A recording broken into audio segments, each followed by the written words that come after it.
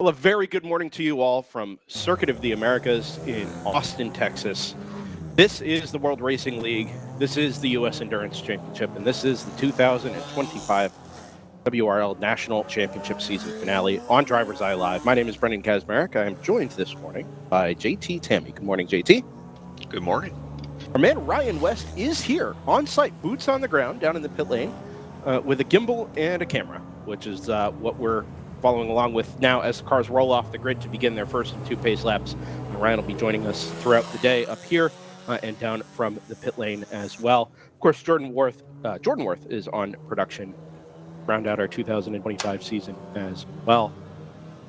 JT, after a pretty consistent end to the season, let's say, dating all the way back to Utah in late September, it's been basically three weeks in between every race, if you include the holiday for Thanksgiving in there. 3 weeks from Utah to Watkins Glen, again to Sebring, again here to COTA.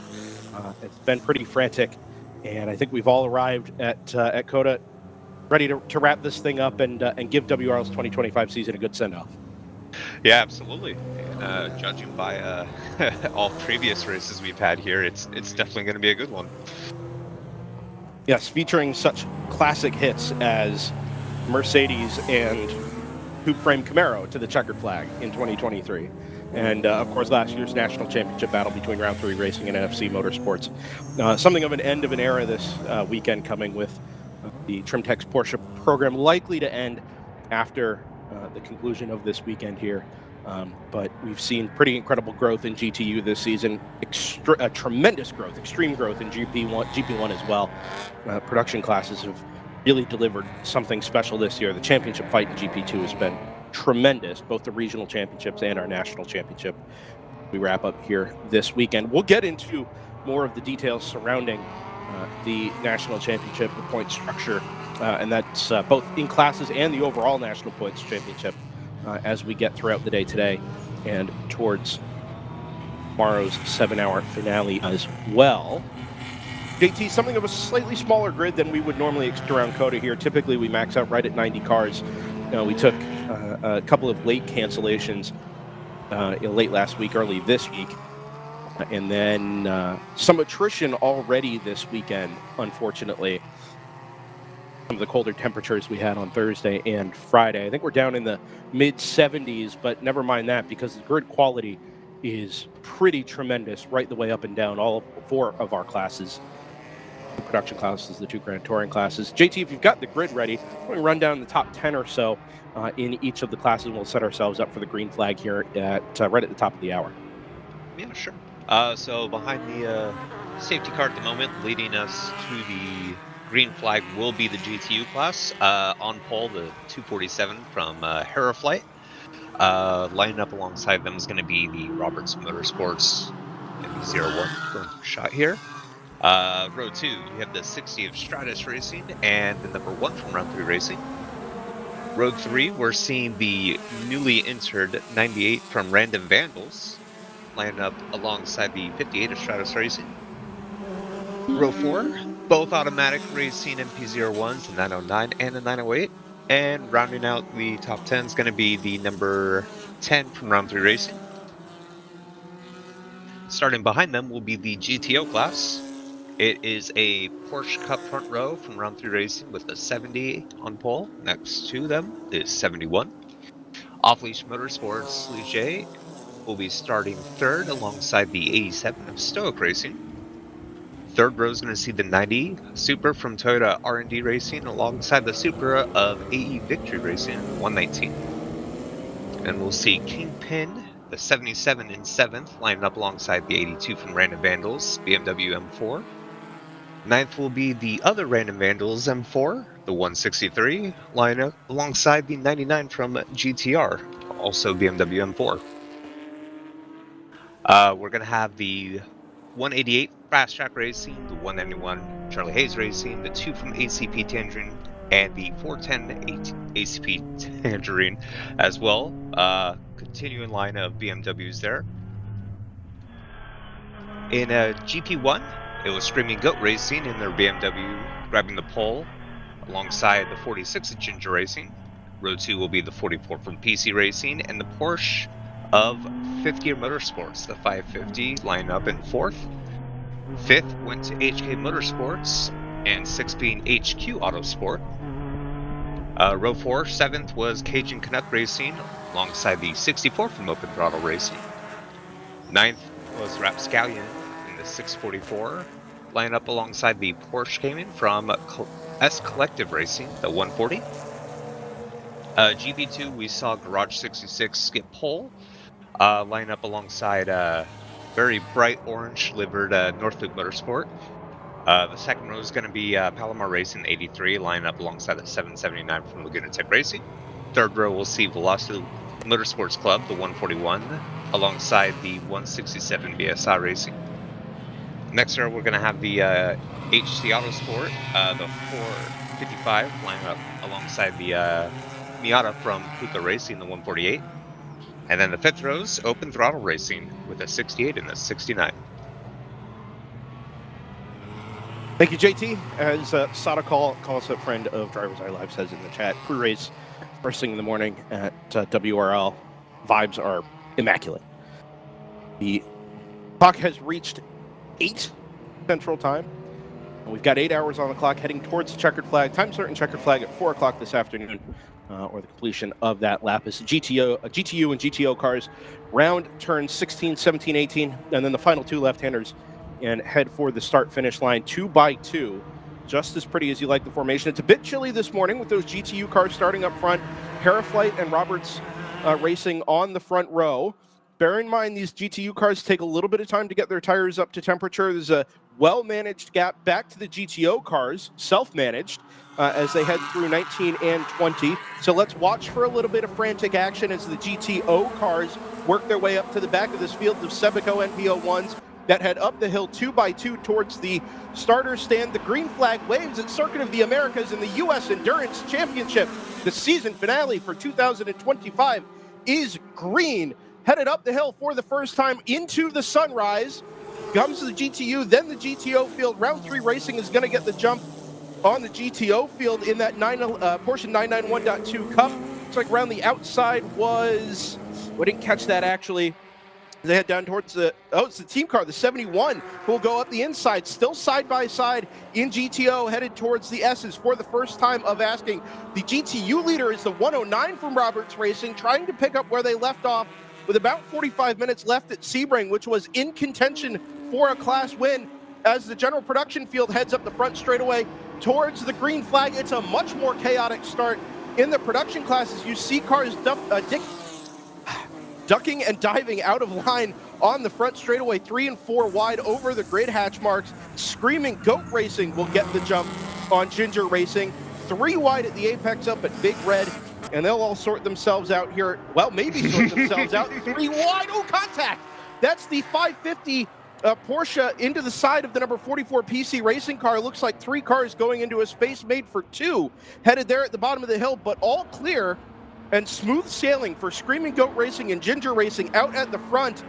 Oh, where's that 550 gone? Did that car go off out at turn number 2 as a result of that contact? I think it may have.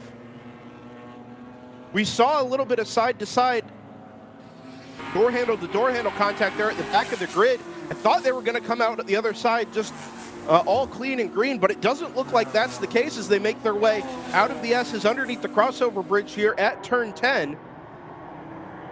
Ginger Racing all over the back of that Screaming Goat Racing 325i through turn 11 for the first time. They'll head down that long back straightaway, and we'll get a sense of who's got the legs there in GP1. And we go full course yellow, presumably as a result of that contact down there at turn number 2. Yeah, that's unfortunate to see. Turn 1 definitely does kind of invite some opportunistic motivations for cars, being just so wide and then having to narrow up going into 2. Early pit caller here is the Stratus number 60, JT. That is, I mean, what ended tough back at Sebring. Remember, none of the Stratus cars made it through to the checkered flag without problems on Sunday. That was what gave us the battle between round 3 Racing and Roberts Racing in the first place. It did. We also have a Supra coming down pit lane as well. That is the non-GT4 Supra, the Stoke Toyota Racing? R&D. It's Toyota R&D Racing. Yeah, it's the road car built platform, formerly PAPG. They head towards the attention of that Toyota R&D crew. They had qualified 5th, I believe. Yeah, it's always been a really strong car here at COTA, JT.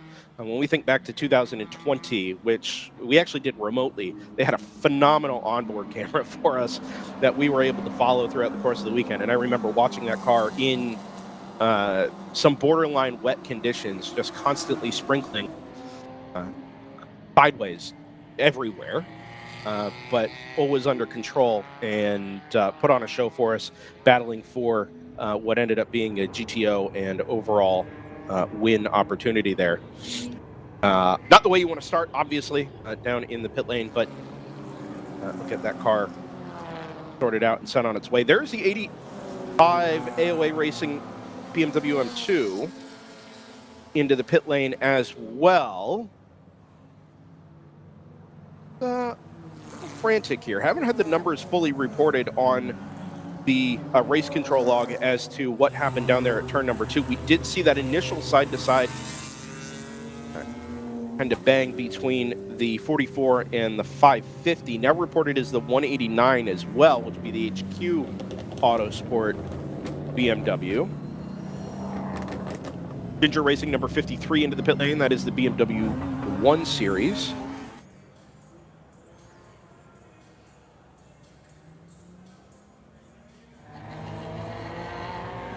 And it's just, we see this so infrequently, JT. Normally, everybody's extremely well behaved and, you know, minding their business around the first lap or two, especially given the size of our field. This one was, I mean, right up at the front of GP1, not unlike what we saw back at Watkins Glen, remember, where we collected a couple of cars, turn 1, lap 1 on the Saturday. This was altogether more innocuous than that. Or at least it seemed it at the time as they worked past our turn 2 camera. A little bit of wheel banging there at the bottom of the hill obviously had some consequences. And hopefully those cars can be recovered and brought back. I mean, JT losing the 44 from PC Racing and the number 550, both of which qualified in the top 5 yesterday in GP1, is a pretty substantial blow to what was and still is promising to be a really excellent race in GP1. Yeah, definitely. Both cars usually very competitive throughout the day. Both cars have won in GP1 multiple times. So it's definitely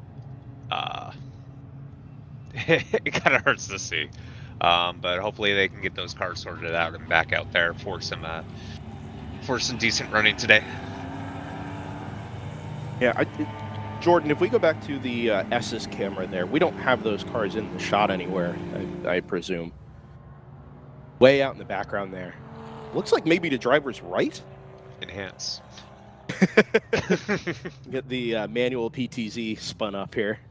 I'm operating under the assumption that maybe they spun to driver's right there. That contact at the apex of turn 2 created a little bit of fishtailing there that they just couldn't get saved, and those cars ended up off on the right-hand side. It's been a challenging weekend, JT. Thursday and Friday were, Thursday maybe less so. Yesterday, the qualifying sessions ran perfectly without interruption, and I think they may have been the only 2 sessions all day where that was true. I think every other session just about included a black flag for some reason.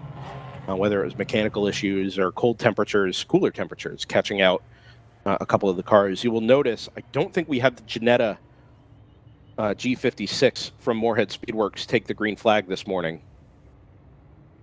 That car was involved in an incident on the way into the S's.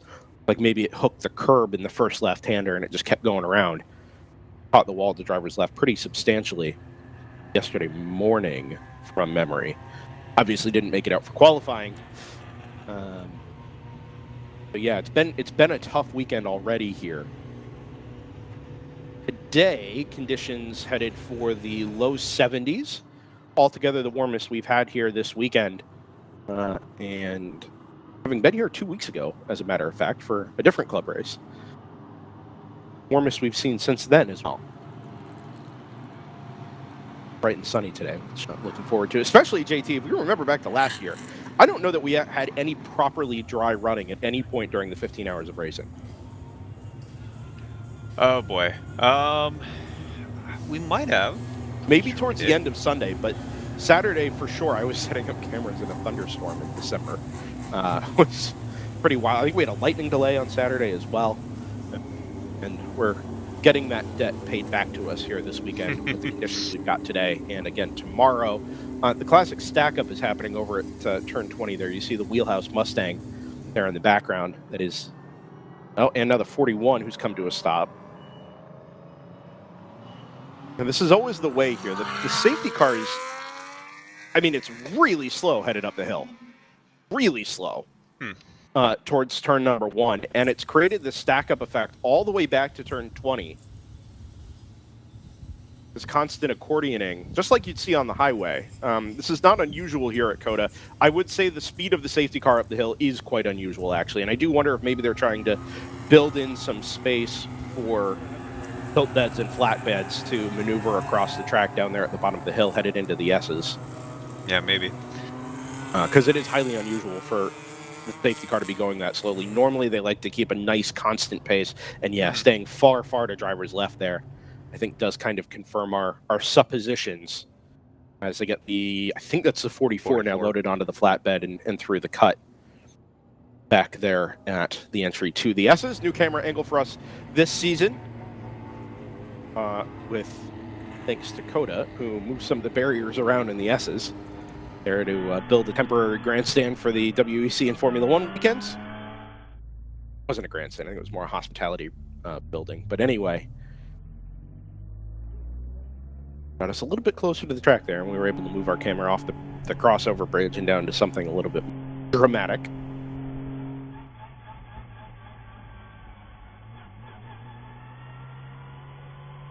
With now just 11 minutes gone here in the Saturday 8-hour Enduro at the Circuit of the Americas. Looking forward to this one settling in a little bit here. Thanks to those of you who are joining us this morning. Let us know where you're watching from. If you're along for the ride. Oh, there's another car to driver's left there. That's the HQ car. HQ? Yeah. Yeah. So if we go back, JT, and try and reconstruct that, it was definitely PC all the way to driver's left, the 550 in the middle, and I'm going to assume it was the HQ car to driver's right. If it wasn't, and the HQ car was further back, then I wonder if the two PC and 550, those two cars got together, spun on their own, and then it collected the number 189 further back. You're getting there, yes. I put an image in the Discord chat here. We actually went 3 wide through 2. The problem is PC Racing on the furthest point outside was not aware they were 3 wide. Yeah. I believe that was the 64 from Open Throttle that was on the apex there. And unfortunately, the Porsche had nowhere to go, got squeezed, and actually got pulled off the ground just a bit as the tires clipped each other. HQ Autosport was the next car behind PC Racing. I don't think they really had anywhere to go. Should be noted on the inside behind the Open Throttle car, that does appear to be the 85 from AOA Racing, which could explain why we saw them on pit road. Yeah, I have a suspicion, JT, then, with that all being the case, and actually we do have an onboard from the 189, I have a suspicion that it bounced the 44 PC and the number 550 out drivers left, and as that third row came up behind them, it was just basically nowhere to go. Oh, that's exactly what happened. I found the onboard from the 189, which is streaming to YouTube, and 550 got squeezed and spun, kind of corrected to driver's left. Mm-hmm. The 44 went to driver's right, and the 550 either didn't lock the brakes or couldn't get the car stopped in time way out in the runoff. 189 kept going left to try and avoid, and eventually just ran out of room and got collected pretty hard in the right rear as it went by. Yeah. So, kind of as you would expect it to be down there at turn 2, but again, just kind of one of those, awkward setups where, you're 3 wide headed into a corner, and without spotters all the way around, you don't necessarily know that, the car to your inside has a car to their inside as well, particularly for the driver of that number 44. Try and end up not out in the weeds, through that right-hander. And unfortunately, it just pinches that car in the middle with no real way to back out of it in time. Looks like the safety cars maybe picked up speed here a little bit. Yeah, they're back up to something more of a normal pace, but it's now stretched out the GTU and GTO fields. Still the double yellow in hand at the finish line.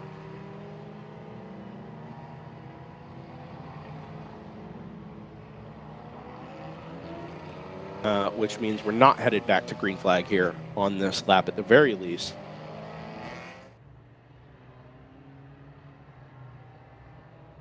Light's still on in the safety car there as well. It is worth noting, yesterday in the drivers' meeting, WRL Vice President RJ Till making a note as part of a conversation that I'd actually been a part of back at the end of Sebring. Because yellow flags aren't necessarily a time to stop, slow down, and take a break, right? There are still expectations placed on teams and drivers as part of these full course yellows, which, first and foremost, is catch the pack, right? The idea is to, in the interest of fairness and generating a gap for the safety crews to be able to do their work, for the field to be one consistent single file line of cars. And while that is primarily a concern for the transition from green flag into double yellow, does have applications here as well, where the expectation is very much on the drivers to stay on the rear bumper of the car ahead at a constant pace. So you do want to try and prevent the accordioning to some degree, but as we see here at the back of the pack, I mean, there's 15 car lengths from HK up to the car ahead, and maybe another 20 to the car ahead of that, just owing to how much this field has got strung out. And yeah, the onus now very much on these drivers to catch those cars and get it all back into a single file line headed up the front straightaway, so we can, with some consistency, go back to green flag racing. Would anticipate that pit stops, whatever pit stops would have been made at this point, are probably already done. This is one of the few events, JT, where I think track position plays a role in your strategy more than it would at most other tracks. Right? And that's not necessarily, down to it being a difficult place to pass. It's just simply the number of cars. Yeah. If you're in GTU or GTO car up at the front of the field in an early situation like this, it's not like you're giving up 30 spots in line to make a yellow flag pit stop and top off with fuel. You're giving up 70, 75 spots in line. And that can sink your day really, really quickly. Hello, James Candelaria, who joins us in the chat, watching from Sentinel headquarters in Florida. Staying warm. To be fair, I think we are too here. Better than it otherwise might have been. AOA Racing number 35, stopping at the exit of the final corner. Out to driver's right. Has pulled up out there in the paved runoff. All right, so this is interesting. I was not expecting this car this weekend. I was expecting the 850 one. That's the normal MX-5 we see from AOA Racing, the dark blue colored one. This is the 35.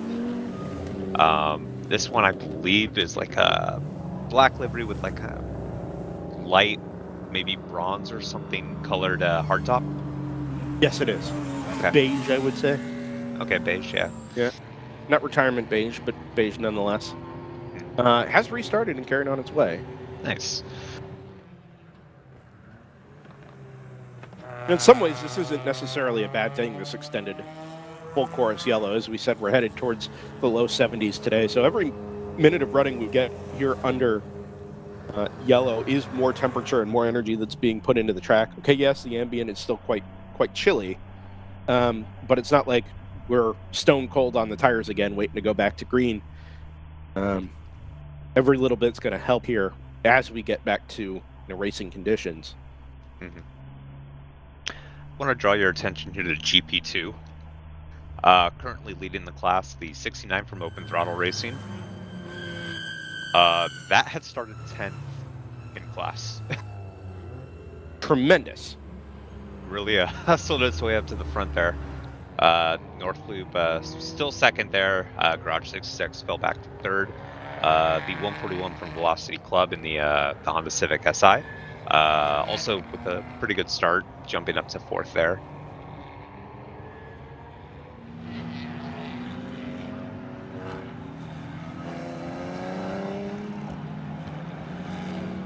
Sorry, just noticed, I think our timing is only scrolling through GP1. Since you have GP1, thanks to the unfortunate incident we saw at Turn 2, Blaze Racing really capitalized in that class. Currently running 5th, having started 15th.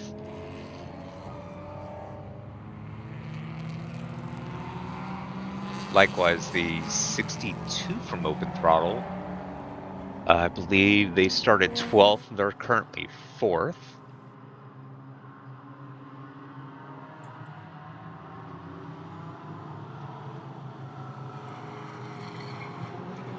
Riser Harness Ford started 18th, currently 8th. So yeah, there's a lot of good positions gained there in GP1.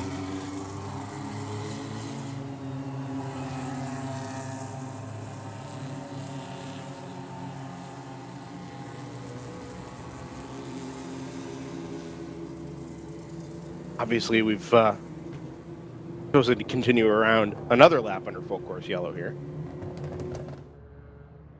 Awful way to start the weekend, JT. Like we said, kind of had some of this back at Walks Glen in an incident that didn't really end up being anybody's fault, but nevertheless played like a collected 5 or 6 cars down there at turn number 1. To be fair, we've seen in IMSA competition as well. This one was just a little bit more awkward down there at turn number 2, but the consequences have been far-reaching, taking a couple of GP1 competitors out of contention, obviously leaving us, and particularly the COTA safety crew here.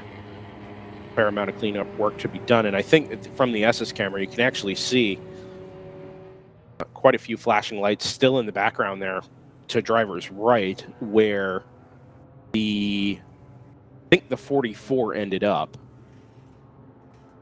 Also possible the 550 tried to continue and pulled off to driver's right there. But the 189 definitely ended up out in the gravel on driver's left. I know the 44 has been recovered on a tilt bed. I think the 189's gone as well. I wonder what the situation is on there at the exit of turn 2. We're going to parade around behind the safety car here, at least for a little while longer. Everything back in line.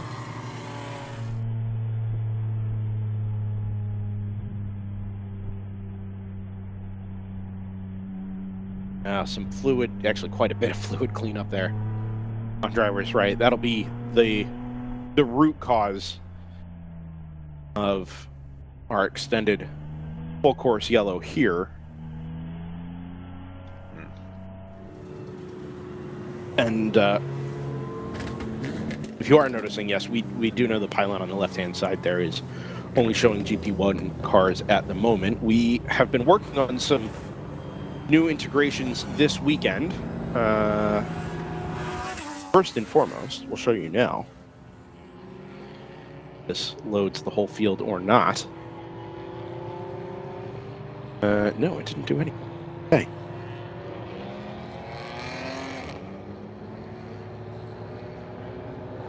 There we go.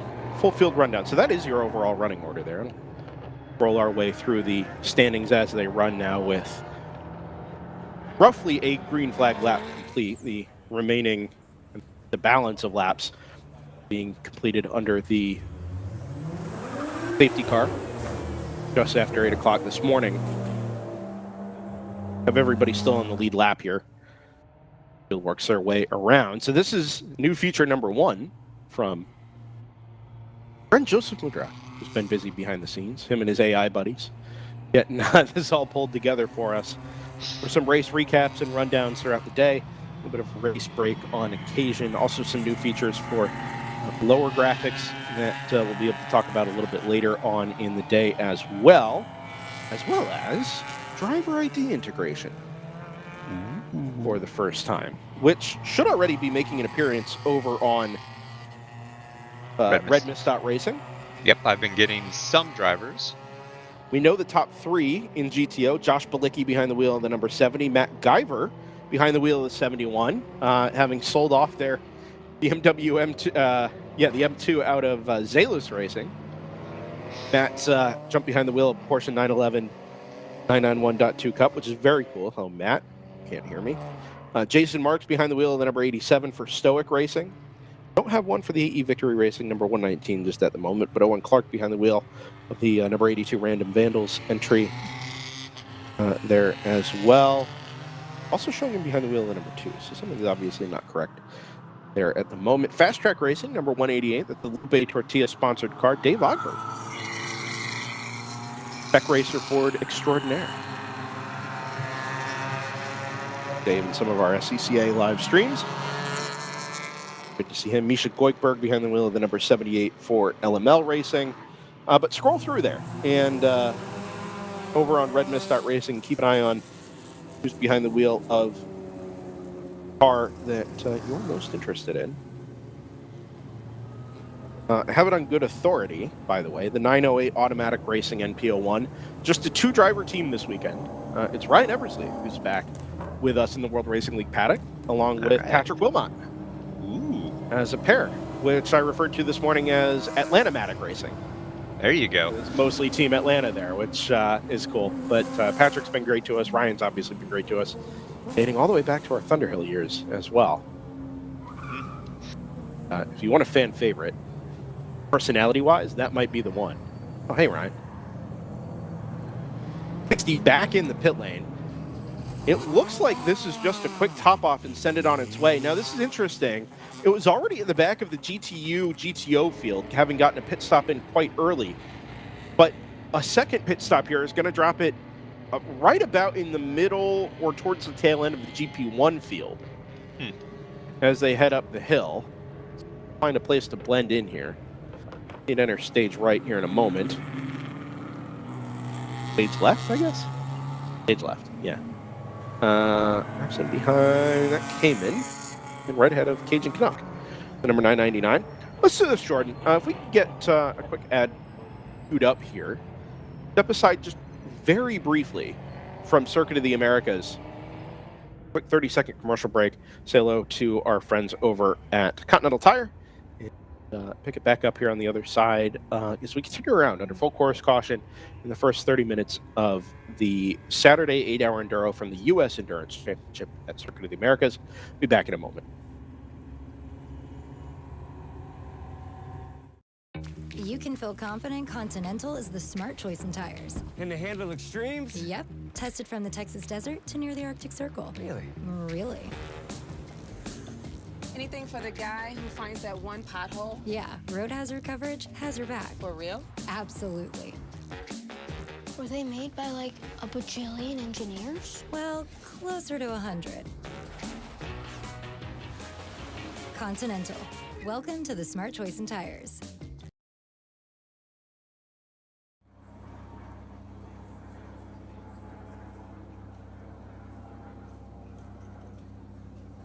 Back at Circuit of the Americas, U.S. Endurance Championship rolls on here from Austin, Texas. Underneath the full course yellow pit stop for the HART Honda Civic. I initially supposed this was a driver change. It actually doesn't appear to be the case. Looks like they're working on something there in the center of the car from the passenger side, which gearbox gear selection.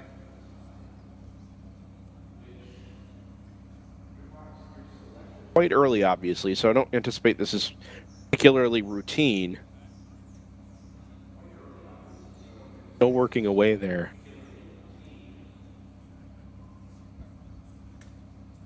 try and get that sorted out. Still working away to try and get our timing situation sorted out there as well. Hopefully that pylon squared away for you here momentarily. Just a quick catch up on some of the goings on in the race control log. Obviously, we noted the contact down there at turn 2 early on this morning. Some contact reported for the 77 at Kingpin Racing, Rob Walker Racing, Cargo Shorts Racing, whatever you like there as well. Some passes under yellow. 109 past 247 under the safety car, which has given it a 1-lap penalty. The 69 past 2 cars, which has given that a 2-lap penalty. And the 10, which is the second round 3 racing NPO1. That's the red Porsche Penske Motorsport sort of colored and designed livery. Has been given a 1-lap penalty for a jump start. JT, we've been doing this consistently for this is our 5th season now with the World Racing League here on DriversEye Live. I genuinely cannot ever remember seeing a penalty for a jump start before. No, that's a new one for me as well. And it's not even like that car would have been deep in the field where you come off the final corner and you're running up on the back of the car ahead of you, so you bolt out a line and just mash the throttle and hope for the best.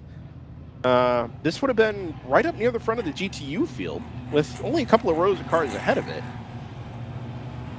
And I'm sure they'll get some video evidence there. But yeah, this is a new one for us. I've not really seen that before. 38, damage to passenger side door.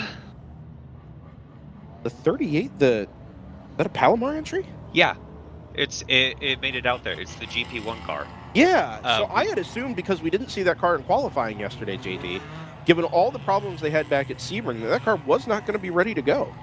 So we had a couple cars that did take the green flag that didn't not qualify yesterday. So the 38 from Palomar is one of those cars. The 522 from Choice Racing. Let's see, 48 El Diablo Motorsports as well. I believe the 417 in GP2 from Heart Club Sport is another one of those cars. I don't recall them having qualified.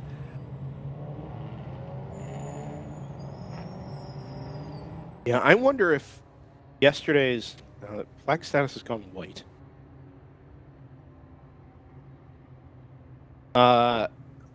Anyway, I do know we had a lot of attrition through the practice sessions yesterday and through the max track time test day on Thursday that preceded the whole weekend.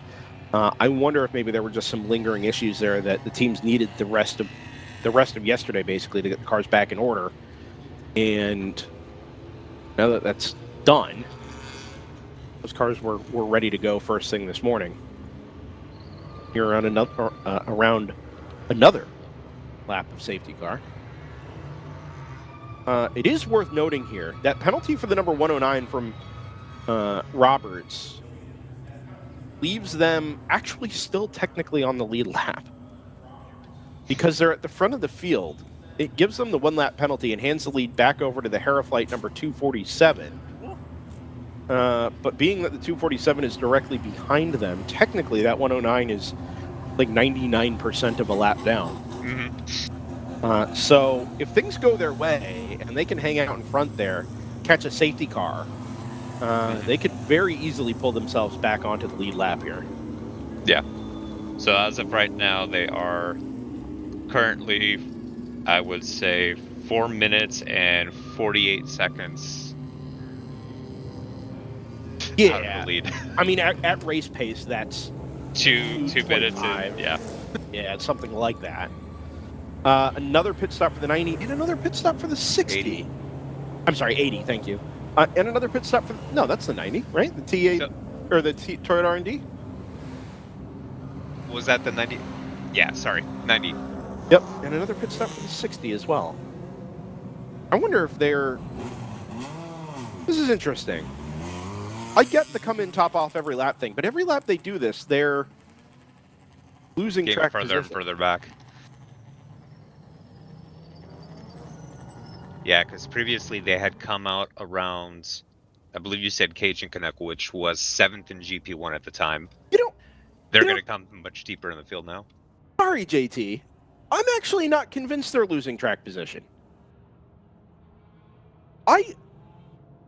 am becoming increasingly convinced that because of the accordioning that's going on further in the pack, yeah, let's cut to the pit lane camera if we can here, Jordan. The 35 is rolling up the pit lane, and because the rest of the field is stacking up on the front straightaway, that 35 is actively passing cars on track. You can see it there as Ryan kind of panned back to the other side. Oh, Kimball getting out of hand there. That car is actively passing cars in the pit lane. I think that 60 Stratus car and the folks down at Stratus Racing have realized this. They come in and top off, and you are obligated to stop in your pit stall and take service, by the way, when you come into the pit lane. I think they're actually losing less time by putting half a gallon of fuel back in the car and sending it on its way, because they're just riding around on the pit limiter at 35 miles an hour, while everybody else is doing something like 15 or 20 up the front straightaway. I think they're actually getting track position back by doing this, which is fascinating from a strategy standpoint. Yeah, possibly. I'm not seeing it here in the GP1 field, so yeah, that could be the case. We'll see as the GTOs start to come out of here out of turn 11.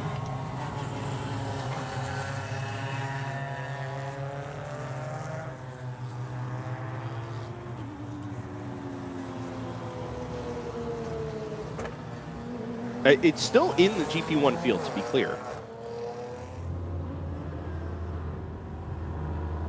There's some of your GP2 cars. The 60's ahead of this, based on where I saw it come out of the pit lane.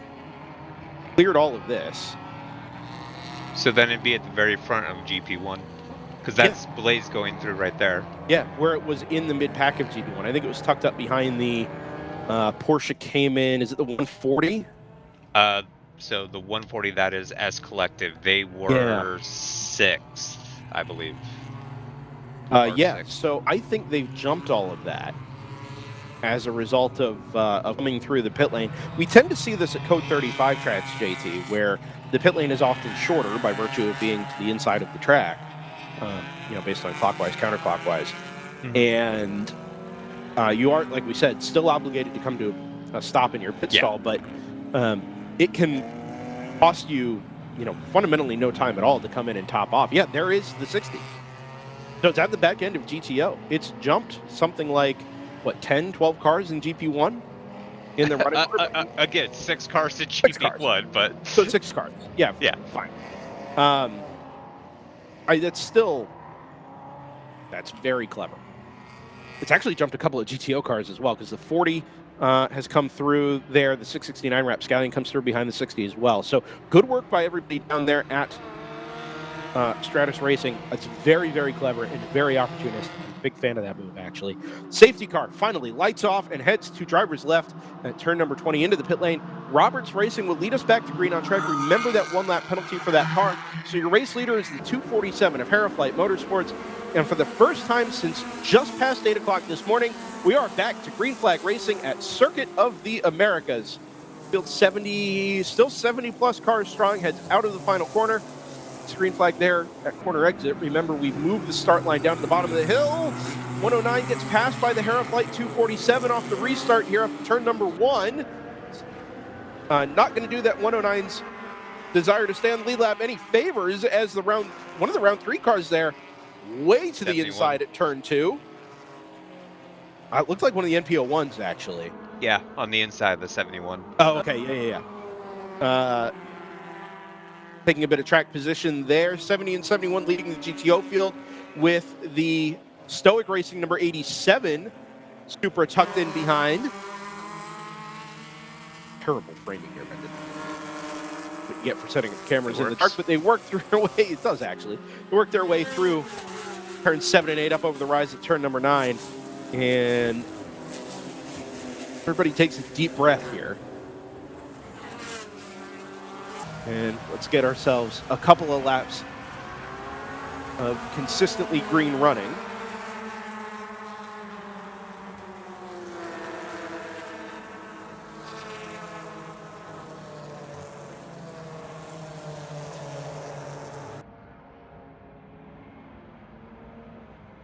As our GTU class leaders head down towards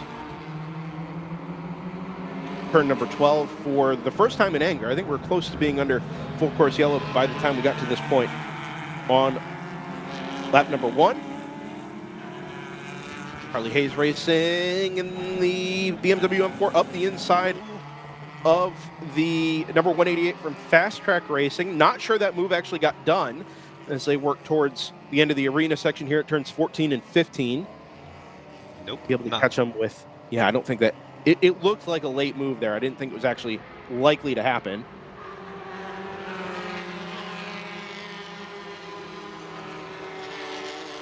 And they'll pop out the other side here through that long right-hander that makes up 16, 17, and 18.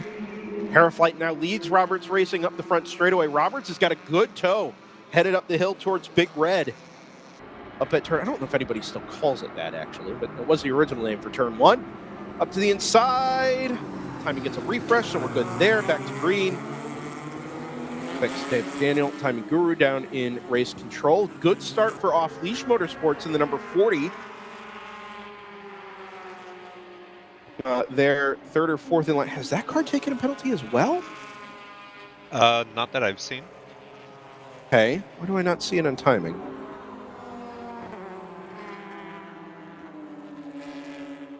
Further back there. I thought it was further the field than that. I guess not.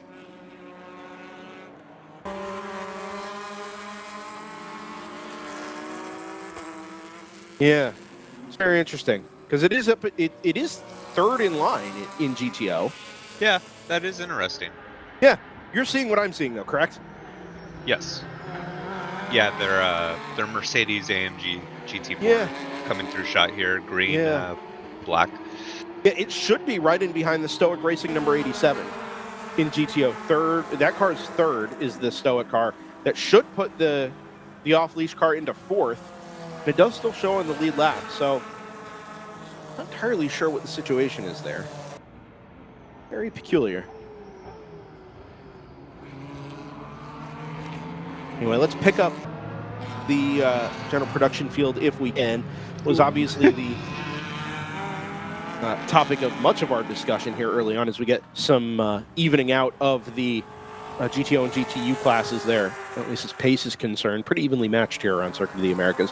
GP1 leader is still Screaming Goat Racing in the number 29 from Ginger Racing in the number 46 by nearly 2 seconds last time through.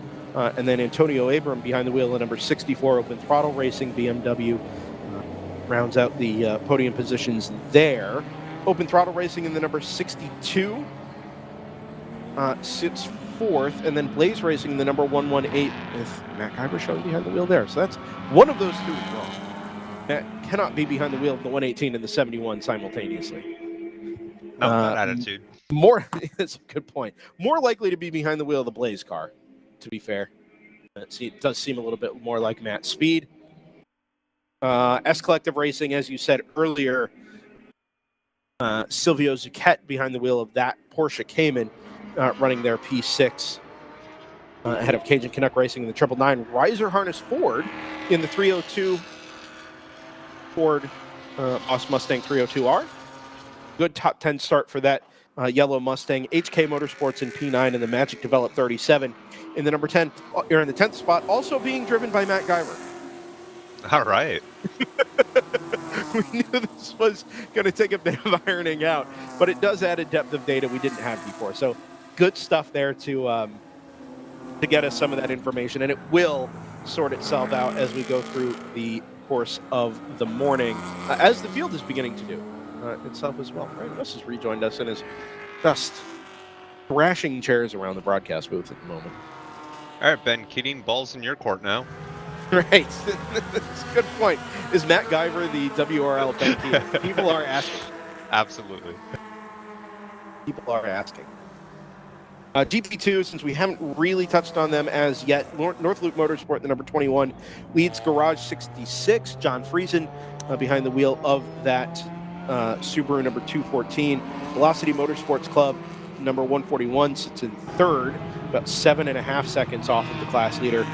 Palomar Racing, Andrew Holfelt listed against that car, number 83 in P4, and then Fawn Group Motorsports, Brad Ranson driving that Hyundai Veloster in P5. Fawn Group Motorsports, I believe, based out of Ontario, but I'm going to have to check Motorsport Reg to confirm that. With the long, probably not the long tow award, actually, Ryan. San Diego further than Ontario from here? That's a tough one, actually. Kind of close, yeah. Yeah. I bet Ontario's further. Probably right. Oh, Marysville, Ohio. Oh, no, that's the Hart car. Never mind. Ottawa, Ontario. There we go. Yeah, Ottawa's probably further. Yeah. All right. Well, I also understand that Palomar leaves their car, I think, with Chattanooga touring wagon. Yep. So they're really not having to tow. They're on the fly. They're not having to tow that Yeah, far. sure. Kingpin, on the other hand, they might have left their stuff here, though. Because they were just here last weekend, no? Kingpin? Yeah. Rob was here 2 weeks ago. Rob was here. Oh, 2 weeks ago. Yeah, okay. But Well, the after cars 2 weren't, weeks, yeah. obviously. Sure. What'd you see down there, Ryan? Anything good? I mean, I got a lot of cool shots of the cars going by, which I didn't think I was going to be able to get. I got told off by a marshal. Oh, good. And I had to play my "Do you know who I am" card, which was actually I know RJ Till. I didn't actually say either of those things. Yeah, it's not. But I was told later that I could do whatever the blank I wanted after the vest color was clarified. And I was like, "Amen. I appreciate that." You might as well be a marshal at this point. You are wearing the same color as I am wearing the same color, yeah. That's what really differentiates me. It's safe now. To be fair, we don't do the pit lane camera thing very often. No, but I've done it We enough never time do it. if I know not to be stupid. That's not a you thing, it's a them got thing. it. Yeah, right? oh yeah, absolutely. You got to build that 100%. consistency of the program, and then when they see you with the gimbal, okay. Right. Yeah. Got to build consistency with that program, which is a program that's available for next year. So if you're the owner of a race series and you need some pit lane coverage, DriversEye Live is happy to accommodate as I relearn how to work the gimbal. Had to do some practice sweeps. I'm sure Jordan was seeing that. We all saw it. No, the practice ones. Oh, well, we saw some. Oh, I did like 10 practice ones in a row. Because I'm like, how do you do that? Because if you just pan it without using the little switch, it doesn't go fast enough. Yeah. But you have to give it some opposite lock when you come to the end of your pan shot. Otherwise, it goes all wild. So, work in progress. I didn't intend to be down there that long either doing that. It was just with the yellow. I was like, people might pit in, if there's drama. Yeah. And there was. Yeah. No, we enjoyed seeing the 60 come in and pit and figure out their strategy. Oh, more than that. I think it was three. Yeah, either 2 or 3 times. Did you catch our discussion on why that was happening? No, not at all. Because they were actually accordioning up the front straightaway. They're actually passing cars in the pit lane. Oh, so they have 35. to give a courtesy pit. You have to stop. Slowing and stopping BMW up over the rise at turn number 10. Silver in color, and it's being reported as the number 80. So 3D. Yep. Dave Dasher reported as the driver of that car. Pulls it off to driver's right in the braking zone for turn number 11. Up over the edge of the gravel trap there. Contact also reported between 48 and 86. Now under investigation. That was up at turn 20, just off our right shoulders here at start finish. And I wonder if this is something we can do under a hot bull. It's very close to a cut in the wall there, driver's left at the inside of turn number 11. You see the orange marked Armco, or saw the orange marked Armco before we moved away from it to follow more interesting things. As handful of GP2 entries and the overall race leader come up the inside here at turn number 11. They're into the green flag zone there in the braking zone for the hairpin. So all those passes absolutely fine. It stacked everything up quite a bit though as they came through the yellow flag zone there at the exit of 9 and through turn 10. They head down the back straightaway. That was Roberts right up to the back of the Heraflight number 247. Now, if they can get, as with any incident listed in the race control log, you can get video to the stewards. They will, of course, review passes under yellow for accuracy from the marshal's stand. We've seen on more than one occasion those penalties be overturned here. So it's not like the 109 should just sit and wait this out here. They could very much either be in a battle for the overall race lead, GTU class lead, and or be fighting to stay on the lead lap here. And with the potential for a safety car looming as a result of that number 80 stopped at the entrance to turn 11, this would be the time to try and go get yourself back onto the lead lap of the race. Yeah, they've actually been swapping on track positions with Hairflight a couple times these past few laps. We briefly saw them do an overtake going into turn 12, with Herafly then retaking the position inside for 13 and 14. Oh, and now the Heraflight number 247 is being looked at for a pass under yellow. Presumably right in that yellow flag zone up at turn number 11. It did look early to me, but I can't say for sure. It depends on where the green flag would have been at the entrance to the corner there, where we know where the marshal's post is. Yeah, you have to get to that first, don't you? Yeah. No, that's very true. Parallel or perpendicular to it. Parallel. Yeah. Because the 80 is parked just before it. Yeah. Good progress here for the number 70 and 71 Porsche 991.2 Cups in traffic. They've cleared the 109 and have their sights set as a duo on the overall race leading Heraflight number 247. It's round 3 cars actually in the top 3 overall. Sorry, 3 out of the top 4 overall are now round 3 cars, with the number 1 being driven by Carter Peace up into P4, second place in GTU, leading around the Stratus number 58 being driven by Matt Millian. Good little scrap there, and full course yellow comes out at start finish. At number 80, not going to continue on its own. And we're going to have to go send the COTA safety team out once again to go take care of that. Cajun Canuck dips into the pit lane immediately. Quite a good move here, I think, from Cajun Canuck, actually.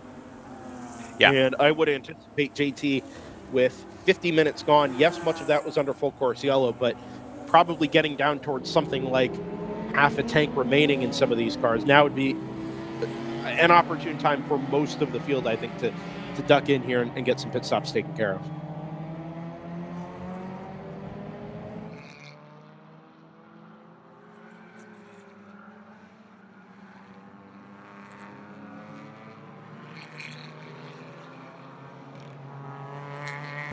Timing not yet updated there on from Red Mist. Yeah, a lot of lagging a little bit. Including Heraflight, not 70 in yet. And the Stratus, the blue one. So they've only pitted one of the round 3 58. cars. The 98 from Random Vandals and the 40. Yeah, I don't think we have an answer on that number 40 yet as to why it's so far down the See order. this round 3 pit stop here.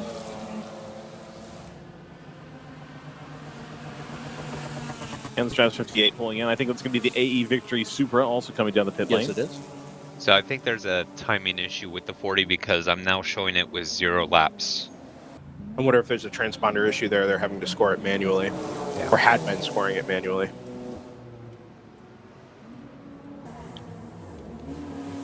Briefly, a good look at the new Random Vandals in P01, which having a good debut so far. Qualified 6th and was running 4th, I believe.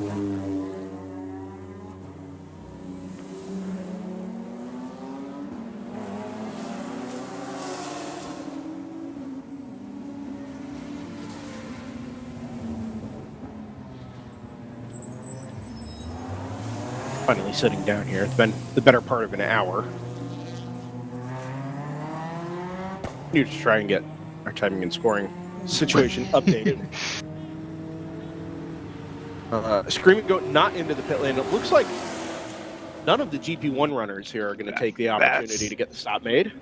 That's unfortunate for Off-Leash Motorsports. Right when they were getting done with the fueling, the Mustang from Wheelhouse Motorsports, I believe that was the 92. Teal is 91, yellow is 92. Yeah, pulls in the box directly in front of them. They were not expecting that. The team had to come over the wall and push the car back. There we go. A couple of production cars into the pit lane. The 302 is in. The Magic Develop 37, Palomar number 38, and El Diablo number 48. All into the pit lane. So still just a smattering of GP1 entries so far. I would be in here if it were up to me. Yeah. Especially if you're up at the front of GP1, because there's actually no guarantee you're going to fall all the way to the back of the queue.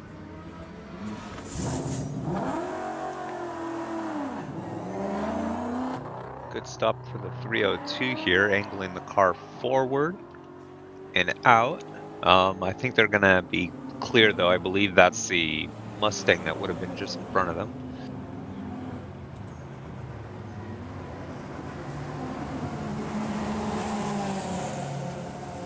Palomar's released.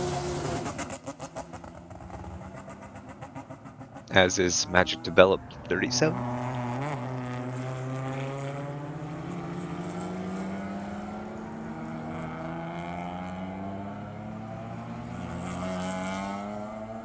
Almost muted thing.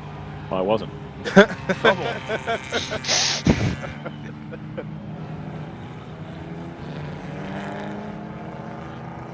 but the best here at DriversEye Live. We're as with any integration under race conditions, any new implementation, we are also going through it to some degree here.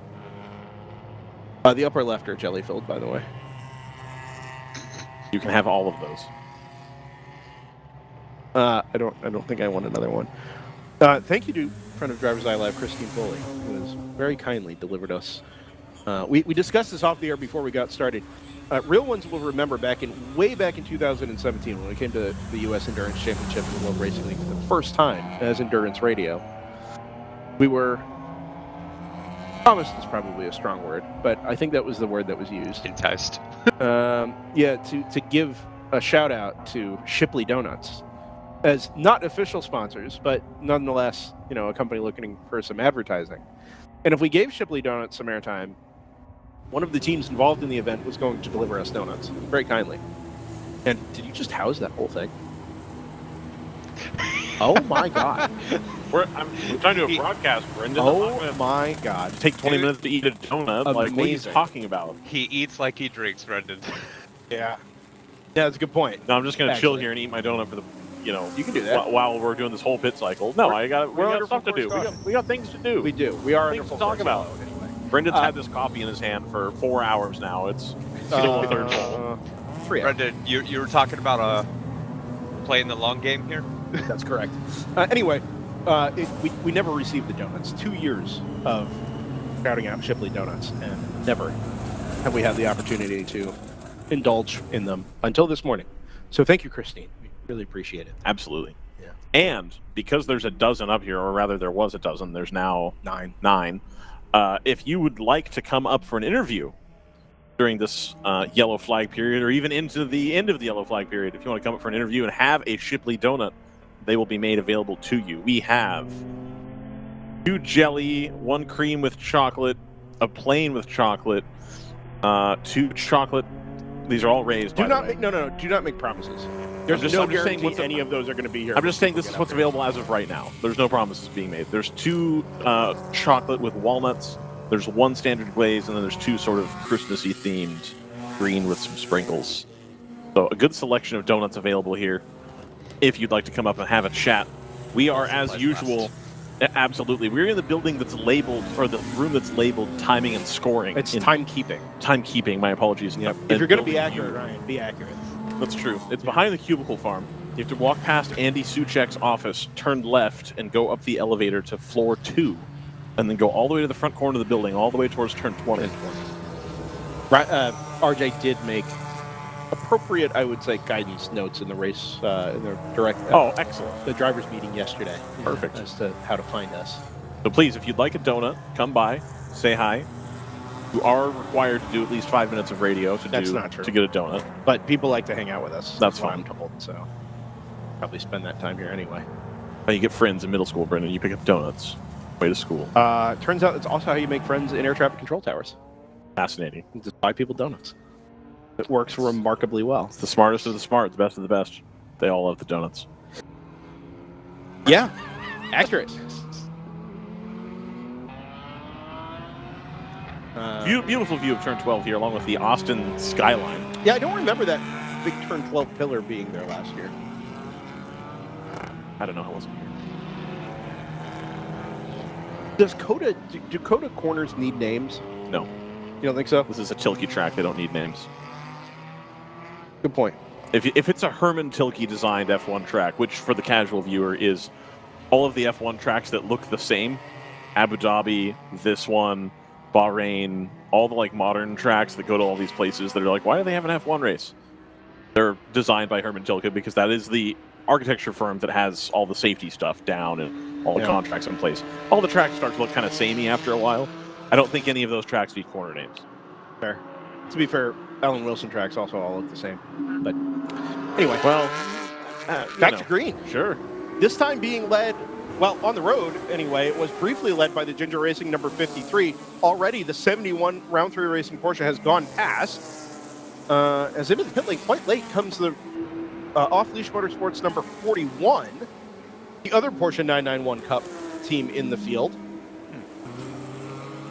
That car had its time thrown out of qualifying yesterday after all the tech inspection was taken care of. Started at the back of the GTO field, and after some really good early showings back at Sebring, JT, where it was really competitive inside the first hour, being caught out maybe just a little bit by pit strategy here. And having to pit that car as we go back to green. It's good, right? This is a good one. Yeah. This is a Ryan level camera. Well, it's made possible by the fine people at COTA who moved the barrier closer to the track. Excellent. This year. Yeah. Otherwise, that would not be a thing. This is probably one of the handful of tracks where I wouldn't bother asking if I could place a tripod out past the wall. You're not getting They're going to say no. Yeah. Meanwhile, if you catch DriversEye Live's coverage of the Porsche Owners Club, you can see Ryan really playing fast and loose with camera placement. Oh boy. I mean, it's not like you're putting anything behind walls to chuck wall up. No, there's no walls. No walls. Well, there's one, and it's in the name. Yeah, exactly. Yeah. I think we are going to have to figure out an alternate timing solution here. Give me just a second. Sure, yeah, Jordan absolutely. A new link. Fortunately, it's going to take some of the driver ID data off the screen, at least for the time being. But let's get that done. Before you get distracted, Brendan. He's already distracted. I got you. But Ryan, I got this. I do want to point out that we did have those pass under yellow penalties assigned earlier. Ooh. For that turn 11 place that we saw. It was a total of 6 laps being issued. Oh my gosh. 4 laps for the 247, 2 more for the 109. That's thrown GTU into absolute chaos.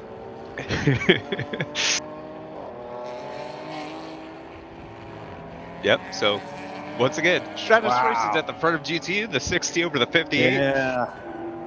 Random Vandals 10 seconds out in third. Yeah, these are the things you just can't have, right? Unfortunately, we saw a penalty, kind of an unforced error, take the Roberts car out of contention late on Sunday. 4 laps. Well, that's for the 247, but it's 2 for the 109 plus the 1 from earlier, right? Yeah, I think the 109 initially was backing out, and then the 247 passed them and others and tried to follow through. Also a 2-lap penalty given for GTR 99, which is not something I really ever remember saying before. The 8 years we've been covering races with them involved. That's for avoidable contact on lap 1 up at turn number 12. Has that been applied? I don't know if it's been applied in timing yet because I'm really struggling to keep up with timing at the moment. Where are you seeing this? In the race control log, way up at 8:02 a.m. Oh yeah, there it is. Yeah. There we go. We should have time back in some form of order now. Again, it will be without the driver ID on screen, but we'll try and keep that up to date as best we can. Also encourage you to follow along with redmist.racing as we go along through this morning. We're an hour into the Saturday 8-hour Enduro at the U.S. Endurance Championship, National Championship event of the 2025 World Racing League season. Brendan Kazmarek, JT Tammy, Ryan West, Jordan Worth is on the buttons.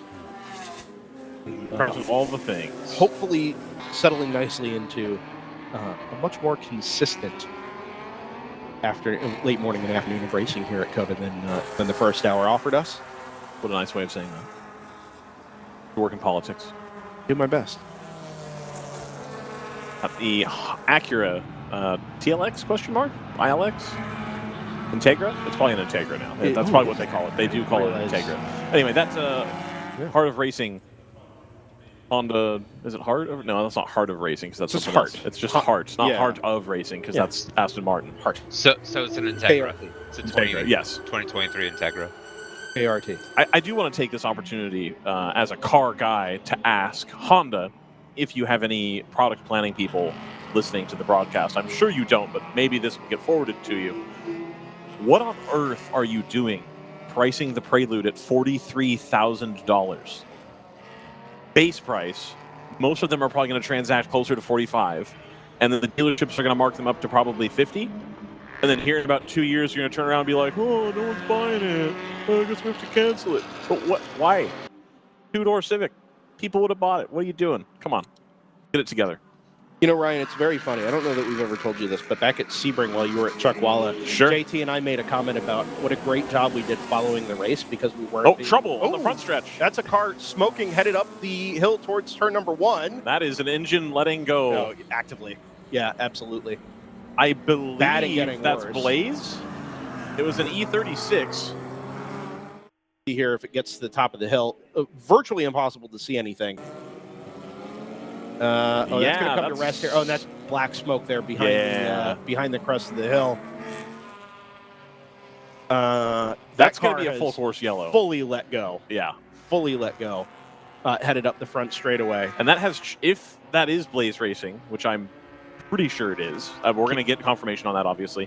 That has championship implications. It's reported as a 999. Okay, which is the Cajun Canuck. Cajun Canuck. BMW. Ah, okay, got it. Yeah, so I don't know if you have any eyes on it. If it's red and black. It is red then and black. Yeah, Okay. that is Cajun Canuck. So that actually might be a Everybody's okay up there, by the way. Yes. Driver is out of the car. And I presume trying to collect a fire bottle there just to make sure everything's okay. But that car is in a really precarious position. You're basically pointed at the sky there as you're driving up the hill towards turn number 1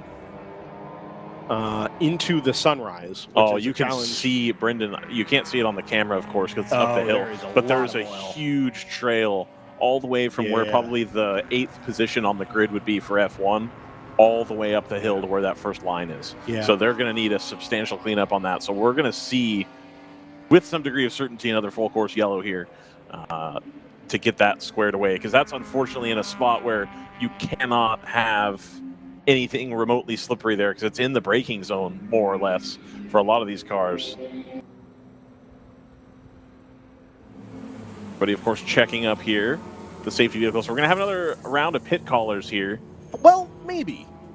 I think anybody who didn't stop should stop. Yes. Yeah. And obviously you can't predict these things, but this is why I think it worked out. Would have made more sense to pit the first time around, right? Take your opportunity. Yes, you're going to give up a little bit of track position, but you're going to gain most of that back when everybody else comes into pit. Now, as we see for Fast Track Racing number 188, Roberts Motorsports, I think, is the the 109 that's a little bit further back. Behind them is now sent on its way. Stoic is in the there's an NP01 leaking something out the back of it, all the way out of its pit stall. Oh, yep, that is the Roberts car. I think that's just overflow. I know a lot of overflow, man. It is. I know this is your first time back at WRL since Eagles Canyon, but this is not uncommon. Up to and including the first lap. Okay. That car is still smoking, by the way, headed up the hill there, that Cajun Canuck BMW. Looks like they've actually just got some extinguishing on it now, just to make sure that it's properly put out. Maybe that's what we're seeing. Drifting across. Might be a good time to cram in another ad break here. We'll do that in a moment. Brendan's got stuff to read. No, Brendan's got photos to level out. Level up. Yeah, I'm very bad at leveling photos. I tried really hard to make mine level.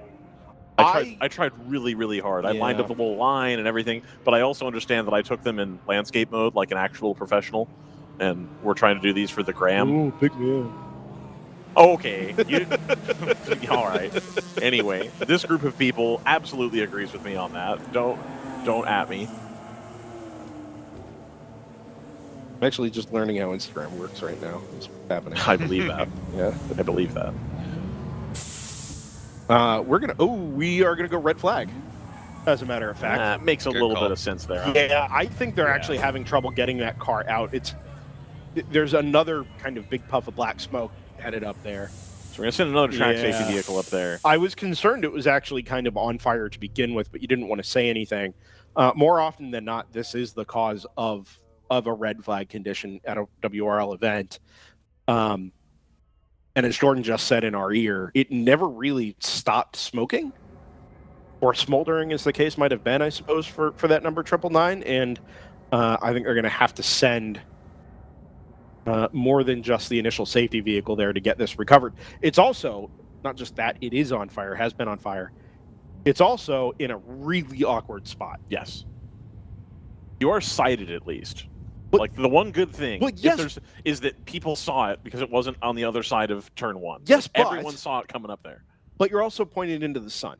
Like that's also directly true. Into the sun. Yeah, that's true.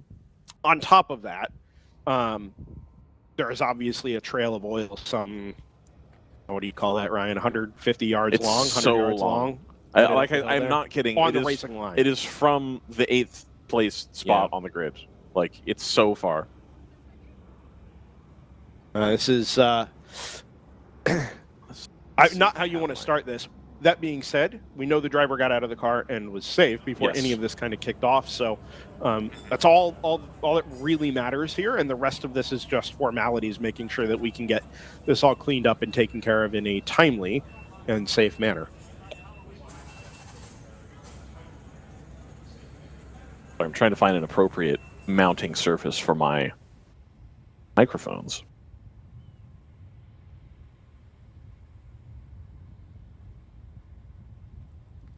We had a great idea given to us, by the way. Do you have a microphone stick? Is that something I shipped to you? You did ship it to me. I do not have it because I didn't think I had those. I didn't grab it before I left. Oh, I see. So I'm going to do the thing, and I think Zoomers in the comments will know what I'm talking about, where they do the asking people questions on the subway, and they have it's mounted physically to the transit pass. Yep. I'm going to do that with my priority pass card, which, because I have Chase Sapphire Reserve, is now worthless.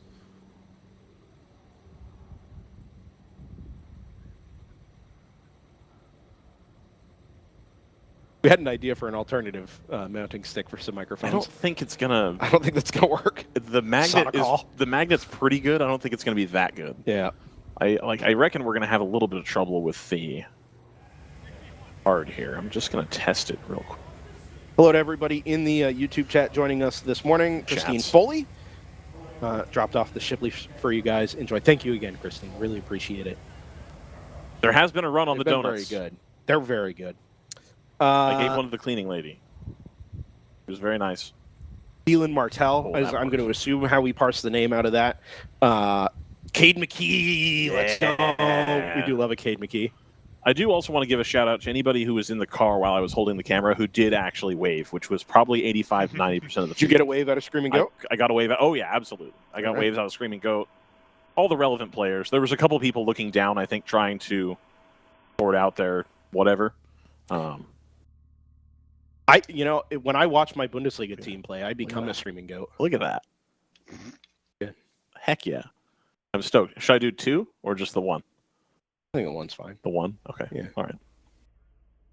I mean, what you would do is just put yours on your collar and then that's not fun. Use the other one as the boom. I can't talk over someone if there's only one. Good point. You know? They have sent the sweeper out of turn number 20 to go and address what we need to address here. In the meantime, let's just do at the very least, a quick graphical rundown of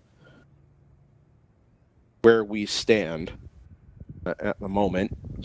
We have that? Yes, we do. Have you not seen this yet? No, not at all. Yeah, it's still showing GP1 first. It's got that's the scroll okay. bar, but that's fine. So I think that's based on Red Mist, because Red Mist shows GP1 first. Looks pretty good. You have to get the scroll for the class standings. But yeah, this is a big deal, man. That's awesome. Making some progress. Heck yeah. GTO, there you go. Would this usually show the driver name too, or no? This not with no. No, okay. It will not. All right. Pretty fun. Toyota R&D. I have some questions here, actually. I can give informed conjecture. I think we're stand by. All right. Oh my goodness. Brendan, don't turn around. Whee! Ah! Jump scare. You bring a banana? You're dressed like one. Kind of. What's that? It is the uniform. The official.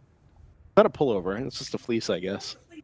Yeah. Is that your chosen car club? Yeah. Look at that. No, I see the shirt.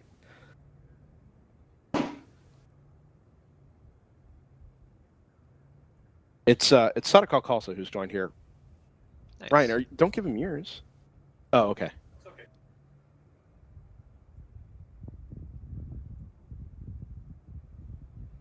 So Sadako Kolsa is here with me in the booth. Brendan's doing things on his phone. So I'm going to start with, because I gave the cleaning lady a donut, there's only 8 left. So I'm going to watch you grab one if you want one, and then we're going to judge which one you grab. This is painful because these are none of my donuts. I am an old-fashioned guy. What? What's one there? It's all about raised. There's no That's an old-fashioned. old-fashioned? No, Okay. that's just a glazed. Glazed. That's just a raised glazed. Okay, well, I took it. Okay, cool. So he's got a raised glazed, which is the correct donut to pick, I think. That is the ultimate donut. Brendan's going to touch all of them. I did not touch any of them. Stop Okay, it. perfect. So he's grabbed a jelly donut, which is the worst donut. Oh, it's chocolate cream on the inside of that one. Okay, perfect. So Sadakal's got his donut. Here's some napkins as well. I should have been more polite and handed those out. There's that for you. Get a bundle of them. Oh, I understand now. Somebody in the chat said that they dropped off the Shipleys. Correct. I assumed the Shipleys was like a father-son pairing that was going to be up here. I have a tough time listening. Oh, wow, what's that? That's the sweeper. They're Oh. throwing down the oil dry and sweeping it up, going up the hill. Okay, yeah. It's tough to hear like all the banter. Sure. Like compliment time. I am really digging the banter from you guys. Thank you. It's turned into I could listen to Eversley and Heckman, but let me put on Sebring and listen to like some like cool chill bro banter I appreciate about wacky stuff. That's fine. I love it. Some would say that has earned us potential additional business, which I never thought would be the case. But thank you. I I appreciate disagree it. with that. Dinner with Racers is better, but thank you. Yeah, sure, absolutely. Yeah, if Ryan Eversley does want to make it up here for a free donut, I know that he's on the like health kick at this point. But if he wants to come up here, then sure, yes, his podcast is better than this. But Yeah. So lots of podcast hosts in the field today. Are 3 at a minimum.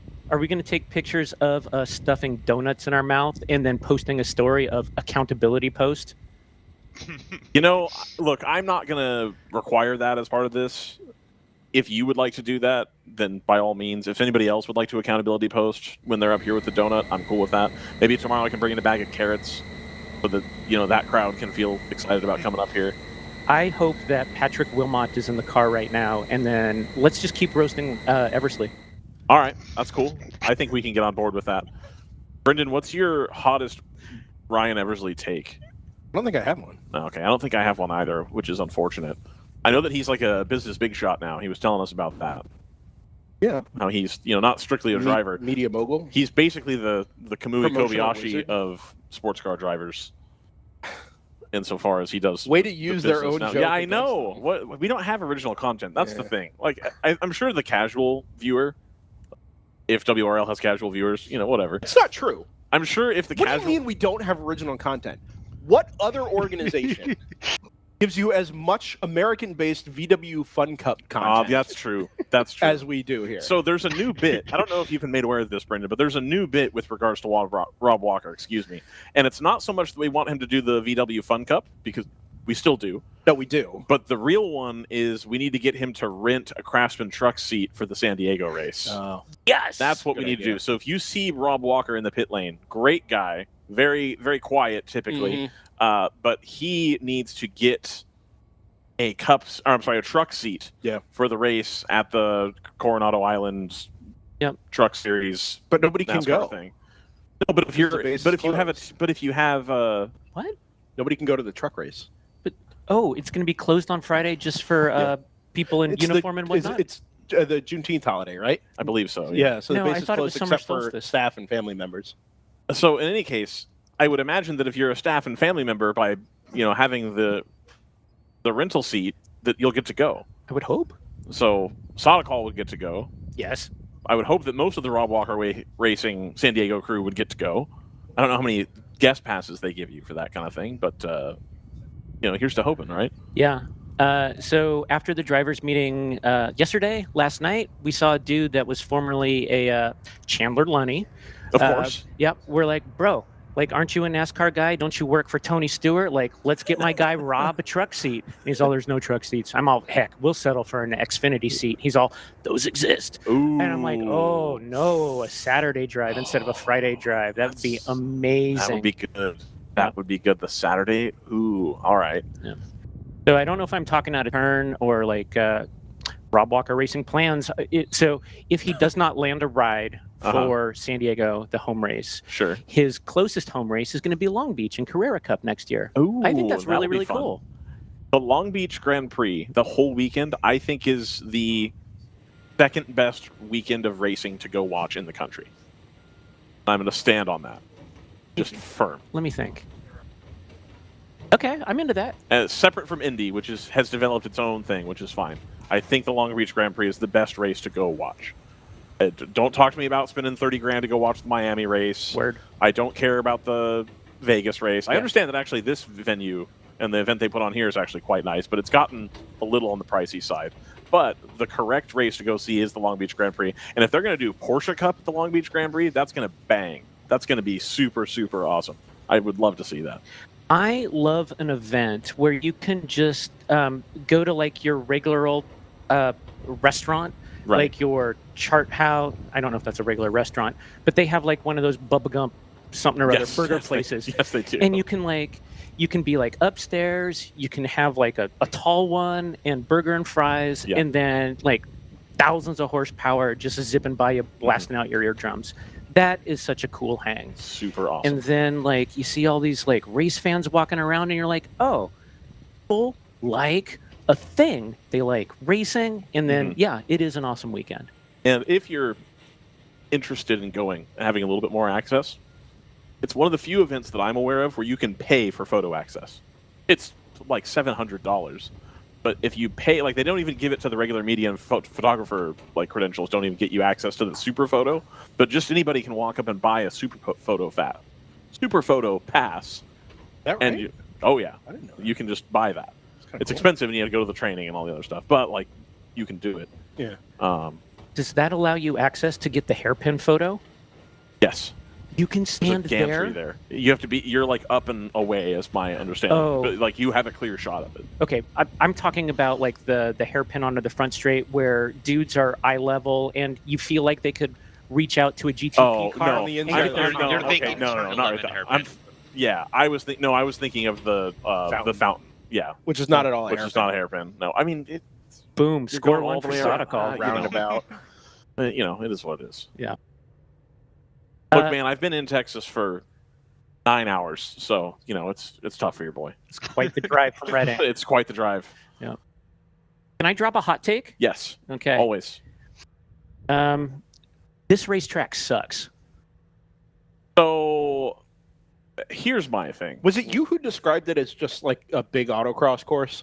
It's more. Wait. So I'm Was going to that roll you? that. I think it Yes. was you. Yes. Yeah. You guys like didn't even whatever.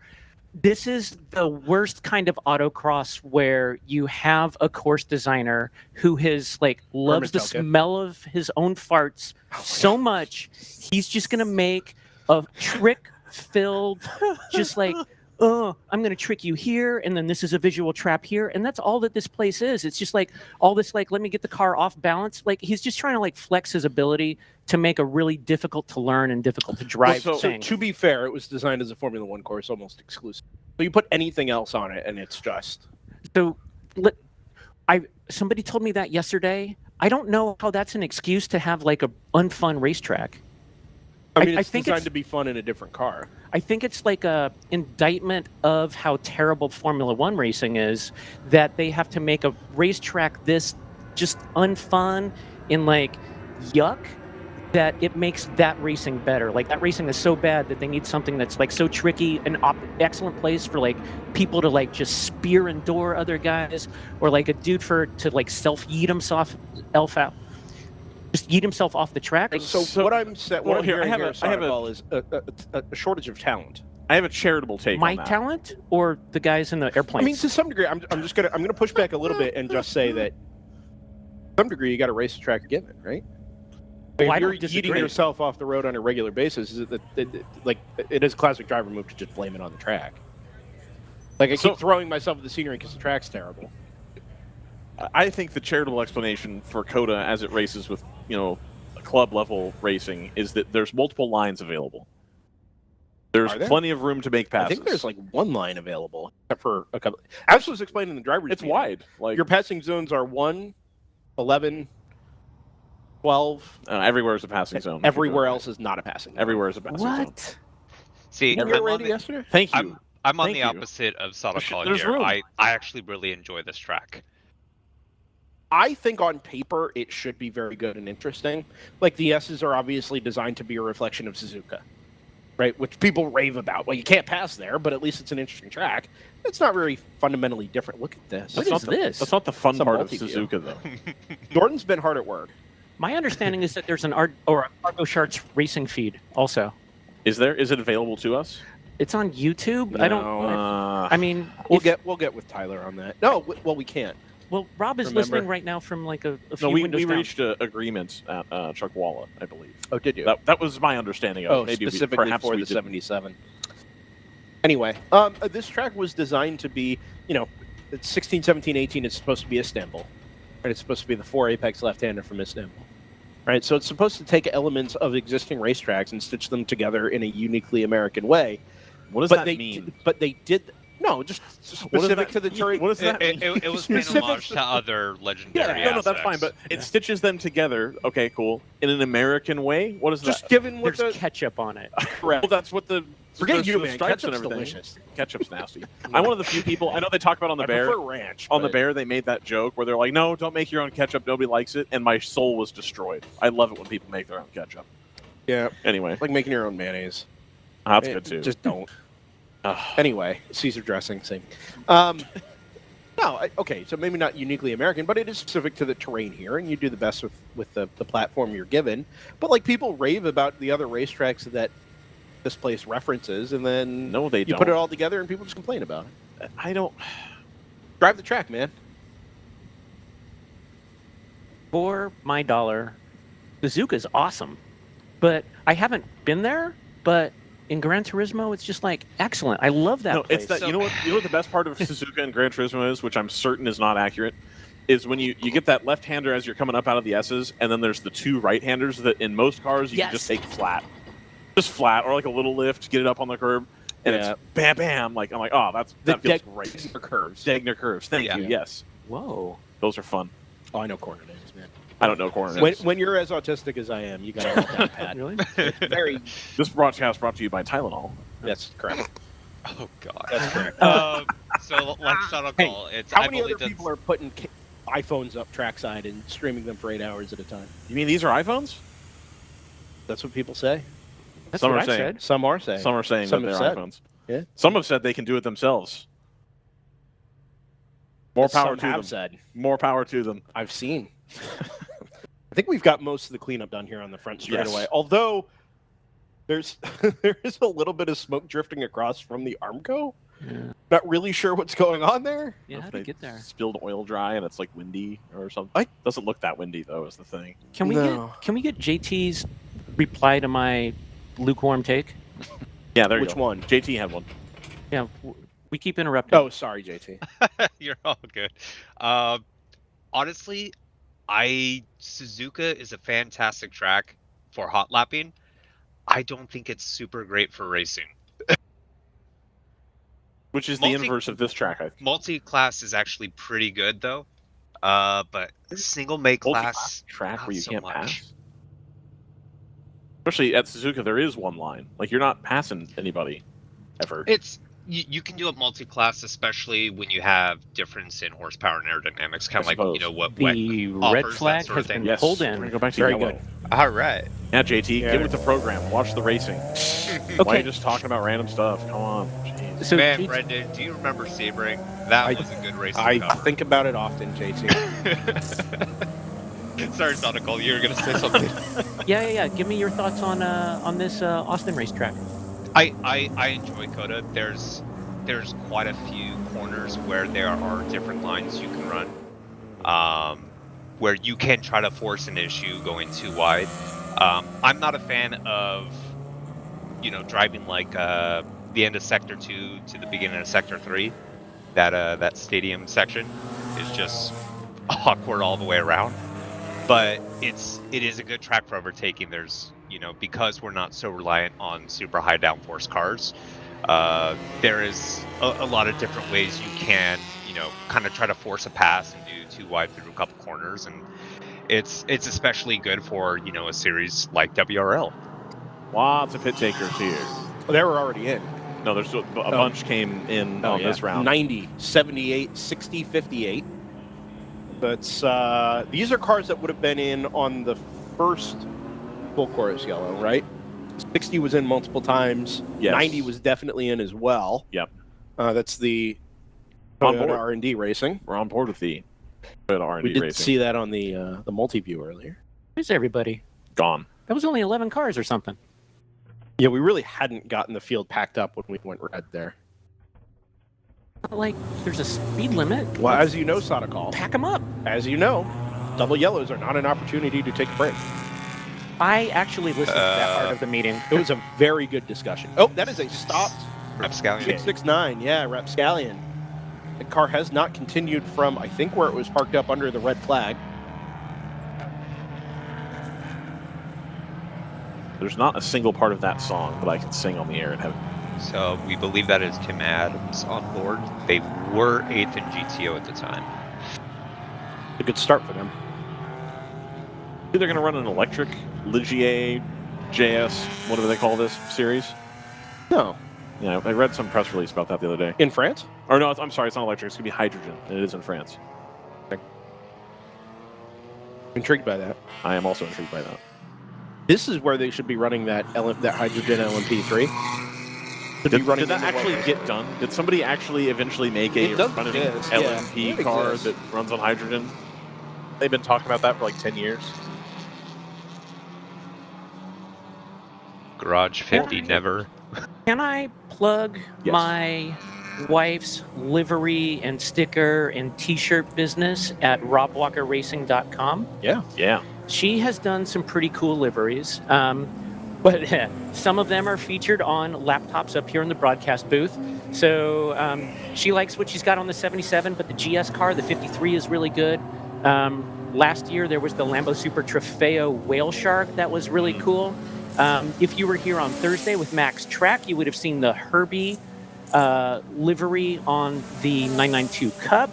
And one of our all-timey favorites that you can see at robwalkerracing.com is, quote-unquote, cigarettes. Because it looks old-timey and it reminds me when I was a kid at Grandma's house, there would be like those cans of beer that just were white and blue and said beer on it. Or the idea of like cigarettes, and it's just like cigarettes. No branding. It's just like that no brand or no branding Safeway brand. Perfect. So... yeah, we got some cool stuff going on at Rob Walker Racing. We also have a cool like hospitality setup for like when we do racetracky stuff with the local Porsche Club stuff in regional to San Diego. Good dinner from your wife as well. Man, she kills it. She crushed it. Dominated. Yeah. I was ready, the listener, at Chuckwalla Raceway, where you are genuinely 2 hours from civilization. I was ready to eat my pre-made, pre-packaged Mylar bag of Indian food. But Rob Walker Racing came going on there and hooked me up with. What do you mean Mylar bag of Indian? Like not Mylar, but it's the Tetra Pak where you got to tear the top and you pour it in a bowl and put it in the right. You know, it was one of those. I've still got them in my car just in case Rob Walker Racing isn't available. But at Willow Springs, you have more options. So Brendan's gonna cough. Defeats the purpose of him muting the mic if I just say what happened.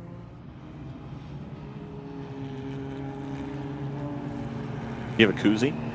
I have the koozie. I have several koozies, yeah. I don't have the red one with me. I have the blue one. The red one's at the house. I had to make sure to represent. Sorry, guys. Oh, Brendan's going to turn off the VLC. You can't see what's going on. You can only see turn one here. Give me a minute, guys. There we go. My vote for best sounding car, Yes. rocketing past or rocketing down the start finish. It's probably the all white Mustang. Okay. I prefer the lower pitch to the higher pitch of the 991.2. Interesting. That's my preference. I love pitch. Dig it? I mean, I like them all. Did you hear that? The 996 Cup is my favorite. Somebody ran a 996 Cup back at Road America. Yep. 996. Yeah, 996. Wasn't that the Black Forest? No. They had a road car that's been converted. No, the 996 was. You remember the UPS Junior team that ran in Germany with the random? Okay, it's brown and yellow, but then it's also lime green and orange for some reason. Yes, those were all 996s. They're gorgeous, but they're also not that fast. Like relative to the later 997s and the 990s. Oh, I think Rob had one of those for a few minutes, and it was a sequential, as if you're Ken blocking it. Yep. And I think it required clutch on downshift, but not on upshift. Yep. It was a heel toe. You had to do the whole and it was dance. It was like really hot. It was like when I sat in it, I'm like, this is awkward. I think there's a reason a lot of club racers, PCA club racers, and VOC club racers don't run them. Yep. And I think it's because they're just tricky to drive. Okay. They're less refined than the 991s and the 992s are, and obviously those are designed to just bang up and down the gears, and it feels like racing. Yeah, it does. Hey, can we give a shout out to these two California E36s? Right down the front, 38 and 237. I think we got a San Diego versus NorCal, SoCal versus NorCal. What do you know about Magic Develop? I know that in the car right now is a dude called Tony Zwane. Okay. He is about my height, but weighs 40 pounds less. Thunder Hill. Yes, 100%. Yeah, I remember And when that he name. takes his driving suit down, looking real good. Excellent. Like a twig. Yeah, Tony Zwane is he's real fast out there. And they're good guys. I think they used to be, or he's with Edge. And so that is the fast, E36, E46 NASA guys. Definitely Thunder Hill. And who else? Oh, they got an old bro from San Diego. They got Andre Eisenbach running with them this weekend. Perfect. Lots and lots more California representation, even in tracks further afield. And now, I don't know how ready Jordan is. We have next season's calendar as a graphic. Because then we can just run right into, look at that, we're going to be at Thunder Hill next year. Yeah, look at that, April 3rd through the 5th. All the California homies are going to meet up. We're going to go to Casa Ramos. We're going to have some tequila. Go to Kathy's Airport Diner. No. Is Kathy? Kathy, yeah. What's her name? It's Kathy. What was it? Yeah. Wong's Foods, Togo. The place is pretty good. I went know. back for the Super Tour 3 years ago. It's actually not bad. No, it's pretty good. Or Black Bear Diner, which used to be really good. Willows, the third ever Black Bear Diner was in Willows, and now all the Black Bear Diners are ruined by corporate interests. But having been to both of the original two, the one in Mount Shasta and the one in We Reading, need to sell people on Willows, not tell people, sorry, the diner's terrible. it's fine. It used to be incredible. No, now it's fine. Casa Ramos is great. I am very genuinely excited to see the paddock full of WRL. I'm not going to be there, but sure. Just bringing the buzz and the vibe and the energy that you get in a WRL paddock to that place seems like it could be a lot of fun. I wish it's going to be weird to be there covering a race of that length and having it not be just bitterly cold. Right. Which Or is- having up at 4 o'clock in the afternoon and going Right. home. It's unfortunate, I think. They should bring back, what WRL should bring back is the end of the race cooler full of beer in front of race control. Oh yeah, down at the Victory Lane. Yeah, in the little grass I like that. spot. There were 2 or 3 Sponsored by big igloo. Maybe sponsored by DriversEye. Potentially. Yeah. But yeah, I can take all that in my car. I don't even have to worry about shipping. I just, what a... You get to go home on Sunday I get to night? go home. Yeah. I can... Not on Saturday. No, on Sunday night. Oh, okay. I was going to say, it's not close enough for me to just sleep at home. No. If I lived in Sacramento, I would think about it. I would seriously consider just going home. But Stockton's a little fun. Got a rumor for you guys. Let's do it. All right. Did you hear that one of the Stratus cars is a turbo? The 59 was running around in the test sessions as I think it's 2.5 EcoBoost as a turbo, right? Probably. Yeah, Was that the loud poppy one? it was. The Okay. really kind of boomy, Okay. low boomy, Yeah. the red one. That's that the sounds new right. motor. That It sounds was right. also 7, 8, 10 seconds a lap quicker than the rest of the GTU cars. Did it 2:10 on Friday. So they Nice. And then they're like, okay, well maybe we'll put our actual race tune in this thing. It's not running this weekend. Oh, it's not. It was just a It's in the test car. paddock. No. Yeah. Oh, cool. I mean, not cool, but whatever. Hopefully, we'll see that car next year. I assume that car is not yet down to 9-1. The reason it's not. Sure, but like Yeah. My understanding is they've been working on that for some time. All right. So after There I am in the top right. Go get him, Chad. After reviewing the play, Brendan's ability to fix the thing he's been trying to fix it's is still not quite there. God, dude. Wow. Rage. Yeah. No, it's not that. It's just my football team is a potentially generational talent playing for it at the moment. It's tremendous. What's that like? Just scored again. What's it like to have teams that you like actually putting effort into? I want to be very clear. One, staying where they're meant to stay, and two, putting effort into making good teams. Everybody relax. As a Raiders fan, I deserve this. I deserve this. I have lived your life, Ryan. Except you didn't live there. Not from there. That's fair. Oh my god! But literally, gotta also never left the see Oakland Coliseum.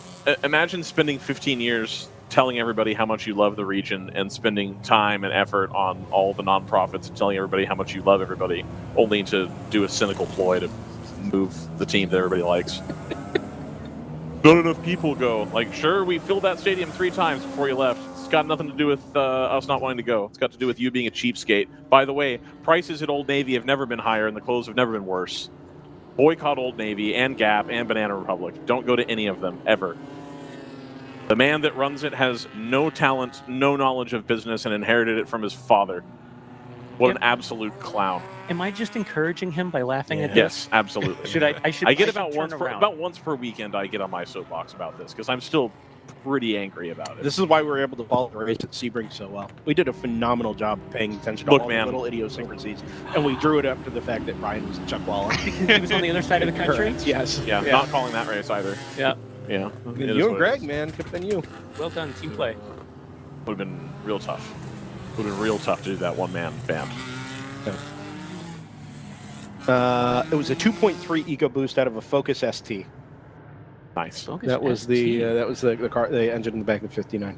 What's significant about it being a Focus? I mean, don't they have that 2.3 in like Mustangs and a whole bunch of other things? Yes. I don't know. The answer is yes. Okay. And they're all architecture-wise pretty similar. I assume they the 2 liter, the 2.5, the 2.3. The Focus ST. Okay. They went to the junkyard. They just pulled it out. Went, put it in. Okay, so I got an idea to put in your brain, and you tell me if it's wrong. All right. Okay. COTA 19 is the same as Button Willow Bus Stop. Which corner? The left-hander? Or the right-hander at the bus stop. What are you guys talking about? You're saying bus stop is the whole sequence at Button Willow. Okay. But I assume you're talking about that first left-hander. So, like, there's the whole, like, kind of like Watkins Glen, the inner loopy part of it. Right. So, bus stop is you turn right into the bus stop, and then there's 2 lefts, and then a right. So which corner are you when we talk about bus stop, we talk about the part where we fly the left sides over the low flat curve. So it's the first left-hander. It's the second left-hander. Second left-hander. Yeah. Pro tip: the first left-hander is called bus start. Second left-hander is called bus stop. That's the dumbest thing you've ever said. That is not true. Which part of that corner should I be using maintenance throttle? Oh, get out of here. Get out of here. I think Ryan is referencing the dumb idiot saying of maintenance throttle is the enemy of lap time. You just posted that the other day. I think so. I think you posted that with a caption on Instagram. It's a great name for a cocktail or something. Yes. I think so. Or beer. Yeah, either one. Yes, for like crushable day beer. Maintenance throttle. Yeah. All right. Like a Miller Lite, but with a little bit more flavor. Yeah. Better. Maintenance throttle. Yeah. Can I get a Casmeric Brewery update? Right out. Safety car is on its way in. We're going to go green here. Yeah, led by the number 71. Finally. What do we got? We got a Porsche, and what's that second thing? It's the Random Vandals number 82 BMW. Oh, cool. Yep. In maple, red and white with maple leaves. The 70 is vaulted back up into third after a pit stop under the kind of middle safety car period. in the AE Victory Racing number 119 up into P4. So using a bit of pit stop rotation there as we head up the hill. I assume that trail, yeah, that's got to be all the oil drive. Yeah. Being out, tossed out the back of the number 87 Stoic Racing Supra. No fun there, of course. No. Very straight-faced. No cats here, of course. Groundsman, very particular. It's a throwback. I like that. I do that bit at home a lot, to the point where my wife now does that bit, and she doesn't know what it's from. No idea. To be fair, like nobody here knows what it is either. I think it was a 2008 qualifying session at Le Mans. Yes. Yeah. Well, they kept doing it for a couple years. Yes. Yeah. Too wide on the exit here.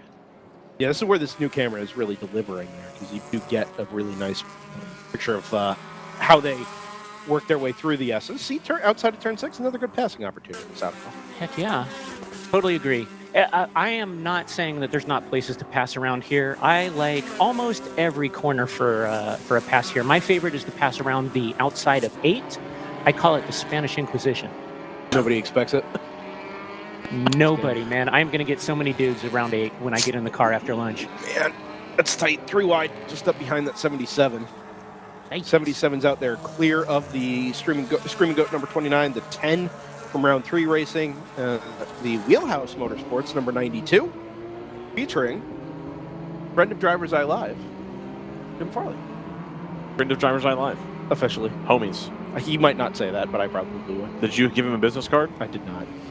I didn't have any. Hey, Jim, if you have any events, any driving events you'd like broadcasted, we could totally work something out. I did want to clear with him that we were allowed to talk about the fact that he's here, and he is here. So now that that's out of the way, yeah, fantastic. And not his first time, obviously. No, not at all. Roughly the last 2 years or so, right? Yeah. Well, and then he would go to Road America and Mid-Ohio as well. Sure, yeah. I mean, big part of the FPRS allegedly. branding there. By the way, Wheelhouse Motorsports, if you're not familiar with the name, it's the old FPRS Motorsports. Same team, same hauler. effort behind it, just a different identity as part of a marketing exercise. Homage to Summit Point Raceway, obviously. Nice. It'd be cool later if we could have a interview with somebody that could give us a bit more details about the Ford contingency program. Did float that. Either from Ford or from WRL as coming in the dirty line. We could just read that press release on the air. We could.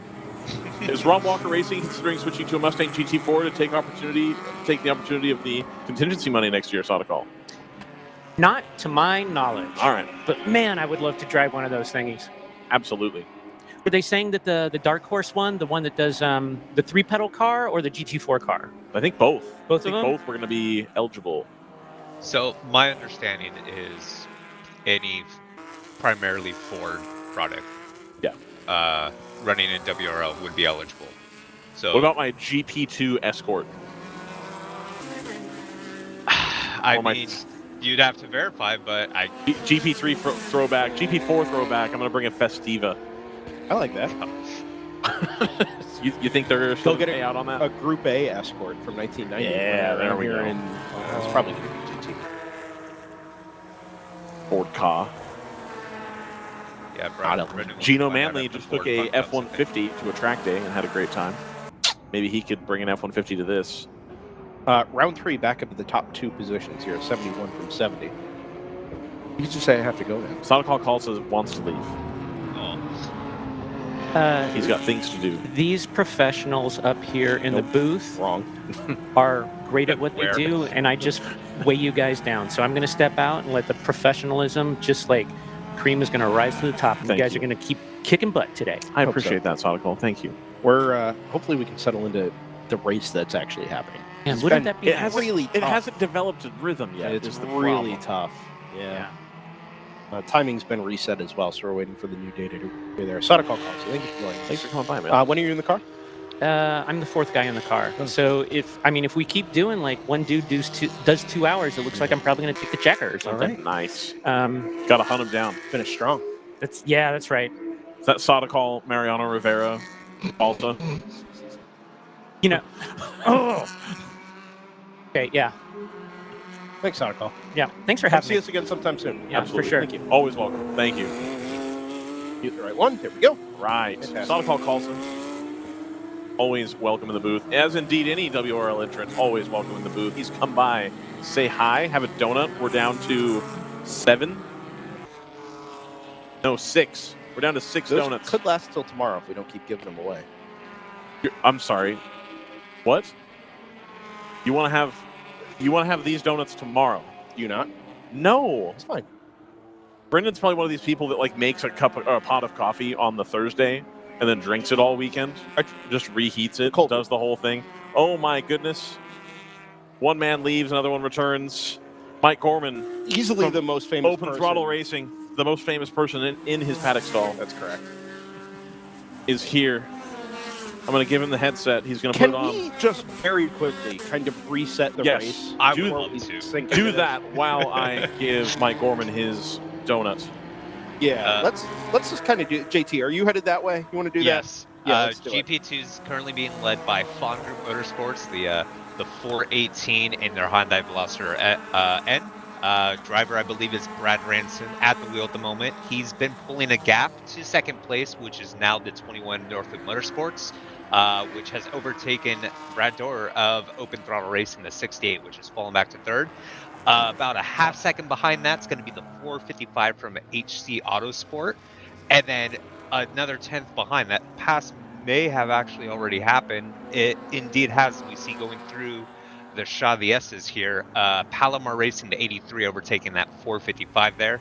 Garage 66, your pole sitter in GP2 is going to be another further 10 seconds back. Howard Robinson behind the wheel there. Lunatic Racing a little bit further behind with David Dickerson at the wheel there.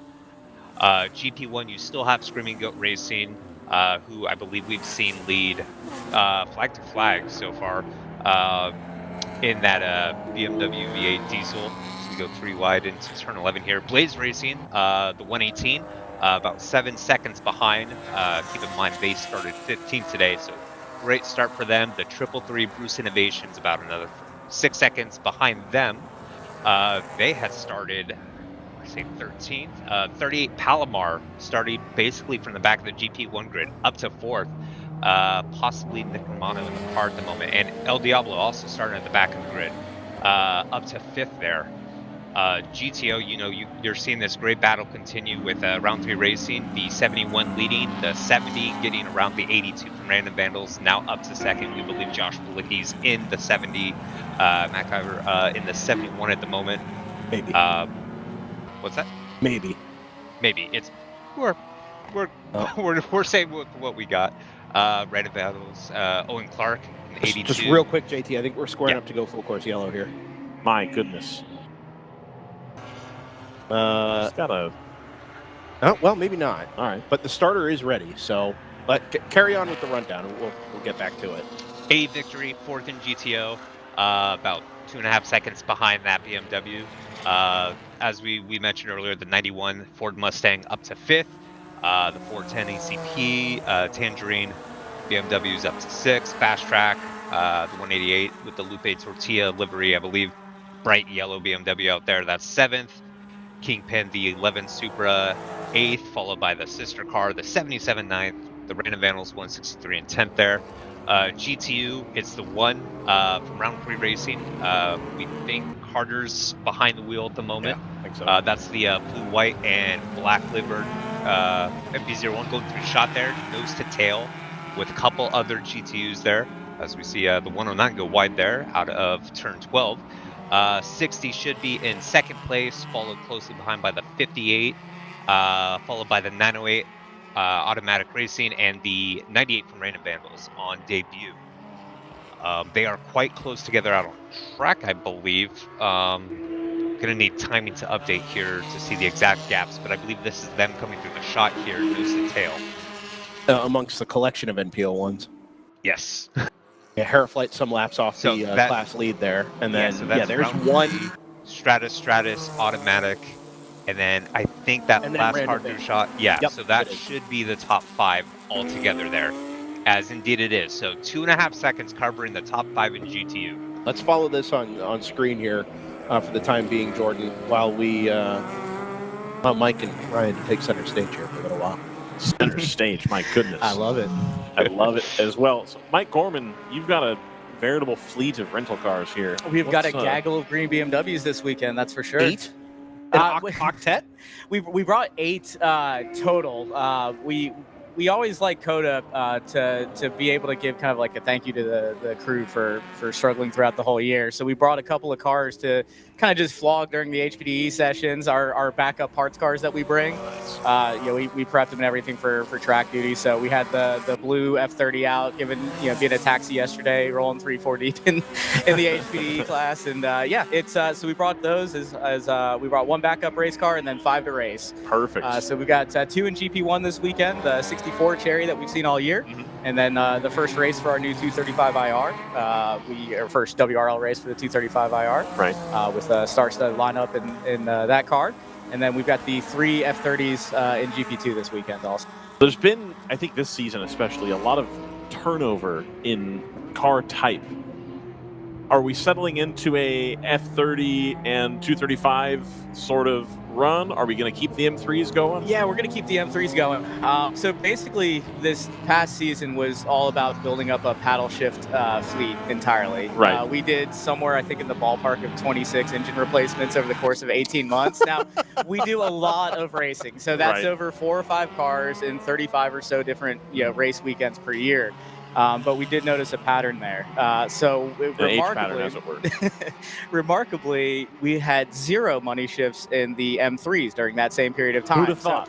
So, with that, after a lot of number crunching, we determined. Oh no! That is. Okay, it's getting back up to speed. Okay, good. Yeah, I'm not quite sure what happened there. Cherry? Well, yeah, that looked like Cherry. Didn't miss a shift. No. We would love a replay. Jordan has a replay. Oh yeah, just something didn't go. Yeah, to the right. Just it looks like it comes to a stop. It didn't like that left-hand turn. Oh yeah.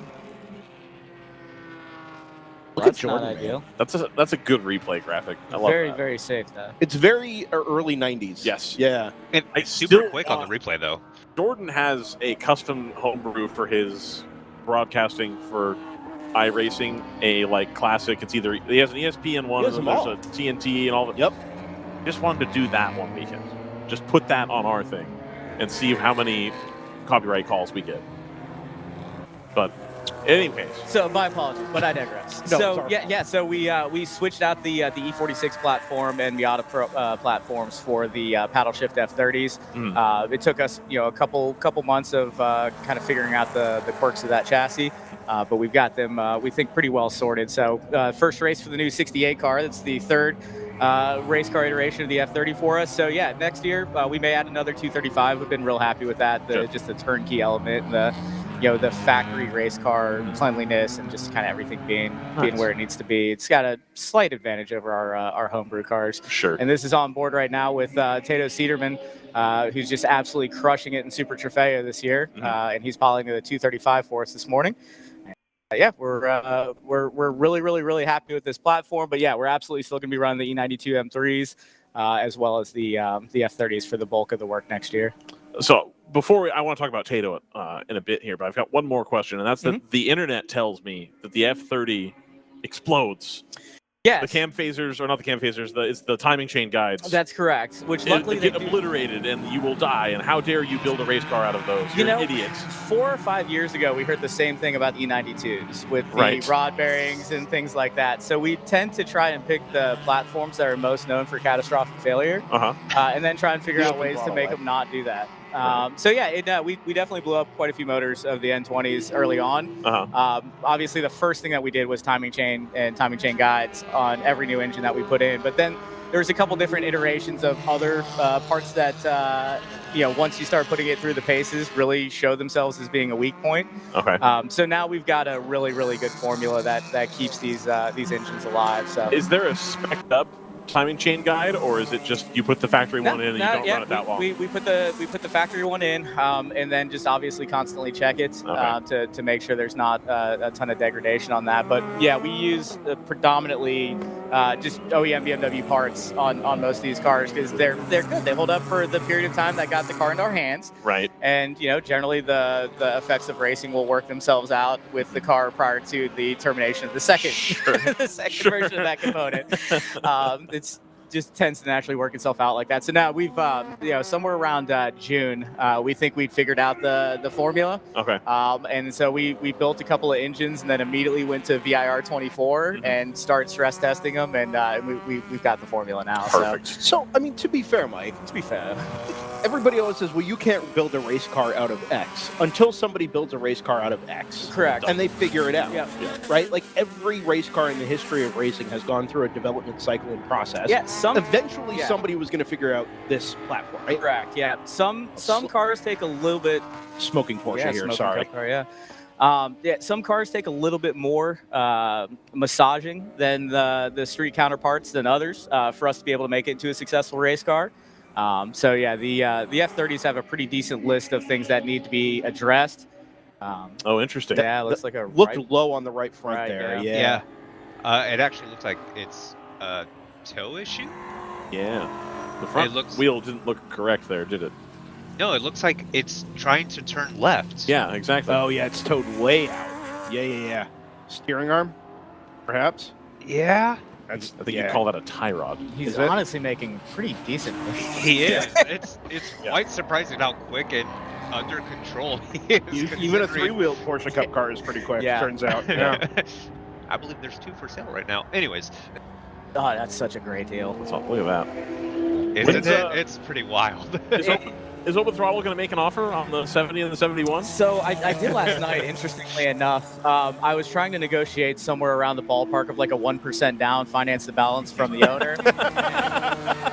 He's such a nice guy. I mean, Joe's just the nicest guy in the world, but his counteroffer was a bit outside of the Open Throttle budget. But he was still willing to. I appreciate the opportunity to still do a owner finance transaction with him, but the down payment was a bit cost prohibitive for us. Got it. But no, I mean, for anybody that's looking for just an absolute turnkey 2-car dominant program, it's really hard to argue with the value of that package. You couldn't sell them on trading the old Miatas? So, well, we we have one of his old 128s. Oh, wow. Yeah, that they ran in IMSA. Him and Josh ran a 128 that was his. About 10 years ago. Yeah. Wow. So I totally didn't connect that. That is his car. We did not either until I'm unloading the spares package and I see what looks strikingly similar to a Trimtex livery on the spare front bumper. Yeah. And then the wheels that came with it, we kind of started connecting some dots, and it was just 128. So, that's when you talk about a bit of a mix-up in the Open Throttle fleet and getting away from the automatics, we did kind of leave some people high and dry that very much enjoy and are capable of driving the manual transmission. Right. So. We've got a very, very trick 128 that's going to be making its debut at Barber. Perfect. That's ex-IMSA car. We're going to be running that car in GP2 next year in a manual option. We may throw it up to GP1 just for Barber, since it's that's a track that car could probably do pretty well in GP1 in. And then so with that same token, moving over to the budget series that we run in as well, we've set up a fleet now of a couple of Porsche Boxsters. Which those are also X round 3. One of them's an X round 3. One's a ground up Open Throttle build. The 605 car has got just this GTU fight has arrived. It's awesome. Poor Goldie right there in the middle of it. Or no, I'm sorry, that's the new one, 68. This is wild stuff. Honestly, Mike, we just kind of make it up. Nobody would have known if I didn't correct her right there. Yeah. There was little differences where it makes it a lot easier to tell, but if you can't see the lower half of the car banner or something like that, it's like, oh, that's red, that's cherry. Okay. Maybe we should make this slightly more obvious which one's which. Yeah, that's Give definitely us some broken. colors, Yeah, so that's what we're gonna do. We're gonna do a windshield banner and mirror covers and spoiler end plates, and that should be able to at least make it a little bit easier to tell the difference. The good news is no color goes with lime green, so it doesn't matter which color you choose for accent because it's going to look terrible no matter what. Or every color goes equally well with lime. Yes, they all look incredible. Yes, it's like IMSA choosing green for GTD Pro, right? Or whatever it was back in the day. Yeah, it's like, well, this looks terrible with everything. So great choice. Yeah, your opinion is noted. GP. Sorry, man, it's not personal. I promise. The good news is there's no chance that Brendan's a potential customer. That's not true. Actually, we've had discussions. Yeah, Mike is the OG VW Fun Cup entertainer. Yeah. All right. How's that going, by the way? The project is still in development. Yeah. Okay. We're still in the early stages of development on that, i.e. the acquisition portion of it. Sure. But the idea Well, since you're not going to be spending the money on the Trimtex cars, sounds like you got some open budget. Let's see, I could get the Trimtex step, or I could get 11 Fun Cups. And if you guys know anything about open throttle, I think you know which one we're leaning on that one. I heard a semi-rumor that sounded true that you have to run the Kailami Fun Cup race to get the invite to go to Daytona. Correct. They got 100. They got 100 to go to Kailami? Well, that was the max for everything. The max for Daytona is 100, and the max for Kailami is 100. They maxed it out. Did they fill it for Kailami? Yep. Wow. Okay. All right. I really thought they were going to have a hard time selling that to people. People have often said that Daytona is the Johannesburg of Florida.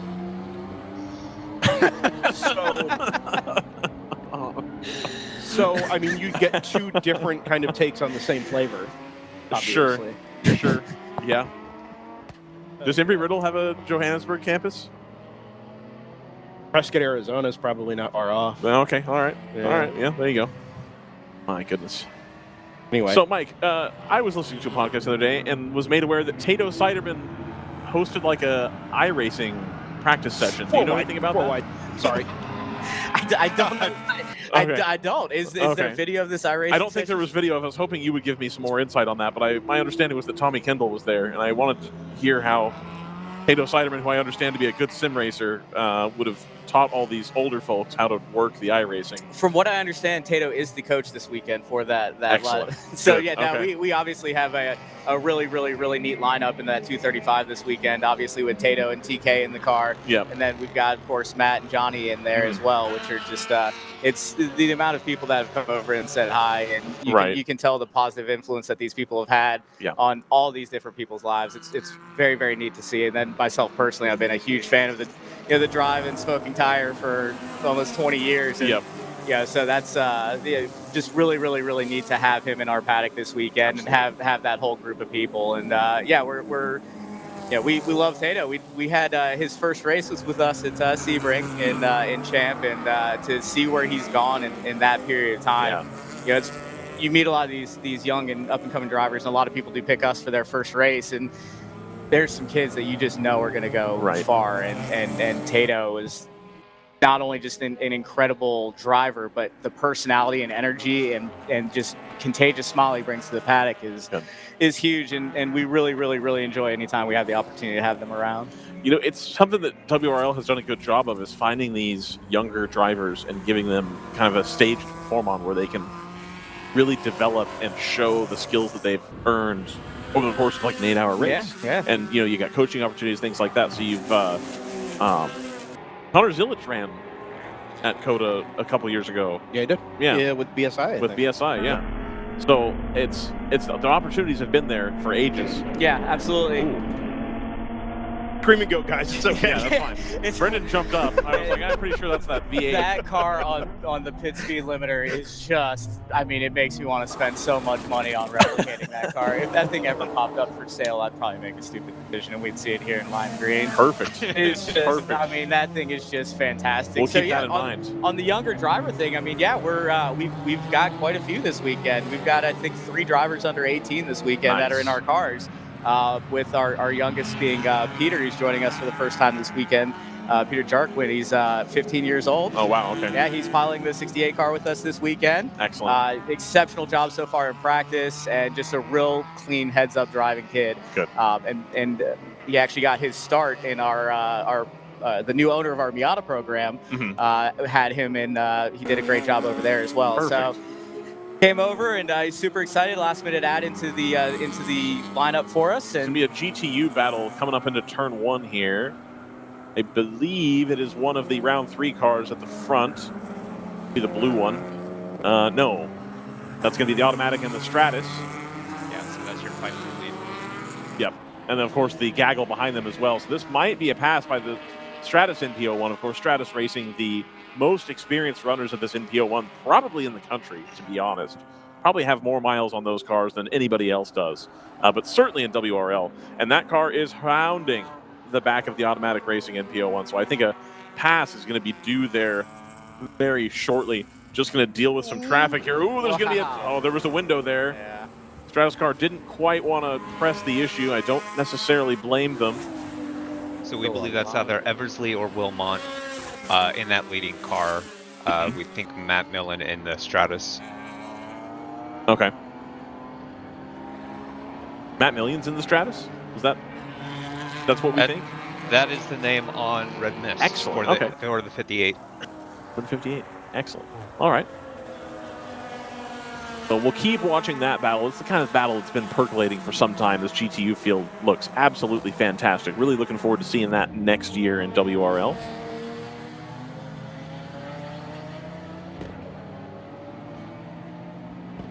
I was going to say another one of Mike Gorman's cars just clicking through right here. So that's got to have been fun then at dinner last night with Tommy Kendall holding court and doing the whole bit. I would assume at least. Yeah, we unfortunately had to, of course, get 5 cars turned around for racing today, so we weren't present for that. But I'd be willing to bet that there's going to be quite a bit of film that's going to come out from this weekend. Good. Okay. With all the players involved. And perfect. Yeah, having Tommy Kendall obviously in the car is just a remarkable feeling as a team owner. Yeah. And yeah, we're stoked. I mean, this has been a season of ups and downs, and the peaks have been very high, the valleys have been very low. Of course. But yeah, we're feeling very good going into this weekend. Cars have good pace. We've got great driver lineups. And yeah, we're feeling very good for this weekend as that 62 comes around onto that front stretch. Just look at that. Beautiful factory car. Leaders in, by the way. 71 from round 3 racing. Ducked into the pit lane this time through. There it is. Along with the 10, a little bit further down the GTU order. Some attention being paid to the right front corner of that car as well. Anyway, sorry, didn't mean to interrupt. Oh, no, you're good. I actually just came up to make sure you guys had our stream. It looked like it was working. And then you handed me a headset, so here we are. Hey, that works. Sorry, man. No, you're fine. Yeah. Wow. So here's my question. As a team owner, yes. If you're, I don't know if there's a hard and fast policy. If one of your cars takes out the other car, do you charge that driver for both sets of damage? Or do you still? So that is. I wish I had a view of my pit box right now. So we have. This is not a common occurrence. Even though we'll make up, at times over 10% of the field. Sure. Yeah, we. We had one scenario at Mid-Ohio where our esteemed driver coach, national champion, intergalactic champion winner driver Zachary Barfield accidentally bumped into the rear of one of our clients in the other M3. It was a Cherry on Hulk incident. And yes, I did in fact make Zachary Barfield responsible. But he does a tremendous amount of work. He coaches up all of our drivers. He's a great kid. So it was a much heavily adjusted bill.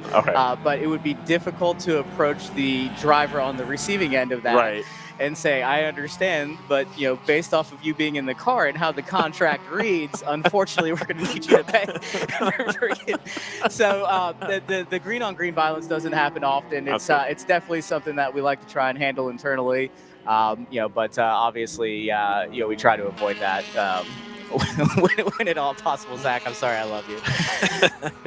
So with what's going down in Formula One right now, I have to ask, is there an open throttle team orders situation at any point in time, or is everybody just left to their own devices? We obviously, if a situation comes up and we've got, I don't like that scenario. I don't like being in that scenario. And so to answer your question, no. And unfortunately, it has. We can trace back where those points would have been extremely helpful. And if we go all the way back to the 2023 GP3 sweep that we did, and then we ultimately tied with Moorhead for the national overall, and then it boiled down to who's got the most wins, and obviously that 147 car was doing work in 2023 with Moorhead. We can think back to a time that we didn't make that call. And that's why it went down to a tiebreaker. So I still don't know that I would really make a big change on that. We like to run the cars independently. And Yes, it's kind of a case-by-case basis, but we didn't do that in the past, and it kind of bit us. We didn't do that again when that second opportunity presented. It's tough. I mean, I don't want to get on the radio with like the 63 car that's driven, excellent, the 64 car driven excellent, and have them swap positions, because that's just extremely not fair to the drivers in the 63 car. So I will say that the 2 times that that's come up, I did not make the call to favor the championship effort car. Okay. And that may not have been the right move to make, but I went to bed a little bit better at night that night about it. So. Well, and at the end of the day, what does, I guess for the person who's renting the car that's in the championship contention probably cares. But for you as a team owner, is there any juice to have won the obviously we're very competitive people. Right. We want to go as far as we can throughout a championship. Yeah. But at the end of the day, the main goal for our programs, that driver development and really working together well as a team. Okay. I mean, if we're in that same position a third time, I mean, would I make that same call? I don't really know. But from the client standpoint, to be able to hop on a radio and say, hey, you've done a great job. You've gotten the car up to P2, but I need the 64 car to finish ahead of you. I need you to box this lap. Right. I don't really have the personality type to do that and feel good about it. So there may be a scenario where that comes up and the driver's like, hey, let me do this. I want to do this so this car can get ahead. Right. But I think I would have to be talked into that by the driver in the car I'm asking to lift. Okay. So the only time we'll really do that is if there's a couple lap gap and we want to get the cars going across the start finish line together, the whole Le Mans photo. Absolutely. That's really the only scenario that we tend to want to do that. So this car's been climbing, the 62. Yeah. We've car's got really good pace. We're feeling good about the car. We know it's a long race. We're sitting really pretty on our fuel strategy, our driver lineup strategy. So we're feeling very good. We just want the cars to, of course, stay together and look good. Closing on him. That's the car directly ahead there. Yeah, Magic developed 37. So this is an onboard here of that car. So we're chasing it down. It looks like you've got better pace. I don't want to say everywhere, but certainly through the turns here, catching him bit by bit. Out of curiosity, just because we've seen these E36 and E46 platforms need to be developed to the nines and maximized absolutely for the class formula, right? Try and get the most out of it. Not really been done with the F30s, and it seemed like yours just kind of came out of nowhere. I mean, are they like ready to go GP1, or is there still some room for development there? Oh, there's the amount of room for development we have in the F30 is, I think, it'll surprise some people what we come back with next season. This year has been a lot of logging hours on the car, breaking components of the car, finding weak points and things like that.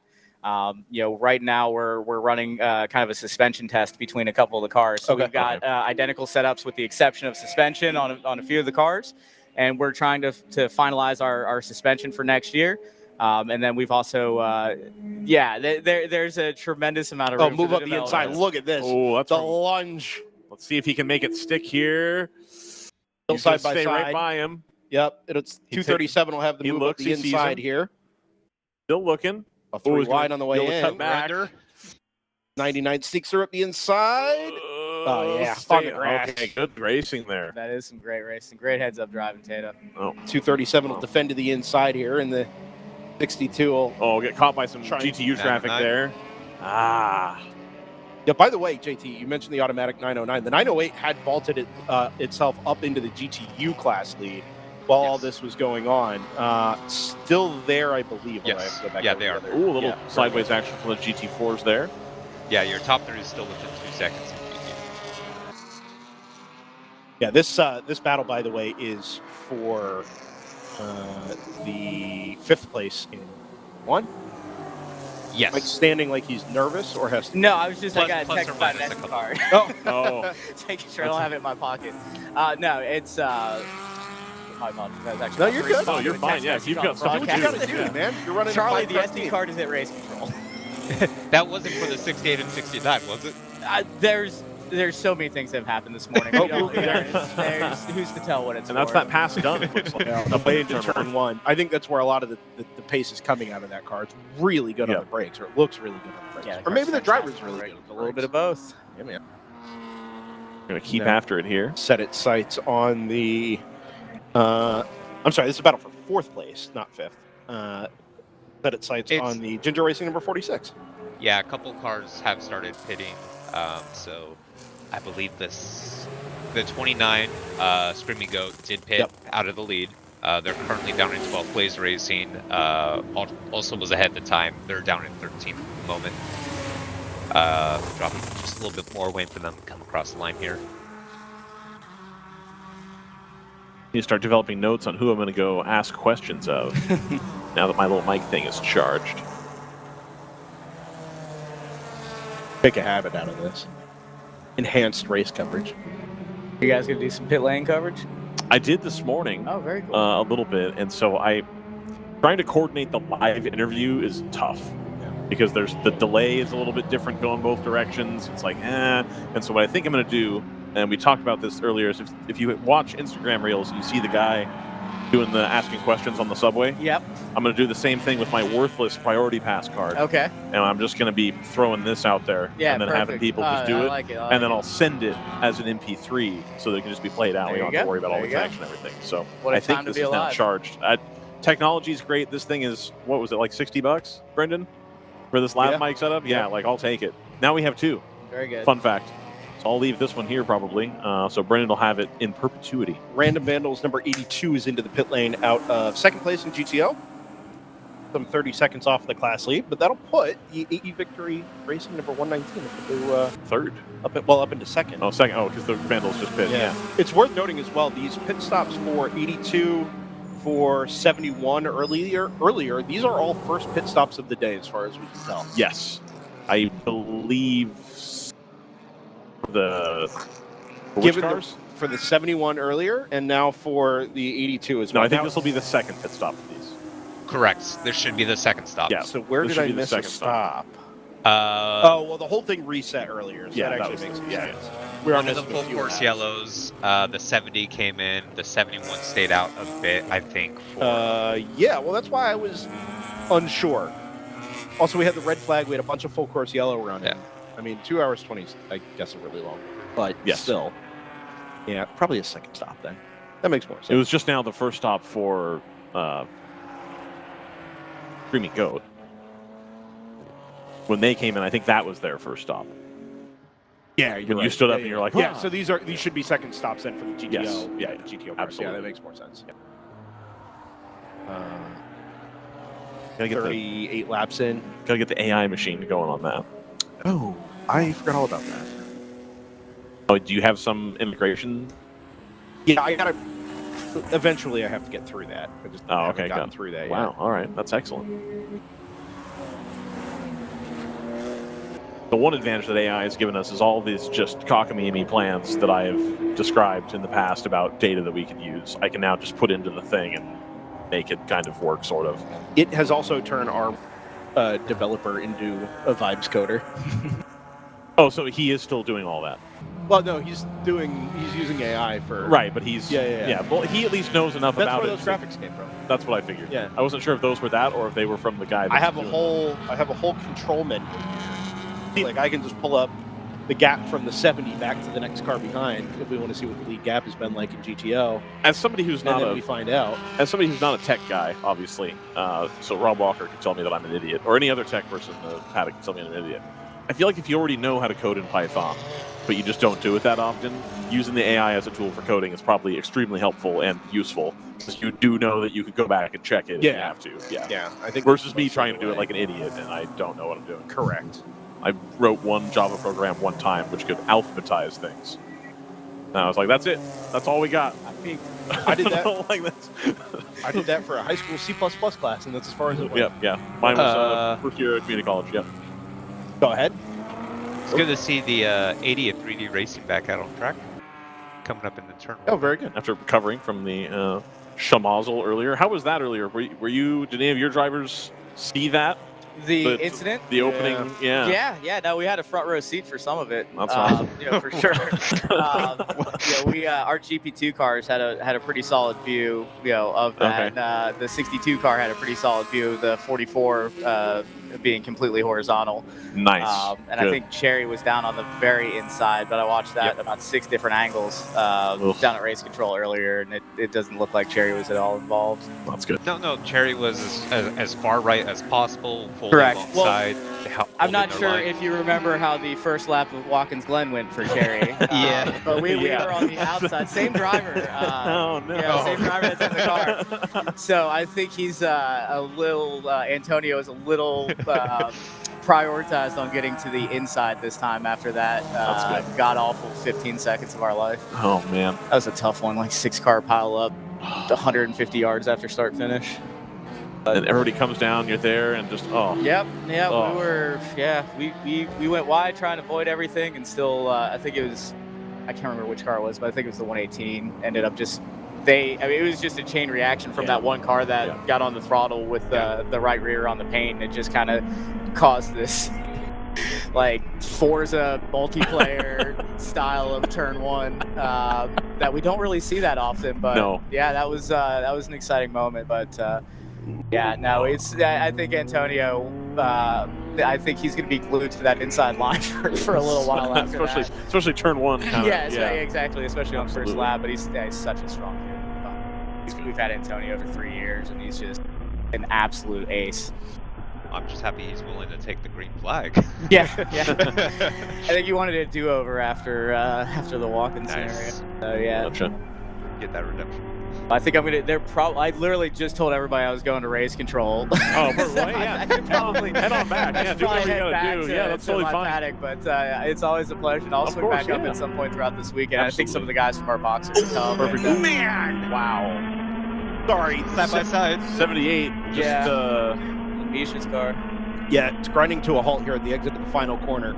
I don't know if we have a replay on that turn 20 camera, Jordan, but really close with the 163 Random Vandals BMW here. It would be the following corner. I don't know if we have that one. We're going to track it. Oh, can we do that? Yeah. Oh, we can do that. AI. Comes in. Yeah, this is the one camera we don't have the replay on. Anyway, as it pulled the driver's left to try and get out of the way, the 163 was committed to going up the inside. And there is a donut to the left. Donut to the left side of the 78 now. Sorry. It's quite all right. I entertained myself. So there is a chance that there was actually contact between the LML car and the other open throttle, not open throttle, the other Random Vandals 163. Perfect. Mike. Yeah. Alrighty, guys. Mike Gorman, thank you, sir. Always a pleasure. I'll be down there as well. We'll come see you. The GTO, the number 78, departs. Just as Mike Gorman also departs. Thank you, guys. Thank you. Take care, Mike. Since we were riding on board with that garage. Of course, yeah, no problem. Gotta find the number for garage 66. There it is. It's not 66, which is irritating. I have opinions on that. It's because thanks, Mike. Some other team owns all the 60s. It's the 214 and GP2. There it is. That is behind a little bit. We are struggling with our timing data this morning, as we have been for, fortunately, much of the weekend. Much of the year, even. RIP. Rest in power. Our favorite timing software. I mean, this is all still a development process, right? And we knew that. Yeah, absolutely. That way with DriversEye Live. It's that way with, Red Mist has been in development throughout the course of the year after trying to take the title over from Race Hero. Driver ID is still kind of in that beta implementation phase. Certainly the public display of that information as well. But we're working it. We're working at it. Hands down the best thing we have access to. Driver ID. One of the most requested features, and I'm glad that we have. Oh, more so just Red Mist in general, but sure, yeah. GP1 being led by Palomar Racing at the moment. Nick Romano behind the wheel. Nice. The number 38. A lot of just El Diablo. Lance Boiselli. Yeah. So here's the thing. Here's the thing about this COTA race, right? A few years ago, we'd get all these NASCAR teams, You'd get the NASCAR team and a handful of NASCAR drivers sprinkled in elsewhere. And it was cool, and a lot of viewers came because I would post it in the NASCAR Reddit page, and they'd come watch and ask questions. And that was fun and stuff. But I love that COTA still attracts this who's who of endurance club racing in the United States. It's all names that you look through. It's like, oh, I know them, I know who they are, I know who they are. And it's like just everybody getting together at the end of the year here to have a great time. It's the all-skate. Yes. Yeah, right? Just open up the rink and let people have at it. Yes. There was a time where I think we kind of glorified the first weekend in December as being like the club endurance racing, right? Yes. When it was the 25-hour, when it, we transitioned away from that and started coming here for the U.S. Endurance Championship. It's like, okay, this is like the weekend for U.S. endurance racing. And then as we started doing more consistent WRL events over the last 5 years or so, okay, so what does this weekend mean? It's part of a championship. It's one of many. Does it still have that value at the top of the pecking order when it comes to really cool amateur endurance races, grassroots endurance races? And I think the answer is still unequivocally yes. It has to be. The people that are here, the people that come out and say, hey, come race COTA, money tends not to be a factor for a lot of those teams and drivers. Just sink it into the experience, live it up, and enjoy it. And it's what we get here year in and year out. And the quality of the field, I mean, it's consistently awesome. As much as it sounds a bit full of myself, or ourselves anyway, you can still hear that, Brendan. That's a really loud bottle. Sorry. It's funny how we've always been busy this first weekend of December, and we've declared that as the big club racing weekend, and it has remained so with whichever series we've chosen. Wherever we go. It sounds a little dumb, but like there's something to it, man. You got to have the broadcast. Yeah, visibility, I think, is important. Got to have the broadcast. Building a following and building a brand, I think, is important. Who else can talk about offending small towns in the Midwest and also donuts or whole states or defunct energy drinks, etc.? Who do you think owns the rights to race fuels?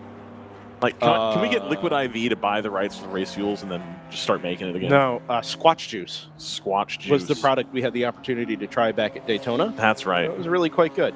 Okay. Yeah, maybe we can get them to. Are they still around? For Squatch Juice? Are they around this weekend? No, I don't think so. I don't know. No, well, so it wasn't All Star. It was number 9. It was. No, you got to stop. I can't remember.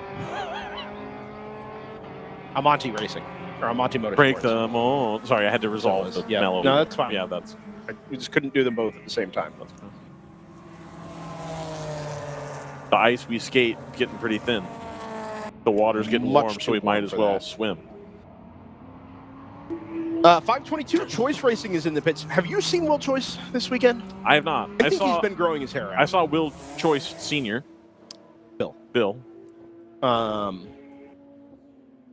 No, to be clear, I wasn't just making up a name. I know that his name is Bill. I just thought it would be a good bit. I think that Will has been growing his hair out. Do you? Yeah. I think I saw him in the paddock on Thursday or Friday, and it really threw me off. Because it looked like Will, but it didn't. Yeah. I'm used to seeing Will Choice with a giant hat on, with he does the fire suit wrapped around his waist, with the pants still on, just kind of out there, just really living it up. I haven't seen that this weekend, but it's also been quite cold, so maybe just keep the driver's suit on. Until then. Well, okay, so I say quite cold. To be clear, right? It's been 50 degrees. You haven't been here, except, did you get here today? Yes, I did get here today. Yeah. Yes, yeah. The loosest definition of today, yes, I did get here today. Past midnight? Past midnight, It's tough. GTO, by the way, pit stops for the Kingpin Racing number 11 and for the Wheelhouse Motorsports number 91. Has since left the pit lane. Off-leash Motorsports number 40 Mercedes is just into the pit lane. By the way, if you're following along with timing over on redmist.racing, we're used to seeing the pit marker on the outlap.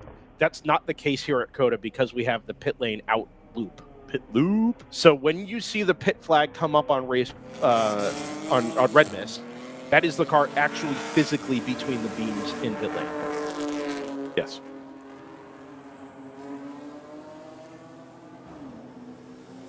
Great being at an F1 track where you got that kind of cool technology of a second version of the thing that already rests in the ground being a little bit further up the pit lane.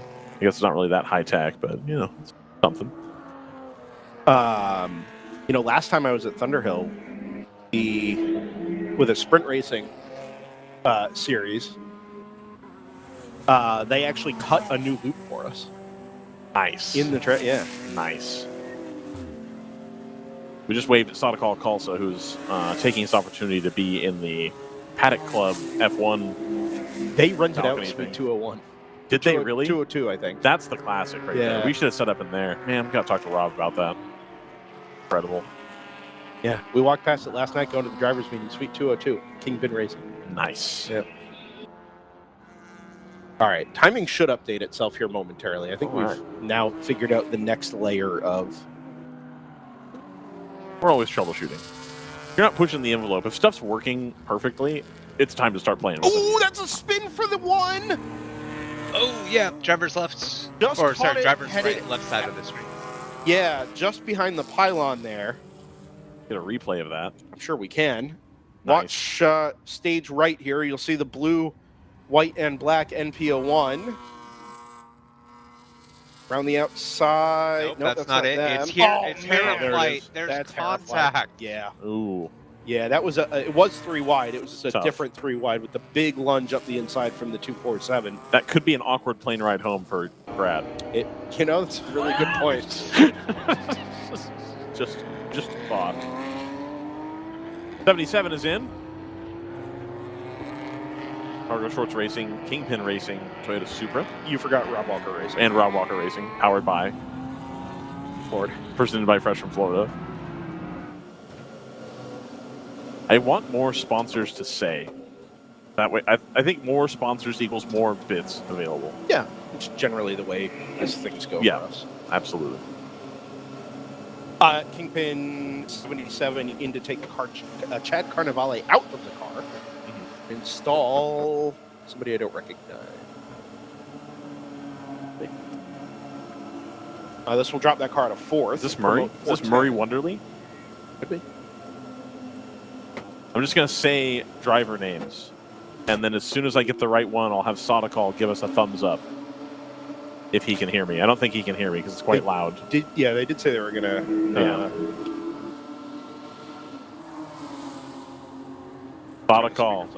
Sadakal. Is it Murray Wonderly in the car? Is it Murray Wonderly in the car?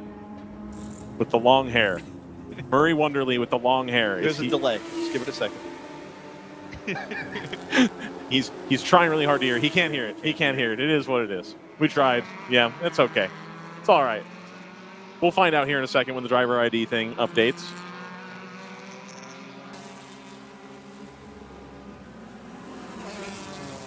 Of course, after a clean sweep at the Porsche Owners Club for Rob Walker Racing affiliated drivers, finishing 1st through 4th. A little bit of a squeeze on going up into turn 1. Like a GP1 car using the curb on the outside. That spin for the number 1, by the way, was Brad McCall. Oh, no. Oh, no. Significantly more awkward than we thought even originally. Yeah. Trouble. Here comes the 21 of North Loop Motorsports. It's the pride of Maple Plain, Minnesota. There we go. That is that is a great bit. I know. That has dropped the number 1, by the way, some 20 seconds and all the way back to P6 in class. Got it. This math isn't really going to work because of the random pit stop there. Right. Yeah. Can you show the one for the 21 though? Can you do that? Yeah, Since I can. We were just talking about which one do you want? This one. This gap. I guess if they're in the pit, it's still not going to work. Car behind. No, it'll give you the gap to the car behind here. Got it. Let's see. So we just wait for this update. Yep, well, there goes Garage 66 through into the lead. Soissons 6. So 35 seconds. Close lap. Yeah. That's been a battle I've been watching most of the day here. Those two cars have been running pretty close together. Yeah. So on pit cycle here, they're going to jump each other. There may be a little bit of goofiness with some of this math because of penalty laps and that sort of thing. Right. That make themselves more apparent. That doesn't seem that they both did identical lap times twice. Doesn't seem accurate. But I also did pull it up in the middle of the pit stop cycle here. So Heraflight car coming in. We'll see if there's any body damage. Of course, it's on the opposite side from where we're standing, so it's a bit tough to see. But it looks like it's all in one piece. 247. Here comes the 70, rocketing out of turn 20. Of course, the final race for these two Porsche Cup cars in the round 3 garage meet. And kind of alluded to that earlier with your boy Mike Gorman. An era-defining program, I would say. An era-defining program? Yeah, I think so. If we think back through, like, okay, the years of WRL and the eras of WRL, sure, right? There was. I have a hot take. 2021 was kind of the Hammer W2W. Right. Then we jumped into the JTR experience. Yep, and then the NFC experience. And then the NFC round 3 experience kind of started to overlap. Yeah. And then, this is this the beginning of the AE victory era? It could be. I hope so. Yeah. Who else is consistently entering? They really need to find a driver in their talent search named Taylor. Yeah. Yeah. All right. The Era's toy. Okay. That needs to happen. I don't know who that driver is. Sure. Speaking of AE Victory, the 119's in the pit lane. When Aaron Fogel and the AE Victory squad do their second annual driver search. Did they just do it? No. Isn't it? No, actually, I think you have to enter today. No, the entry's closed tomorrow. Tomorrow, okay. And then the event is at the end of January down at Indy Motorsports Ramp. Gotcha. Did we get the deal for that, or no? No. Did we reach out? No, and Aaron's not here, so I can't even ask. Ugh. I mean, I could ask Sarah, but... Sure. Charlie Hayes racing the 191. Yep. You see the name on the side, on the arch there? No. Gregory Leofou. Oh, yeah. Perfect. Now all we need is Pierre Arret. The other name is French, but it's being blocked by the fuel canister, so I can't actually tell who it is. Sure. Makes sense. It's not Pierre Arret, who I think was German. With AE Victory into the pit lane, out of second. Remote Fast Track Racing, the number 188, Dave Ogburn behind the wheel. To P3. If you're wondering where 3 Fast Guys and Denny went, that's where they went. 8. 3 Fast Guys and perennial SCCA Spec Racer Ford champion Denny Stripling. It's 3 Fast and a Faster, really.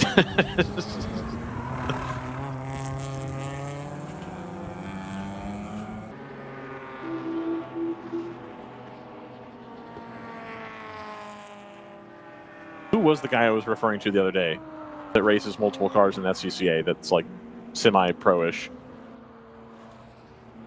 Tony Ave? Tony Ave, thank you. Michael Lewis? It's Tony Ave, that's what I was thinking of. 60 of Stratus Racing comes in. Road course ringer? Tony Ave. Yeah. Ave Motorsports. I would... All right. I would love to see TA2 cars find some involvement in what...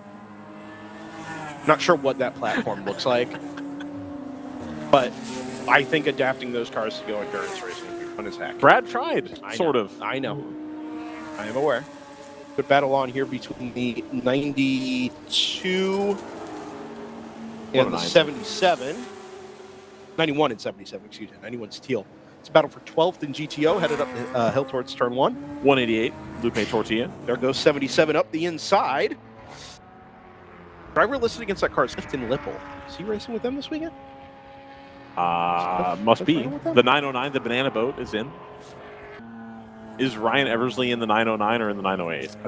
908, I believe. 908. Okay, so Ryan Eversley is either A, factory Peugeot driver, or B, driving the banana boat. It's either way. No. Incredible result. It's the 909. Oh, I see what you're saying. Yeah. Atlanta-matic is what we're calling them. Atlanta-matic. Yeah. This is him and Patrick Wilmot.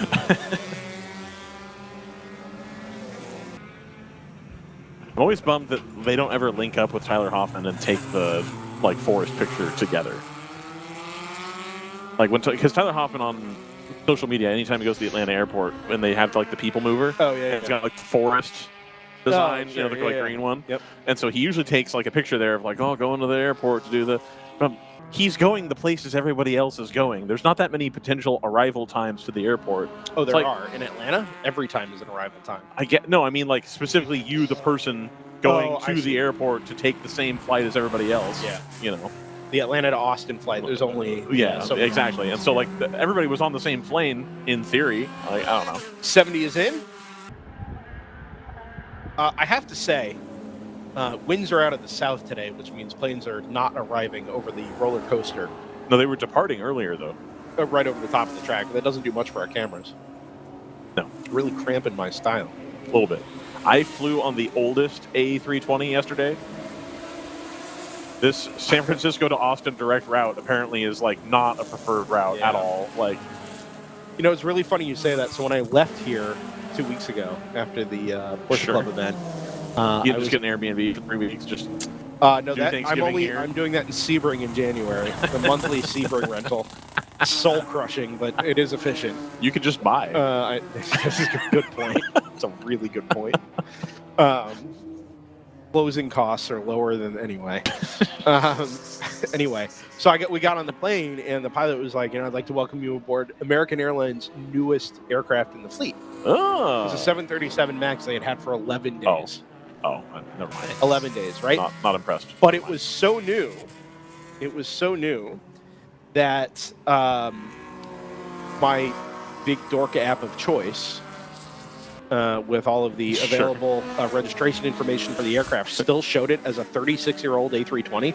Oh, so they hadn't... that had obviously been retired, and the right, registration number moved over to the MAX. Right. But the database hadn't updated Did yet. you get to, like, screenshot that and put it on Reddit? And all Flighty, yeah. No, I did points? screenshot it. I did screenshot it. That's a great idea for social media. So, question. I found it. I did it. I'm the first person. That's a great idea. Were you using Flight Radar or ADS-B Exchange? Flighty. Okay. I use it for my travel tracking, gives me mileage, and tells me how many times I've been on specific registration numbers before. I hear if you elect the entire PSA CRJ 900 fleet, give you an award. So I'm pretty deep into that at the moment. I just want to collect all of the Mountain West and Big Sky Horizon liveries. Speaking of Mountain West, speaking of, I haven't had a moment to watch any. My boy yesterday. Oh my goodness! Gaggle exiting the final corner here, being led by the 119 AE victory, 4 wide across the line. You do love to see it. Stoic pits to number 87 out of 6th place in GTO. Round 3 racing following their pit stop, handed over to Joe Koenig in the number 70. All right. From what? Relax. German. No, it's spelled Koenig. Is it Koenig or Koenig? What are we doing? It's like going to the buffet at the hotel and be like, "Can I have a croissant?" Like, stop. It's different with German and French, though. German's better. You know, in the 1940s, they decided that was not actually the case. Good point. So never mind. I've been watching a shocking number of geopolitics videos on YouTube lately. It's been a really good time. I checked out of that on YouTube. I now watch, dorky people review things. And, I'm just getting in, man. It's a good and time. city planning videos also. Big on that. City planner plays city skylines. Too. No, not that. This is Ray Delahanty talking about the 10 worst places to commute from. And then your hometown shows up and you're like, We're dealing with an issue in Pennsylvania, eastern Pennsylvania at the moment, where the explosive growth of the shipping industry has vastly outpaced the ability to keep any sort of sense of the infrastructure of the roadways. Right. Not unlike Austin. Sure. To be clear. A lot of similarity. I actually said 2 weeks ago to my wife, I said, Allentown, Pennsylvania, the Lehigh Valley is like the Austin of Pennsylvania, but without any of the culture. If you strip all the culture out of this area and you just make it another city, we're dealing with vast amounts of the same issues. Actually, speaking of one of those videos, did specifically mention Allentown the other day. Yeah. Which is, imagine living in a city this size in Pennsylvania that's not on the Northeast Corridor. Yep. Our biggest highway running through the city is the U.S. highway. The interstate goes around the city, but it's just as bad because it's still only 4 lanes. Gross. And so after the big shipping industry boom of the last 20 years, now that that's all been maximized to the biggest possible degree, they're tearing down all the other old factory buildings and replacing them with server farms. Great. Data Love farms. it. Yeah, we're really excited. I'm sure that the whole thing that's going on with pit race. Yeah. To be a data farm. Same thing. Yeah. Same thing. I mean, we're not losing any racetracks, obviously. Nazareth's been dead for a while, but, Yeah, same thing with pit race. Sedona just kicked them out. I think it was Sedona said no, thank you. To the server To farms? the server farms. That's yeah, cool. they I said, like that. So are you going to make sure that our power bills don't go up? Are you going to make sure the water bill doesn't go up? Where are you getting the water from? And they had no answers. And I was like, hey, no. Yep. I think we're going to be seeing a lot more of. Good answer. So friend of DriversEye Live, Dan Dennehy, who was for a time the partner relations manager with our friends over in the SCCA. Sure. Has since moved on to greener pastures, but he's been a big part of the investigation of what's really been going on in Beaver County with respect to pit race and that whole saga. It really has been eye-opening, I think, for a lot of people. The things that, nobody really ever cares about until it affects them, and then you go find out how it affects you, and it becomes a problem.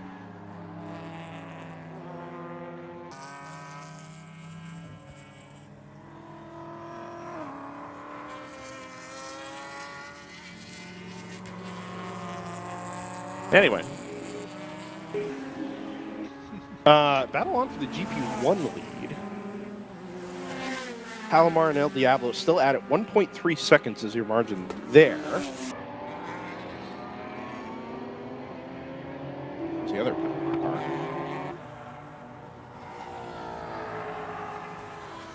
Yeah, the other Palomar car holding up the 779. Well, actually, no longer.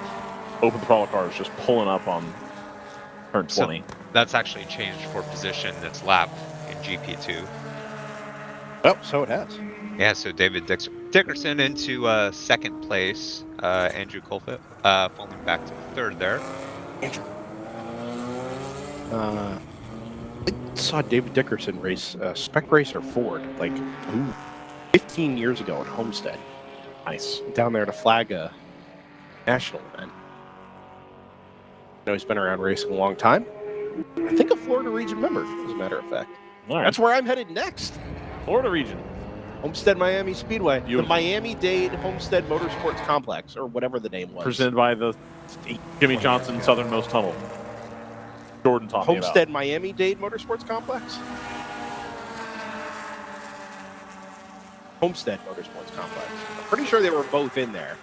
In is the 214, so this has and implications, and the 48 for GP2. That is your GP2 leader for R66. But this was expected because the 21 had already made their pit stop. So I think the 21 is going to cycle back around to the lead of GP2. We've also got 83, the 83. Yep. Well, it'll be the effective class lead, won't it? Whenever we see the 21, whether it beats it out of the final corner and up the front straightaway. But they now are off cycle, substantially enough that another yellow would potentially cause issues, or indeed bring them right back together. Yeah, the yellow becomes consequential. Don't say things like that, because we finally settled into a good place here. We can it's extract some real meaning out of what's actually happening. Look, me mentioning that yellow might occur is not going to cause a yellow. That's not how it works. Ryan does not have that power. I don't. You say that. I do. Some say I should be given that power. People are saying I do not. People are saying that DriversEye Live should have the ability to throw competition cautions. No. People were saying, but literally, Brendan, people were saying that. Were they? Yes. When did that happen? 4 weeks ago at Chuckwalla? No. Oh. No, at the beginning of the year at Eagles Canyon, maybe. Oh. Well, I don't want any parts of that. What's the least amount of power to have corrupted somebody? Answer: the ability to throw full course cautions at will. That's a good point. I would not prefer my Slack message to end up as part of some court case. Really prefer that. There's no court case. There's no money involved. We're fine. Hey, we could really use a full course yellow right now. Does Pretty Left need sponsorship? Presented by. So the Indian tribe local to Redding, California, this is a quick story, decided they wanted to sponsor the fire trucks so that they could staff up the stage. It's a Native American tribe, by the way. Yes, correct. Native American tribe. My apologies. I'm telling the guy who's 164th Cherokee. Yes, that's fine. Yeah. Choctaw, by the way. Choctaw. Anyway. And in the Dallas area, the finest casino. Anyway. They had... There's some baseball player from the 90s is like their spokesperson. It's like, what? I think it's Pudge Rodriguez, actually. Anyway, they wanted to sponsor the fire engines for the city so that they could staff up more, because the fires up in Northern California is kind of like a big deal. And someone argued to the city at a city council meeting that that wasn't cool because advertising the Redding Rancheria, which has a casino, would encourage the tribe to set fires so that the fire trucks could be advertised in the casino more. Yeah. So the town grew up. The town my father grew up in dealt with similar things back in the '60s.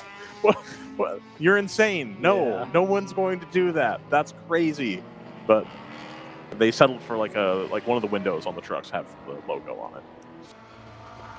There's a car turned around at turn 20. It is. It's the TAPG. 11. No, that's the 11 Kingpin car. Oh, it's the Kingpin car. It's the 11. Yeah. Sorry, I saw the Toyota colors. Did you see they released the new Toyota GT3 car? I did. You know, actually, yesterday during qualifying, I made mention of this. Oh no. Is this Kingpin on Kingpin action? Oh, no. Oh, no. I think it just lit up the rears here on corner. Okay. Yeah. Yep. Okay. Nice. All right. Tyler was sweating bullets there for a second. Brendan, or I'm sorry, not Brendan. Jordan, can you make the replay graphic flash like once a second? That way it really looks 90s-y, you know? You'd have to set it up as a slideshow layer, I think, where one graphic is just transparent, like a transparent PNG, and the other is replay. Yeah. Oh my! You know, nothing what is else more are hacked you together doing? than the replay solution itself. So, Jordan, you know the look I'm going for, right? Like you're, yeah, okay. I did mention yesterday during the qualifying session that we were probably going to talk about Toyota at some point here. Sure, they didn't bring their finally released the GR. Oh boy, what's GR GT3. Well, so the Lexus one is going to be named the LFA again, but that one's going to be all electric, which I think will be consequential in the course of electric racing at some point in the near future, because allegedly that's going to be where they more trouble. Car is that turned around? That is AOA. Yes. We got to pay for Jordan. 163 it's reported as. That's so yeah. How much is that thing per year? The Discord Premium. Nitro? Yeah. How much is that per year? Is it less than $100? It happens here. So. Oh, just goes around. Yeah. Lock the brakes, which is the right way to do that. Let the car come to a stop. It is amazing how many times incidents happen, and people are like, "Oh, well, if I just release the brake and roll off track, it'll be better than locking the brakes and stopping in the center of the road." Right. And literally every time somebody tries to do that, it ends up being way worse. Never works. Literally every time. I mean, it does work occasionally, but the problem is you induce unpredictability. Yes. We saw it earlier with the lap 1 incident with the GP1 field. The 189 got collected by the 550 who chose not to lock the brakes as they spun around. Now, I get being nervous about stopping in the middle of the track, you know, with the field coming at you in turn 2 of lap 1, but still, you know, you got to lock it down. People know where you're going to go if they see the... exactly. Oh, you've seen that now? No. I mean, I have from you doing it. I thought you said you were going to watch it. New Girl. Oh, I have that. But we're only like partway into season 2 or something. Oh, yeah, you haven't seen it. Okay, yeah, got it. That's a little bit later. Who's that girl?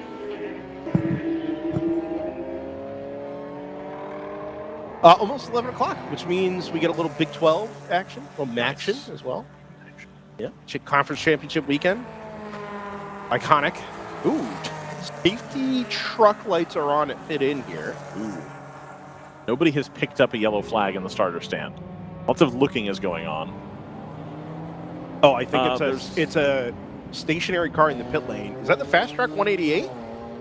Yes, yellow? With the Texas flag on the roof. Yeah. Okay. Exactly what it is. Tough. Still up on the jacks, but they've sent the safety truck anyway. Just drag it on the jacks all the way to the pit lane. I don't know why I find that funny. It's really not. Who was it that got left on the jacks on the grid at Spa? Was it Ralph Schumacher? I think so. It was Williams, right? Yeah. Yeah. Iconic scenes. What do you think the rights fee would be that we have to pay to the Atlanta Braves or wherever we actually have to pay them for Liberty to be able to show like 15-second snippets of like 2004 Formula One of like goofy things happening. Because it's all pretty out there on YouTube now. Like, maybe they'd be into that. I don't know. Well, once Bernie went away and Liberty was like, yeah, digital promotion is a great idea. Bernie Ecclestone, well, none of our fans are young, so there's no reason to advertise to the young people. We want to stay as the home for all the expensive brands. I watched not a the good 07 idea. finale last night, the highlights of it. Nice. I watched, 2004 at Suzuka and 2004 at Brazil a couple weeks ago. I don't remember either of those races. So the Brazil one, everyone crashed. There was like 10 or 8 cars running at the end, and it was all the second drivers. All the lead drivers crashed. Let's say there's Laguna Tech is in out of the GP2 class lead, by the way. So that should put the North Loop Motorsport number 21 BMW E46 back up into the class lead. The margin there is 14.6 seconds, and it's closing.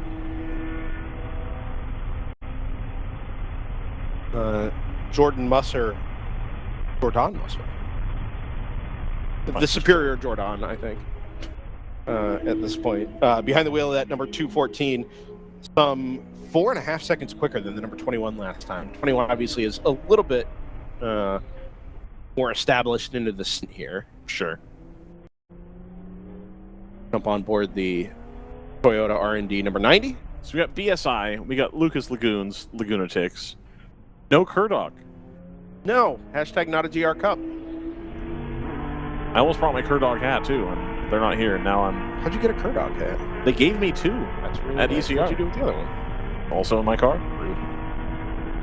My wife wears it from time to time. Yeah, okay. When my wife's friends are with us, they wear it if they need a hat from time to time. It's just a spare hat. You gotta, because they don't care what it spare says. hat They're stack. just because it's one of those like Nike running-y sure. type hats. Yep. So there's just a communal hat. There are a couple of teams we saw earlier on in the season that I would have anticipated seeing here that just aren't. I will say this.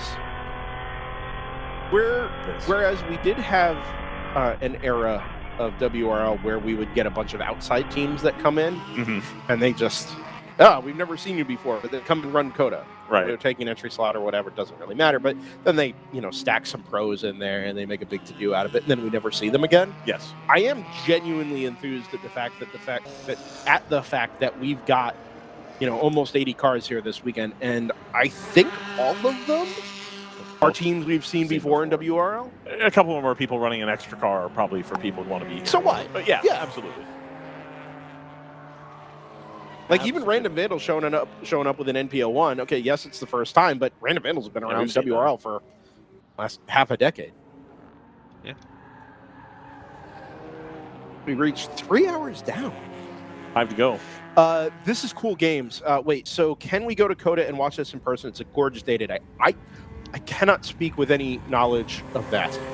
I'm sorry. I know that there are not spectator tickets for sale. I also know that there is some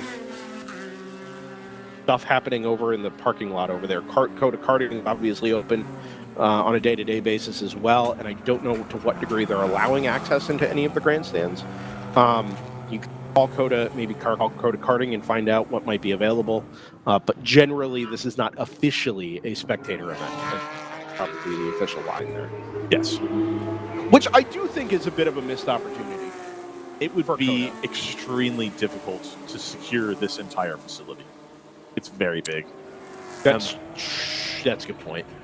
That's a really good point. And I said this 2 weeks ago when Brian Donati and I were here for the other club race. Sure.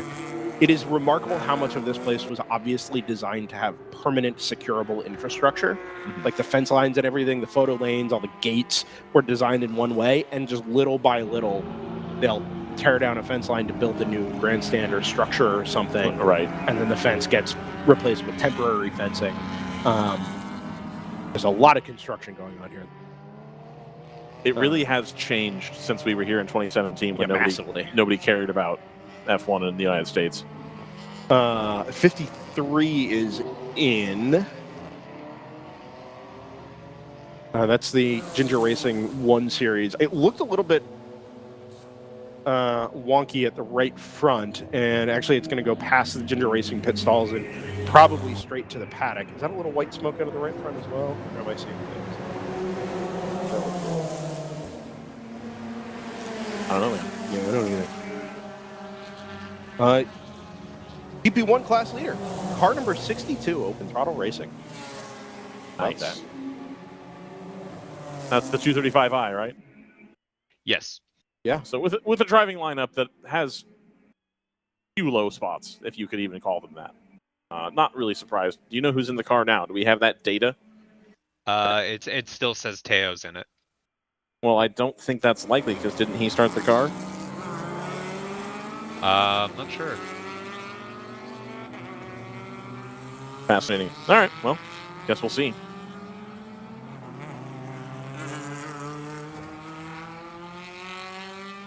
As we see that car coming to pit road, I believe. The bottom left corner.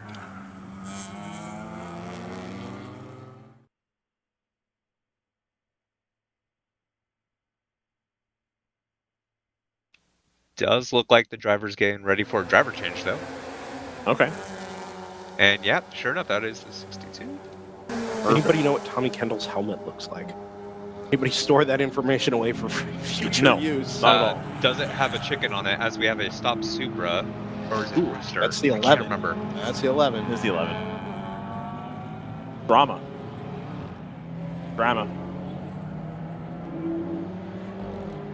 Where is the other car? Is that Oh, your plate? It is an NPO1 for sure, JT. I think that looks orange to me. 247, stop drivers right, and we go full course caution. All right.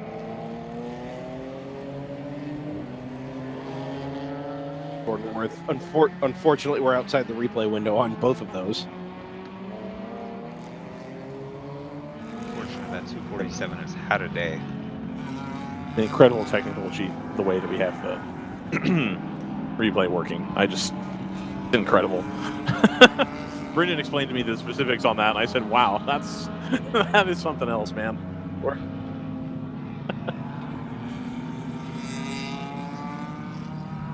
Is that stable, Jordan? Is that workable for future events? The heck yeah. Let's go. Adding value. That's an interesting way of putting it. Yeah. The really funny part is going to be convincing all of our other producers to do it the way Jordan does it. Zach particularly is going to be like, no. Well, Zach can do it the proper way. Right. Like, Zach is capable of that. Yes. Dustin, we're going to see. Dustin doesn't have enough inputs on his controller. Oh, that may have been solved already. Oh, okay, I'm got not it. 100% sure. Yeah. It is. A lot So of- we'll catch have the race leader catch the safety car a lot of pit takers here. this time around, who is currently... So the 21 did cycle to the lead and had significant gaps to second and third place, but I think those gaps are going to be sucked down substantially by the full course yellow here. So not what they wanted to see, I reckon. Stratus 60 was your overall race leader, by the way, ahead of Automatic Racing. Yeah, 60. They had been ahead before the pit stop and remained so after. I do want to point out this is actually pretty well timed for the 62 of Open Throttle, who had just come down pit road. But was on pit road, I think. We were just starting the pit stop as it was happening. Yep. Yes.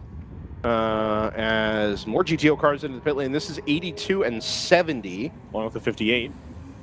Sounds like Matt Farr 82 might be going in that cleared car. the 70. This is really good timing for that number 82. I think the 70 was just into the pit lane in that Porsche 991.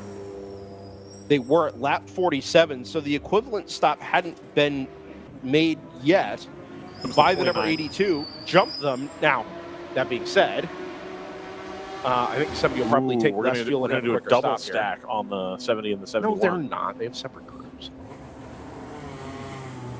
Man. Might have to mine the NPO1. Oh, okay, all right, there. Well, they timed that pretty well. That worked out. Yeah, that 70 will jump the number 82 Random Vandals BMW here. But anyway, it's a net massive gain for that number 82. Huge.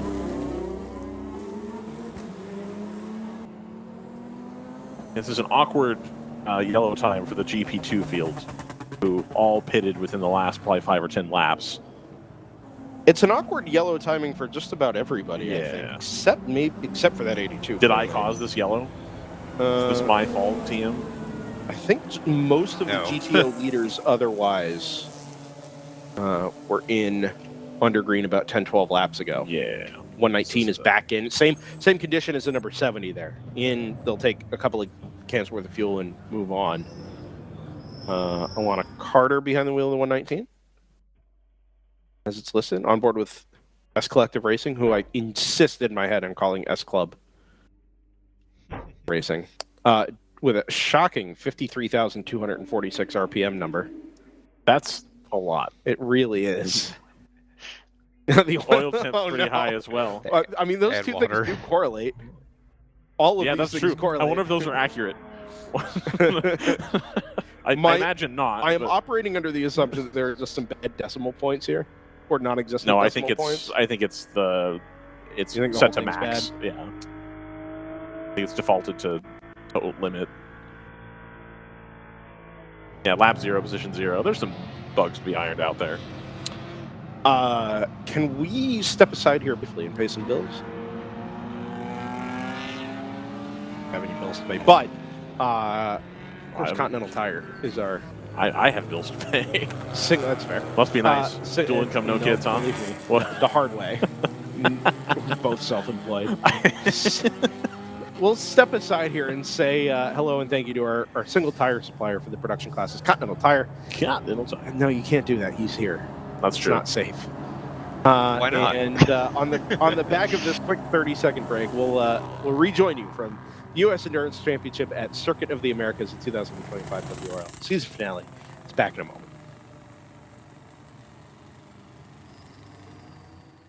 You can feel confident Continental is the smart choice in tires. Can they handle extremes? Yep. Tested from the Texas desert to near the Arctic Circle. Really? Really.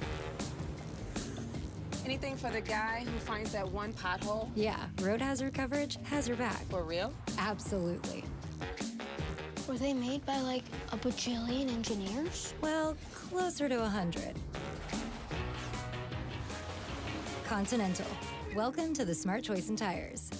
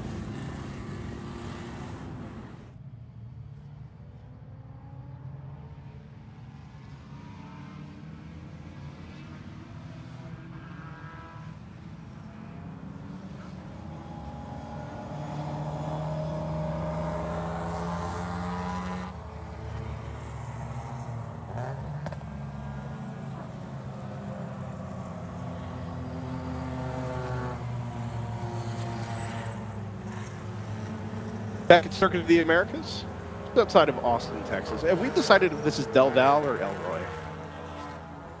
Because I saw Del Val forever, and more recently I've seen Elroy because the town is like right over here. Apparently, it's We get some clarification on where exactly we are. Bullpud. Somebody tell us if we're in Del Val or Elroy. Delroy. Delroy. That's it. That's where it is. Delroy. Anyway, we're just outside of Austin, Texas, where. Yes. There you can see it in the distance. State University of the state of Texas, the flagship university. In the heart of Texas. Will not be playing anymore meaningful football games this season.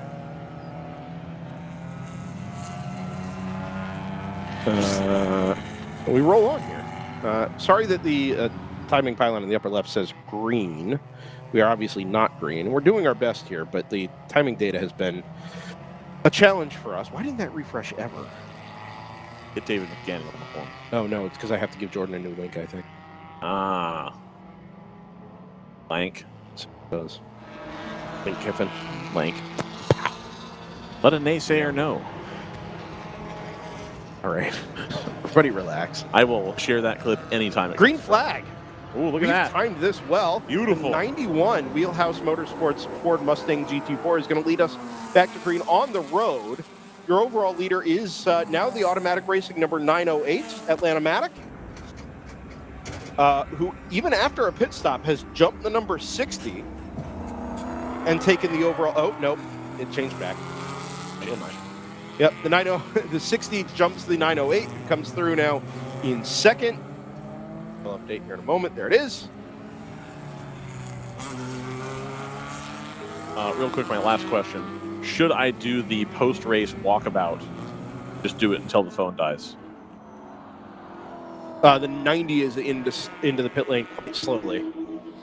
Yes. Now it does accelerate back up to 35 miles an hour, but they're around the corner. Out of fuel? A fair amount of damage to the left side of that car. So keep in mind this car was involved in the opening lap contact with GTR. Opening lap schmozzle.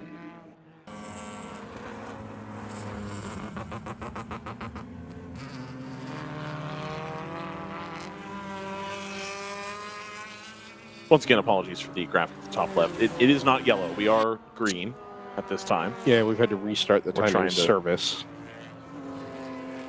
Trying to get that squared away.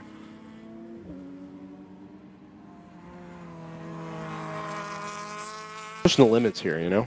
That's what we do. Drew Cleaver says it's Del Val. All right, I'll take it. Yeah.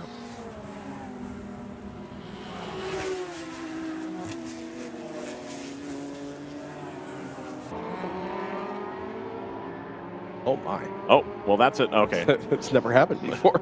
It's the minimalist design. Just in Times New Roman with the cursor flashing.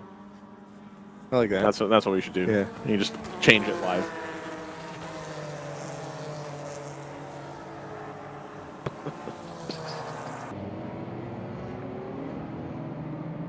Yeah, that'll update here in a moment.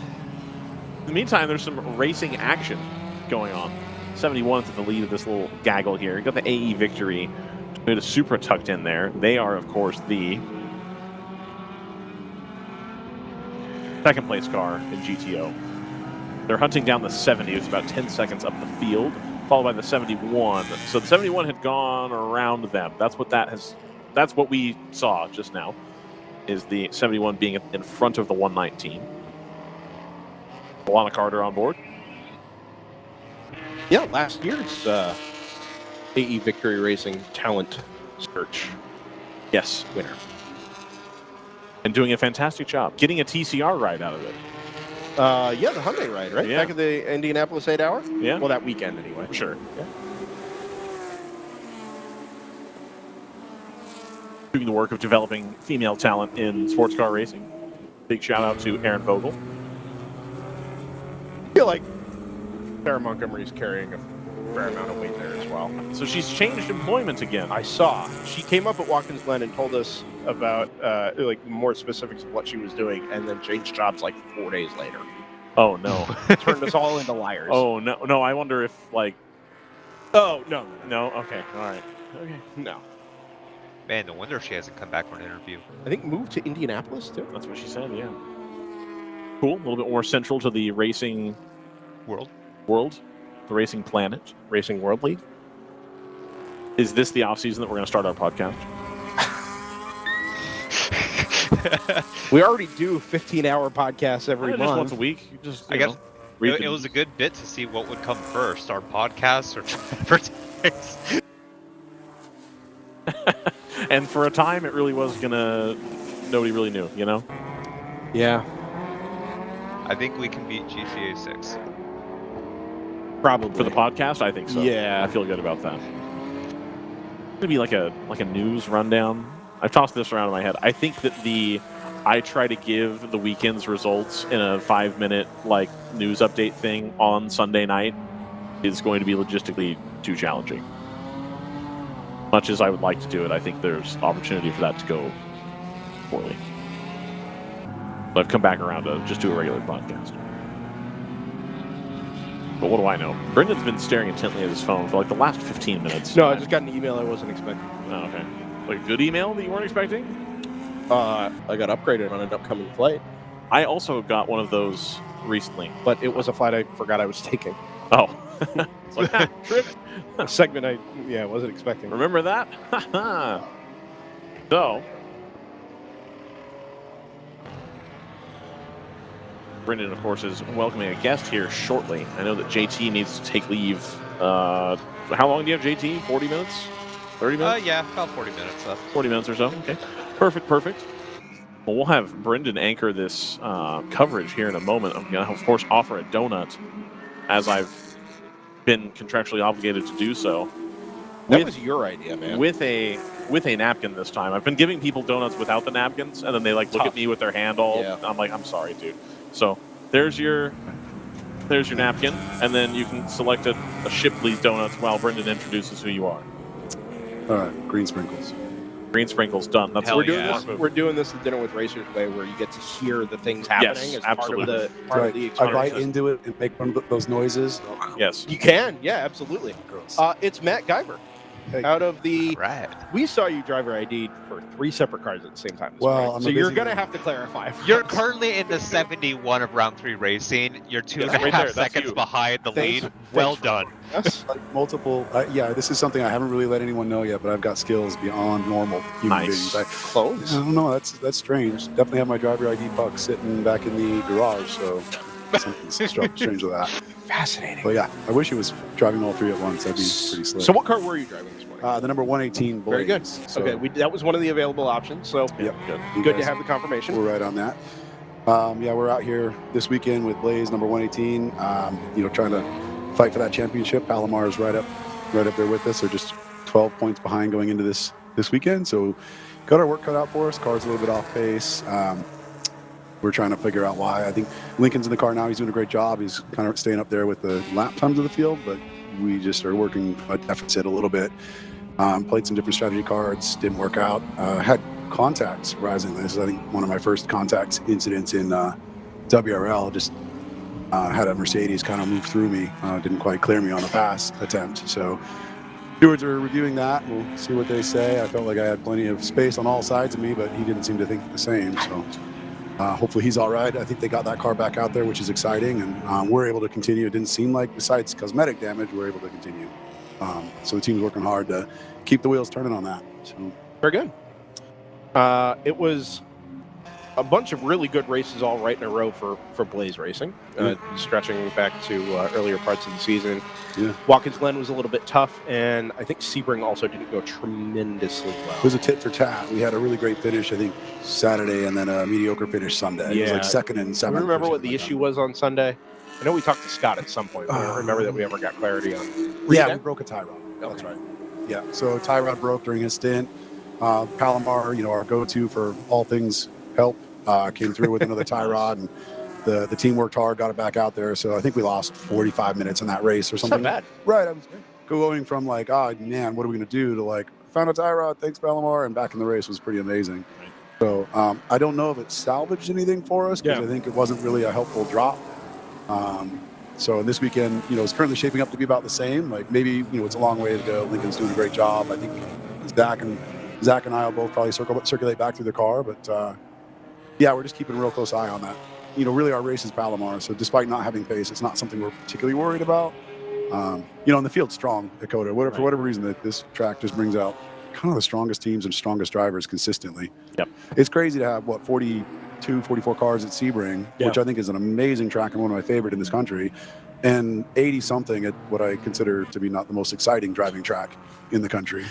I think the Formula One branding does a fair amount of heavy lifting there. Yes. Yeah, people come here. This Austin's a fun city, so that helps as well. Austin's bitching 10-minute Uber from the airports. Couldn't be easier to arrive and drive. Yep. There's a lot of convenience packaged here, great hotels and housing all around. But yeah, the track itself, it always seems like it's under massive construction. It's always kind of a war zone trying to get in or out of it. Have you driven the photo lanes? No, not yet. Oh, it's like a war zone stage. Yeah. Oh, yeah. Man. They are probably still just in that recovery mode from Formula One here, not that long ago, perhaps. Yeah. But yeah, I think there's just in a traditionally they're pretty rough. Okay. I think if to put a positive spin on it, I think they're in a state of perpetual upgrading. Yeah. Right. There's always the next thing to be done. Yeah. And there may be some sort of operational changes to the way that COTA functions in the future. That necessitate some of this investment. I think we all have to some degree. Yeah. That necessitates some of this investment. Unfortunately, it means that when you show up here outside of the spectator racing season, where we're at now between F1 and NASCAR in February, March. Okay. I think it does kind of look like a war zone. A bit. Yeah, and you're wandering around trying to find even getting down here, 17 doors and only 3 of them are open, and you don't know which one, and a bathroom may or may not be open. The facility's great, well maintained, so kudos to the track team for doing that. But yeah, I get that it's a bit of a challenge maintaining a facility of this size and scale. Right. We have the same thing back at UMC. We have 144 toilets or something like that around the facility, and try to just keep those available and open to the public. Gross of toilets. Yeah, gross volumes of toilets. But yeah, so back on track here. Happy to be here. COTA is always exciting. It's the penultimate round of the season, and the Blaze teams worked so hard all season to get here. They set out on this path maybe 3 years ago, and it's been nothing but, just a grind to get here. So I'm real proud to be a part of this effort on their parts, and great team to work with. So super happy to be here, even if this race is one of the tougher ones so far. I managed to narrowly avoid incident in turn 3 on the opening lap, and I'm really disappointed to see some of my friends taken out in that situation. Yeah, that was a brutal incident. In fact, I think we've got a really great video. I saw PC racing kind of backing across the track, covering half the track as they're backing in. Got spun, turned around, backing in. Saw it coming, adjusted my line slightly. Knew I was going to miss by not very much, but was pretty sure I was in clear, and then all of a sudden a random rapscallion M2 appears on my left where there's not anything. So luckily the M2 did not choose to move me over, because that probably would have caused more incident for us. Yeah, right. But unfortunately, I felt that impact inches away. And I'm really bummed for those guys, because that's just a lot of hurt and damage for, I think everyone's okay as drivers go, but they've got a lot of work cut out for recovery on those cars. And 5 of our top qualifiers gone, and I don't know if that's good for us. It doesn't really change our race at all. But I was going to say, in GP1 in particular, the growth of that class over the last, let's say, season and a half is culminating in I think 26 car field this morning. Yeah. Including those cars that didn't come back around after the green flag. So to some degree, losing a couple cars off the top hurts. On the other hand, there's so much depth in the class that for you guys, you still have 23, 22 other cars to worry about. We do. And scoring points only in the top 10. Yeah, so right. Really, we're just focused on what does that top 10 fabric look like for us. There's still quite a bit going on there that we have to really kind of keep our eyes on. And still a long ways to go. Here, I've got this. If you use the slider there. Oh, geez. So I'm just going to go ahead and let him take a look. You can slide that back and forth and see the clearance that I plugged in. But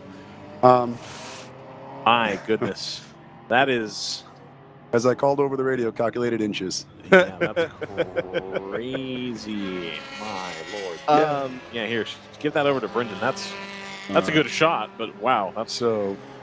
Coming into this speed on the right, Blaze, obviously the neon lines, and then as we get close, there it is. Yo. That was a bigger. So this is the first time I've seen any. I assume this is on top of the tower. Yeah. I didn't realize that became a much bigger incident than we saw initially. Yeah, it was unfortunate. Like I said, I felt that. It was not enough I felt it. Yeah. And close enough. But yeah, just a bummer for those guys, and I'm hurting for them. I've talked to a couple of them, and so I think HQ is going to get things together and get back in it. I'm really excited to see them come back out on Sunday. So hopefully that's going to happen. I know they're still hunting for a few parts, but I think they'll be quick. I don't know about fifth gear. I think they're out there in that as well. Definitely Rapscallion isn't going to make it, and PC's not gonna make it. But, anyway, I should move on from that. Yeah, then the event unfolded. A lot red flag for a big fire over here in turn 1. Yep. So I kind of sat in the car doing nothing for a lot of yellows and a lot of reds, which I'm okay with, mostly because we're here to just win a championship, and trying to do laps is not critical. If no one's doing laps, I don't need to do laps. Sure. But yeah, it was a bummer to see Cajun Canucks have a misfortune on. I think they were the ones that just motors burned down right up there. The worst part about that was probably that dust cloud. It was wild. It was brutal. Yeah. Pointed more or less right into the sun, climbing the hill. The sun's coming up over that way. Yeah, unfortunately, it kind of led to a bit of an altercation. I went through that dust cloud one lap before this incident occurred, and I'd gone through it, and team kind of wanted me to feel it out, and it was terrible. The whole car filled up with dust, and I was blinking grit out the whole entire rest of my stint.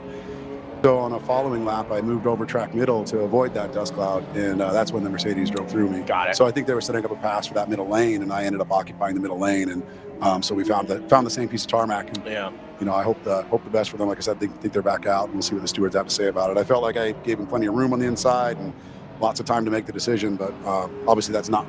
His video would be probably a telltale. So I always think one thing, and you see someone video like, no, that's totally different than I thought. Yeah. But we're still surviving. Like, luckily, cars keep it together. We just got a fender flapping in the wind. Spinner is, I think that's one of the Ford Mustangs. Yeah, it is. Wheelhouse. That's what it is. Right at the apex of turn 15. It's gonna take me forever to remember that. Tough spot. Got to think of Summit Point, man. Find the first gear, forward drive. There it goes. We've listed all the cars that won't be back out there in GP1. There's another car that won't ever be back out there in GP1 as we quick replay. Is the Zalus M2 a thing of the past? Narrow, great driving there to avoid that. Yeah, Zalus M2 is sold. Gone. Yep, that's gone. That sold, I think, when we were at Sebring. We got the confirmation that it sold. So, and ironically, as you see now, there's like half a dozen more. Right. So we're like, oh, well. But I don't feel like it was premature for us. It just wasn't a car that suited our driving style. And, it just wasn't, you heard us say it, and I'm sure everyone else is. We sure did.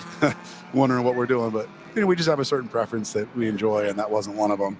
If you're not enjoying driving the car, there's really no point to it. You're going to be spending, between 2 and 4 hours behind the wheel every day, and if you're just not having a good time, and that was a 2-driver program, so that's a lot of work for 2 drivers to do something you're not really enjoying. Right. So that car's gone. I mean, it was, like I said, it was nice. We had AC, that was terrific, but that was the only highlight for us.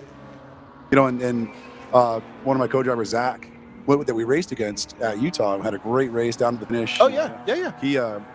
He was kind of along the same lines as you guys. Well, what's so bad about it? And he went and test drove one with the Rapscallion. He's like, oh, I see why you hate it. This is all coming. We're all driving these lightweight, 2,600 pound, BMWs from the classics, and so they're just a lot sharper. And I think it's hard for us to adapt to the heavyweights. That obviously some people are piloting really well. I see some great results for some of these guys. So Blaze did not purchase the M2. They did not. Yeah. Okay. So we know it's not Blaze. I have a strong feeling that car is going back to thermal. So it came from thermal to us, and it's going back. They've got a really great M2 program that they run out there, which kind of the homologator, do their own field right. That is Rapscallion and the 82. Yeah, and that is significant. He's just checking on him now. He's like, "You go okay? Okay, good." That 82 was inside the top 5 for a good portion of this kind of phase of the race here. Yeah. Well, yeah. It was 2 cars trying to occupy 1.5 lanes there in the braking zone. Darn it. This is, it's no Watkins Glen this year, but it's not been super exciting. I think we're going to go full course yellow. I think we have to, yeah. Not officially yet. The starter is prepared. And we're doing it. It happened. So is there a well-defined next step for Zalus Motorsport? No, definitely not. Okay. Jason's kind of in this phase right now where he's really enjoying, I think I talked about this before, he's really enjoying some time with his kids. They're at an age where he's really involved with what they're doing. So, we'll still do stuff. We'll pick some races that we want to do. He toyed around with coming out to, I think, Sebring, but didn't end up doing it. And he still runs locally with us back home in Utah. So, it's just funny to me because this guy, if people remember the Zalus brand from a couple of years ago running Lamborghini GT3 Hurricanes in SRO, he had a 2-car team running at a very high level. So 4 Lamborghini Hurricanes, they run both series, the World Challenge and the other, whatever it was called. So he was really active in these Lamborghinis. Meanwhile, back home, he's racing Honda Integras or Acura Integras, yeah. B18s, B8 or Just the K24s. bumper on the 80 is dragging on the 80 BMW. Just Maybe heading the up to wheel. turn one. Maybe Scott will take that off for him. Scott Smith's car will just wipe that right off and clean it out. But yeah, so he's really down to earth. It's a lot of fun, like to go from the Lamborghini to these fire-breathing, annoying, and monstrous K-powered Integras with no ABS and no power steering, no power brakes. Ooh, here we are. Yeah, that's the Unfortunately, a little bit of 82. damage in the 82. That was obviously the corner of the car that collected the 669 Yeah. down there at turn 12. They may survive. They may get that wheel on there and tape some stuff up and be back out. Hopefully. Depends on if the wheel is just on its way off or if it's done more damage to the suspension, which seems more likely there. But that's tough. That car was, really competitive this morning. No tie rod. That's probably. I can't tell if that's tire peeled off the rim. No, that's a big hand wave, meaning we've got tie rod damage. It's obviously the only Random Vandals GTO entry this weekend. The 28 not here. Do still have the 98, obviously, in GTO, but I would say the 163 might disagree with you, but oh, good point. I did forget about the 163. Well, it doesn't look like a Random Vandals car. It looks like the Forza car almost. It looks like almost your standard BMW livery you expect on most of the GT4s. As generic as it gets. Can interest you guys in a two-car Porsche 991.2 Cup program? Funny thing in Utah, those guys are talking to us about the M2 and, all the stuff we said about it. They're like, well, we want the M2 because I think the missus really liked the color and she kept really. So they were joking about trading. I'm like, we'll trade to the Cup car for the M2. And we're like, Jason's okay. Yeah, I bet. We're in. So yeah, I know they've been looking for some exit strategies on those cars for a minute. But those are probably not in the budget for us by any means right now. Trading an M2 for a Porsche Cup seems fair until you get the first, gearbox rebuild bill. And then On the surface level, like, okay, cool. Engine cycle, transmission duty cycle. Oh, there it goes. Yeah, they replaced the tire or the wheel on the right front there, but that car is headed very much to the paddock. So yeah. I thought I'd come visit. I don't think I caught up with you guys at Sebring. No, couldn't find you. No, we were pretty thin on interviews at Sebring. Saturday was just kind of rocket through the race sort of day, and Sunday it got a little busier. But I think we did hear from Scott a couple of times. I think Scott made it up there, right? Yeah, he did. That's right, because he talked about Sunday. And well, that's good. So always want to. I bumped into Scott 4 or 5 times that weekend. Yeah, he's a busy guy. This weekend he's apparently.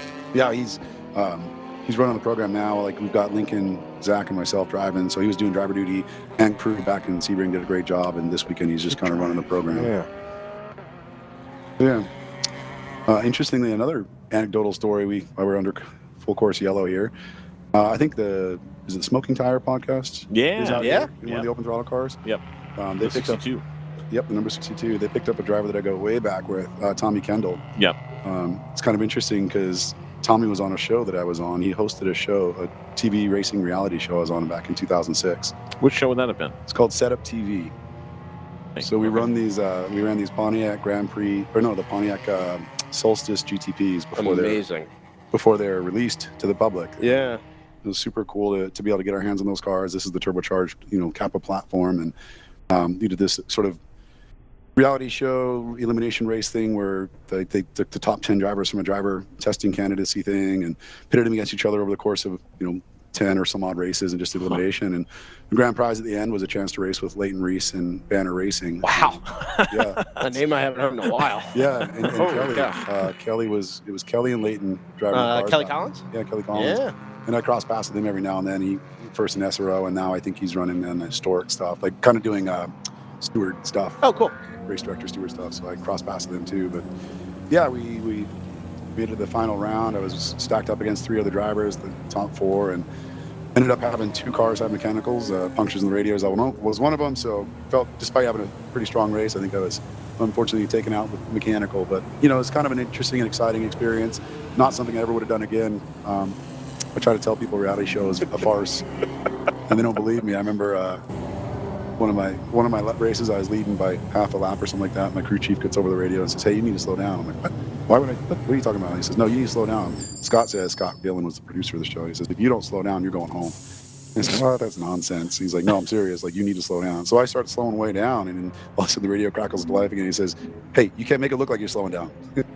Like, slow down, but don't make it look like you're slowing down. And that is so All right. lame. All right. I'm telling you, My reality. goodness. Did you tell him the raid in the plains of Spain? It was no. I ended up just kind of like, oh, okay. So I start sliding the car, dropping wheels left and right, and just trying to make a show of it. But that was when I realized this is all just a script, and they knew who they wanted to kind of do what. That stinks, right? Because like racing, it theoretically should be one of those things that should be exempt from that, right? Like how do you manipulate? I mean, NASCAR has opinions there, but like, how do you truly manipulate racing to turn it into reality? Like racing, as Bob Varsha used to say, racing is the ultimate reality show, right? Well, stuff happens in racing that you would find genuinely unbelievable in most other settings. Right. It doesn't need the manipulation because it's just genuinely interesting on its own. It's already dramatic, right? Right, exactly. Yeah, Miles might have a different opinion. Fair. Well, like to give you an idea, like it's a pressure cooker environment, and I think this is probably true across all of these reality shows. They kind of give you this survival instinct where they put you in such a sort of psychological condition that you're kind of willing to do things you might not normally. An example of that is they put all of us in this room, like one of the very first auditions for the show, they put like 50 of us in this room, locked us up in there and told us, we're going to be ready to shoot, just hang out. And it was like, they get us there at 6 a.m. call time or something like that. And they left us in there till 12 o'clock or 1 o'clock with no food and a pallet of energy drinks. Cool. And then cameras, right? So they're trying to like get us to kind of, and they also hired actors to come in and start talking about, it was supposed to be an amateur thing and you could not have a professional racing background. Mm-hmm. And so they'd hired actors to come in and start kind of talking to each other. Oh, what do you do? And like these actors are, I'm testing with Formula One next week. I did a bunch of stuff back in Spa. So there's these actors that came in and said all this bullshit, and I called it out right. Oops, because my language. Called it out right away because they're, it's some 22-year-old, very handsome or very good-looking girl. I'm like, yeah, that's not a candidate. Sorry, I've been around racing long enough to know that is not a candidate, and I don't know who they are. So it's clearly a plug or someone's been playing us. But yeah, so they give you this weird sensation where they have 10 or 15 fakes that are in there just saying stuff, a script to try to get everybody on edge. And they left us in there with no food or drink, well, other than energy drinks, for like 6 or 8 hours. And people were getting shaky and nervous and lots of anxiety. So they create these environments intentionally in these reality shows, and it drives people crazy. I do feel like the majority of people who get racing, though, just kind of roll their eyes and shrug their shoulders at that stuff. Like bringing the fakes in, like, all right, cool guys. Yeah, you could definitely tell all the people that had, because a lot of us had club racing background from some form, whether it was autocross, pro solo. No one really had road racing experience necessarily, outside maybe a couple of weekends or something like that with NASA or SCCA, but not seasons worth, right? Yeah. But nonetheless, all of these guys and gals that I knew I'd be racing with had been around for 5 or 6 years at least in the industry, and you're right, they all basically knew right away. Yeah. These people come in and dressed top to toe in Gucci, and the rest of us from like a bratty T-shirt with a stain on it. So I mean, I had to take 6 weeks off of work, no pay, to be out there at the show, and it wasn't easy for us. But yeah, Tommy was the host, and he did his best to look out for us and straddle that line between getting a paycheck and common sense, because the director came from another background. He directed a show called Biker Build Off or Builder. Okay. It's totally different environment. He didn't know race cars, but he lied and told everybody he did. And so he was not the voice of reason. and Tommy was. So he did a good job. So yeah, it's cool to see Tommy again. And he's back in the car after, I think he's in an 11-year break. He hasn't really driven a car in anger in 11 years. So I'm super excited. He's pumped. So yeah, kind of lots of exciting stuff this weekend out at COTA. It always brings out some really interesting, experiences. Sadako Kalsa in our YouTube chat says, Setup is the show that gave us Mike skiing. Is that right? Yeah. Was Mike involved? Season 2. Wow. Season 1, he was season 2. Well, the show was good enough they did 2 seasons. Debatable. There's a handful of names. Drew Stavely came out of season 1 with me, and Drew Stavely ran with, he's done quite a bit all the way up to SRO and IMSA even, I think. I recognize the name for sure. Yeah, so he did quite a bit. Jeremy Cruzette, one of my rivals and longtime friends, he won that series, and he current CEO of NASA. Is that right? You know it. Yep. Yeah. So small world, right? Former marketing director of NASA. That's correct. Ask me how I know. So I can imagine. Yeah. DriversEye Live has probably got some great conversations to go with Jeremy. So I've been interacting with Jeremy ever since that show, one way or another. Yeah. Because obviously you guys know I run the NASA region back in Utah. Yeah, so a lot of crossover there. Yeah, Drew Stavely, Ron Bauer was a name from autocross back in the day. We got a couple of drivers that kind of come up through that program or that TV show. And it opened a few doors for me, because it's funny, being young at the time. I think when my wife sitting here, my lovely and talented wife, Robin, I won't let watch the show because it's like a 20-year-old version of me. I'm probably 110 pounds wet. I don't even know that guy anymore. But yeah, so I was thinking, she hasn't seen it, but no. And then, you know, nice, I don't know where I was going with that, but the nice thing too is like, I mean, almost all evidence has been eliminated. Yes, Wiped, yeah. Nice. Yeah. So, well, we were talking to Glenn McGee, who was on that Gran Turismo version of that, basically. Okay, yeah. And that would have been in like, what, 2012, 13, something like that. A few years Yeah. And I had talked to him about it, and he said basically since his year, if you go back and look at it, his year of the American one, a lot of them stayed racing adjacent for some time. And he said that is scrubbed. You can find the season before and the season after, like on YouTube and stuff. Yeah. But that season with all of them in it cannot be found. Cannot be watched. Interesting. Yeah. But yeah, I think it did open some doors, kind of like, but only regionally, locally. I got a coaching gig out of it that, you know, gave me an opportunity to get out. Because like, I think I've said this historically, I just don't have enough money to pay for any of this stuff. So I got to figure out how to trick other people into doing this for me. I mean, most of racing is just finding ways to spend other people's money. Well, at best, yes and no. I mean, there's two aspects to it. There's the guys and gals that work hard, go to work on Monday and come to the racetrack on Saturday and Sunday, and that's my bread and butter. And that's who I really love marketing to and enjoy racing with, because those are the guys and gals that really want to take their cars home looking just as good to the track. And then there's another segment of guys and gals that are just trying to find a way to get someone else to pay for it, and they're harder to work around because they don't bring value to me as an event host, but they bring value to the customer's experience, which is great. And you got a whole nother segment of people that hell or high water, they decided 6 days ago they're going to be a pro racer, and it's all happening now with their cup car and their new suit and their what is it, those super expensive helmets. The Stilo helmets. Stilo thing, their $5,000 helmet, and you know, they're part of the segment too, and I got to figure out a way to make it the experience fun and work for all of them. I mean, that's the only way to keep motorsports alive. You know, I look at the future of motorsports, and I do worry a little bit. We see more and more tracks going private and becoming unavailable. You know, and motorsports has never been a profitable venture. Yeah. So for someone that, you know, is used to making money for a living, going, well, how about I not make money? Right. Oh, here we go. Sorry. Yep. No, we're gonna go back to green here. We've got Screaming Goat's. Screaming Goat's gonna lead the way. Got Blaze 2 cars back there. Yeah. El Diablo behind. Yep. Blaze will be a lap down to the Screaming Goat car. It's true. Blaze making a move on El Diablo and gets it done. Nice. Well done. Oh, there's another car. Yeah. Up to P2. Yep. Well, no. GTO traffic going down the inside. No, please. I was saying track position P2, but like not. Yeah. P2. Right. Yeah. Right. A little bit of bodywork hanging off the back of the Blaze car. Yeah. No, it's off the 80. The 80, No, the this 3D race. There's definitely bodywork hanging off. Oh, is there really? Yeah, the 80 I believe already pit, but the 118, if It's you here, look, you'll it's see the driver's it, rear unfortunately. corner. It's been hanging in since my stint. That's where the Mercedes didn't quite clear me on the front straight. Got it. And got it.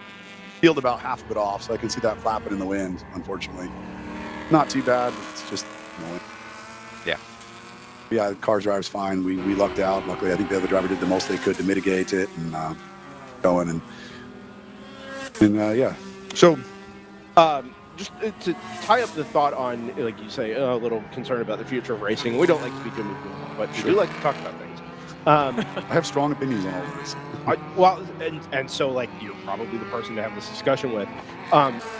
It seems like, I don't know if it's as maybe race cars got more difficult to build or as they became easier to acquire from other sources, buying them from a factory, whatever. Like the sort of tinkering nature of motorsports is being lost a little bit, and cars are harder to work on, right? It's objectively are, and only getting harder. Do you think that's essential to the racing experience, or do you think that there is a version of club and grassroots motorsports that allows that type of acquisition of cars to exist at an affordable level and keep grassroots racing alive, or do you think it really does rely on the, hey, you're going to have to build this car yourself, everybody's going to have to go do this, you know, the power to weight or technical rulebook kind of approach to racing? That's a great question, because this still speaks to two different demographics, and the one that I'm most concerned about is kind of being phased out. I've been hosting events for almost 20 years now out at Utah Motorsports Campus, and it's gotten progressively more expensive every year. And I think what, unfortunately, like, I've always done a really good job of trying to keep barriers low and trying to get as many people interested in motorsports as I can, particularly talking about that age group, you know, just out of high school, going into college. They've got a lot on their plate going forward, but I try to figure out how to keep them involved, because they're obviously motorsports enthusiasts, and get them out the track one way or the other and get them for that first 4 or 5 years. And then I understand No, I'm pointing at Oh, it just Ryan. came back. Yeah. Okay, well, whatever he tried to do didn't work. tried to just carry turn the on, screen yeah. off. Anyway. But yeah, whatever. This important age group, 20 to 30, 20 to 25, I know they've got lives to start, they've got careers to start, school to finish, families to raise. So I realize that if I get them now for 5 or 6 years, they're going to take time off and then come back. And then from the 35, 40, 45 to 50, 55, that's a great segment of their life where they get to finally enjoy motorsports and be able to afford it versus scraping by. I think you're going to see that portion go away. That kid that was, barely making enough for a $200 entry fee, kind of go away. And I try to grab them and keep them longer than I can. So once they get 1 to 2 years in, I start finding ways to employ them and use them to my advantage, which helps, because I need new drivers, need coaches, instructors, whatever. So I start putting them to work, offsetting their expenses as much as I can, and keep them 1 or 2 more years as long as I can before they start that path of career and family. And I think that's a really important segment because they do go on to become the CEOs and CPOs that come back and race when they can afford it. But unfortunately now when you make the racing entry level so expensive that they can't afford to do it, I mean, it's almost now not much more expensive to tow a car to California and race than it is in my home region. Oh, wow. They've raised their expenses so much and then consequently us. So like you start eliminating that segment of that group at that point, and I don't think there's a portion that are still going to do it when they can, but a lot of them aren't. Yeah. So now we sort of lose that influx of those customers, and I also don't get them to begin with. So it becomes harder for me to survive and create opportunities for those, less fortunate financially drivers to come and join us. So I just worry a bit. And you still have other avenues to get in, like sim racing is an avenue. But I think that at some point when this demographic shrinks enough, what are sim racers going to sim? Like Formula One, because there isn't this other kind of category anymore, because all the kids that grew up to be CFOs that went and bought a GT4 or GT3, Cup car, Cayman, whatever, aren't doing that. Yeah. And so suddenly we're going to see even GT racing. And this is the whole rocky to pay all the tracks need to make money. They got to pay their bills right now. So the first thing you do is say, well, your rate's going up. And then down the line, 10, 15 years down the road, suddenly I worry that, we'll be extinct to some extent. I can also recognize that I'm maybe getting to be a little bit senior, and my concept and idea of racing, speaking to your initial point that I dragged on about, isn't necessarily the same as everyone else's. Yeah. Like I look at racing now and I go, well, where's your manual gearbox and where's your tinkering? Because, but that's historic racing now to some extent. Yeah. You can have a factory race car in almost every historic race up to. So, what is racing? Maybe that's not for me to say, and maybe the GT program stuff isn't unreasonable to expect being the next level of racing, but I just don't know how you get there without having that influx or feeder group at that 18 to 25 demographic when they become motorsports enthusiasts. Yeah, and if you don't get them at that demographic, they're not coming back because there's nothing to come back to, right? Yeah, they didn't get exposed to it to begin with. Yeah, at some point it decays, and suddenly all the tracks are going under and going private, because there is still a demographic, the other demographic you spoke to, there is still people that will spend the money and as our sort of economy shifts towards a more and more pointy end, there are plenty of people that can spend that money to the extent that this place can afford to go private, probably and be successful off of fewer customers. But I still think that's a decaying incident. Like at some point, fewer and fewer customers just makes fewer and fewer customers. Yeah. Well, and so at some point, it speaks to the tension that exists, with racetracks just existentially, where I think we're seeing a consolidation upward, where it's you either find a way to sell property at the track and have like a country club type atmosphere and do that and raise rates as a result, or you're a club track scraping by because you love it, and at some point a better offer comes by. And that was a huge anxiety when Willow Springs went up for sale, for example, that like it's out there in Lancaster where there's a lot of industrial, it's mostly undeveloped, like they may just put something else there, and I think we've ended up with a better situation with that than one would have expected. Fair. But I was let in on some of the financial particulars with regards to continuing to run races at Willow Springs, and it's going to be an issue for series to continue to run there when Streets of Willow now costs the same as the main track. Yeah. And that used to be like, hey, that's how you do track days. That's how you get started. Streets of Willow, it's pretty cheap. You rent it for the day. You got a couple run groups. Around goes Captain America. Jordan, man, how'd you do that? Jordan's so good. Professional. So good. Pretty slick. So I start to worry. 18 seconds and we're going to see it again. Exactly. Boom. There we go. Here it is. Done on the replay. Maybe caught a little curve. Way back there. Yes, almost. That is tremendous. He was definitely channeling some form of a T. That is the longest single spin I've ever seen. Yeah, that's pretty good. 2 full corners worth. Wow. So anyway, I start to worry about places like Thunder Hill and Eagles Canyon to some extent. No, Eagles Canyon is headed that way. Exactly, and that's the thing is you're either going one direction and they've got. Oh, I see what you're saying. Right. Or you're Thunderhill and you're trying to head that way, but I don't think they're keeping the same pace as Eagles Canyon and Willow Springs and all that. And by default, these racetracks are in spots where there's not a lot of people, so it's a struggle to get people, as you were talking about, to tow all the way to wherever and make that happen. One of the really interesting things to me, as far as not so much the tracks, but the consolidation of where people that are racing choose to go race. Also upwards and downwards, right? You see growth of the, maybe not growth, but you see a consolidation. Victor on the inside of some traffic there. It's going to go 3 wide. Into be all right. Homologated series, right, where you go buy your GT4 car, you keep up with all the BOP adjustments and everything that needs to be done. You pay a team to run it, or you rent a seat out of an existing team, and everybody goes that direction, right? Or, I mean, historic racing has seen pretty significant growth, right? And not just of the historic cars, but like of the modern cars that people would maybe have taken to go club racing somewhere else. The Porsche Cup cars, the old GT4 cars, the LMP3s, right? Sure. I lay the blame for that to some extent at the feet of 1 or 2 organizations in this country that did not want to embrace the new cars because they had too many old cars. You and I have spoken about this off air before. It's not a secret, right? Yes, these are things. These are topics that have come up over and over again in regards to racing. But where does it leave the middle?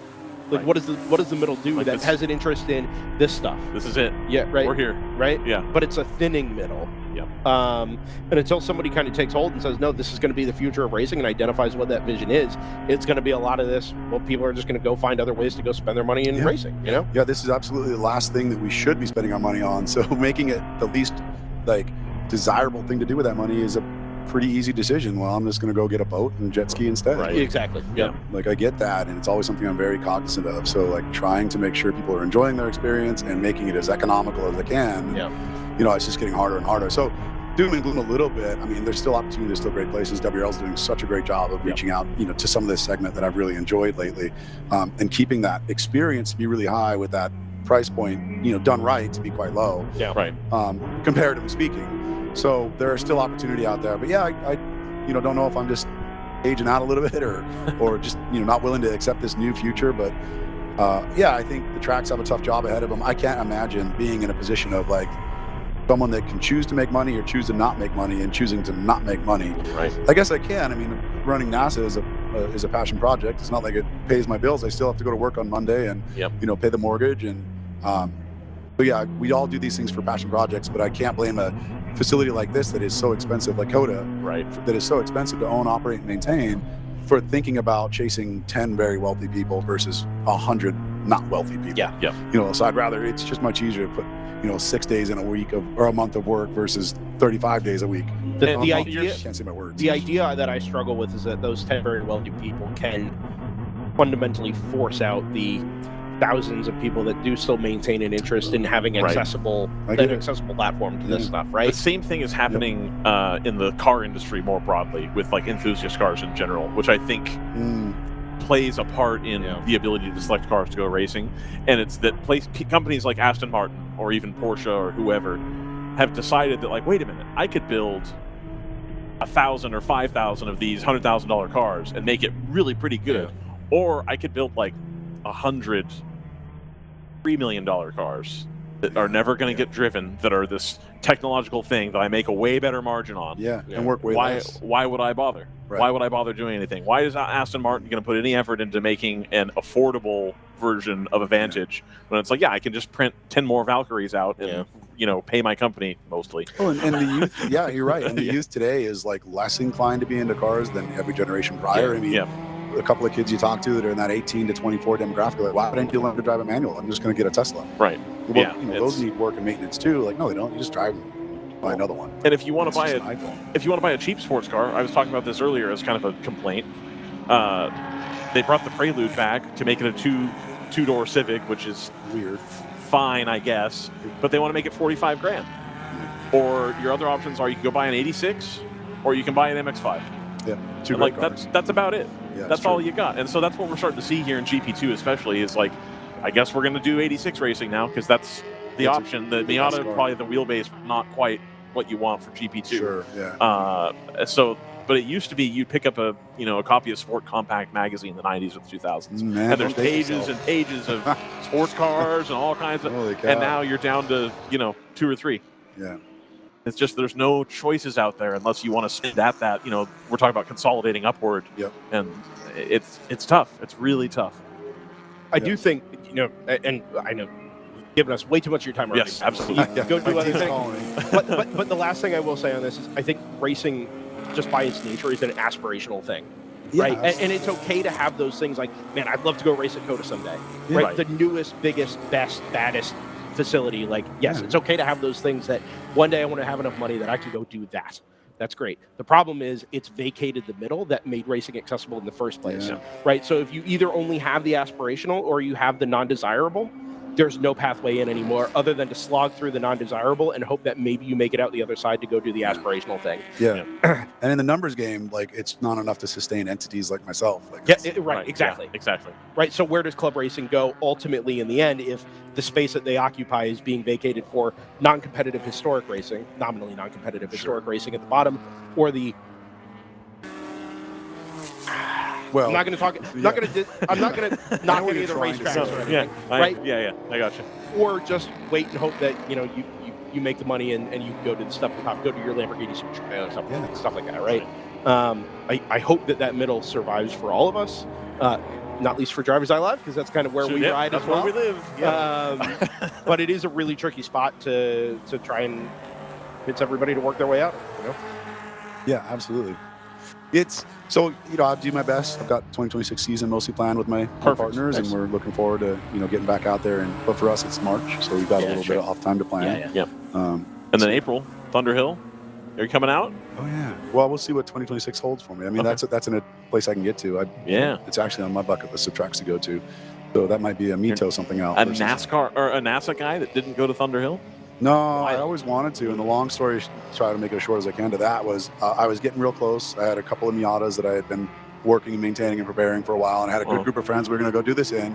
And that was about time I looked up and said, wait a minute, why would I want to go race with LMP2 cars and like factory prototypes? Wow, there's no way. Like, there's a 45-second lap differential. I'm not taking a Miata out there. Like, it just seems, all I can imagine is being in your mirrors the whole time. So I realized suddenly that, like, the speed differential was too great for me to really enjoy a 25-hour race. Right. So I aborted that, and not long after that, I moved on to the BMW platforms, which at least are a little bit quicker. Well, then not long after that, the factory stuff dried up there. It did. In a hurry. But that road track, man, that road track Audi that showed up, it was just a TT thing. But that was like a Nürburgring special. It was designed to go wide body. Yeah. Unbelievable. And that was like a wake-up call. Like, oh man, I don't want to be out there with those guys. Ironically, I ended up on track with Andy Lally, just murdering me in I forget which car they ran. Was it the 24 hours at Daytona winning car? It was the Potter Magnus Racing.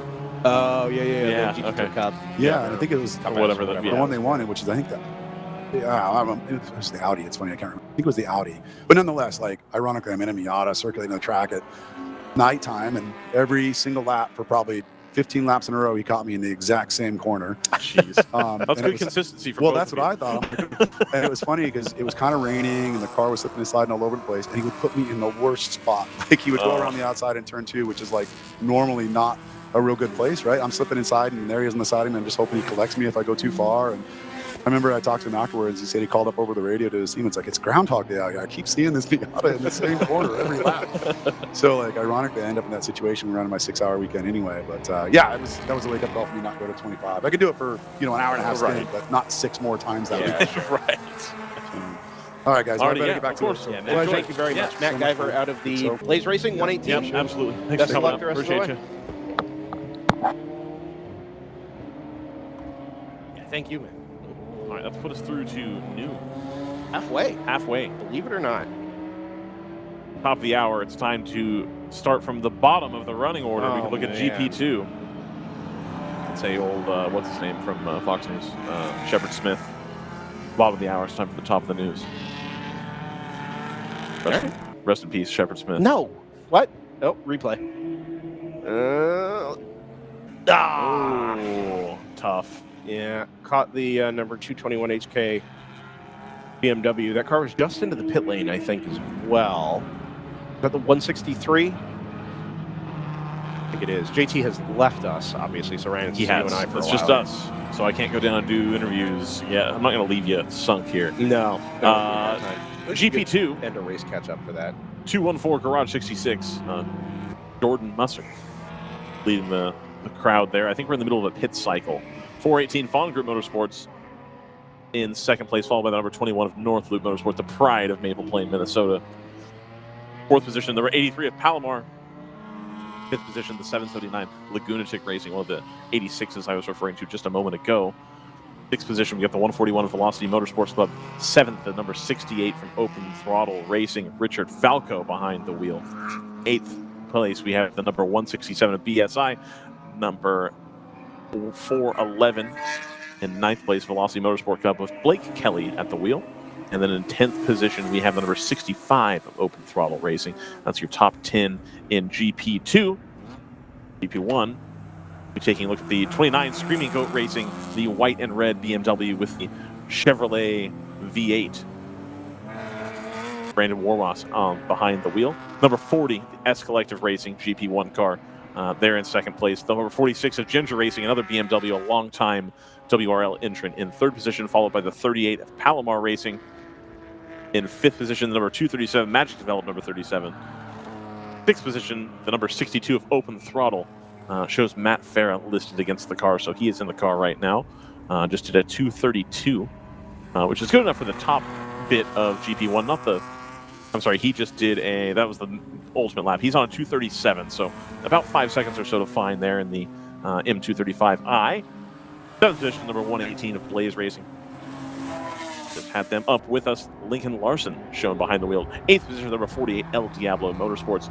Number 112 in ninth position, TC Klein Racing, another longtime entrant. And then in 10th position, the number 808, Heraflight by Off Leash.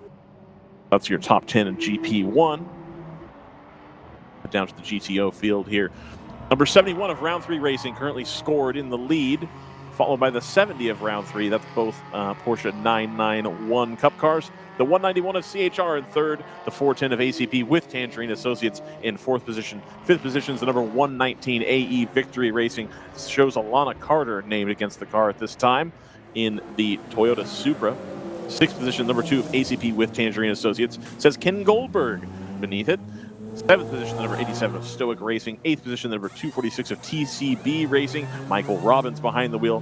Ninth position in the pit lane right now, the 163 of Random Vandals. And in 10th place, another longtime WRL trimmed, the number 99 of GTR 99. 11th, you got Michael Gilbert behind the wheel of the Kingpin Racing Machine. 12th, the 92 of Wheelhouse Motorsports, Cam Ingram, wheeling the Mustang around COTA. And for GTU, we're going to have an NPO1 in the lead. Indeed, it's number 60 of Stratus, which had made multiple pit stops at the beginning of the day, followed by the number 908 Automatic Racing, then the 909 of Automatic Racing, the 58 of Stratus, the 1 of Round 3, the number 98 of Random Vandals, the 10 of Round 3, the 109 Roberts, and the 247 of Heraflight. Of course, the 247 and the 1 having a bit of a shamazel a couple hours ago. Yeah, it did the 247 in a lot worse than it did the number 1. Brad was able to continue on in the round 3 car. Unfortunately, the 247 was not. Penalty probably applied there as well. Yeah, you'd think so. Yep. So that's kind of a rundown for you of your top 10 or so in each class.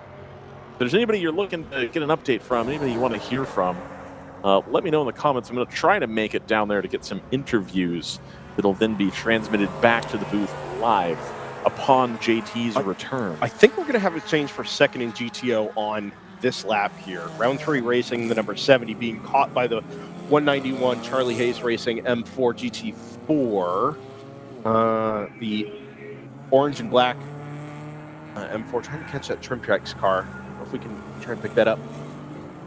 Probably around turn 18 now, Jordan. The sister car is just coming off the final corner. And there is the battle. 70 leads, 191 still through the final sequence of corners. Left through turn 19, come up into the turn 20 braking zone.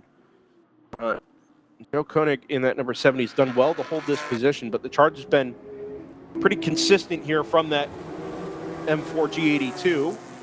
Holds the drivers left, go past the HK Motorsports number 221. Just move up the inside here. The M4, lean on the ABS a bit. Yep, job done by the time they get to the turn 1 apex as they go 3 wide behind. No shot. So there's your change for second in GTO. This all happening about 18 seconds in arrears of the class leading number 71. I don't good authority. Sarah Montgomery was behind the wheel of that car yesterday at some point. In the Porsche? 71, yeah. In the 71. That's what I heard. That's cool. Good little opportunity there. Yeah. He did start the AE Victory car. I saw her helmet. Okay. Very good. Anyway, it's about 5 cars on the lead lap in GTO, it appears, at the moment, rounded out by that number 119 AE Victory Racing Supra. That's a minute from first back to fifth. The number 2 would be the next car in line there, running P6 in class at the moment. With a one-lap penalty applied to that car. Same for the Stoic Racing number 87. So unfortunately, if it's frantic as the start of this one kind of has been, it's created some gaps we might not otherwise have. Sure. Given the depth we've got in GTO and GP1 in particular. You got to play the game, though. It's how the sport is played. Everybody knows the rules. Absolutely. And as long as they're applied consistently, and they very much are in the World Racing League, then this is still an organic outcome. Yes. Right? It's not like this is manipulated anyway, or like, oh, well, this should have happened differently because X, Y, or Z. No, 21's in the pit lane. Still very organic. But it doesn't. To me, it does detract a little bit from the potential depth like you would have there. Like, it would be great to have the number 2 up on the lead lap there, right? And actually, I think they're maybe just off it. As I look, I think the 71 just came through, and the number 2 is just tucked in behind there at turn number 1. We observe the number 21's pit stop.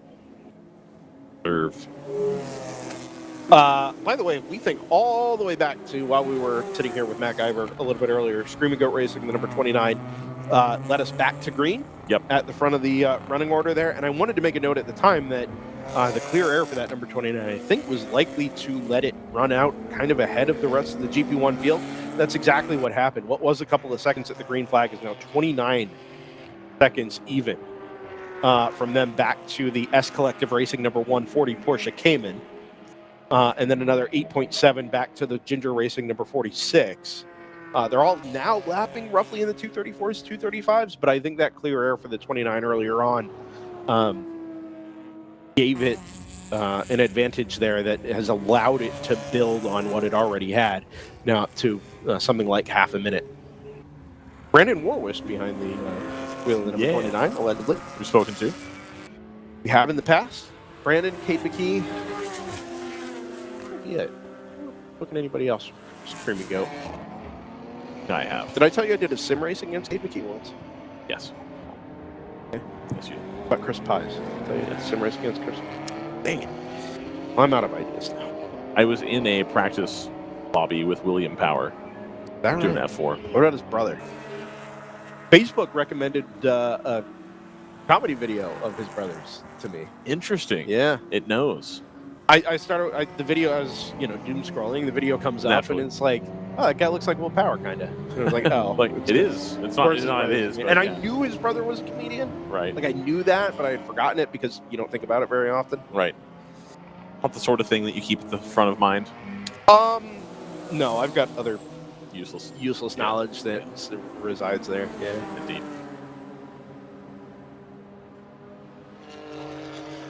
Like the politics surrounding wheel arch extensions that were actually just another chord of the wing in 2014 LMP1 racing. Correct. Yep. Yeah. What about the wide body Ferrari and Porsche? Yep. That extended beyond the rules. Mm-hmm. Yeah. In 2012, 2013. Yep. Yeah. But a smoke or fluid trailing from the car headed up towards turn 1 now. That is... Who is that? Oh, it's 24. Like it's dissipating fairly quickly after being dropped on the surface there, but that is the Bruce Innovations Ex Montgomery Motorsports, number 230 or 235I. Yes. No. Well, X, but still Still, is yeah. kind of, yeah.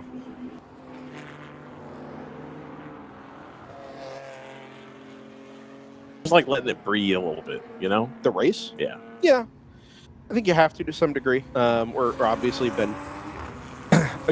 So apparently the timing network downstairs is not connected to the internet.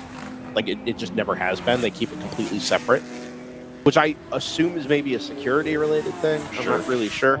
Anyway, it means you have to find a different way to feed timing data out of the building. And early on, apparently that was a challenge via race monitor.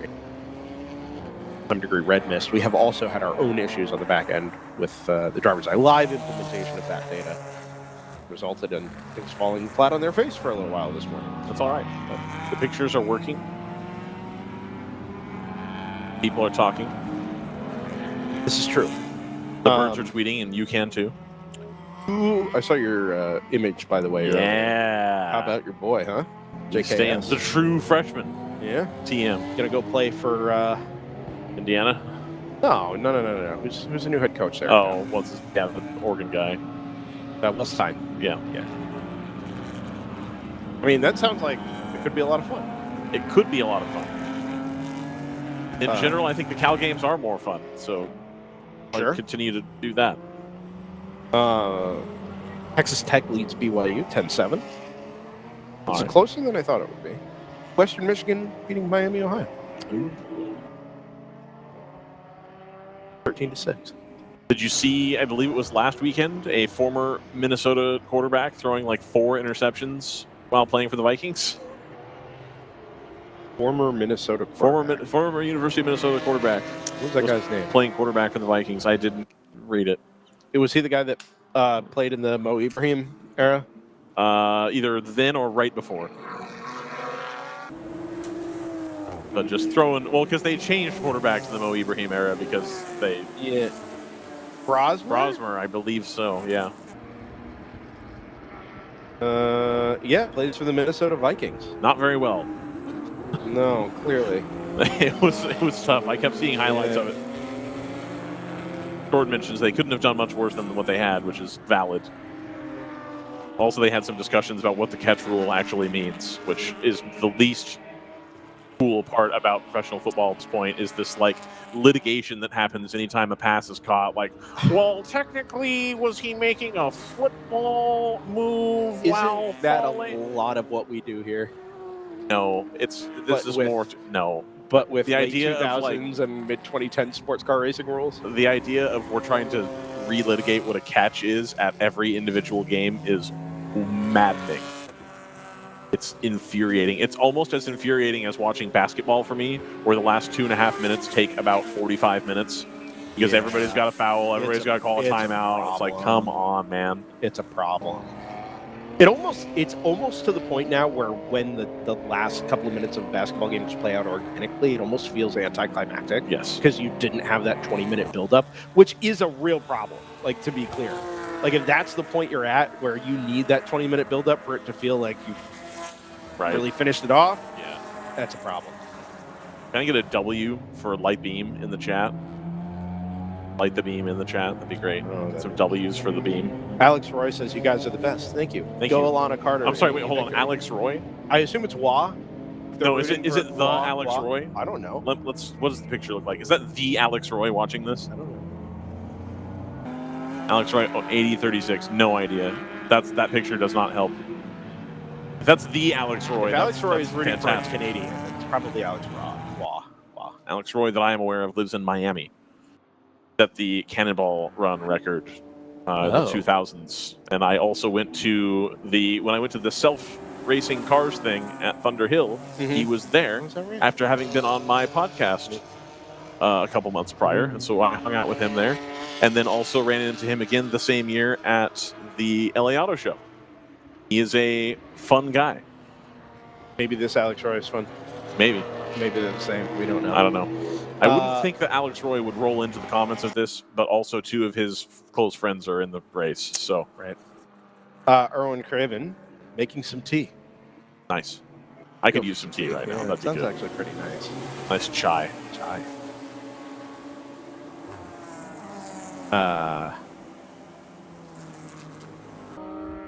I'm out of soccer references for Erwin. Oh, Erwin, I'm going to a Bundesliga match. Oh, very boy. excited. Here we go. Yeah, we're going. 2 weeks, man. Hype. We considered going to his country as well, but You're going to hang out. Erwin and we're not friends. No. Albany E4, how can we figure out which driver is in a car? For the first time this weekend, Albany E4. No, for the first time ever this weekend. For the first time ever this weekend. Yes. Yeah. Said for the first time this weekend. For the first time this weekend. First time ever is implicit. The first time you may, this weekend, find driver ID publicly available. It's in a beta phase, but if you head over to redmist.racing or use the live timing link I've pinned at the top of the chat there, you will find some data on who is in which car. It mostly is accurate, we think. Yes. But some have not updated. Some of them are very clearly not accurate. Yeah, Andrew Kohlfeldt has probably not been in the 83 since the start. Yes. Because the stint limit here is 3 hours. But many others are still acceptably, I think, correct. Yeah. And actively updating. Oh, the 82 is back out. Good stuff. Heck yeah. From Random Vandals. How much time was lost there? A lot. Track day, man. I was looking for an actual answer. Give me a track day. 21 minutes and 23 seconds. So, yeah, I mean, for the long in-lap there, call that maybe 18 minutes lost to get the left front all stitched up. It's not bad work from the forthcoming IMSA GTD team. Indeed. Random Vandals Racing. I don't think we had talked about that yet. No. That's awesome. After a near win at the Daytona race. Yeah. Kenton Cook is involved in that? I think so. Yep. M4 GT3. Mr. Tim Viebrick. I said that yesterday. It really caught me off guard. You've made that joke before, haven't you? Oh, yeah. Tim Viebrick? Yeah. No, not that one specifically. I'm sure I've used Tim, insert Tim name Apple. of other sponsor. Yeah, Tim Apple. Yeah. That's the original, obviously. Yeah, sure. On one hand, we're in Texas. You can't make those jokes. On the other hand, we're in the right part of Texas where you can.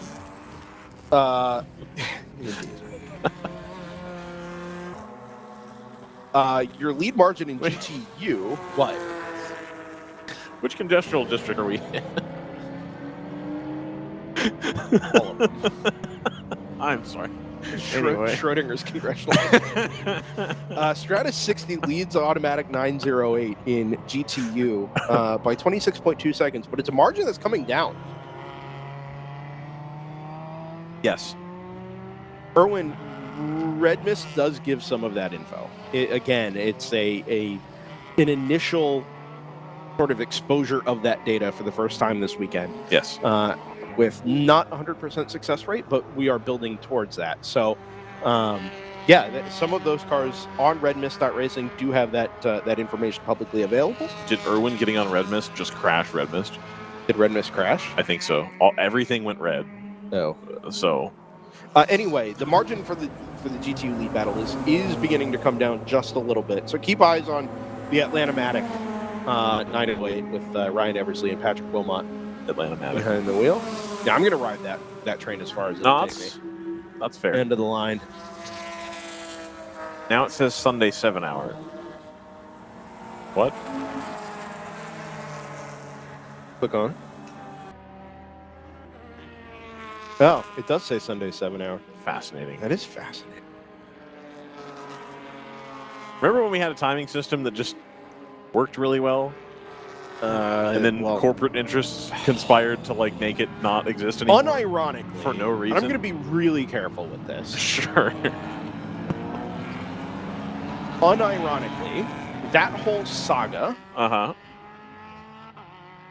has meaningfully influenced my perception of the world. Fascinating.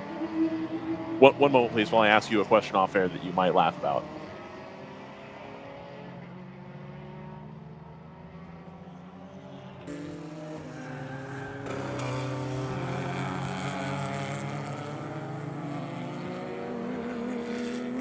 Anyway, you were saying it changed your worldview. No, it really does kind of drive home that grassroots efforts drive everything. Ingenuity. Yeah, they drive absolutely. The passion involved. The money involved in a big project will rarely equal the passion involved in a small project when it comes to achieving the desired outcome. Yes, rarely.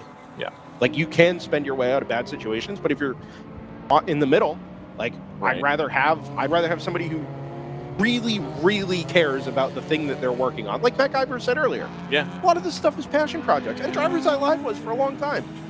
It still I was going is. to say, some would say still is. Still is. Right? I was here at 5 of 6 this morning setting up cameras in the dark. Thank God for the full moon. You have to stop saying what? Nobody knows what that means. 5 of 6. You sound like you're talking about 5 till 6. You sound like you're talking about a Star Trek character. 6 of 7. Crazy. No, it's they've taken that number out of the rotation at in and out. It goes directly from 66 to 68. That's very funny. And 68 to 70. Yes. Yeah. My sister-in-law is their events odd coordinator. Numbers in absolute shambles at the moment. She's the events coordinator for in and out. Fun fact. Oh, is that right? Yeah. I wonder if JT knows it. Maybe. Doubt it. She just started JT works about a year ago or so. I still don't really know what JT does. He works in aerospace engineering of some kind. He's not designing window plugs for 737 Maxes, is he? No. Okay. I will say, and this is going to sound really stupid, and like I thought it, and then immediately thought, well, that's dumb. But we were running into turbulence on the way here, and I was initially kind of worried. I was like, oh, we're in turbulence. It's all fine. As long as there's no solar radiation, apparently. Yeah. Well, and what was pointed out to me, though, was when that issue occurred, they made quick work of fixing that as quickly as they could. Within, like, 5 days, all of them were fixed, supposedly. We're having more drama with the timing. Well, we're going to have a mid-race update post here in a moment. Nice. The problem is to confirm who is where. Tough to do. It really is. I'm going to let you... We can chat here, but I'm going to be a little bit occupied. All right. I don't have anybody to chat with. This would be a good time to have guests, don't you think? Tremendous. It actually worked out really well. I could just do impressions of guests. You know what? That's a great idea. We're going to have Jordan Worth join the chat here. All right, I'm now he's going to be our guest. Jordan Worth. Designed entirely by CFD. Live from Bristol, Connecticut. That Jordan is Worth. not where I'm at, but yeah, sure. I mean, that's where they do all the, ESPN or whatever, or Fox or somebody. Yeah, anyway. Someone in Bristol, yeah. Yeah. Any hoozle. Yeah, no, I don't know, man. I'm looking at the timing, too. I'm just like, yeah, this is, I'm telling you, it was fine until Irwin got on. So, do it that way you will. Is this genuinely a Red Mist doesn't have the server capacity thing? No, I don't know. Is this the stress test? Now that we're parsing it every however long Joseph has it set to parse? I don't know. Anyway, Jordan Worth, what do you think of the weekend so far? It looks like a beautiful day here in not quite Austin, Texas, but close enough that we'll just call it Austin, Texas. Yeah, it's supposed to be a nice 72 and balmy this weekend at Austin, Texas. It looks quite great. Fantastic. Have you been seeing, and I know that this is California-centric, obviously, but have pictures of the Central Valley fog made it out of California? I have not seen that. No, because turns out fog is a thing that happens places. Right, on the coast. Would you like me to blow your mind? In Mooresville, North Carolina, right now, it's currently foggy. It's currently foggy. That doesn't happen in California, and there was about a 2.5-week stretch where you just couldn't see the sun because the fog just settled right in the valley, and it was just miserable and gray for 2.5 weeks. Sounds perfect. With no rain. If it had rained, it would have been fine. Absolutely. No. It's just not very seasonally appropriate. That's all. There are a few things I dislike more than the sun. I also don't like the sun, to be clear, but 2 weeks of nothing but uninterrupted fog was a bit tough. So, we've resolved that. That's been a little bit better recently.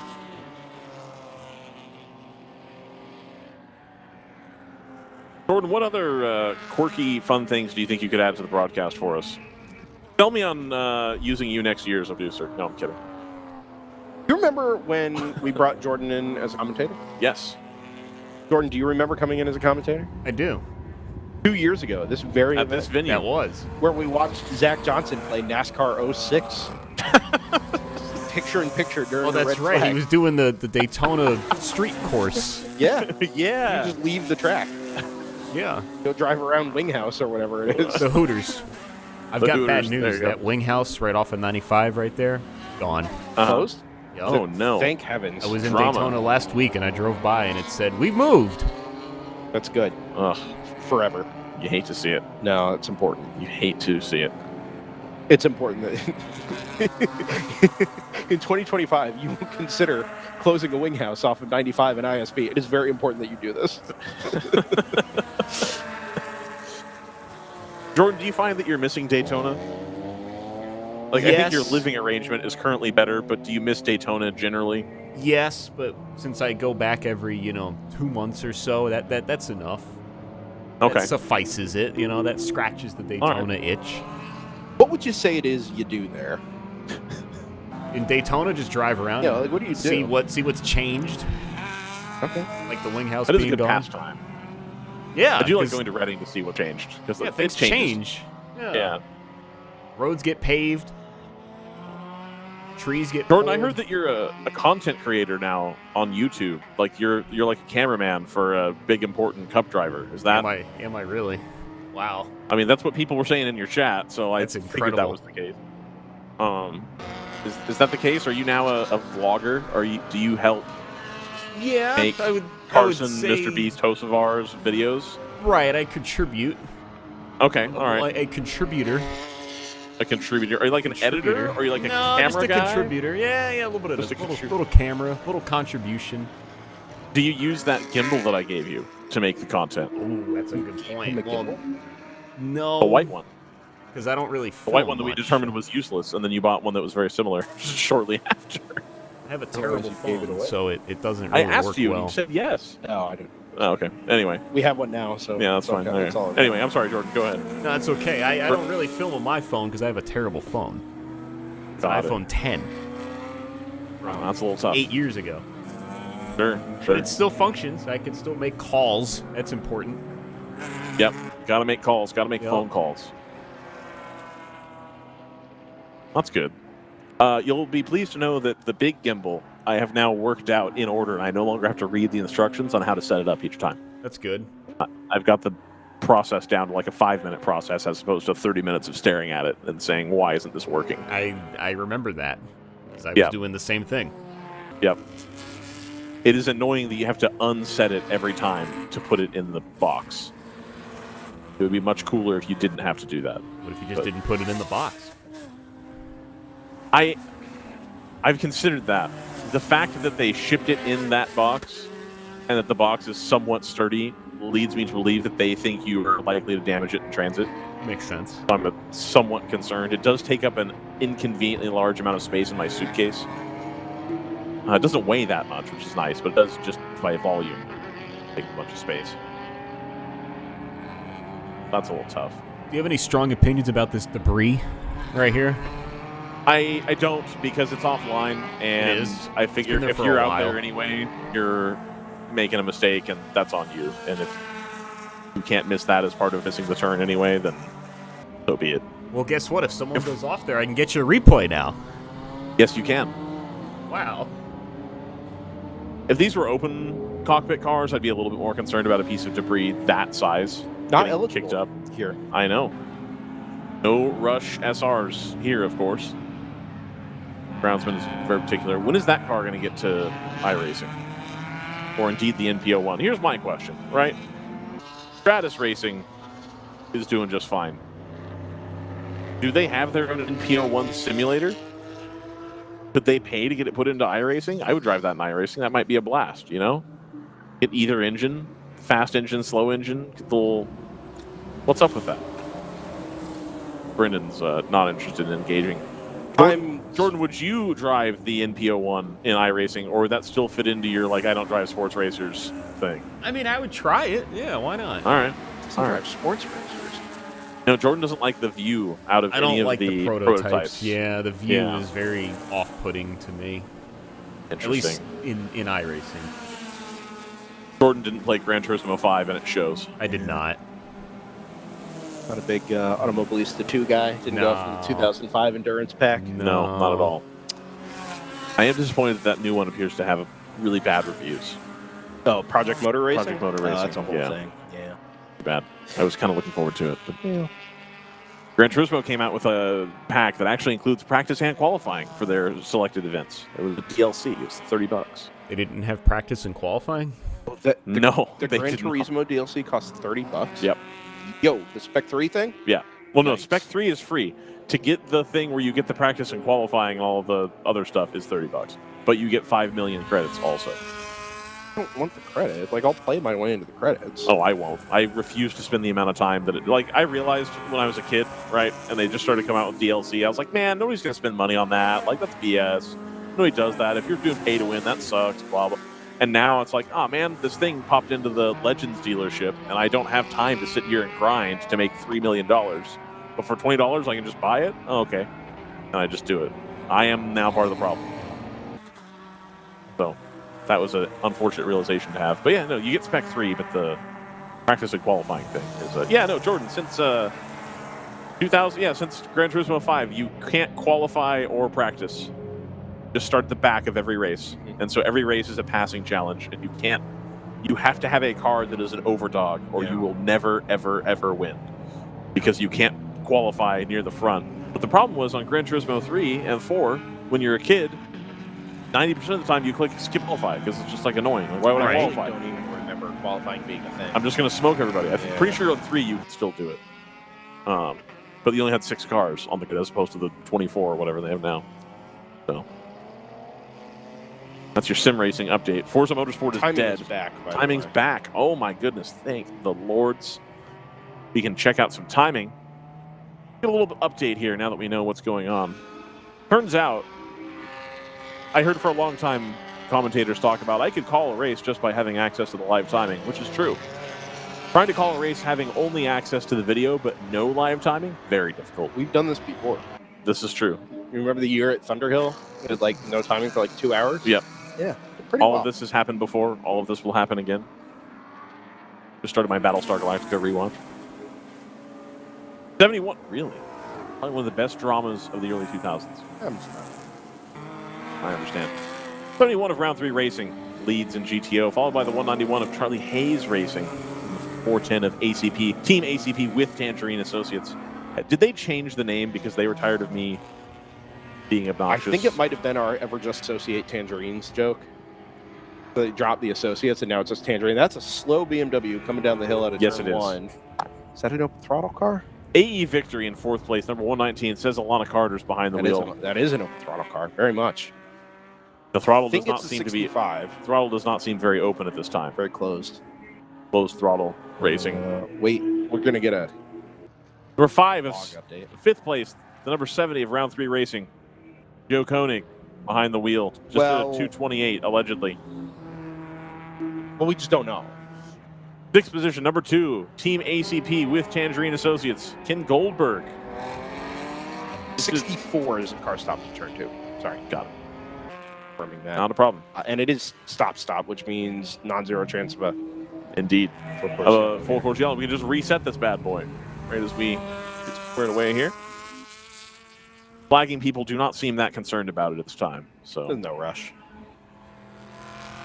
New engine swap in the GP classes, says Scooby 2.82. You can. Yeah, absolutely.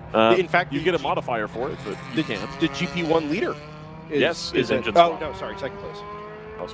He followed. Yeah, because I think they're just out of the pit lane in that Screaming Goat BMW. But it is an LS engine, is it not?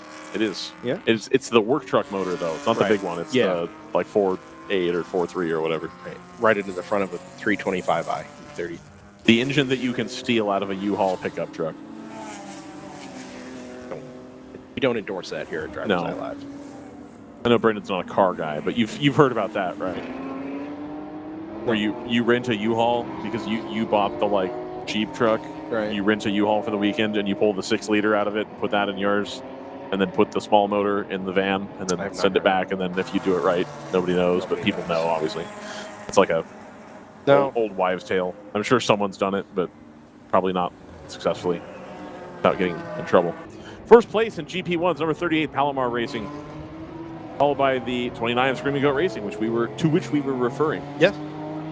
They had issues with axles and wheel bearings at this track before. At basically every track, right? Indeed. Yeah. So my question is, do we think they're trying not to run the curbs? Have you noticed in seeing this car trackside that they are not running the curbs? I have not noticed, but it's been so quick. I would be surprised if they weren't running them. Yeah. Yeah. Can I tell the story about Le Mans 2009? As is contractually obligated. 2009 or 10, whichever the one. The old man 908 car with David Brabham and everybody, they were the only ones that didn't run the curbs. Yeah, so they were left at the end of the race, even though they weren't the fastest, but the other cars were all broken, lost time, you know. Jordan, how many times, Jordan, have you heard me tell that story? Never. Never? Oh, okay. I feel like I tell that at every WRL race. Maybe not. All right. No, Jordan. So I'll tell this story as if it's new then. I'll do it again. I'm getting really good at it. Traditionally, Peugeot would bring 3 cars plus a quote-unquote privateer car, which wasn't really a privateer car. It was basically another factory car just with different drivers, to Le Mans against Audi. And most years in the early days of the 908 was way faster than the Audi by a lot. It was closed cockpit. They had a little bit more power. I think the aero worked a lot better. Audi hadn't updated their car in some time, and then when they did update it, they went backwards, I think, relatively speaking, until they fixed it. Anyway, the 908s are like very clearly going to smoke everybody. It's done. And the 2 factory cars and the privateer car decide, like, we're just going to run flat out. This was like the early days of it's a 24-hour sprint race. You just bang, do whatever you got to do, make it happen. And the third car, which was David Brabham and who else, Brendan? Brabham, Genet, and you're talking about the old man car. Yeah, Genet, who wasn't that old at the time, but kind of old. Let me look it up. Wirtz. And Alexander Wirtz, who was also, so all 3 had 2 of them had Formula 1 experience. Did David Brabham have Formula 1 experience? I don't think so. Oh, he did. Mm-hmm. So all 3 were Formula 1 drivers for footwork. That's right. Okay. Had a cup of coffee in Formula 1, but ended up being pretty good sports car racers, pretty good GT car racers, etc. And they decided that, unlike the other factory cars, that they were not going to use the curbs at Le Mans. And Jordan, even you have done Le Mans enough on iRacing to know that if you don't use the curbs, you're losing a ton of time, right? Yeah. It's like the whole track is curb. Makes sense. So they were like, what, 4 or 5 seconds a lap slower, or some like stupid amount.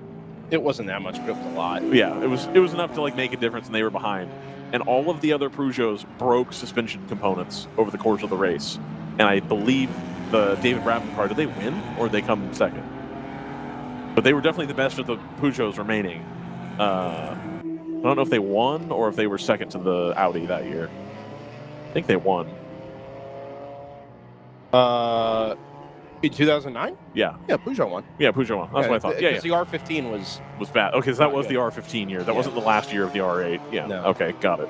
So yeah, the Audi was bad anyway, but the only Peugeot to actually finish decent was that one because they didn't want to run the curves.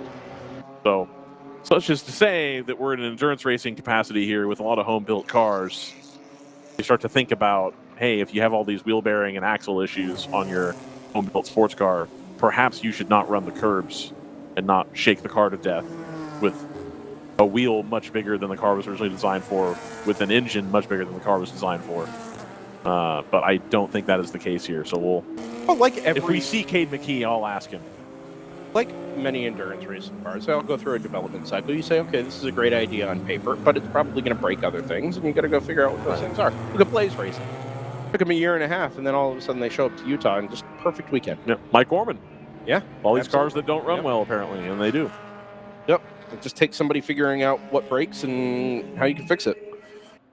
What I found interesting was that Mike Gorman was telling me that they were just replacing the rod bearings on like factory engines in his M3s. And meanwhile, I was told to some degree of certainty that Harrison was buying racing engines from Steve Dinan to get basically the same lap time out of that car. Which Mike Gorman was like, well, if the factory motor works, why would I spend all the money? So, yeah. On board the 21 right now, North Loop Motorsports. They're in GP2. I haven't even done the rundown. I haven't even finished the rundown in GP1 because I think I was waiting for that yellow that never transpired. We got Palomar followed by Screaming Goat, 46 of Ginger Racing in third, 62 of Open Throttle in fourth, the 85 of AOA in fifth, in sixth position, number 237, Magic Develop 37, seventh place, the 522 of Choice Racing, eighth place, 112 TC Klein, ninth place, the 48 of El Diablo, and then 10th, the 808 of Heraflight by Off Leash. We'll come down to GP2. This keeps lagging. Did you mention the battle for second in GP1? I mentioned that there was a first and second place. Okay. Ginger Racing in the 46 is third, and only 1.5 seconds behind the Screaming Goat BMW. So I was about to do the GP2 rundown. You do GP2. I'm just going to try and find that absolutely. battle and direct you to it. 100%. GP2, the number 214 Garage 66. Front straightaway now. There it is. Beautiful. Continue. Still says Jordan Mills are on the car. I don't know if that's true. I feel like it's been that name for a long time. Number 779 Laguna Tick Racing. That's in the Toyota 86. So we got a couple 86s at the front of GP2 right now. Third position, the number 83 of Palomar Racing. Andrew Kolfeld allegedly behind the wheel. Number 21 of North Loop Motorsport with North Loop Motorsports behind the wheel. There you go. Fifth position, number 418 of Fawn Group Motorsports, Shelby Mills. Number 68 of Open Throttle, Richard Falco. I believe a longtime WRL driver, specifically in Open Throttle. Seventh position, we have the 167 of BSI. Eighth position, the number 141 of Velocity Motorsports. Ninth, Open Throttle Racing, 65. And 10th, the 411 Velocity Motorsports Club GP2 car. Samson Patton named against the car. Wholesale GTU pit stops happening at the moment. Yeah, I was just about to do the GTU rundown, but now I might wait. Yeah, Atlanta-Matic pits out of the lead. The number 908 having passed the number 60 when they came in for their stop 2 laps ago. So that puts the Stratus number 60 back into the class lead. Automatic will fall likely to second in the 908. 909 will end up in third. Both of the round 3 cars also in the lane, both number 1 and number 10, as you see on the screen. Yes. Screen's been working really good today. Screen, cameras, whole nine. That part works great. Timing is where we've been struggling, but I think we're back up and running there. We are live. Joseph's put a lot of time in this morning here trying to get this all figured out. All right. I appreciate that. But I unfortunately think our lower thirds may have to sit for a minute. Oof. Well, yeah. It does happen. Good in theory, and they worked well yesterday, but there's 75 cars running around for 8 hours. There we go. Well, that lower third is fine. Oh, it's the fancy ones. Yeah, they're timing ones. Yeah. Timing generated. All right. I still would like the WEC style where the lower third has the driver turning to face the camera cutout thing. Yes. Brendan is doing the correct motion, the one that I am looking for. Do they tell them not to be cheesy in those? Like, I'm waiting for somebody to do like a wink and like a finger gun, like for one of those. Maybe some gentleman driver can do that. Our local trivia host at the brewery Layla works at, they do trivia every Wednesday. Every time I come in the door. Is that really important, or what? More of a trivial pursuit? I get it. Thank you. Anyway, every Wednesday, finger guns at the host. Nice. As soon as I walk in the door, because they were like right there, like that. Finger guns are great, man. Incredible. Highly underrated. Incredible.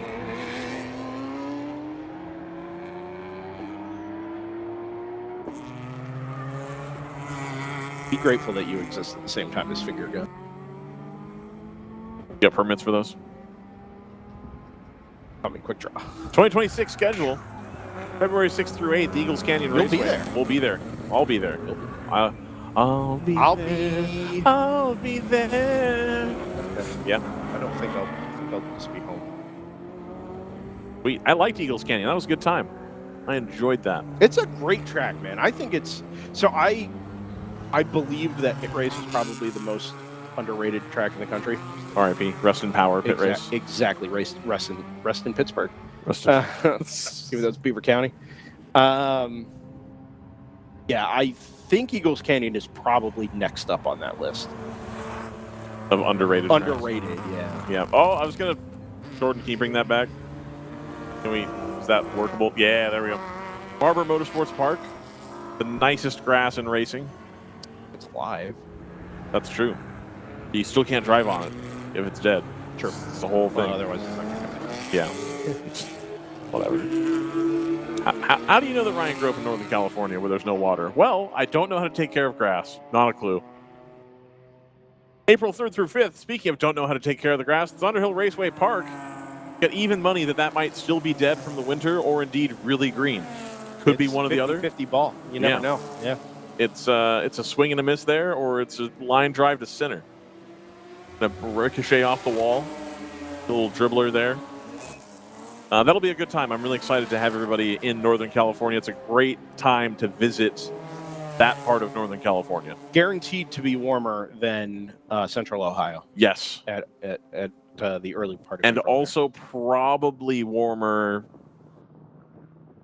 You can have weird outlier weather situations, but probably warmer than Road America will be a month later. Yeah, that's 3 weeks later. Or 3 weeks later. Yeah, it'll unless it's a rainy weekend. That's the thing. Early April is like maybe. Traditionally, there's a car show that takes place in Reading on that weekend, and the joke is that it always rains for that car show, and you can't have the tops down. So we'll wait and see. It should be, if it's dry, it's going to be beautiful and gorgeous, and if it rains, it's going to rain for like a couple hours on one of the days, and then it'll be dry and gorgeous the rest of the time. But if we get some nice green rolling hills, it'll have kind of a Eagles Canyon-y feel about it as far as kind of where it's at. Remoteness a little wise, less polished than Eagles Canyon. Yes, which is okay. Well, it's better than it used to be. They got a lot more garages. Yeah. You know, they're putting a little bit. I just meant trackside. Yeah, absolutely. But we're gonna have Ryan banger camera opportunities for both February and April, where I don't think I'm putting the camera in the right spot unless the person who's like in charge of the on-track action is like, "Ooh, that's a little bit of a tough spot. Do you want to move that back a couple feet?" Then I know I have it in the right place. Yes, sir, I will move that back. You're cool with it there? Oh, yeah, absolutely. Great. Sounds good. I did actually have Steve Town tell me, well, if we have to replace a camera, we'll replace a camera. That's no problem. Right. I was like, perfect. We're good. I said, well, what if a car hits it? Nah, they shouldn't have hit it. You're fine. Okay. Anyway.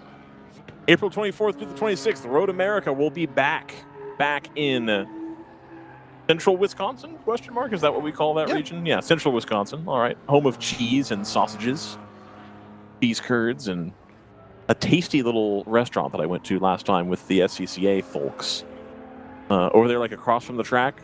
Like you leave the track, turn right, and it's like a mile down the road, and then it's like across the street. It's like a little bar, pub thing. Anyway. It was pretty good. Enjoy Road America. I like going to Road America. At least get to go to Chicago, see some homies the day before, and then potentially take in a baseball game. I have done that, going to Road America. Probably a little early this year. June 5th through the 6th, Daytona International Speedway. I believe it'll be the return of the 14-hour. Yeah, Paul Revere. They're at Daytona, the Paul Revere Potentially 14. some interesting news to come about that weekend as well. Oh, I'm not aware of this. I'm not either. Oh, so you're just saying, well, in that case, all of them could potentially have interesting. I mean, I'm aware, but I don't know what stage of Got it. Okay. All right. July 24th through the 26th, after a little bit of a break here, Michelin Raceway Road, Hotlanta. Potentially some interesting news to come about that weekend as well. I don't... In that maybe it'll be below 90 degrees for the first time in years. Potentially. I'll share it with you later. Guess we'll see. All right. Perfect. August 28th through the 30th, Watkins Glen, another little bit of a break here. But we'll be going back to Watkins Glen. I'll be going to the Corning Glass Museum. Corning Museum of Glass. Get it right. Sorry. Technicality matters. Sure. It moves away from October up into August. So out of leaf time. Yeah, leaf peeping season not engaged in. Well, not that far south anyway. Sure. Vermont, you're getting close. All right.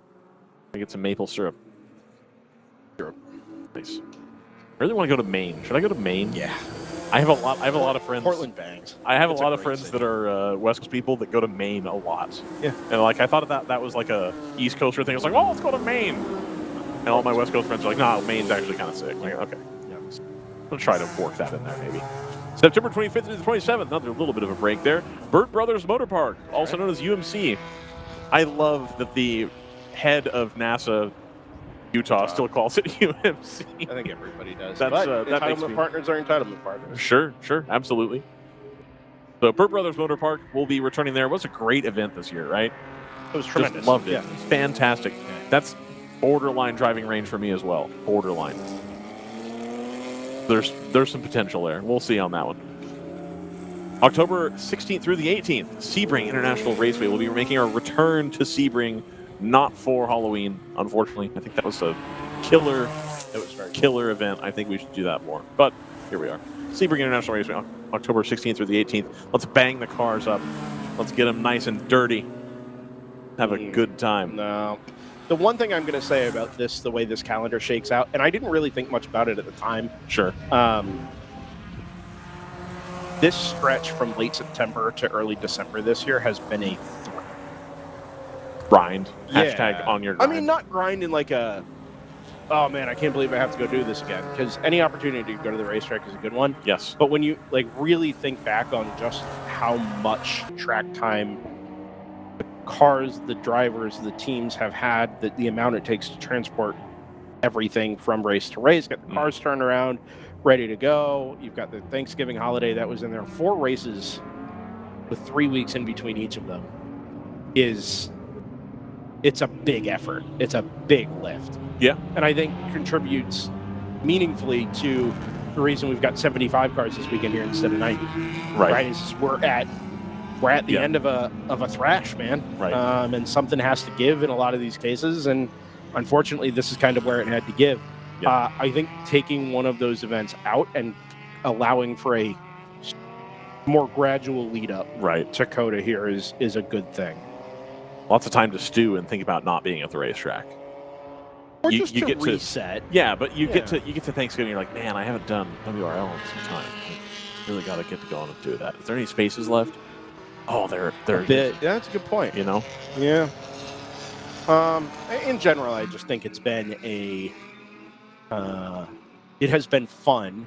Utah was fantastic. I really, really, I'm looking forward to seeing how that event grows next year. Yeah. Sebring into October, I think, is a good thing as well. A little bit warmer, but anyway. Should be fine. But having Watkins Glen moved up to August, I think is the move. As we get a tire change on the Charlie Hayes Racing Level 191 BMW down here. I would love to see Watkins Glen not be an 8 and 7. I think there is substantial daylight and nighttime hours that you could there if you wanted to. Is there Laguna Seca problems at Watkins Glen? No. You've never been there, have you? No. That's like the one that I haven't. I realized not really at some point this year that I was like, I've been to most of the tracks now. Yeah. Like there's only a handful that I haven't been to, and even those I'm like, meh. Like, am I super jazzed to go to Summit Point at some point? Not really. Yeah.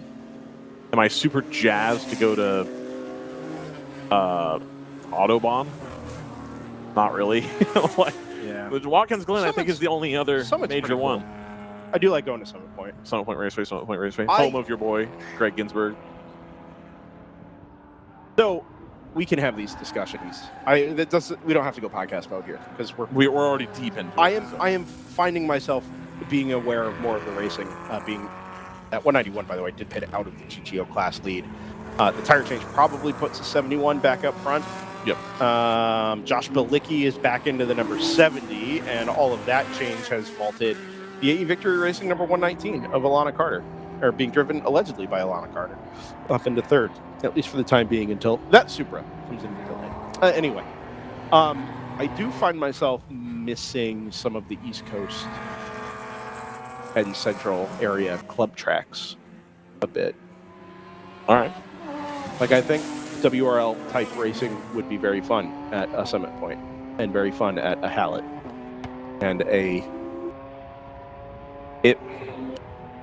You know. I think you could do those, but you got to do them on like a rotational basis. Just as we say it. Yep.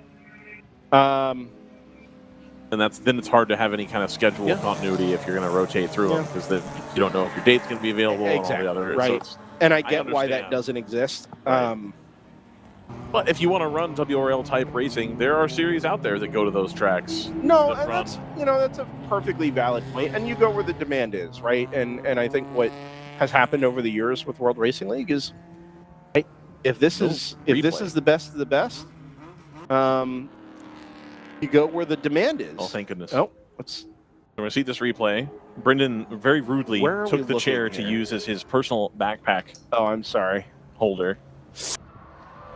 That's Roberts in the 109.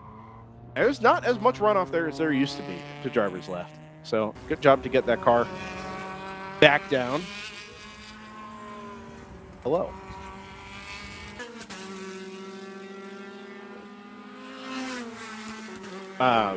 Anyway, Brendan, pleasure. Yeah, I just wish we had that opportunity a little bit. I know it's out there, but if as we talked about with Matt Guyver, as things diverge away from the middle, you lose the demand for the middle. And absent being able to go to the Indianapolis Motor Speedway or similar, it's actually a Cloud Nose, or someplace like that, then we go to tremendous venues like this. I just wish, for me personally, who spends a lot of time at racetracks, I do really enjoy going to the Hallets and the Summits and the Lime Rocks and the et ceteras of the world. I also like going to the et ceteras of the world. It'd be a lot of fun. Sarah Montgomery, have at it. What's your favorite club track? Has anyone ever heard of No Problem Raceway? Yes. I have not. Colorado? No, way different in Louisiana. Louisiana. No. Yeah. What am I thinking of? Lota, maybe? Yeah, it's basically a combo of a drag strip and a road course that hadn't been touched or repaved or patched in probably 30 years. Is this Louisiana's Moroso? I don't know what that word means, but sure. Palm Beach International. No idea. Oh, okay. there's a very much defunct track in Florida that they keep trying to revive. No, this is like Race City in Calgary, or whatever the Jack Flow Speedway is in Sure. Edmonton. Yeah. Okay. Nice. It's really something. Is that where you cut your teeth? Yes, it is actually. Perfect. In Miata, the good old Miata days. In the Miata. Back when. Big Jake announces move to No Problem Raceway, Louisiana for 2020. Those are all just words. That means nothing. Who's Big Jake? Do you know Big Jake? Are you friends with Big Jake? No. Maybe he knows me. I don't know. Okay, got it. Fair enough. Fair enough. I am kidding. Well, hi. Hi there. Hello. How have you been? I am good. We haven't seen each other in a racing. while. I know. It's been a hot minute. I know. Nice of you to join us again. Thank you. I appreciate it. I've been stuck with Brendan instead. Whoa. I know. So, just relax here. What does that mean? In theory, you'll be seeing a lot more of me next season. Cool. So I didn't run you over this morning, but I had the chance if I wanted. A lot of people did, and a lot of people chose not to, which I appreciate. That's cool. Yeah. Probably lose for a man of your stature. I mean, you can barrel roll a Supra. Yeah. It's, I've been hit by a car before. It's not that bad. Oh, okay. At roughly this sort Pit of lane speed. Yeah. It's it's not pleasant, but you make it, Yeah, that's how that works. So here's the question I had. Brendan was talking about one of the last times he spoke to you, and it was that you had finally shared a little bit about your job, and then 3 weeks later you moved and had a different job. It was 4 days. And it was we left Watkins. Sarah shared all these details, and 4 days later she's like, new job. New job, new me. It's did you talking about it on DriversEye Live get back around to the feds TM and then yeah, right. Totally. And then they pulled my security clearance and everything and said, nope, she's done. Yeah, so thanks for that, guys. Yeah, not appreciate all the listeners spreading the all 8 people. More than 8. We might be up to 200. We're at 300. That's good. 300. Oh, there we go. Right now, 300 people listening? For now. Yeah, for now. Yeah. Well, hi, listeners and viewers. Thanks for hanging out and watching us go around in circles a lot today. But we were also talking about eras earlier in World Racing League, where we had the JTR era, we had the W2W and the Hammer era. With and the we're Caymans. Exactly. We're about to end the round 3 Porsche era. I know. Which overlapped with the NFC era. And I posited that this is the beginning, having seen the development out of the car and your guys' pace today, this is the beginning of the AE Victory era. I love it. I think we're about to see a new dawn next season. And we have a new car next year. Did you know this? I did not know this. I'm just spilling all the spoilers. Look at me. You're All right. welcome. Yeah, Viewership absolutely. just went up. I know it. Yes. Anyways, so we have a new car next year, which is going to be exciting. Another Supra. Okay. And we have another shootout, so we're taking a few more girls than we did this year. Nice. So the shootout applications are still open. Open They for 2 can days. in tomorrow. Time matters. So yeah, this get is time to critical. it, ladies. Yeah. Perfect, Ladies only, perfect. obviously, please. Because we're just, all women driver team, so we like to keep that going. Sure. But yeah, it's going to be a crazy year next year. And I would love for it to be the AE Victory era. That'd be pretty sweet. So, new car, does that mean replacement car or dose cars? 2 cars. Didn't I just say 2-car team? I wanted to make sure. I wanted to. I knew about this beforehand, so Okay. I'm See, I not didn't sure. know. what Okay, was to be fair, just yes, said. we are going to be adding another car in which we are adding more drivers. See, if to I the had known lineup. that, I would have been a lot more confident about my AE Victory era. If there's going to be 2 of them, like. Does this car have lineage the way that the first car does? Because it was the XGTR car, right? It is not. Yes, correct. The one current we're one is. driving Yeah, now. yeah, Yes. 119. I don't know if it matters, but this was the one that Laura Hayes went up to Pikes Peak on. Ooh, Oh. that's cool. That is very cool. It Yeah. is What do sick, you mean? right? I don't know if it matters. Isn't that the record-setting I car? meant versus me actually saying this. I don't know if it really matters if I'm supposed to say where we got our car from. Oh, I mean, you're But not, yeah, you're not that's divulging the so price cool. or Yeah. or the No, I don't know. terms. I don't know. I don't know. Yeah, okay, that's cool. No, that's because she set the record, right? Yeah, In she's that the car. fastest woman up Pikes Peak. Yeah, that's a cool car to have. Yeah. It's still racing. That's And it's awesome. also just Laura Hayes in general, which is just cool to know that she sat in it. You know? Right. Yeah, absolutely. So is she gonna stay with the team in some capacity next season also? So 'Cause I know as she's much busy. as we can, Yeah. she definitely made prior commitments, but we are going to steal her as many times as we possibly can. Perfect. Is she gonna drive if you got that many seats open, or is she Yeah, still I gonna mean, manage? I think everything, whatever we can get Laura to do and be a part of, send it for sure. That's awesome. Yeah. 2-car team, same livery? Are you gonna do new livery? Are you gonna leave it the Laura Hayes livery? I don't know. Okay, all right. No, I'm sure we won't leave it the Laura Hayes livery, but Well, because that is the Thunder Bunny Significant, guys. scheme. Sorry. Yeah. No, That's problem. the GP2 leader slowing on their way down to turn 11. Ooh, that's the Garage Palomar. 60. No, Garage 66, Oh, Garage number 66. 214. Let's see. We come back to that, Jordan? We get a replay. Have you seen that we have replays now? Jordan may have stepped did. away here briefly. That's okay. Yeah. Jordan's weighing some options at the moment. Anyway, that is. It is Well, Garage that's the 66. 214. So it's not the 214 that's slow there. Okay. Unless they've continued. Would that be the 418? No, Or I'm the not 167? Oh, that's BSI. It Yeah, was okay. the 214. That's the BSI No, car. 167 is the BSI. There. Yeah, Yeah. Sorry, but yes, that's the car I'm thinking of. The Garage 66 car is slow. Palomar 83 will inherit the class lead in GP2. Okay. North Loop into second if the Garage 66 car can't get its stuff together here shortly. Okay. So all change down there. Anyway, sorry, didn't mean to interrupt. No, Just not a about problem. support. We were just spitballing, just keeping it real loose, real simple. Are you attending the aforementioned AE Victory driver search shootout? I don't have the official. I'm so sorry, Alicia. yeah, she's gonna get you for sure. That was amazing.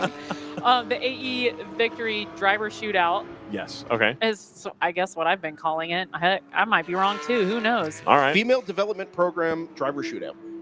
Yes. Okay. AE Victory. AE Victory. Yes. AE For Victory. Yes, 2026 Female Development Program driver shootout. There you go. Yeah. Run for the cure. What was the original question? Oh, of course I'll be Are you there. gonna be there? You're gonna Yeah, be- yeah. Be involved? Yeah. So, I have. Yes, I will be there, helping as much as Can I you can. provide some insight into what the development? I mean, so we got 1 year under our belts, right? Yeah. Erin got 1 year under her belt, right? And got some. In which some she's pro listening drivers to us. be- So hi, Mom. She's not here, right? No, Not she's here not this week. here. It's Uh, very weird. Yeah, I bet.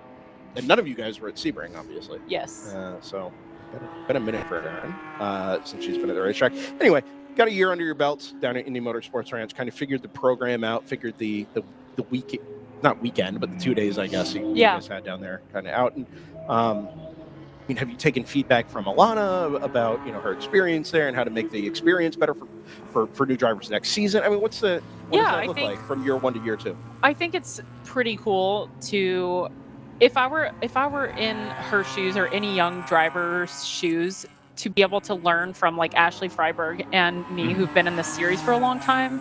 I think it'd be a really rare opportunity and something that could be extremely valuable, especially if you're wanting to do endurance racing for future things. Right. Do you need to talk about something on track? Okay, No. cool. Then I'll just keep talking. Stuff is like I'm Stuff just is making sure. rolling. I'm making sure that I don't. Okay. Yeah. That's But fine. carry I'll on. allow Yeah. you to be So- distracted while I talk. fine. But yeah, so I think it's cool. It's not only just being fast on track, and but it's everything off track too, like how to prepare your body like fuel wise, Right. like with food, and like how much water to drink, and how to keep your mind straight when you're in the car for 2.5 hours. And it's more than just lap times and going fast. And I think that's what's really exciting and different about this program, is that we want to develop the overall picture, Sure. not just going fast on the racetrack. Okay. So Is it TV friendly? of course it is. We've just had a Good answer. tremendous discussion about a driver development TV show from like 2005, was it, Brendan? Oh wow. Setup TV. Yeah. Wait, Setup was TV. it the karting show? You No. guys- No. This is based on Pontiac Solstices.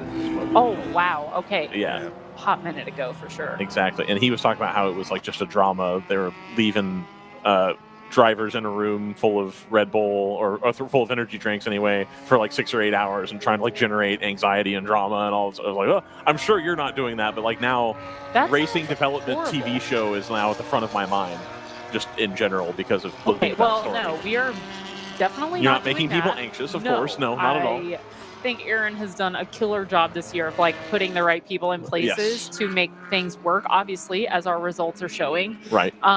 So it's very unique. We have, you know, proper engineer and just like things that these girls can learn, information to bring on to future endeavors. Perfect. Yay, Aaron. Perfect. And Aaron.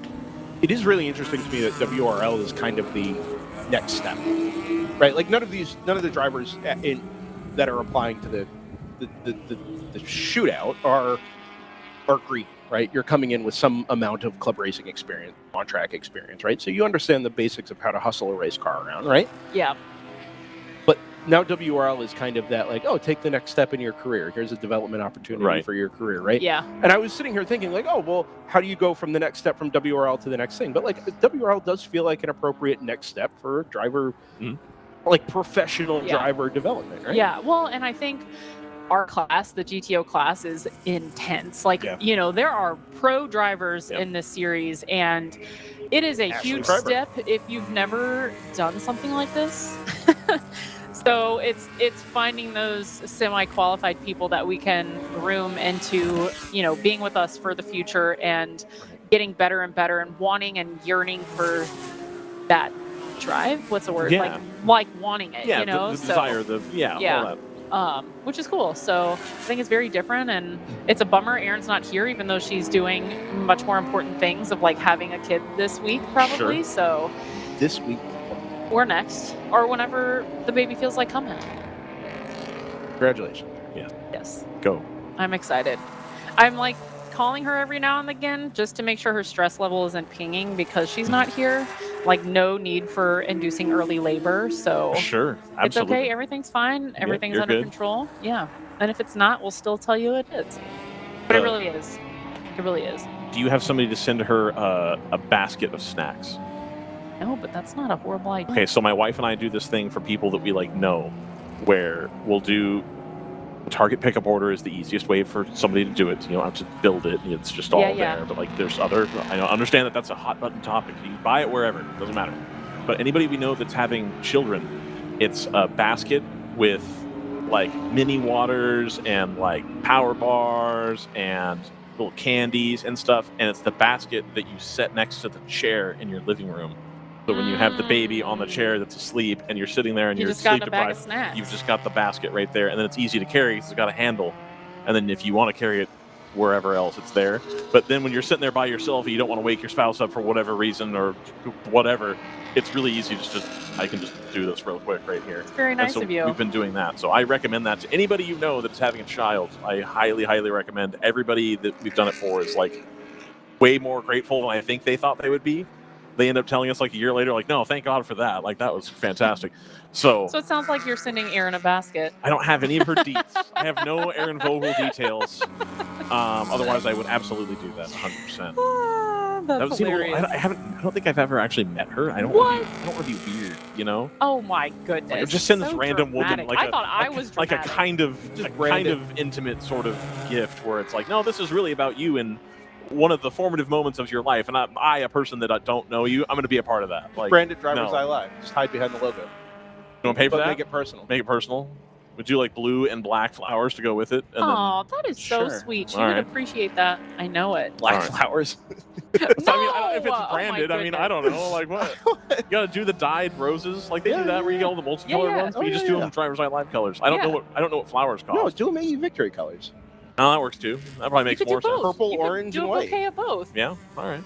I mean, we have black in our logo. You can hide behind the if something you want to do. She has obviously been interviewed on DriversEye Live before. Sure. Yeah, just hide behind the logo. All right. Figure it out. Anyway. Cool.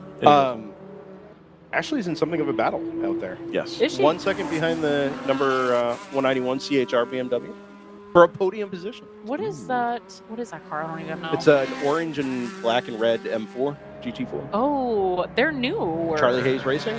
They've done some stuff, but this year has been more consistent. Okay, so that's why. Yeah. That's good. A second behind.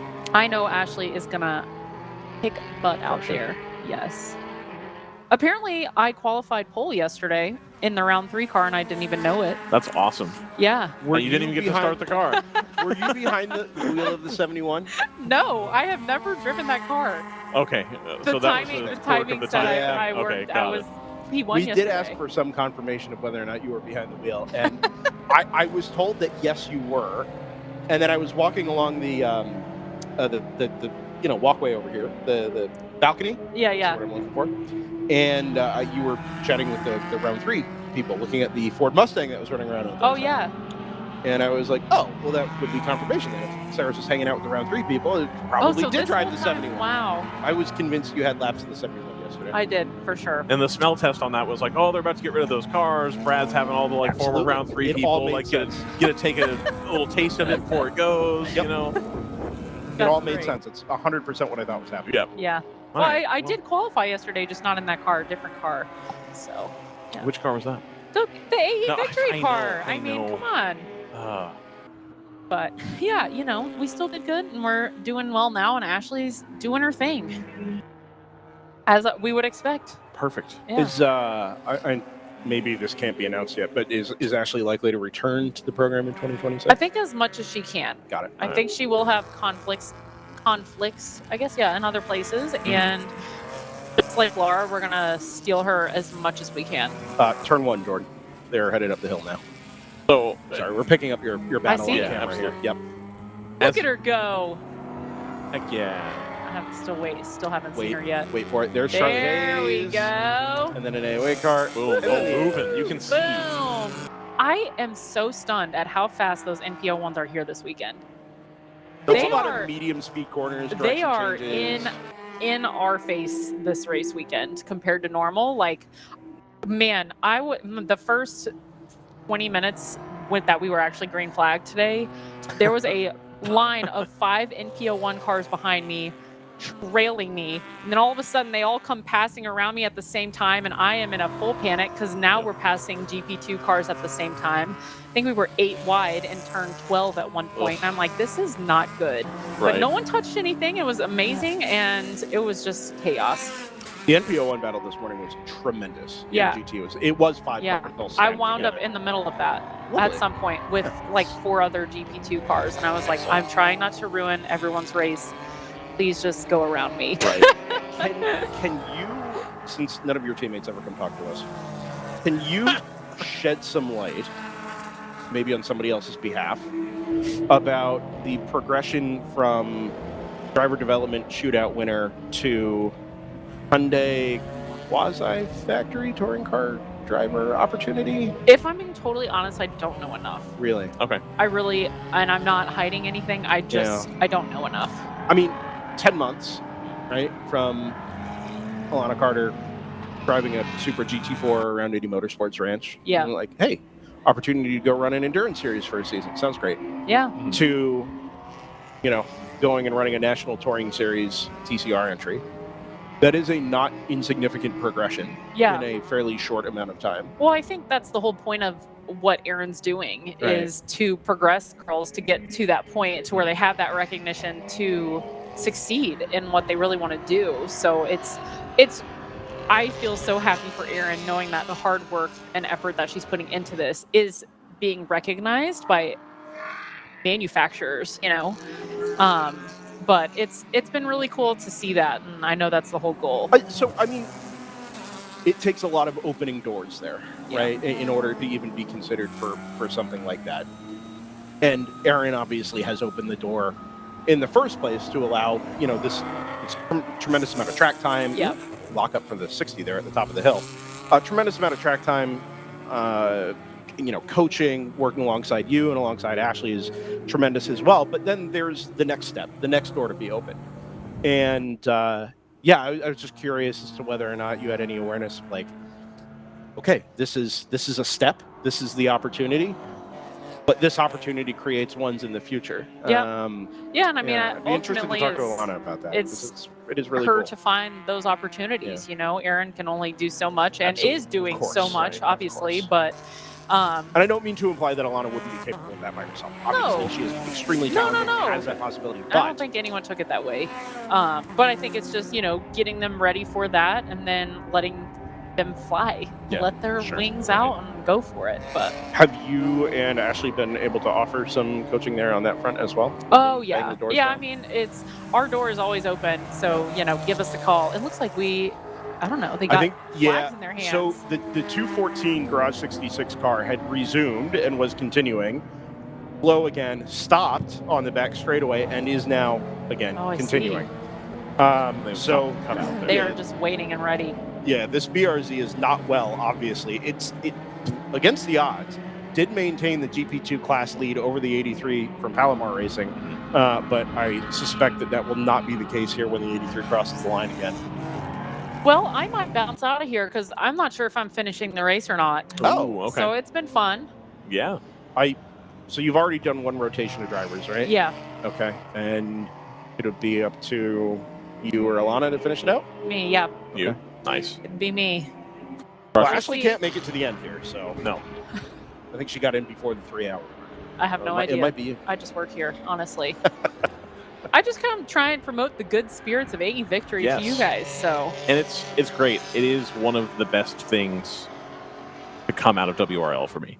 It genuinely is between the AE Victory and the Shift Up Now, both that there's this place that is allowing that sort of program to be a thing. Is fantastic. With tremendous vibes. Yes, absolute vibes are good. It's not corporate. It's not stale. It's not rigid. It's just. Vibes are good. Yeah. You're coming here to do the thing and getting people better. That's what it's all about. Well, thanks, guys. I appreciate it. Thanks for coming up to see us. Yeah. Yeah. Wish us luck. We'll do. We're trying. In the thick of it. Yeah.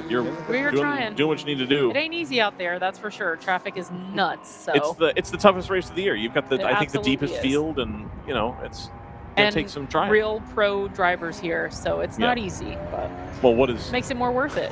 What's Ashley? Well, I meant more. There's more than that, right? Right, yeah. So it's really cool, Absolutely. So, all right. All right. Thank you guys. Thanks for coming to see us. Yeah. You're welcome anytime. I'll see you around. I'll be doing interviews in the pit lane as well. So. Oh, fancy. Hopefully, Look at you. Yeah, I'm trying. Thank you. Yeah, no worries. So Sarah Montgomery with AE Victory there, folks. A regular on WRL. We always love her coming to say hi and tell us more about the good things they're doing at AE Victory. There's 39 minutes remaining, the length of a standard IMSA race. Ryan's favorite bit. We're working our way there. In any case, apologies if you've been trying to follow along with the racing this weekend. Between some of the timing issues that we've been dealing with here. Obviously, we have our normal revolving door of guests and interviews and things of that nature. But trying to keep tabs on a 75-car field as in a race that has been as fractured as this one was for the first 2 to 3 hours, really been a challenge. And we are absolutely doing our best. But I think timing is in a good place now. Pylon's in a good place now. Our strategy is in a good place now. And hopefully, as we've gotten you through the last 2.5 hours or so here from Circuit of the Americas, we're set up to make it through to the end with a couple of really important battles that have begun to develop here. Second place in GP1 is under some threat at the moment as well. I think they're headed up the hill towards turn 1 as we speak. Eyes out for the Screaming Goat BMW chasing the Ginger Racing number 46. There it is. That margin was 1.1 seconds at the line. It was closer to 3 seconds just a lap ago. And a battle, I think, that went the other way not very long ago. Back at lap 89. Has closed back in once again. And things going the way of that LS-powered or Chevrolet-powered Screaming Goat Racing BMW 325i, excuse me. The way towards turn 7 and 8. The gap now measured in car lengths. Really, really good laps being put in by Brandon Warwis, listed against the number 29, at least for the moment. 234s pretty consistently compared to 236s in a slightly slowing Ginger Racing number 46, has to be said. It was down in the 235s and 34s for a bit, but it's gone out into the 36s now. And that job is done. Kind of looked like it was allowed to happen there, unless the 46 is nursing some kind of issue. Really has ballooned out. See you guys, thank you. Really has kind of ballooned out here remarkably quickly. This all happening, by the way, 21 seconds behind the class-leading Palomar Racing number 38. And with that in mind, Screaming Goat Racing lapping as quickly as they are, within 10 laps here, we may have a battle on for the GP1 class lead. Did we get the Garage 66 car back through to the pit lane? I have to refresh timing. Let's start there.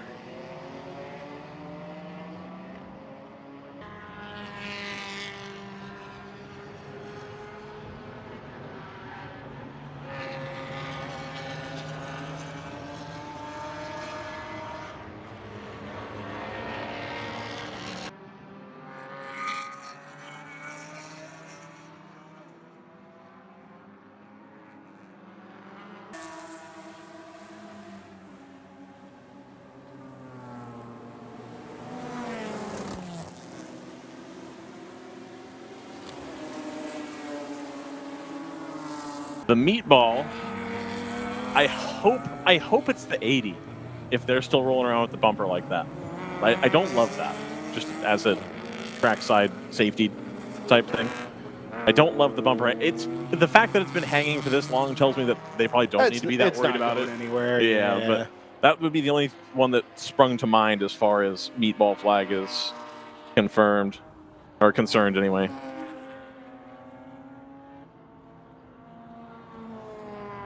I would like to try and get our lower thirds back here if I can. So stand by for that. I think now that what are we looking for? Like our little, the little things. Yeah, that's reasonable. Give me a minute on that.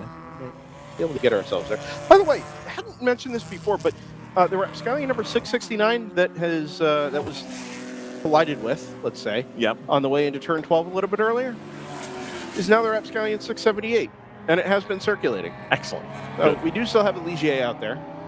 Perfect. JSP2. They had brought JS2R. JS2R. Yeah, well, because we've said that one for so long. That was just the one that was people were aware of. Yeah. Nifty. They're nifty looking cars. I remember when they were at, what was it? It would have been Barber the first time I saw that car, and they had so many electrical issues with that car. I think they've done a lot of development on that to get it to where it is now. When I read it was Prepare to Win, which was one of those books that you're supposed to read as like a racing person. They're all written by the one guy: Race to Win, Prepare to Win, Build to Win. Ross Bentley. No, not Sounds Ross like a Bentley. Ross No, Bentley it's not thing. Ross Bentley. It's like a thing from like the 60s. Like you read it, the cover's got some like picture of McLaren Formula 1 on the front, but it's like from the 60s and 70s. Yeah. And Prepare to Win, basically the first 2 or 3 chapters are like, okay, so you get your Lola from Great Britain, and the first thing you need to do is rip all the electronics out and all the hoses out. And you're going to replace it with all these AN fittings that you can get at Steve's World War II plane dismantling. Yep. And these fittings will work for this, and this will work for this. And if Steve doesn't have them, you can call this place in Palm Springs, and they've got. And I was like, oh, okay. So it's a pretty dense book for me, someone who's not building a race car in the 70s. But that really sprang to mind when I saw them working on that Ligier, where it's like, you got to un-Ligier it a little bit and make it an endurance car. Okay. F30s, same thing, right? Yeah, absolutely. Un-BMW it a little bit and figure it out for yourself. Well, indeed, some of it they've left BMW. It's just a matter of getting the right time frame out of it. There we go. Lower third. Yeah, Screaming like Goat Racing. That it keeps doing this thing where it duplicates the time.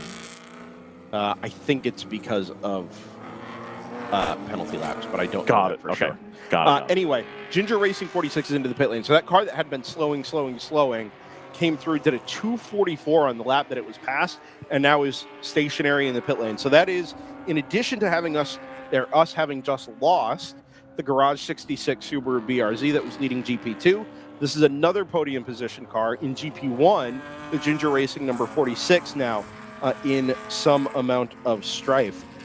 Touching up on the things we were discussing earlier, the AE Victory Racing number 119, that gap just beginning to go out a little bit from Ashley Freiberg up to the number 191 Charlie Hayes Racing BMW. That did not send the way that I wanted it here to. And watch you do that so I can see what I can ask for. Didn't do the thing though. Yeah, it didn't send the trigger. It looks like the seating chart for an A380. Does a bit, but I have a suspicion that that's because the event is not functioning the way it's. There we go. Hey, there it is. Okay, hey, look at that. CHR. Yeah, so it's doing that 5.2. Yeah, okay. Yeah, we'll make a note of it. All right. Good idea. Looks cool.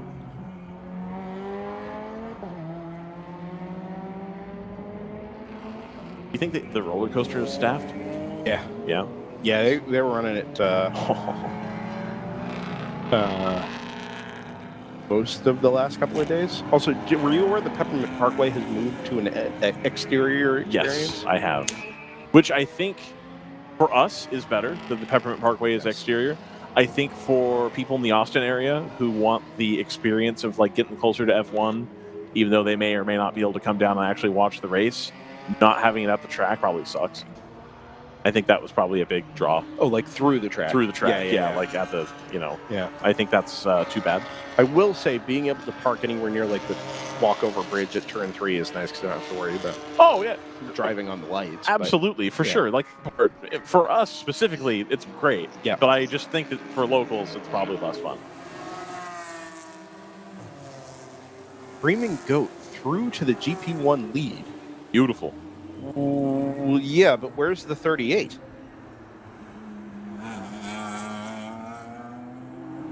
Did they pit while 21 just came in for GP2? Did they pit while Sarah Montgomery was up here? No, this is just this lap, I think. Hasn't come back through.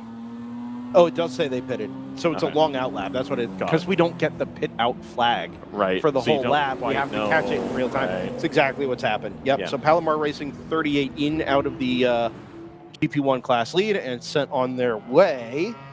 That was a... Well, we're missing laps here, so I actually don't know how long the stint was. Screaming Goat Racing was last in at 84, now working 106. Hold on to this lead here for half a dozen laps or so before we see that number 29 into the lane.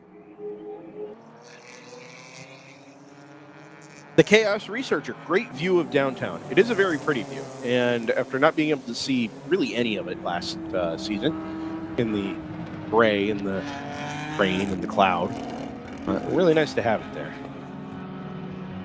It's a visually impressive, if slightly compact city, but appropriately sized. Sure. Just wish the transportation infrastructure were a little bit better. Indeed, all of Texas. I could say the same thing. I mean, except for the 85-mile-an-hour speed limit highways that take you to Abilene and Lubbock. You seem all right. I guess. Like, I don't know. Speaking of Lubbock, seems like a. Anyway, how's that going? 21-7, Texas Tech. Crazy. I also wish that the flagship university of the city of Austin, Texas, were not,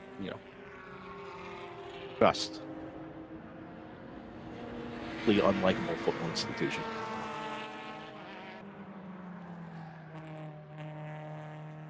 I don't know.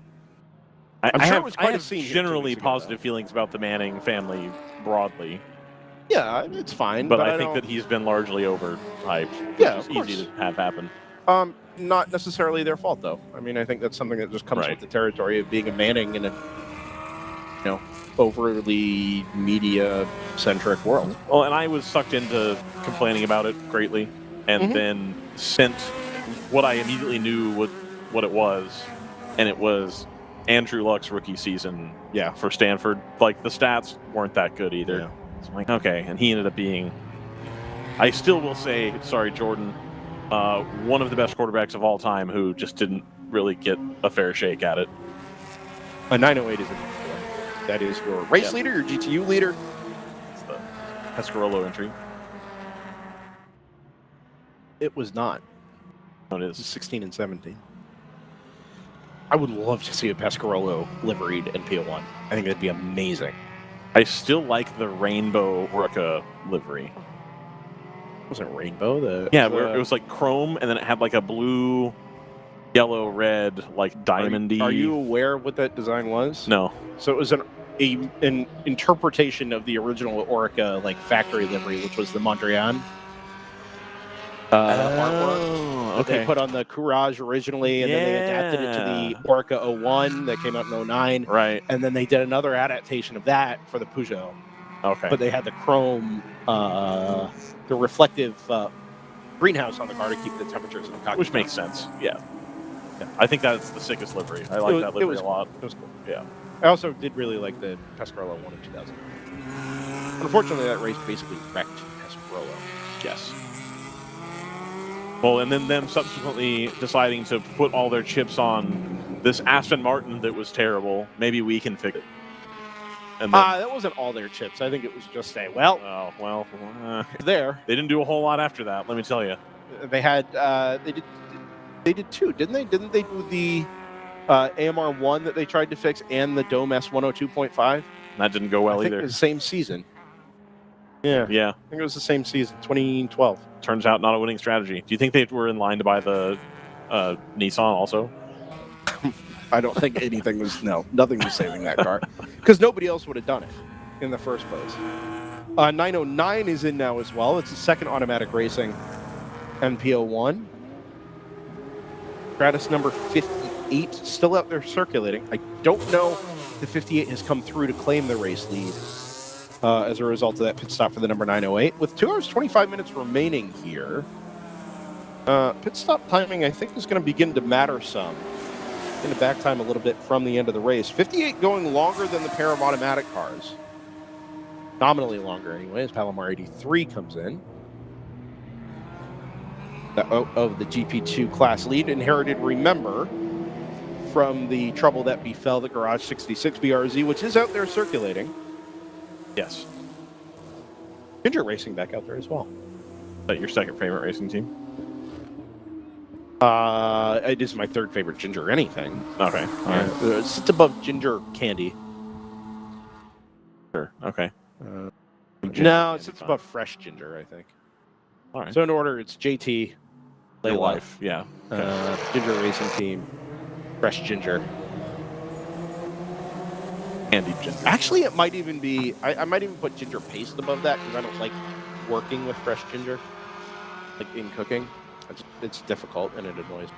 All right. I don't use a lot of ginger, to be fair. You wouldn't, would you? There is your, on the front straightaway here, that is your race lead battle. Yes. Overall in GTU First car headed up to turn number 1 is going to be the Stratus number 58. And then 2 seconds behind, he says, not looking at timing, 3.7 seconds behind is the number 908 Atlanta Matic Sebico NP01.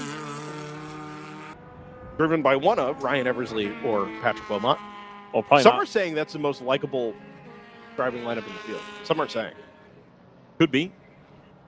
I still haven't met Patrick, but he sends me Facebook messages every race with That's awesome. updates. What a guy. Every race. What a nice guy. Somebody And working the media angle the way they really I ought to. have met Ryan. I have also met Ryan. Yeah.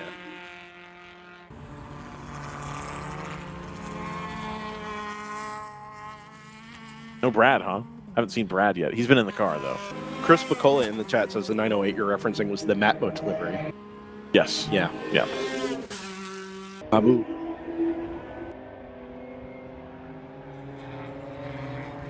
What a car. And BBM getting to run the wingless car now as well. Not see Yes, that? I did see that. Bob Barrage. He's back. Was Bob Barrage the one married to Amanda Stratton? I don't know. Maybe it wasn't Bob. They're running for Chamberlain. Right. Somebody was married to Amanda Stratton doing an interview as Amanda Stratton took the car out and then promptly wrecked him on the outlet. Oh no. While her husband was being interviewed. Yeah, it was a tough scene. It was 08. Okay. 08? 07 maybe? Anyway. Scooby 2.8 do. I enjoyed Ryan as a teammate back in the day. Do you have enough awareness of Ryan Eversley's racing history to understand who Scooby 2.8 do might No, be? that's not enough info for me to work off of. Yeah. He's driven a lot of cars. Has. Is that Tim real time? Tim real time. Were you thinking of P.D. Cunningham last night? Is that what you were trying to No, remember? I was not. Oh, No, okay. that's not. No.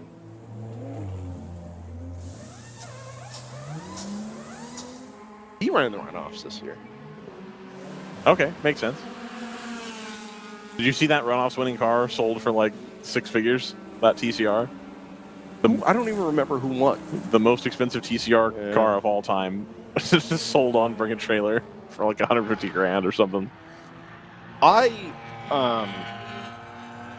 do a little bit miss the era where TCRs could be competitive in, Yeah.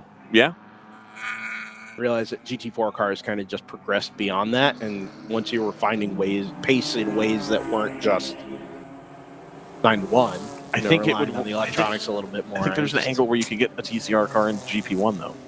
Ooh. I think you could. Now that door has been opened. Yeah. I feel like you could get a TCR in a GP1. It might not be competitive, but at Mid Ohio in the rain. Yeah. I don't know if you're still going to get the fuel economy advantage or not. Probably not, because everybody else is running about the same power as you. So it's that's front wheel drive. You gotta work all the angles. Let's buy that TTRS. Bring that back to the United States, because I think it's in that would go Australia. Well GP1. That would be a good GP1 car. Yeah. That'd be fun. That's a 5-cylinder on that one? Yeah. Must be, yeah. Might be a good GTO car.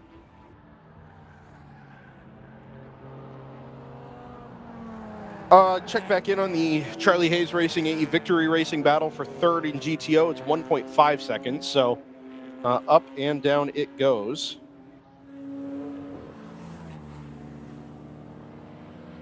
Oh, we lost that window seat there. Now it's going to do the thing. That's pretty cool. Okay. Yep. I like that. Over the last 2 laps. Down from 3 to 1.5. Yep. And at the moment, monitor here, let's sit at that 1.5 sec margin. Stratus 58 beginning to just draw away from that 908 automatic racing NP01 a little bit, but now pits. From the race lead. Question is, does this give enough? Oh, and of course it gives enough back to the 908. But does this give the 58 enough range to make it through to the end on one less stop. I don't think it's going to be appreciable, given where it falls in the back timing cycle.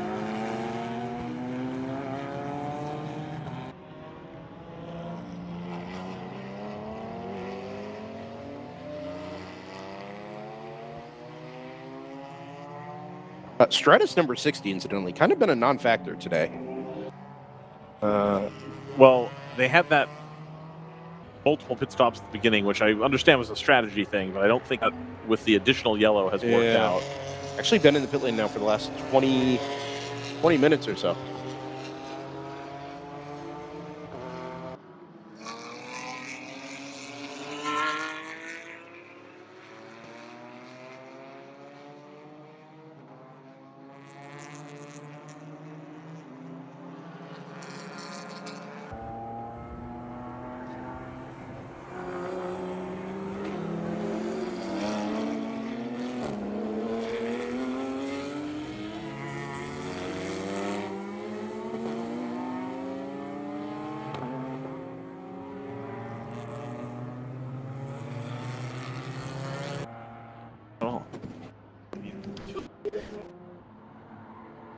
Ryan's working on the mute buttons here. It's not going well.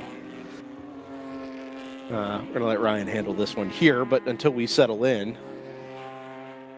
Why is Stratus 60 now all of a sudden appearing at the top of the pylon?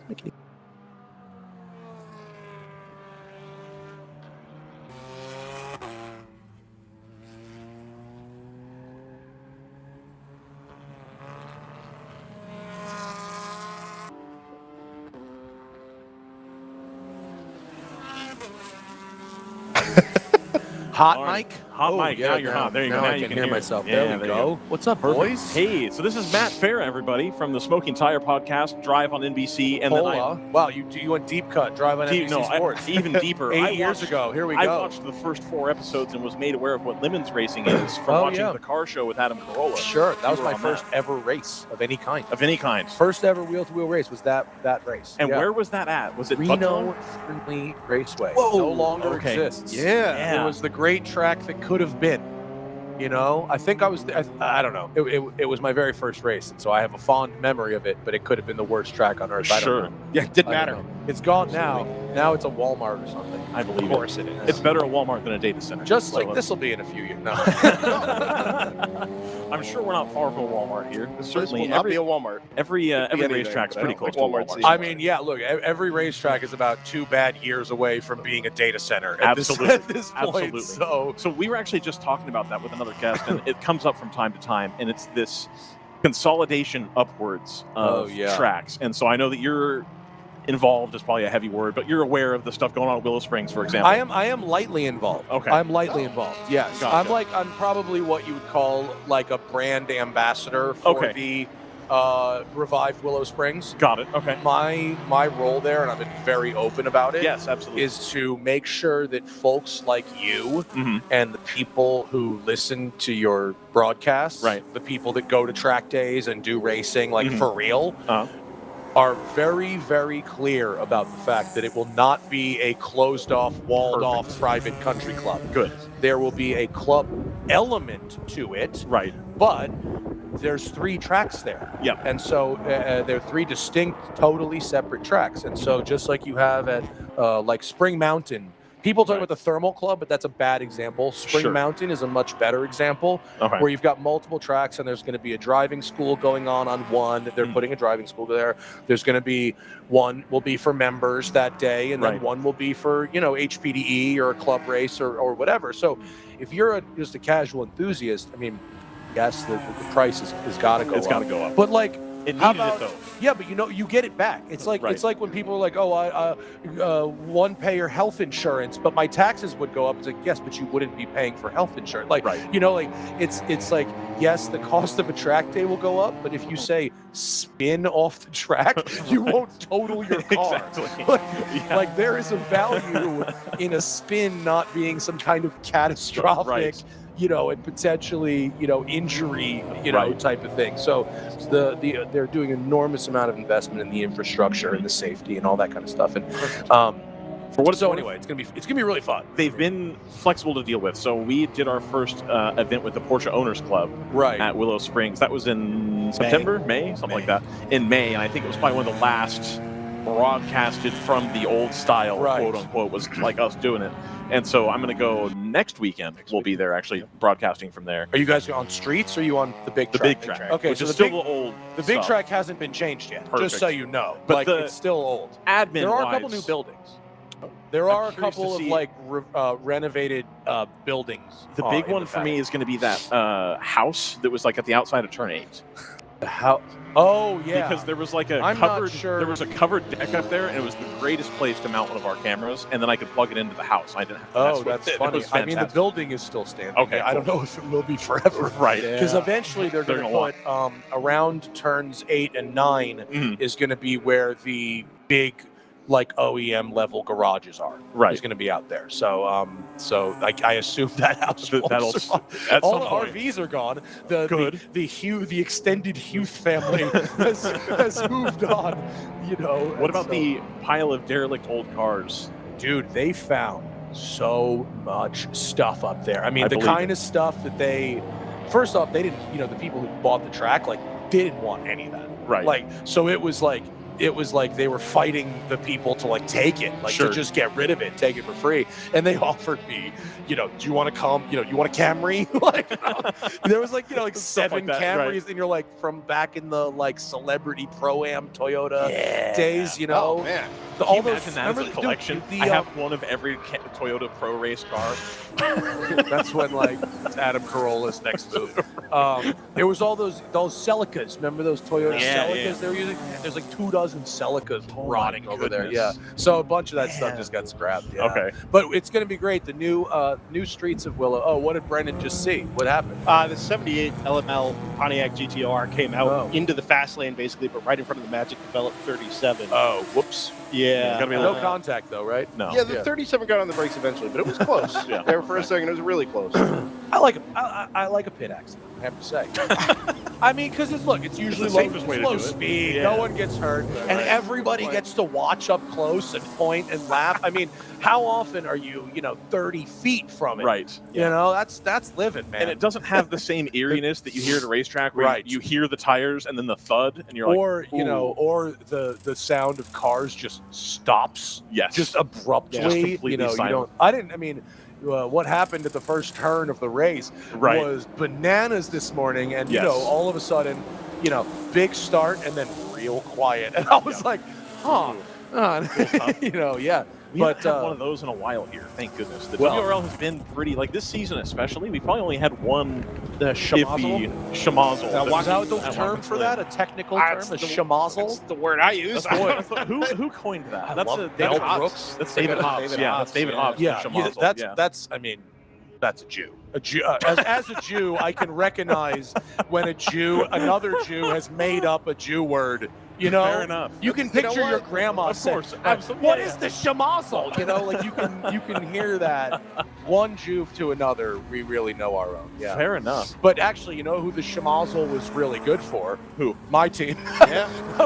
we went from 13th to 4th in about 5 seconds. You guys were way up. Yeah. We're doing pretty good, man. And Tato's holding it now. Dude, at the beginning of the race. He did a double. He was really fast because he is really fast. And then I just did 2 hours, which not as fast as Tato, but you could see I did not bring shame to my family. Good. You could see my lap times. I did not bring shame to my family. We'll check then, because I've been curious about this since I heard it talked about. Johnny's in the car right now. He is in the car. That's right what now. you care. And about. I'm trying to see what his lap time looks like. We're number 62. 62. The open throttle racing. P11 and GP1. Okay, let's see. His last lap was a 250. Don't look at that one. Maybe don't use that one. That's a traffic lap. That's a traffic lap.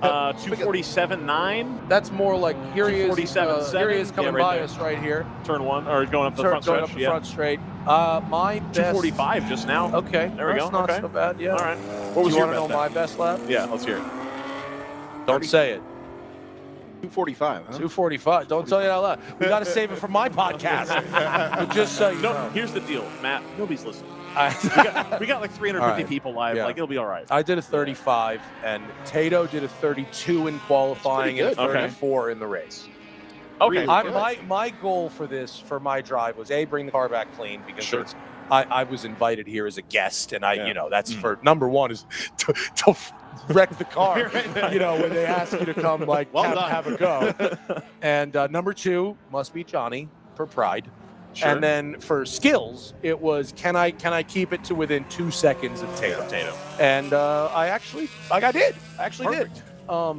His qualifying was a flyer. He did a 32 for this car, was really quick. But I just had so much fun. My stint was so fun. The mix of cars out here in this race is really fun. The wide variety of skill levels, meaning I didn't see anything horrible, and I didn't do anything horrible, but you can. It's funny when you can tell there's a beginner in a prototype, the new person in that car, because I would never start racing and be like, yes, this car. I've raced Miatas for 10 years until now, so.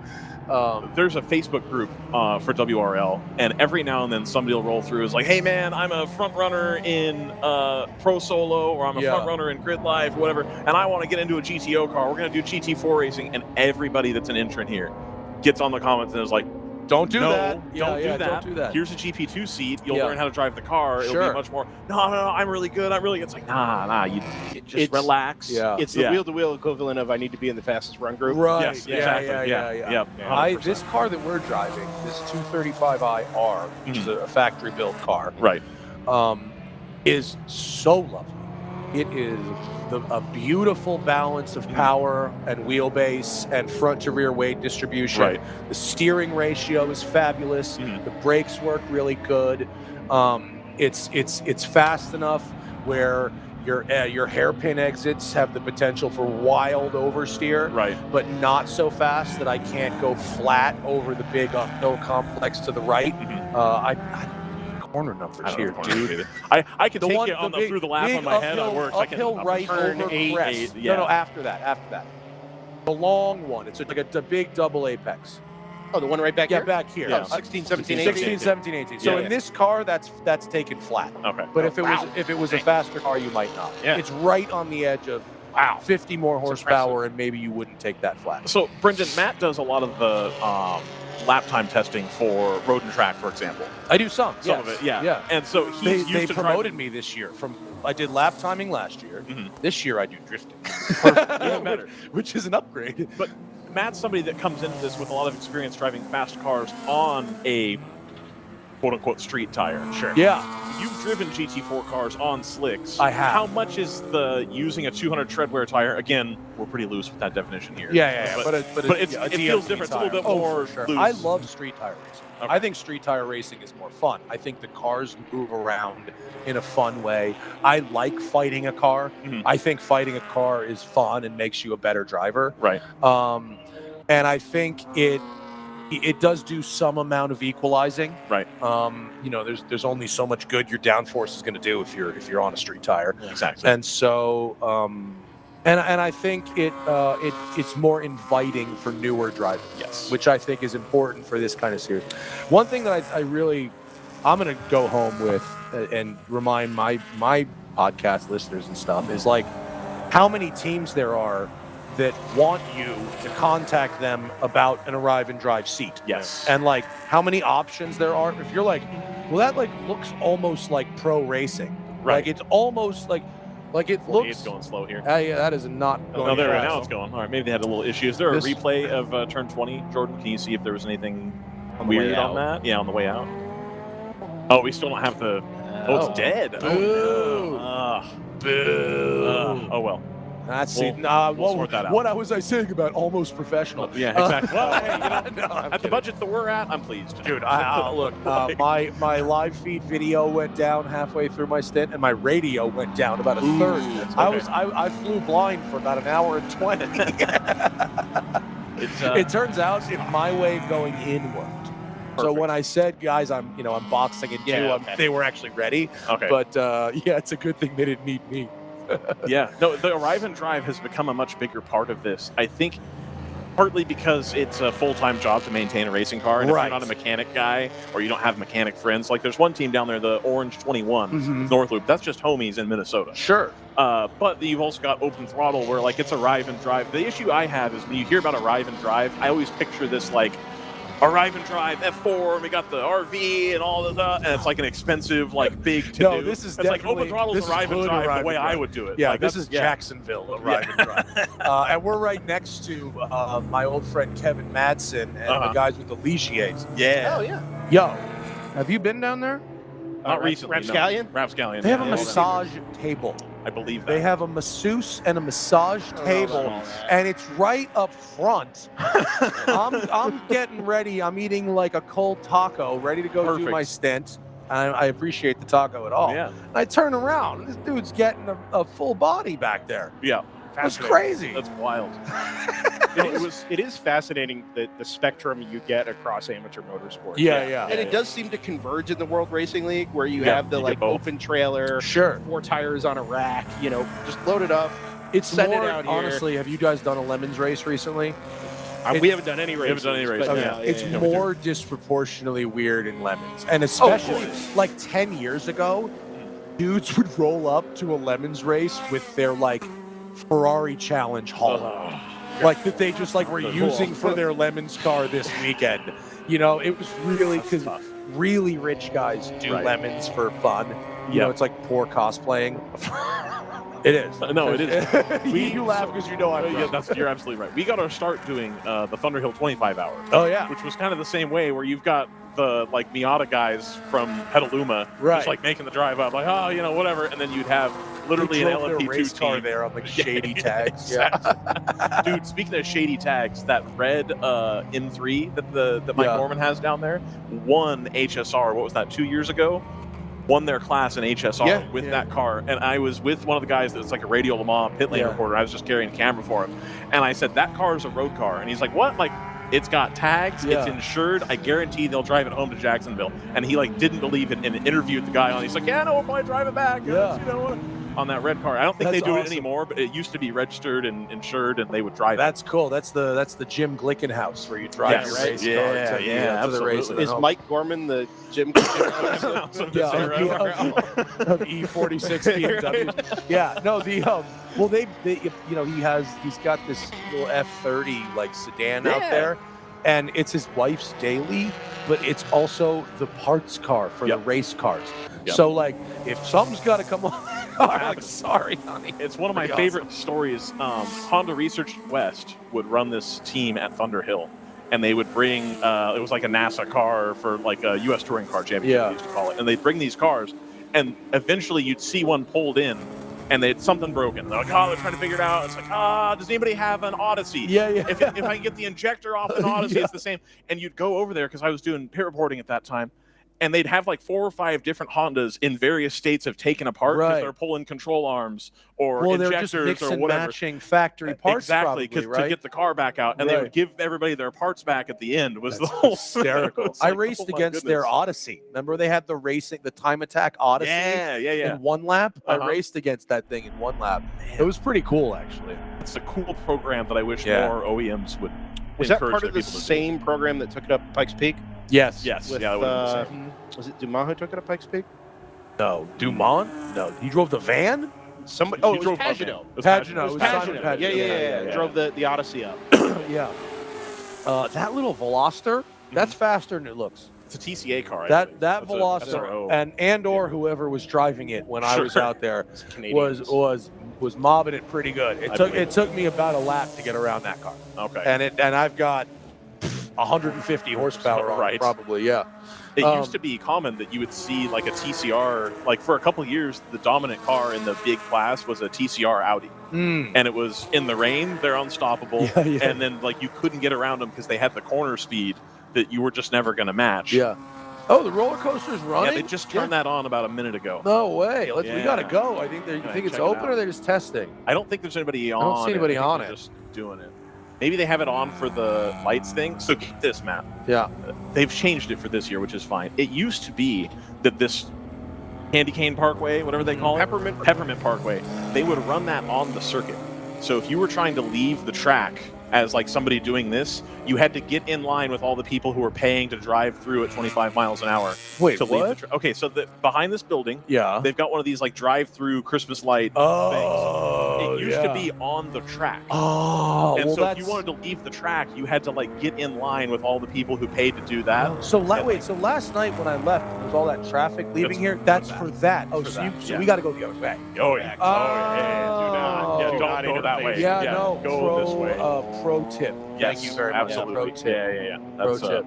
I'm so glad it's like nice out today too. I don't mind. 50 was okay yesterday, but this is all right. This is a nice day to be on the track. How's Johnny? Did he get quicker? Let's see. Check his Johnny's times. right here. Let's see. 252 last time. 248. Okay, so he's hovering in this area. And it's traffic, right? It's multi-class racing. You're kind of moving around. The key is to make not traffic. Correct. Turn traffic into not traffic. Correct. Please. You know, I could have sworn in the drivers' meeting, though, that they said they were going to be using the digital flagging system. Yes. Which they are not. For full course conditions, they are. I Yeah. think. Oh. There was two full course yellows while I was out there. On the digital flags. Digital thing. Interesting. No, I mean, fortunately, the human flaggers, we haven't outsourced their jobs to AI yet. Excellent. Thank God. We have human flaggers. They're doing an excellent job, and I appreciate them. It took me a minute yesterday in practice to realize that I wasn't personally being black flagged. It was just the end Just in general. Yeah. I was all, what I do, bro. You didn't run any checkers yesterday, did you? More than a few of those. Yeah. Oh, I accidentally blew a checker once in HPD. I felt like such an idiot. And then I realized, like half an hour later, that actually nobody noticed or cared. Right. Well, what's good is if you do it at Road America, they just bring you off at the chute. Oh yeah. They're like, yeah, just get off. Sure. Like, what are you doing? Otherwise, it's gonna be another 4 minutes before we see you. And I'm actually, I mean, the little, I guess it was an oil leak followed by a fire that we had this morning was a pretty crazy. Thing. We was right, and our pit is way down at the end, so we were pretty close to it, dude. The dust cloud that caused after the fact, even after it was cleaned up, and the angle of the sun. We're standing right there, dude, and I'm watching Tato's in-car live, and it just looks like driving into heaven. It's like a haboob. Dude, you can't see. He couldn't see shit. Yeah, it was crazy. Oh, I was so glad I didn't take the start. Yeah, no kidding. Well, you'd have done a lot of sitting as well. I know. That's why he was out for like 250. He was out for a while. We called him in. He almost had hit the driver time limit. Yep. He didn't. Close, but yeah, you got. It was close, but and hard rule here. There's no like, oh, there's yellow. I caught that. It's like no, you need to be getting. But it's like at the same time, like he set everything up, and he got hosed with the half-hour red flag. So we wanted to let him stay out for as much time as he could. Plus, fast. But you got Tommy Kendall in the car with you. Yeah, what's it been like? Is he like coaching, or is he just vibing? He's doing chilling. He's chilling. He's actually. It's really funny. He is. He doesn't. Well, I mean, he's a lovely person. Sure. B, he has not raced a car wheel to wheel in 11 years. That's what Mike was saying. Hasn't raced, and he's not coaching. And not only that, the guy is so mellow and humble. Yep. He's actually like letting Tato, who just turned 21, coach him. And I really don't know what we didn't our for some reason our lap timing wasn't working in practice. So he said the car felt good, but none of us have any idea what his lap times are. So he might go out there and just smoke Tato. Right. He might go out there and actually not be that fast because out of practice, like he's obviously still Tommy Kendall. Right. And he does do a decent amount of like exhibition driving and stuff. So it's not like he's like, totally out of practice. Right.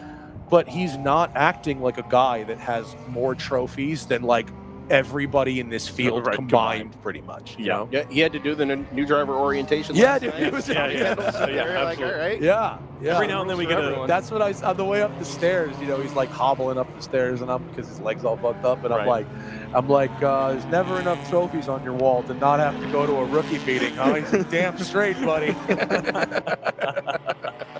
Fortunately, I've stood around for the rookie meeting before, and it's not terrible. No, it's like, they're doing fine. a good job, and No, it's Jim just Davis like is a really good guy to have doing the driver steward stuff. yeah, it's important information. It's like good to know stuff. Like you're not going to be like and not go, but like, and you get the stickers. You have to go. Right, absolutely. But also like guy who's like won everything in the rookie meeting. Oh my goodness, that was very close. Was that almost a rear ending in pit? Very near. Stacking him up here on the way in behind the 68, who was not doing 35 miles an hour, by the way.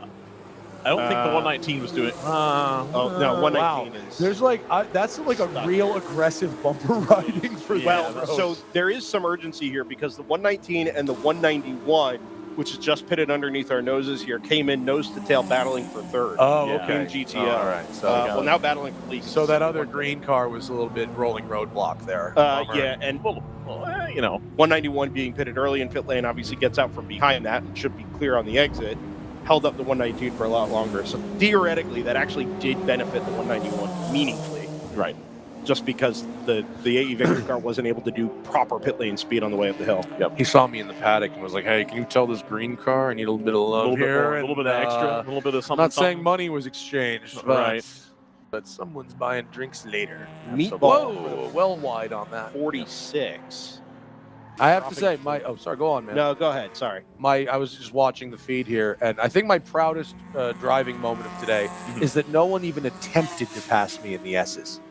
Perfect. I made myself a wall in the S's, and not even the prototypes tried it. Excellent. So I feel pretty good about that. Some of these cars are like really fast. Some of these like M4 GTRs or whatever they are, really fast.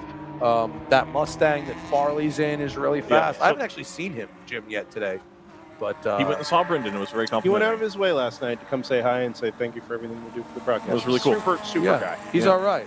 He let me drive his Dark Horse R for Road Track Story that's on newsstands now. Okay. I did Dark Horse R GTD and the Le Mans GT3 car. Okay. Back to back. Oh, you talked about it on the Chuck Walla. They let me have a full set of tires, full tank of gas in the Le Mans car. So probably the most fun you can have in Chuck Walla. You guys don't like Chuck Walla? I've never been. Ryan was I went for the first time about a month ago or so, and I didn't realize. I'm driving from Stockton.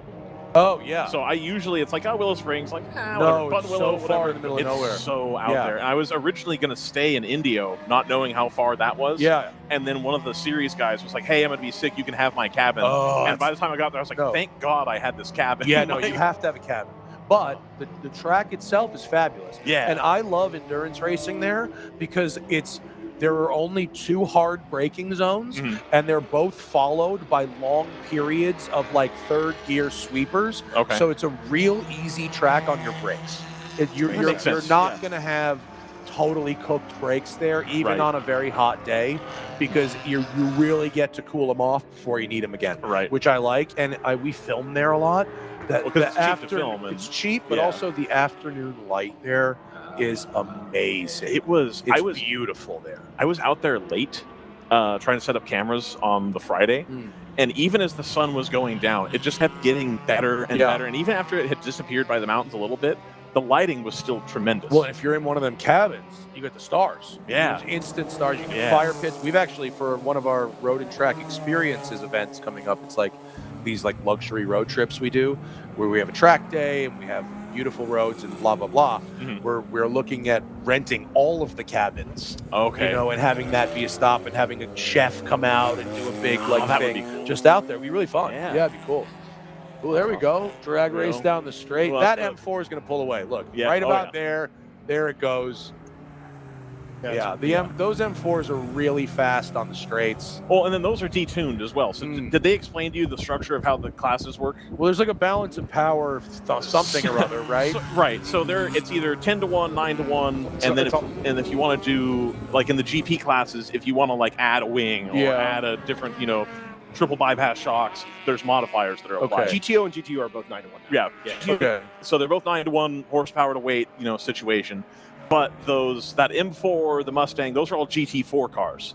And that's like the junior for doing like the GT3 car that you drove. Yeah. It's the kind of junior level SRO thing. But if you bolt the tires on there, and then with the engine computers the way they are now, you just turn the power down and be it like, what are they, like 360, 380? So you can just make it make whatever you need it to make. By and large, yeah. There's limits. Like somebody tried to run an R8 GT4 car for a while, and you couldn't get that 5.2 to choked down enough to like still run. Yeah, you gotta de-stroke it. You'd have to turn it into like a 4-liter V10 or something. Yeah, probably sound amazing. Right, did that, by the but way. the Audi will love you doing that too. Yeah, exactly. Yeah. Big fans. But the issue here is trying to keep your car ready for resale. Sure. Because if you start doing crazy stuff and you decide you want to get out of racing, and you've done all this stuff that makes it a specific WRL car, you're hosed. Whereas like in GP2, for example, running a Spec E46 was the move. Because you could change the brakes and the shocks from Spec E46 to like nicer stuff. And then you're ready to roll. And you're ready to go. And Spec they need like 50 E46 pounds. is so fun. That is a fun race car. Really good balance.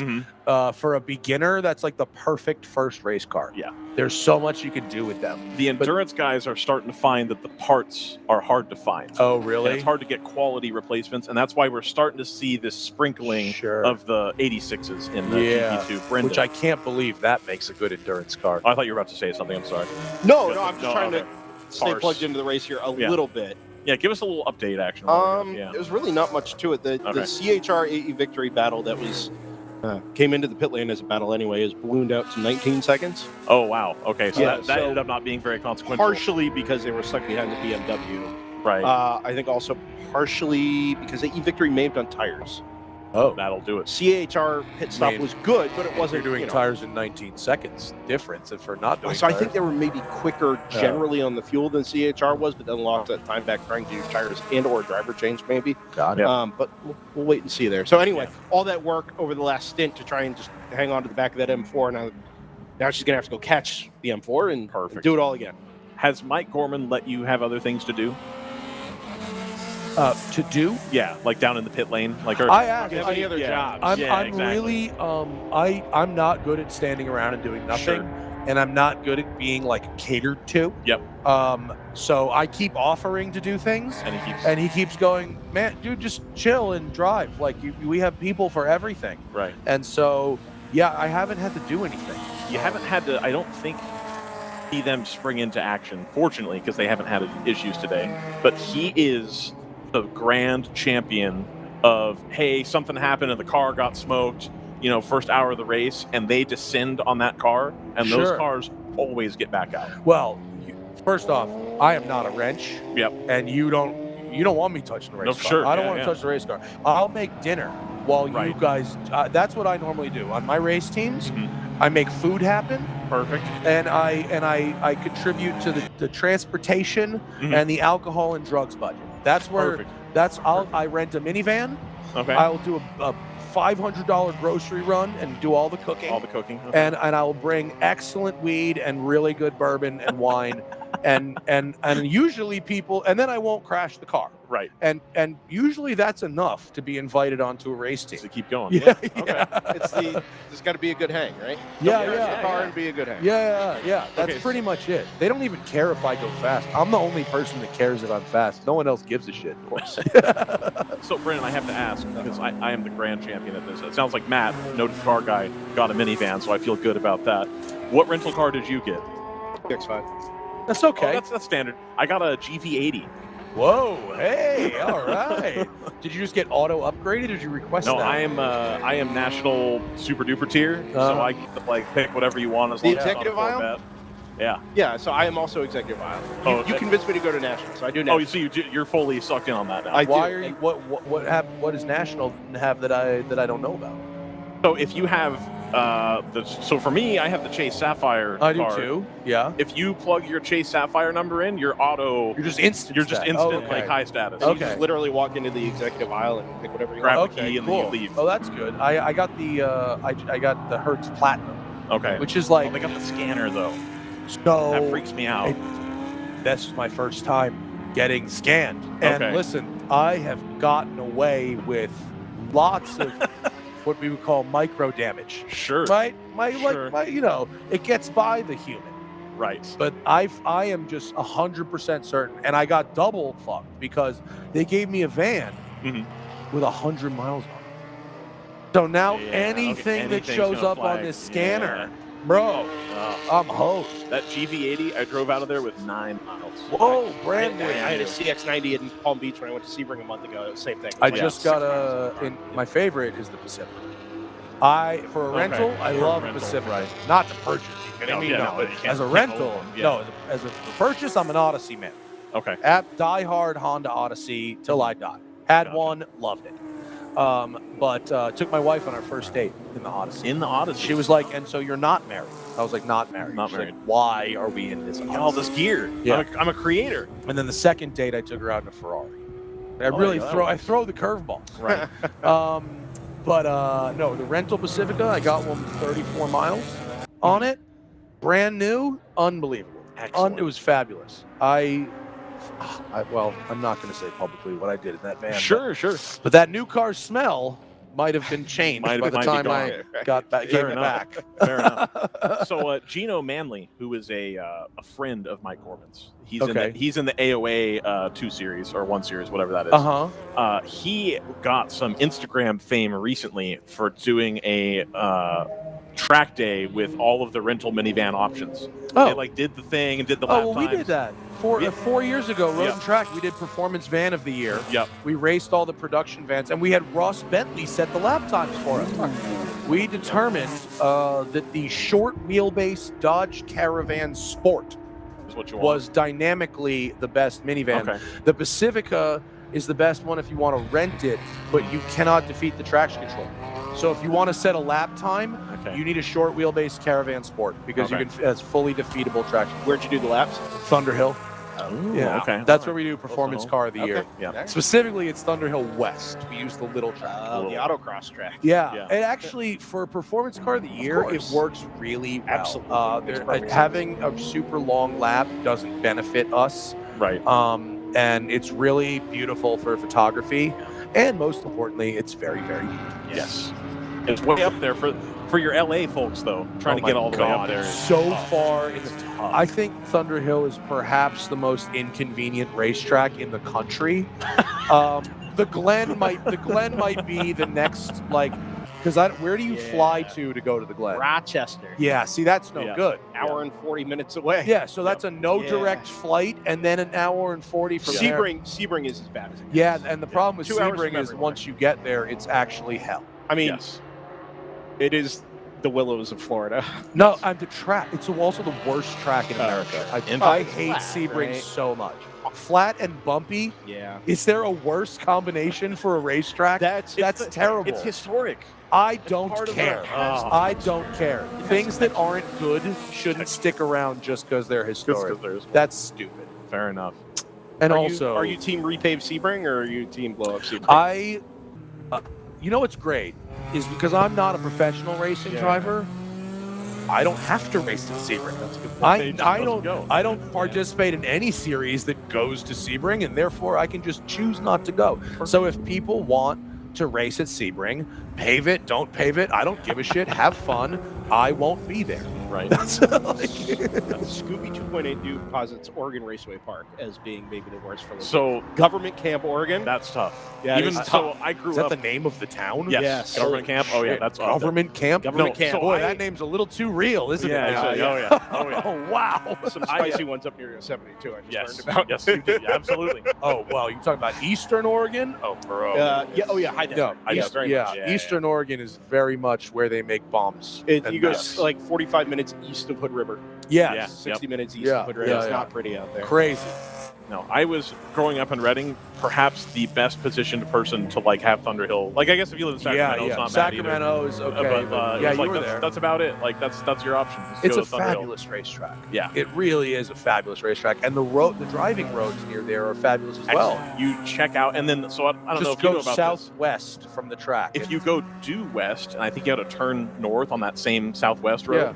The off-roading up there is incredible. I haven't done any, but I'm sure it is. That's Mendocino National Forest, and you could be up there for a month and not see a soul. That's cool. It's until awesome you need a soul. You got a phone now on your iPhone, the whole line. Are you an off-roader?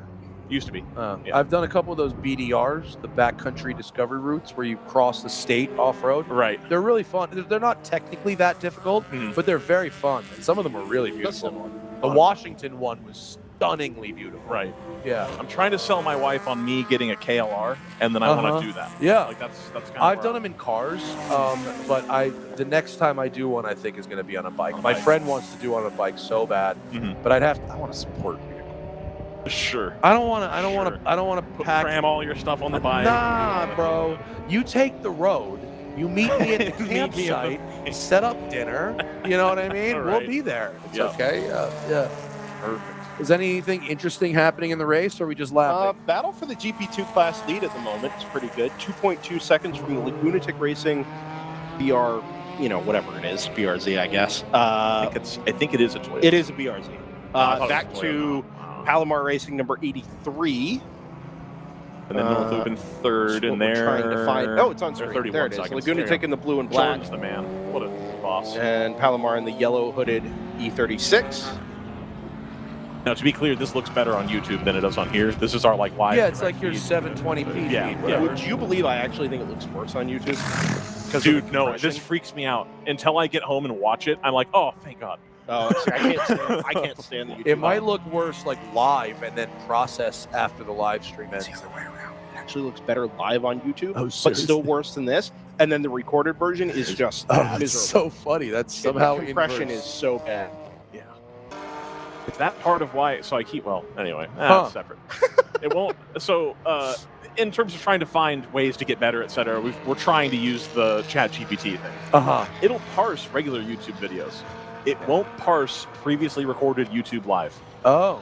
But I was like, how could we pull can't create data out of it? summaries. Yeah, exactly. In like a macro way, because I'm not doing this full time. You have to pull down the video and then upload it to an unlisted channel and then point the Chat GPT to that. Holy cow! Yep. 779. I mean, that's mildly annoying, but it's only one extra. 779 GP2 class leader is in Laguna Tick Racing. So Okay, I'll cool. hand the lead over to the 83, which is following around now. But then anyway, where are we at on the pit situation for those? Working on it.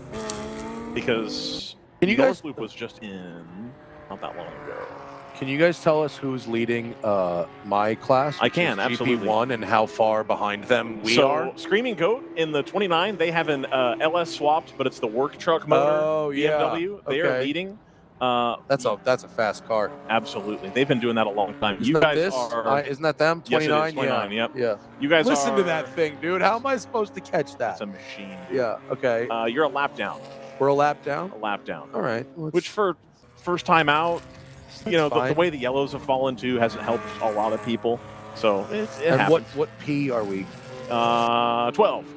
12 Oh, is that overall or in class? in class. I thought we were up to P4. It's fallen. I guess we got It's passed a- in the pits a lot. This is not a champ car field. A lot of people will come from champ car. They're like, we won champ car a couple times. We're good. And then the quality of driving and the speed here, it's really easy to fall down the order. Because there's a lot of teams at the front that do this only and don't make mistakes. Yeah. And so it's impressively easy to like, I'm going to have a clean race. It's good. It's good. You have one spin and you're not going to catch anybody. Sure. That GTO is stopped over here at turn 12. Yeah. We got a little Mike, who is from what I gather is usually very on point. Mike Yes. Gorman. Yep. The team sent Tato out to qualify with no fuel in the car. Right. And we are going to go full course yellow for that stop. And so he only got to run one lap. And when he came back in to get more fuel, I guess he didn't say the right thing to the marshals, and they held him in park for May. Oh. They held him in impound. no. And he's like, no, but they're like, no, you have to stay here. And so they wouldn't let him go back to fuel. Right. So anyway, we started like P whatever 13, and that's racing, whatever, who cares? And we're here to have fun. It's not like it matters, but I think we probably could have started higher because he would have qualified really well if he had a session. Absolutely. No, it doesn't take much. Like it really, especially in these GP classes, it's the same guys over and over. The GTO Brendan has stopped at turn 12. That tube frame. Is that like a Riley car or something? It is. It's an old Riley car? It's a Grand Am car, yeah. Wow. Yeah. Pratt and Miller. Pratt and Miller. Was it Riley? Because it would have been a GM based. Right. Oh, that makes sense. Who did? Yeah. Who was Riley leading? Was that Ford? Was that- Mazda. Mazda. They did was the leading. R8. Right. Yep. Yeah. Yeah. Man, I'd like. I think can you buy like a 997 Cup car? Are they competitive in these? So here's the deal. Yes, you can. But Yes. To get the motor tuned, and I've heard conflicting reports on this. Getting the motor detuned to this level was incredibly difficult. Really? There's one team, and it's this number 70 coming in the pit lane right now. Round 3 racing. They've been doing it for a long time. They've been in the series. They've done all the classes, and they got. That's a 991. That's a 991. Yeah, you can do a 997. Is it easier to do a 991? Oh yeah. Just because it's got the. Oh no, the 997 is easier. Oh, the 997. 7 is easier. Well, yeah, to get to the power. To get to the power number, but it's harder to drive. Way harder. Yeah, Yeah, it's a machine to have to wheel. So these 991s are for sale right now, both of them. What do I want for them? What was it, Brendan? It was like 2 high 2s, low 2s for the both, and For the pair? For the pair and I the think spares. it's mid 3s for both. Oh, was it mid 3s for both? Yeah, dude, look for a Probably pair, some for a room to pair of chat there. running race Yeah. cars and spares. It's not horrible. No, especially for cars that are like there's work done to them to make them an endurance car, so they're worth more than like you can find a 991 for 90 or 100 that needs work. Yeah. So That to needs get a $50,000 service. exactly, Probably, yeah. So for these that are log booked and they have all the endurance stuff, it's like not a bad deal. Do those cars hold up well? Yes. In this kind of racing? Yes, absolutely. The 997s. So when we did Thunderhill, and this would have been 12, 13, 14, 15. The 997s had a 20-hour life on the gearboxes. So they would it would happen. Like some years they'd make it and they'd win. And other years there'd be like 2 or 3 hours to go and they're in the pit lane and it's stuck between gears. And they're like cranking on it and trying to hit the thing and they switch to the paddles and it didn't help. And it was like a whole mess. Sucks. So switching to the newer ones, they don't have the gearbox problem. And then they're detuned a little bit. So you're not putting as much wear into everything and it's making it a little bit easier to run. A little sketchy on street tires though, a Cup car. Yeah, I bet. Yeah. I bet that's different. I wonder if if you're racing, it's probably better to start with a Cup car than to start with a street car. They got Josh Bilicki, NASCAR driver, driving one of them. So he it's the guys that are wheeling it know what they're doing. And Dude, yesterday at the meeting, they said there's a multi-Le Mans winner in this race. Who's that? Tommy. He hasn't won Le Mans multiple times. Has he not? No. In the GT People class? looked at him and he's like, "That's not me. I haven't done that." Who would have been the multiple Le Mans winner? So our thing is, my theory is that originally when Tato's dad Sergio signed us up as a team, or back in the day, Justin Bell was on. Was there named too. against the car, right? So it might have been that because I think he won twice. Got it. He won in a Viper and he won in the McLaren. Yep. So I think that. How did he run in the McLaren? I thought it was 2 Vipers. Yeah, he won in a McLaren. He won in a McLaren F1. Oh, that's right. If you're gonna win Le Mans, is there a better one to win than the McLaren F1 one? Yeah, there aren't a whole lot of chances to do that in the quote-unquote GT style car. Right.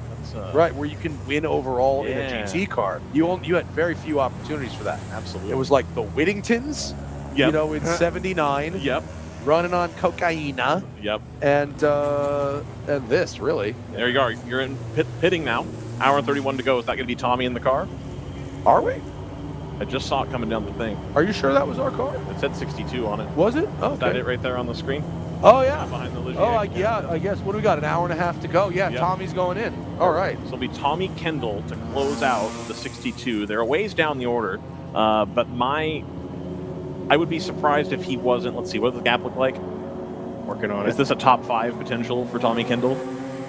Oh no, now it says 4 laps. Our timing has been. I'd really like to see him drive the car like there's no tomorrow. Except the problem is there's a tomorrow. Right. I need to drive the car again tomorrow. So my apologies earlier. You have a 1 lap penalty. You are 4 laps down. Oh no. So how do we have a 1 lap penalty? I don't know. You have to look in the log. Oh no. Usually you can overturn those if you have video evidence. But I wonder what we did. It's you get a 1 lap penalty for passing under yellow. Well, I personally didn't do that. And then fueling infraction. I was going to say fueling infractions. Visor up. Visor up, yep. Did you leave your visor up when they were putting fuel in the car? I did not, no. Okay. I can't say the same for everybody on the hit team. anybody? Did I hit anybody? Yeah, no. if you hit somebody, it's an instant lap usually. Somebody hit Tato. One of the prototypes knocked Tato, but he just got pushed out to the to the ring road, to the apron, and came right back. Well, the beauty of the 1 lap penalty is it's an aggressive penalty, but if you're able to produce video that shows that that's not what happened, they can take it away, and then it doesn't mess up the standings. Look, it is entirely possible we did something, and I just don't know about it. I've been up here for an hour. I have no idea what's going on. Absolutely. Let me go back and check in with Johnny and be a good teammate. Absolutely. But it's been fun, boys. Yeah, thanks for having me. Appreciate it. I'm driving tomorrow at the same time, so I'll come up and join you after that. If I could find my way back up here. No kidding. I'm not even kidding when I tell you that it took me 30 minutes to find. Well, the good news this room. The good news is if you want to go stand on the F1 podium, it's right there from here. That's so like you can take a little selfie and then head back down. That's there cool. You go. Perfect. All right, cool. See you guys tomorrow. Thanks, Matt. Have fun. Appreciate Thanks. it. Yeah. And Jordan, let's take the opportunity to do a little ad break here, pay some bills, and we'll reset the race here.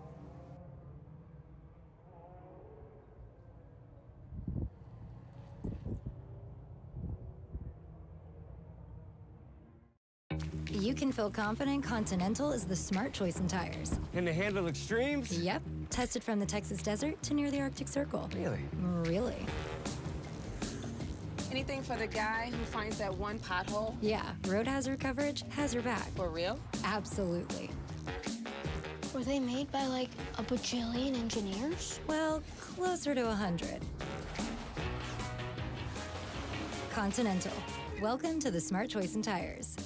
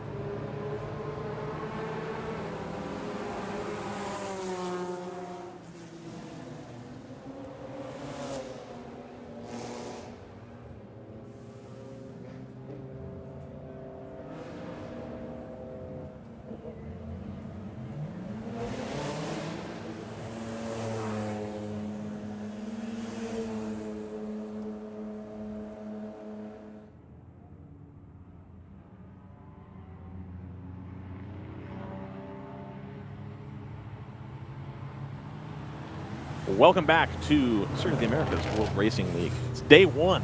Well, not day, it's day 2 technically. And if you did the track day, it's day 3. First race of the weekend here at Circuit of the Americas. We're going to have 7 hours of racing action tomorrow as well, Brendan. We're excited for that. Hopefully the good weather holds. I think it will. Hoping for a little more cloud cover, if I'm honest. Yeah, that could be helpful. See where we're for headed sure. here. 75 out there. JT Tammy is gone. I expect him to return in the next 20 minutes or so, though. I believe that's usually how that goes.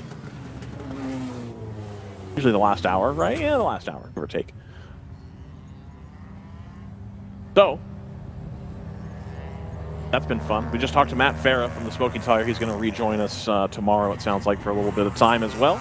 And then hopefully, what I'm hoping for is that in his podcast, he had laid the groundwork for a him versus Johnny lap time comparison thing. So my hope is that they can come up and do 20 or 30 minutes on, like, BSing with each other about how one of them was faster than the other and compare notes and then, do what we got to do and make sure we get the race covered as well, obviously. Today, the race has been a little stop-start.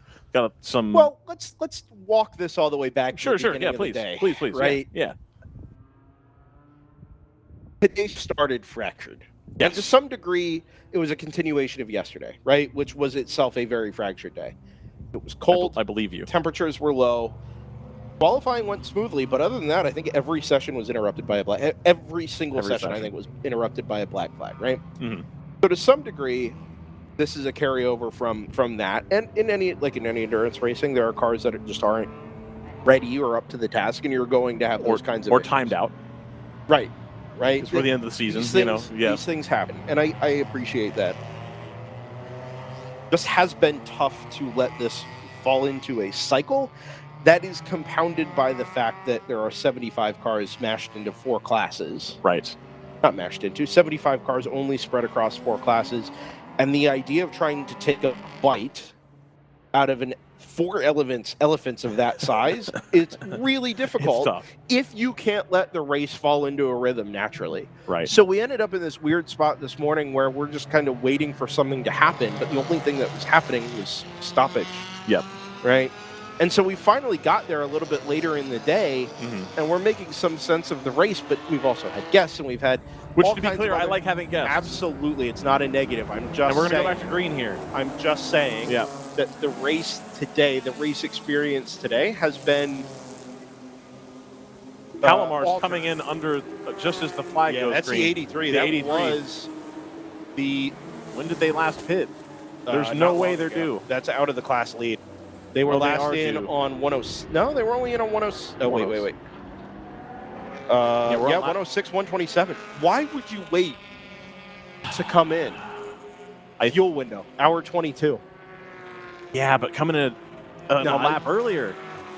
Oh, man. I don't know if they would have been able to make it a lap. This might be right on the edge of the fuel window. Like right. Oh, I see. It'll only stop one more time. Other big news, Ryan. GP1 Screaming Goat Race for 29. 1 lap penalty for a pass under yellow at 2:24. So that would have been going into the full course yellow. Now, it does still show them a lap clear of the Magic developed 237. And remember, which I don't know if we attacked this. So we had the issue for the 46 Ginger Racing car earlier. We knew that. That car is still in the pit lane. We also had the 38 Palomar Racing E36 come into the pits on lap 125. Which was about 20 minutes ago now and has not reemerged since. So Screaming Goat Racing, yes, they take a 1-lap penalty, but also the race around them has changed because both the 38 and the 46 into the pit lane and stopped. Right. So North Loop was only 29 seconds behind the 83, and they already did that stop a couple laps ago. Question would be whether or not they can make it to the end. Exactly. Right. They're typically pretty good about getting that kind of math dialed in. If they have to save, then you start to question the pace situation. To be clear, I think that Palomar number 83 was going to be clear out ahead of the front of that field anyway. They had a pretty substantial margin on the 21, had a pretty substantial margin on the number 779 as well. But ultimately, I think generally it... don't know that this pit stop being under green is going to make that big of a difference for that 83. Especially if 21 has to pit again. Right. That 83 has just been, like, kind of dominant. Well, 21's definitely going to have to, well... EP2 cars have done 90 minutes. But at COTA, where you're on the throttle for as long as you are? It's in the cards. It's gonna give us that's the anchor thing to watch. I've decided, like, that's gonna be the story. Is Palomar and North Loop, can both of them make it? Again, in theory, they should both be able to make it. Yeah, I would think so. But we'll have to see how the pace ebbs and flows between the two of them. You get traffic too. Like, that's the thing. It's multi-class endurance racing. You got traffic to work through. You've got variation in terms of, like, you've been in the car, you've been awake now for how long? The car's tired. Like we talked about, you're at the end of the day.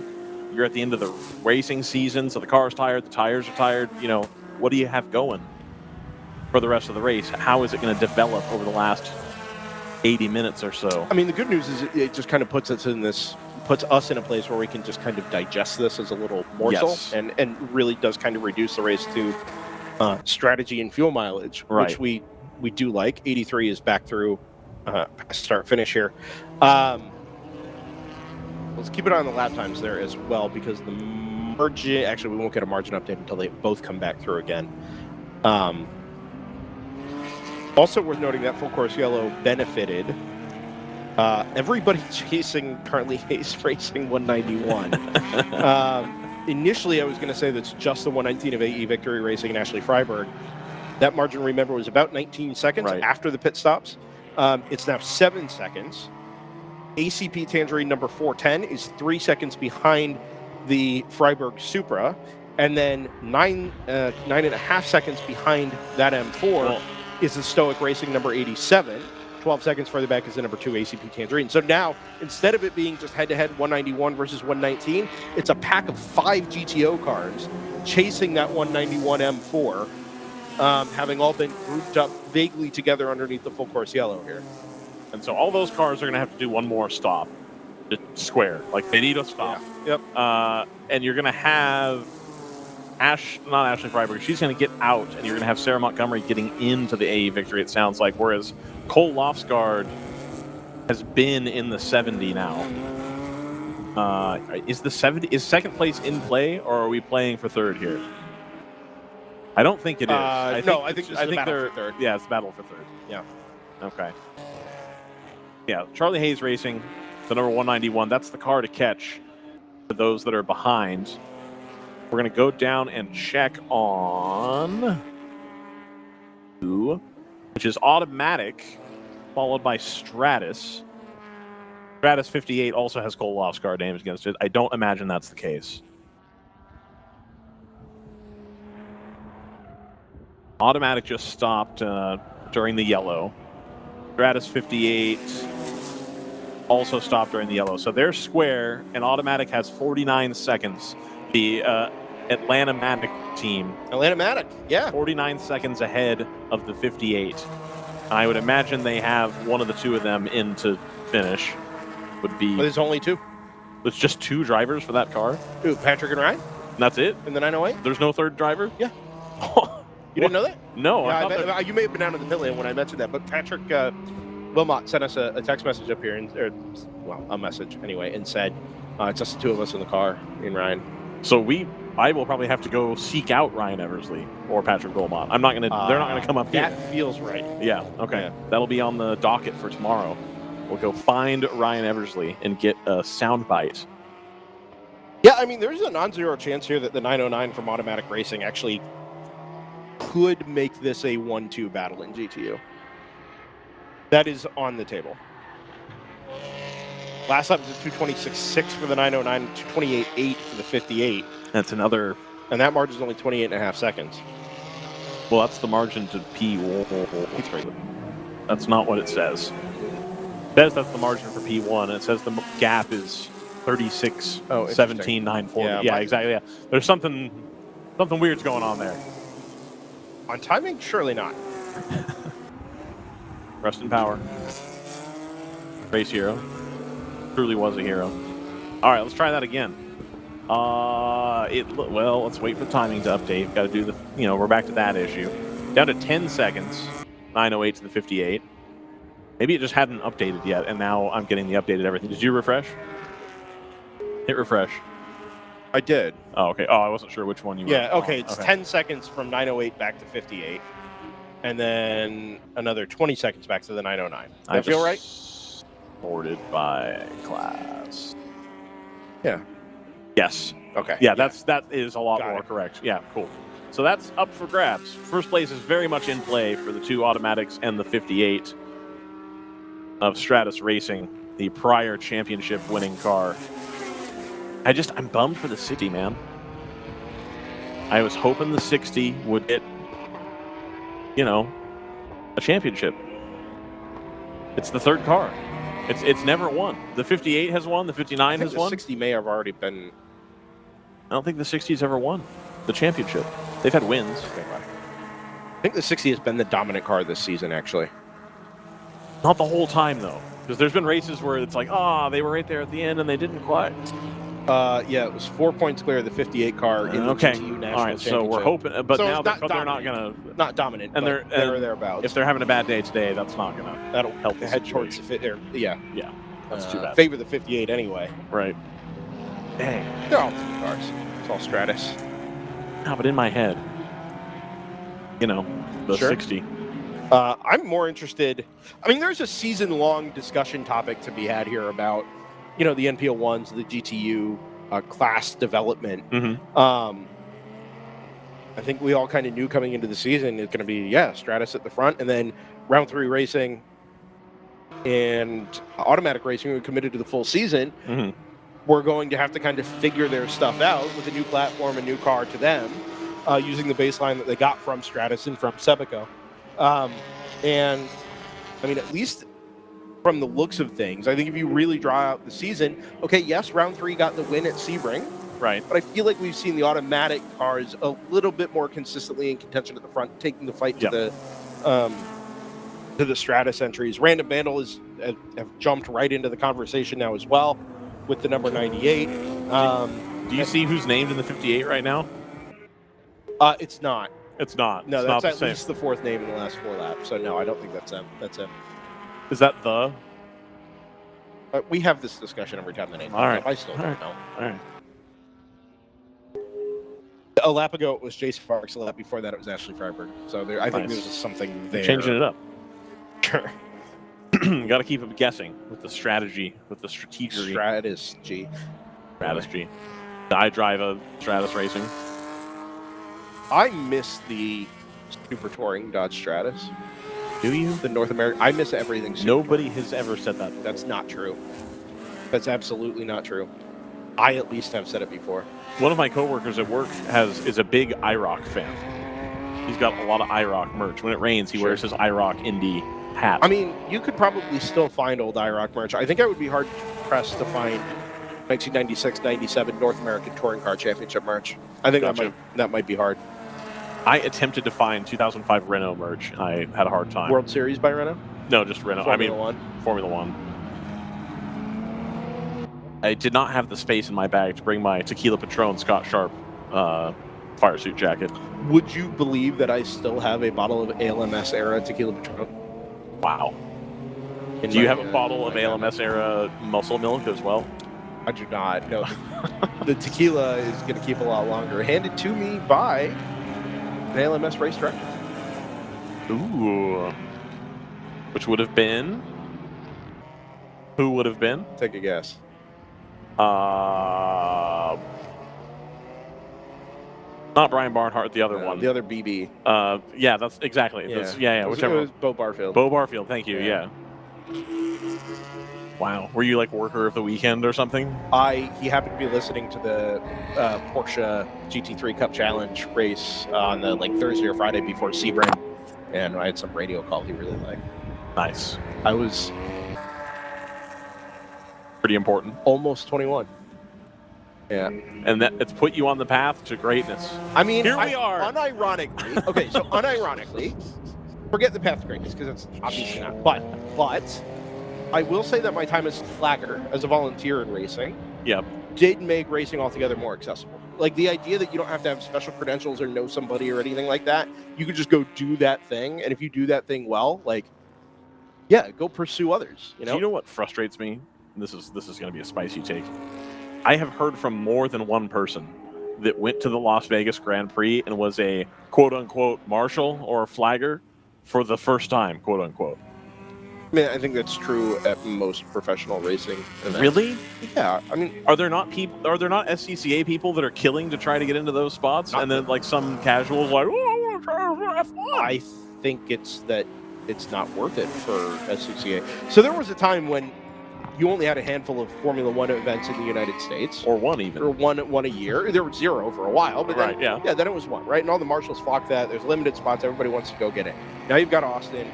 You've got Miami, you've got Montreal. I was going to say, you have Canada still. Right, which is still also heavily staffed by US marshals. They added that to Gran Turismo 7. It's sick. I did see that. It is sick. Anyway. And now you've got Vegas as well. And if you're going to go to a Formula One race and you want to go experience the whole Formula One circus as a marshal, it is almost, it has to be inarguable that Las Vegas is the most expensive out of the 4. Right. Right? You're paying your own way there. You're a volunteer. Okay, maybe they help subsidize your hotel rooms. Like, it's not convenient for anything. It's a street track, so your sight lines are terrible. Right. There's really limited support races over the balance of the weekend. Yeah. So, like, as a whole experience, if you're going there as a volunteer, what are you getting? If you're getting the experience back, that's your payment, is just the experience. Sure. It is the worst option out of the 4. Unequivocally. So now I come back to my question of, for the amount of money that's floating around in Formula One, or even the WEC, that's probably about the level where it stops making sense. Why do you not have paid flag crews? Like, I get it that SRO economics. Well, I mean, even them, a lot of those guys probably wouldn't care if their fee went up a G. Like, you know. How are we not in a place where, with the money floating around at that level, that's not possible? I get it. You can't pay everybody to be at an SCCA event. You can't pay everybody to go to runoffs for a week and have the level of marshalage that you need there. I understand that. But for anything remotely professional, how are there not paid flaggers? There's paid flaggers for WRL. The tracks provide them, but they're paid. Well, that's just because you're limited by volunteers, right? And if you're going to have staff do this, you have to have. But how do you not? How does Formula One not have a professional flagging crew? How does IndyCar not have a professional flagging crew? I mean, it costs a fortune. It would cost a fortune. Would it? Yeah. They do for ovals. Okay. I don't know that the ovals are paid, but you have to be invited, right? Sure. So that is as much a meritocracy as anything else in racing. I thought you had to be invited for most of them, but it sounds like now they just let anybody do it. Yeah, okay. Sports car racing, IndyCar racing generally is suspended. Oh, SFR always made a big scene about you have to be invited to go to the IMSA race at Laguna. No, maybe. I don't know. Oh, okay. Maybe that's an SFR quirk. As there are many, as I was made aware of in an email the other day, I was like, okay, well. So North Loop is extending the margin in GP2, by the way. Good. The pride of Maple Plain, Minnesota.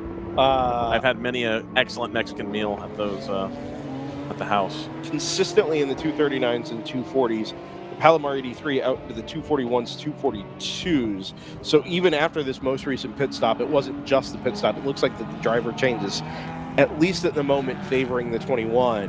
Holland. I don't know. Might be CJ into close? Question mark. No, they have 4 drivers this weekend. We don't have a driver ID there. Tough. I suppose I could text them and find out. So, Chris, is that using my journalism for good? If I'm texting friends of mine to figure out who's in the car? I mean, flex. Yeah. Real quick, I have friends everywhere. To finish up our discussion about marshalling and that sort of thing, Chris Picola in the chat. Hello, Chris. By the way, we got more bang for our buck at the Nürburgring than most F1 events, right? Yes. So Chris and I have both done the Nürburgring 24. Sure. You pay, let's call it $1,200 to fly yourself across the Atlantic. Oh, pay another for you, sure. For me, it's like, sure. That's like a $3,000 flight, dude. dude. $1,200. Yeah. You rent a car for a few days. Let's say that's another $400 or $500, right? For the weekend. $1,700 all in. You camp at the track. Yeah. Everything's kind of right there for you. You have to buy. Here's a question for me as like an outdoorsy person: do you buy a tent when you go, or are there tents there? Take one with you. You don't have a tent? No, I have a tent, but like, am I shipping a whole extra box? No, dude. People travel with suitcases. I know that that's hard for you to comprehend, but people pack 50-pound suitcases when they go places sometimes. I guess, man. I don't know. I'm looking at your suitcase, and it's like... It's not mine. that suitcase. And I'm thinking like my 3-man tent would fit in there in my sleeping bag, but I'm not putting my lamp. A one or two person backpacking tent is probably this big, man. Well, mine's a little bit bigger than that. Mine's like you can get them super collapsible. Mine's about like that. Yeah, so you don't need anything that big. Sleeping bag, you can get a compression sack, get it down to something like that big, right? Sure. It can be like, done. Chair. No, you don't need lantern. Or you just know people. Like a lot of this is networking. Okay. All right. Andrew just got out of the 83. It's now Johnny. Except for Christine. Perfect. All right. So there was a driver change. There was. Thank you, Christine, for the donuts. As Chris says as well, it was just more fun. And that's like ultimately what it boils down to. If you're going to spend $1,800 to go there, or you spend $1,800 to go to Vegas, the hotel rooms. Sure. Right? Let's say you spend $1,000 to go to Vegas. You're still out $1,000, number one. Number two, you're stuck in Vegas. And nothing's happening. I bet I can come here. I'm sure those tickets are more expensive on the Vegas weekend, but like, no, dude, one-way ticket to Vegas from Stockton's like less than $80. Oh, you just go back. Just go back and forth. The problem is the race ends at 1 in the morning. Sessions end at 1. What time do you think they leave Vegas on this nasty Frontier flight? It's Allegiant to Stockton, by the or way. Allegiant, whatever. Yeah, whatever. Allegiant's fine. I think Sun Country is my preferred garbage carrier. Of course, because you lived in Minnesota. Yes, but they're friendly. They're really friendly. The Allegiant people are not that friendly. Ours are pretty good. Okay. We're also at a crew base for Allegiant. Got it. Now in town. The margin from CHR back to AE victory, by the way, that was 7 seconds a little bit earlier, is now out 20. Ugh. If I read that properly, and I do. And it's not all happening all at once. It's just been little chunks. Whoever is on board that number 191 at the moment is going quite rapidly. Yes. 21 is really, really quick. And now the 119, that is still Ashley Freiberg behind the wheel, is going to have to do some defending if things continue to trend the way that they have been. ACP Tangerine number 410, 7.9 seconds back. The number 2 of ACP Tangerine, Billy Johnson behind the wheel of that M4, just took 6th away in the GTO class from the 87 Stoic Racing Toyota Supra.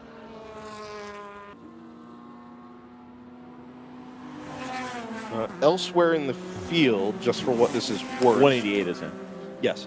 Screaming Goat Racing, a minute in hand over the Magic Develop 37, number 237, but pulling out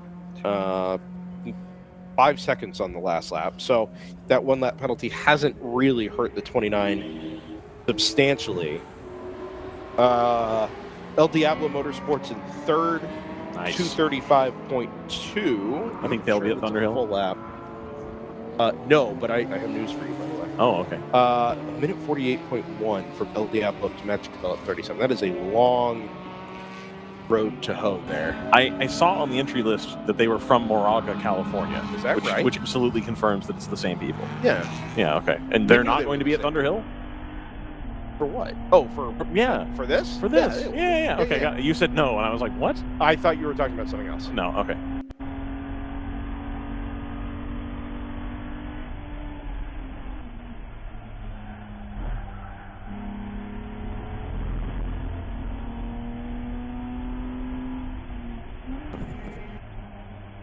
Okay, Bob. Gino Manley listed behind the wheel of the 85 AOA Racing BMW. Does that sound right? Yes, it does. 235.3 last time, chasing the El Diablo Motorsports number 48. Gino Manley has the chillest. I cannot get over this. I will never get over this. Gino Manley has the chillest job in car sales. I have. Yeah, you've said this before. It's incredible to me. Every time I'm like, how do you do it? And he's really magnanimous. Oh, like, yeah, I know, but like, how? Where's Gino from? From Florida? I believe so. I'm not certain. He has this like vaguely southern accent. Sure. That you're like, oh, well, if you told me you were from like North Florida, I believe that. But there's also a non-zero chance he's from like Tennessee. It's just impossible to tell. Right. It is really hard to tell. Oh man, Gino's a super great guy. Great guy. Did you see the F-150 content? on Instagram? I saw the minivan content. I don't remember that I saw that. No, so the F-150 was within the last couple weeks, and he asked to run it in the rookie run group, and he was told that that's not a fast enough run group for him, even in an F-150. Was this also at Road Atlanta? That I don't remember. I don't think it was at Road Atlanta. I think it was at no, it wasn't Summit. Where were they just at? Wherever Jayzilla Track Days just was. Yeah, I don't know either. I don't know the specifics of track day schedules for organizations that host track days in the Southeast. I saw Charlie Stryker last night. Did you? Max Track Time. We didn't say hi. I was at Meanwhile. He was at Meanwhile. We ordered food from the same truck, but I saw him from behind, and I was like, "Oh, that guy over there at the food truck looks like Charlie." And it was. And then he turned around, and I saw the Max Track Time police, and I was like, "Oh, it's definitely Charlie." But we never actually made eye contact. Nice. We both got tired of being cold. Are we gonna have to go there again tonight? Go anywhere you want, man. Well, I'm gonna go where you're going. I don't know. What? It's college football championship weekend, man. I guess. Eversley is finishing in the 908. Okay. Brandon Kidd finishing in the 908. Where are we at on that? Scroll bar's not playing. I mean, the 908 is leading. No, I know that, but like, where are the gaps at? 3.7. Okay, Yep. cool. So it's come down.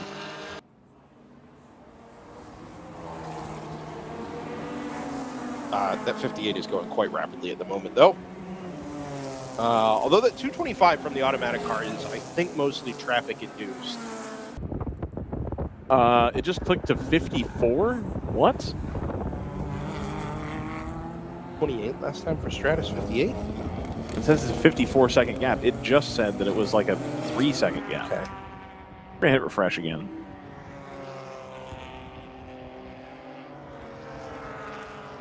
No, it's 3 seconds. It is 3 seconds. Yeah. The event times on, if you open up both their entries, the race time 7:01:16, 7:01:19. I'm not sure how they got 54 seconds out of that. Interesting. Okay. Yeah.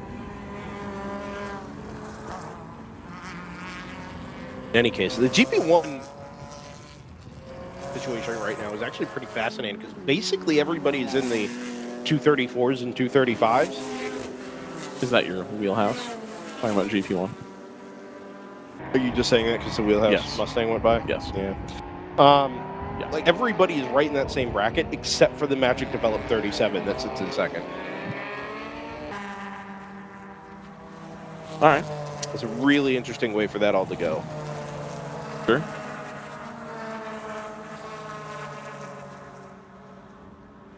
Isn't there like a barbecue place here that you're supposed to go to that I've never been to? Feel free, man. I don't care. You don't care about barbecue? I just had some last night. Oh, okay. At the... Just if the outdoor food truck thing is going to be cold again, then... No, it's going to be better tonight. No. I like watching football there. That's great. Yeah. But, you know, whatever. I mean, I would want to go somewhere that football was on. Yeah. Like that's, you know... You know, I do this too much to go places I don't want to be. Fair enough. That first I don't care one way or the other. Austin is definitely the Sebring antidote, right? Yes. Like if you're like just bummed about being 2 hours from the things, cities, dude, Chuck Wall is worse. I know, of course it is. I'm not comparing those two things, but like to leave there and then come to Austin is like, all right, man, crushing stuff to do, dominating. All right, yeah, that's reasonable. Devil Donkey 01. Are they cruising or racing? Right now it's a lot of cruising, but actually still pushing quite hard. Because there is much to play for. Got a race on for the GTU class lead and the overall race lead. Yep. There's a little bit of an internecine battle between the 71 and the 70 at the front of GTO. Now it says 18 seconds? Nah, don't. You got okay. Manual math here. All right. Ooh, Palomar 83 has found some pace. 2:39.8 last time through.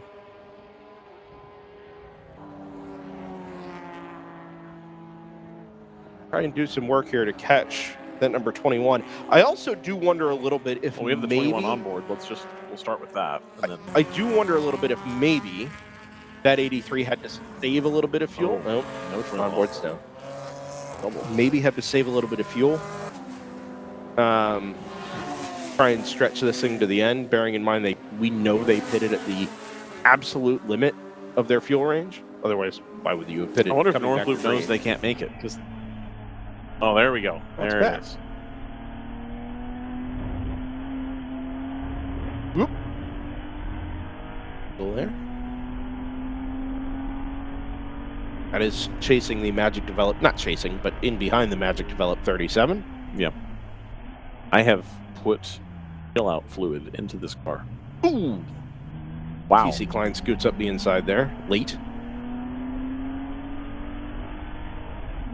That TC Klein, after scooting up the inside, not really, there we go. As you say, the first couple gears, not really making any headway on that GP2 car.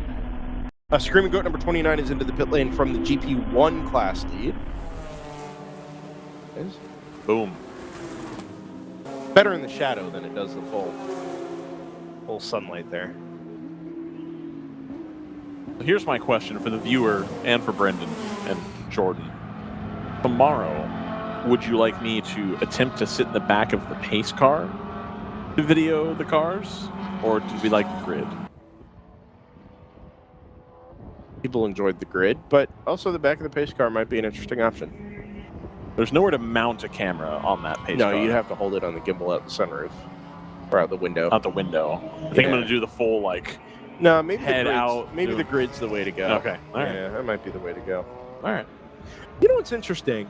I'm seeing a lot more, door donuts on cars today than I'm used to seeing. Not obviously big contact. There's not big damage or anything like that. Just, those little scuffs. There was that hour or two of the GTU conglomeration. Yeah.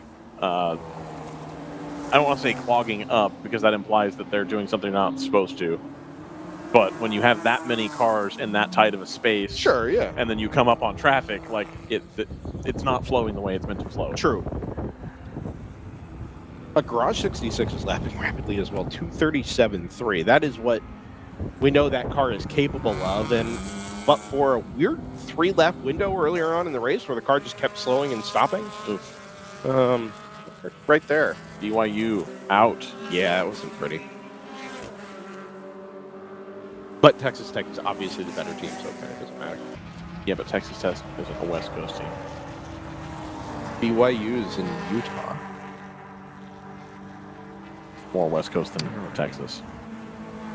I actually had somebody from Highland Park in San Francisco who declined to go to the Cal SMU game.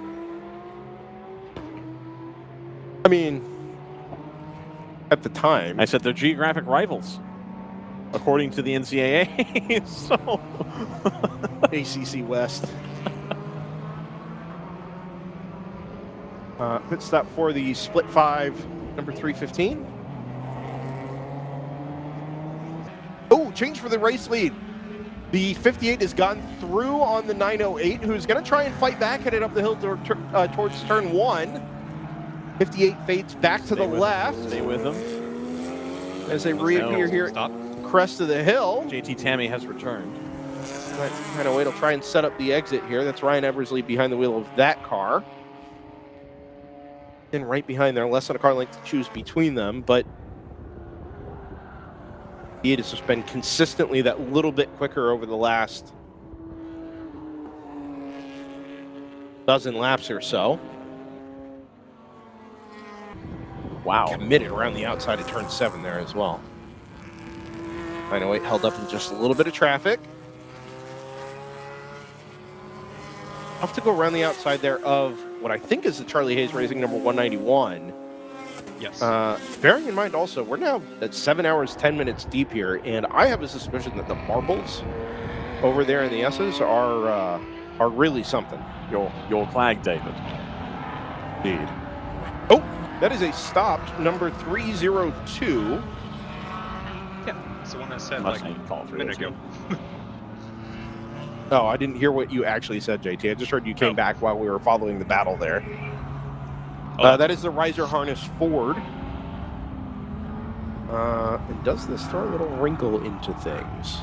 This is a huge... you will see the biggest run to the pit lane of all time. Well, it's inside everybody's window, Yeah, right? So if you exactly. haven't made your last stop, this is, you got to come in and do it. And actually, And if you're marginal in GP1 or GP2, you're going to take the opportunity as well, I think, Yeah. to splash. See, that's where it's going to be. Who stays out? CHR 191 down here, just over our shoulder, is preparing themselves. Balaclava is going on. As you should be. Anytime a car is stopped on track, you should 100% be preparing for a pit stop. Yeah. Something McLaren evidently doesn't understand. There's the double yellow. Okay. Oh, is it? It just changed on race. Oh, they haven't They're pulled it red. out at the start stand yet.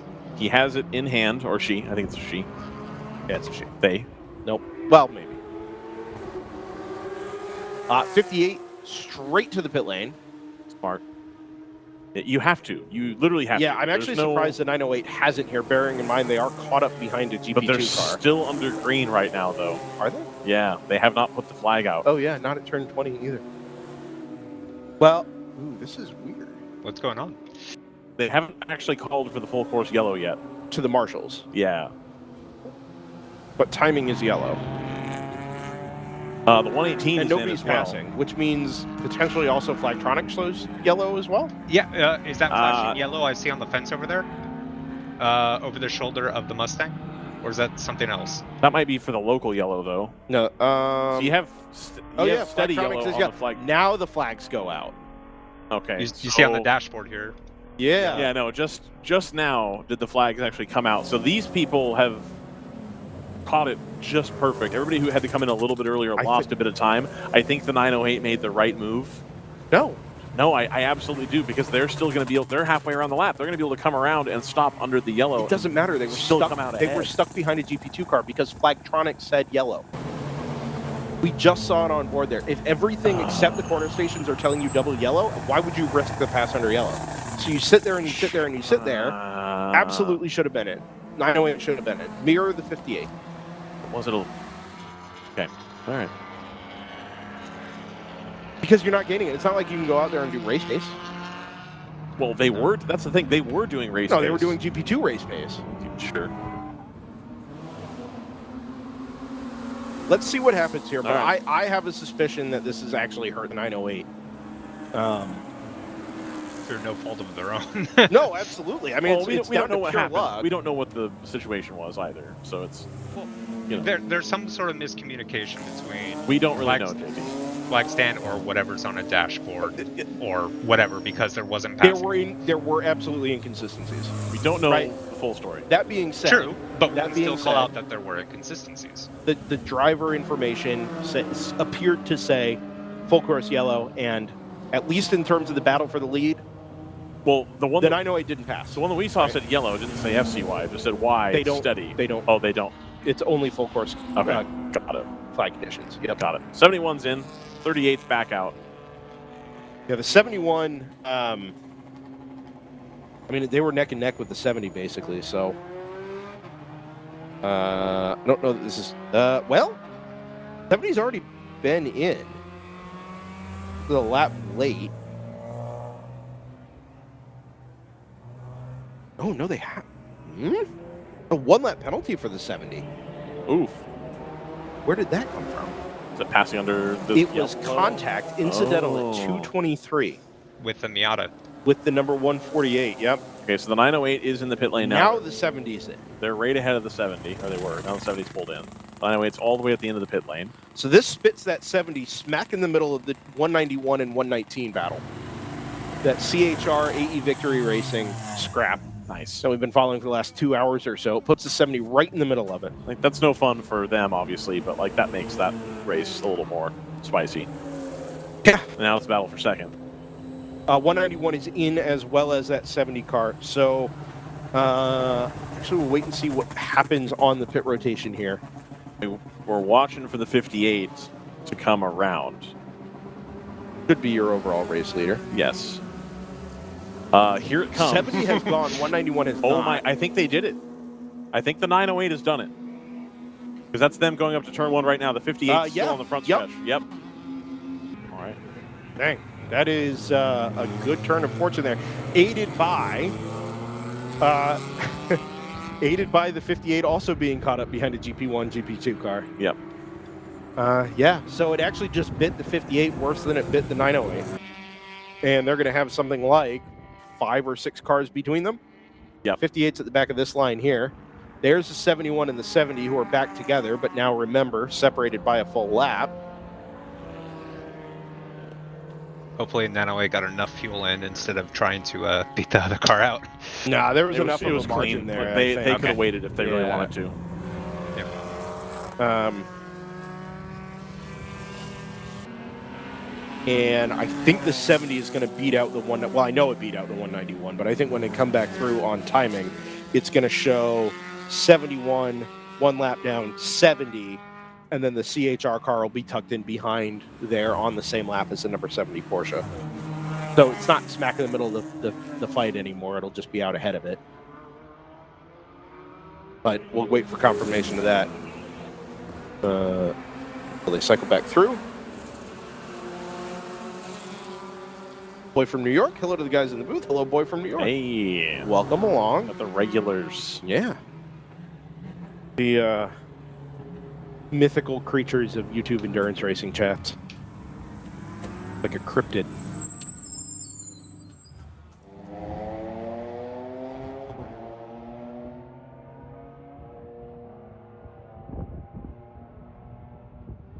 .9 seconds was the margin for the GTU and overall race lead last time across the line.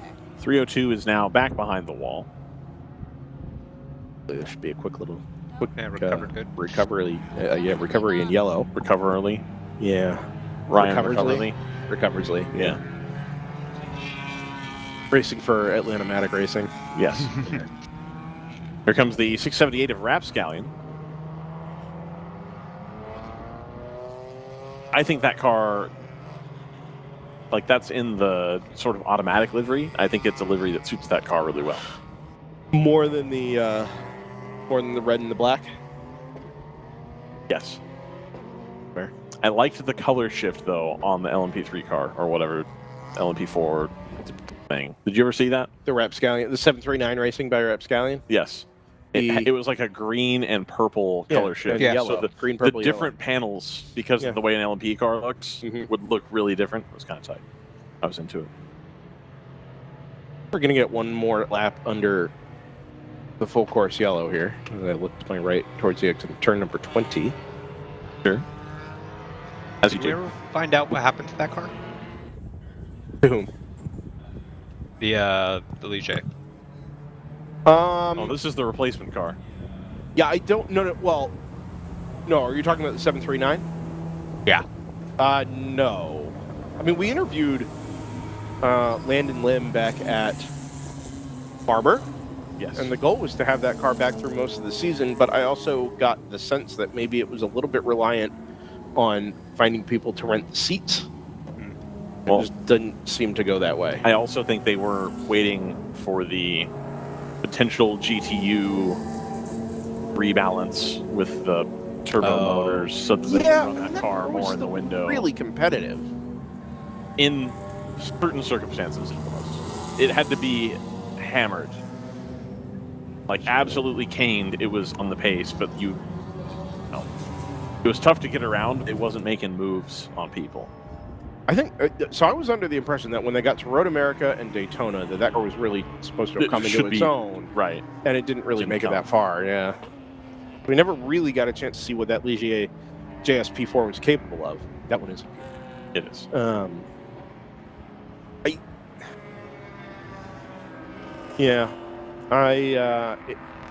Of choice racing. Yeah. It does bum me out a little bit that we didn't really get to see that car run in anger. I mean, I guess it was, I saw it pushed quite hard. No, and I saw it at Barber too, but it felt like that car was deserving of a real opportunity to, find its footing and go up against the NPL1s. Unfortunately, for those who are interested in the variety, at least for the moment, those NPL1s just seem to be so dialed into the 9-to-1 platform. Well, anything else is going to be a big development push. Which Stratus has developed the hell out of that car of course. for 5 years. Of course. Yeah. But the Evo kit, I mean, to some degree was designed to make it a friendly car to service and to drive and to repair and all those things. And everybody else is just going to be starting from scratch in that regard with a car that's, you know, to some degree, as every car is in a 9-to-1 power to weight formula, kind of shoehorned in there. Accordioning there, headed out of turn 10. Oh, that's tight. Yeah. Always stagger. We used to have a sim racing league admin. It was always stay high and stagger. Whenever we went full course yellow, stay high and stagger. Absolutely. Even on a recon lap. Yep. Did you scream clear the top at the top of your lungs into your mic? No. No? Okay. What does that mean? That's what they yell at each other on Mooncar. Clear the top? That's what Jordan yells on Mooncar. Oh, is that right? Yeah. I didn't know Jordan had a bit. Just kidding. I was like, Jordan doesn't have any The whole bits. thing is the bit. Yeah.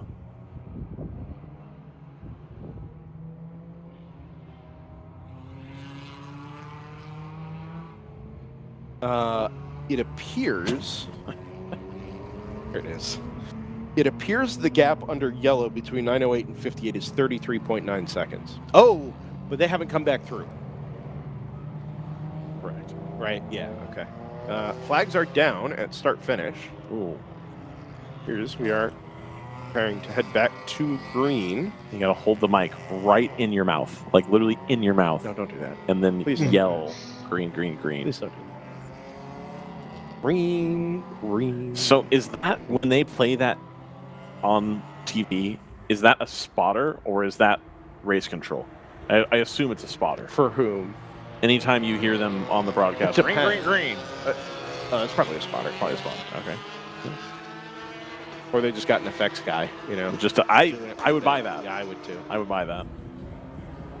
Okay, green flag waves at start finish. Palomar 83 leads us back to green. A little bit of a stack up there for the number 908, which has exactly 2 cars between itself and the 58. The 58 is going to get swamped by a pair of round 3 racing Porsches headed up the hill. Remember, those Porsches much bigger on power than those NPO1s. So no surprises there. Get better on the brakes. But they both did get in front of the 58, so that's going to set them back just a touch. But they're going to have some GP1 traffic here going into the S's. Tommy Kendall's up into 9th. In the 62? In the 62, yeah. Of course he is. The timing updated successfully for the first time in decades. Excellent.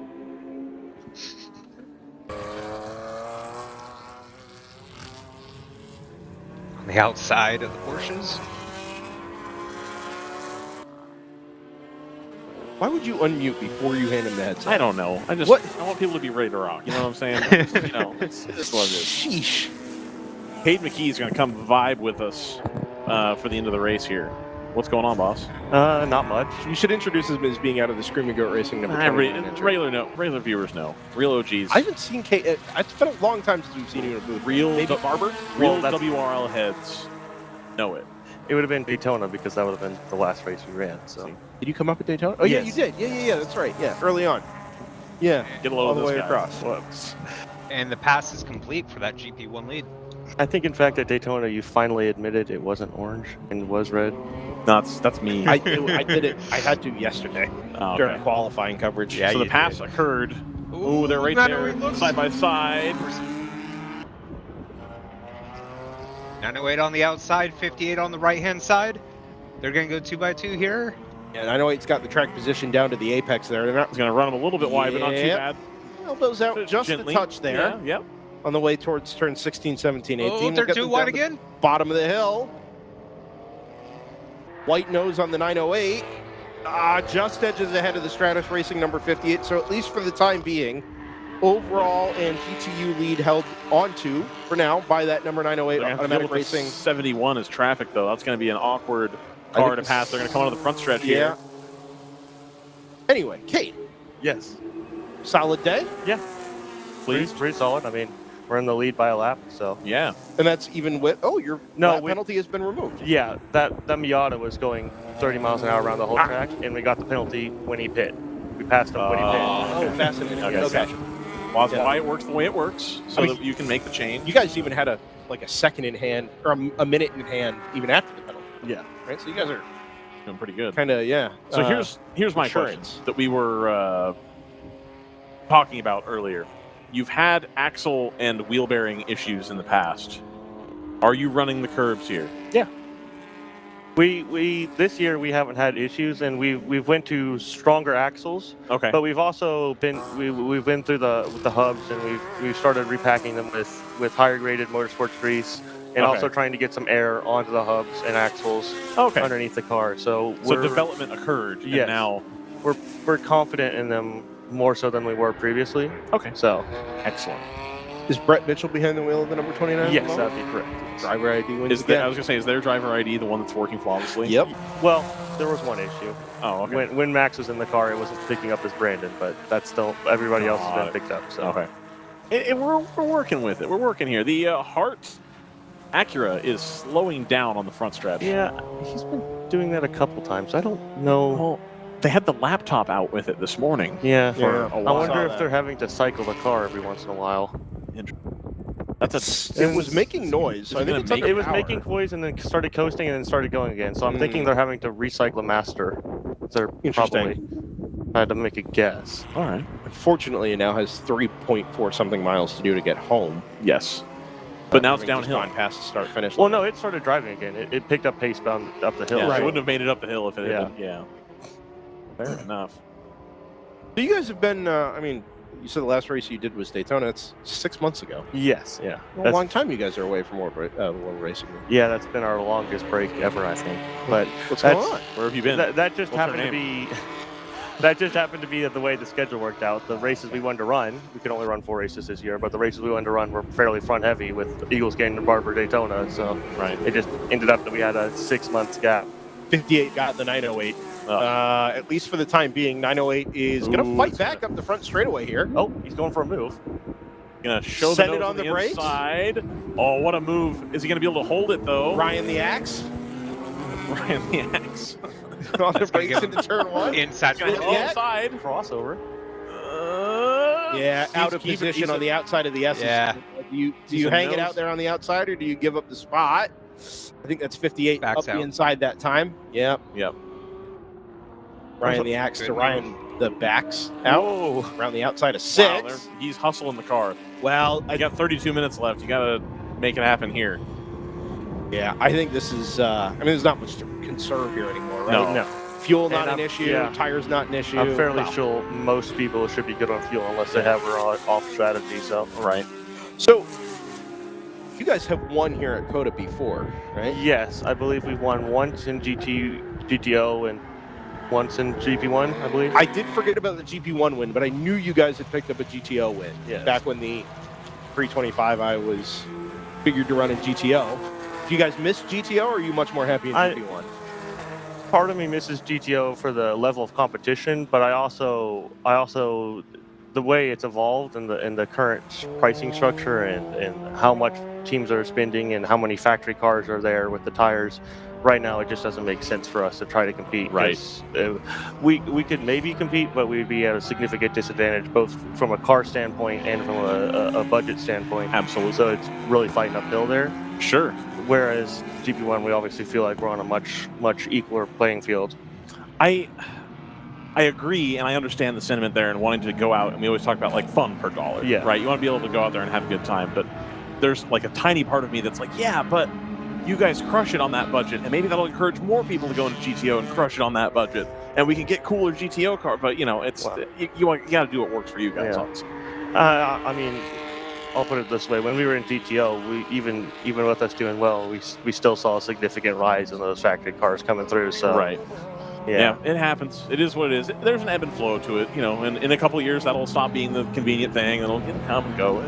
It is what it is. But we're happy to have you guys around and seeing you do well with the car. That car coming down the pit lane, probably an hour or two in, I think it was your first pit stop, and it backfired like right in front of the building, and it was like, whoa! Oh, it's that, because like we couldn't see it right underneath here, and then it went by like, oh, okay, that's what it was. Yeah, it's a cool car to have around, and we're glad that people are still continuing to have fun stuff, and they're not. You didn't just go out and buy an M240 and do the thing. You got this car that you guys are developing. You're putting a lot of work into. You're making sure you're where you need to be. I love it. It makes me very pleased to have you guys out there. What do you have plans for next season? It's probably going to look something similar to this, but probably not Barber or something else. Okay. Not tiring of the E46? Yeah.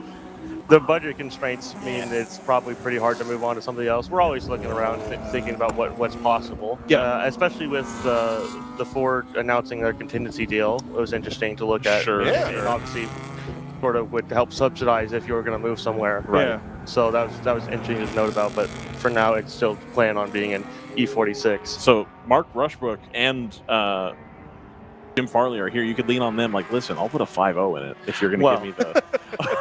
Can't afford the new chassis, but you guys give us an engine. Unfortunately, the LS is already pretty close to the frame rail. So Okay, so the 5.0 is bigger. Yeah. Okay. Fair enough. Fair enough. Although I do think actually we are ahead of them right now overall. So I believe that. It is amazing to me that for as long as you guys have been around, I mean, it is fundamentally the same platform, right? Okay, yeah, you change the engines and you change classes, but like same drivers. Yeah. Right. Still, just David leading the way, right? David and Brandon's dad. Oh, right. Yeah, Okay. right. Got it. Yeah. But it's still fundamentally the same gang doing the same thing weekend in, weekend out. It's very cool for as much change as there has been in the World Racing League. You guys are just always there. Yeah. That same shade of orange. Same shade of red. It's red. This is an ongoing thing. What color is the Continental logo? Orange. Orange. Thank you. I appreciate Did he say that. it's gold or something? Yeah, it's gold. No, it's orange. Absolutely orange. I don't know if I got handed a gold bar that color, I think I'd be a little suspicious. I agree. So we're also going to be welcoming Cade, Johnny Lieberman. Are you familiar with Johnny Lieberman? Yeah. We'll be welcoming him to the broadcast here. Let's just get him unmuted. Yeah, there we're we a little go. short on time here under That's the all last right. half hour, but I think we could do a little group chat here. We've done this before. I believe we're both in the same class. Yeah, there you go. Yeah, probably. You're in one of the open throttle. Yeah, car 6-2. 29 Screaming Goat. Last leader. Crushing it. Yeah. Crushing Oh, no, yeah. That Home built awesome. car. Home built. They're doing that themselves. That's not a, Yeah, no, ours is a factory racer. Yeah. We got Tommy Kendall's in right now. Yeah. And he's crushing it. He's moved you guys. You were like 12th, and I think you were up to 9th? Yeah, Was still what I 9th. was seeing? Yep. Yeah, 9th? Okay. Yeah, maybe with the pitch in. Doing 235s.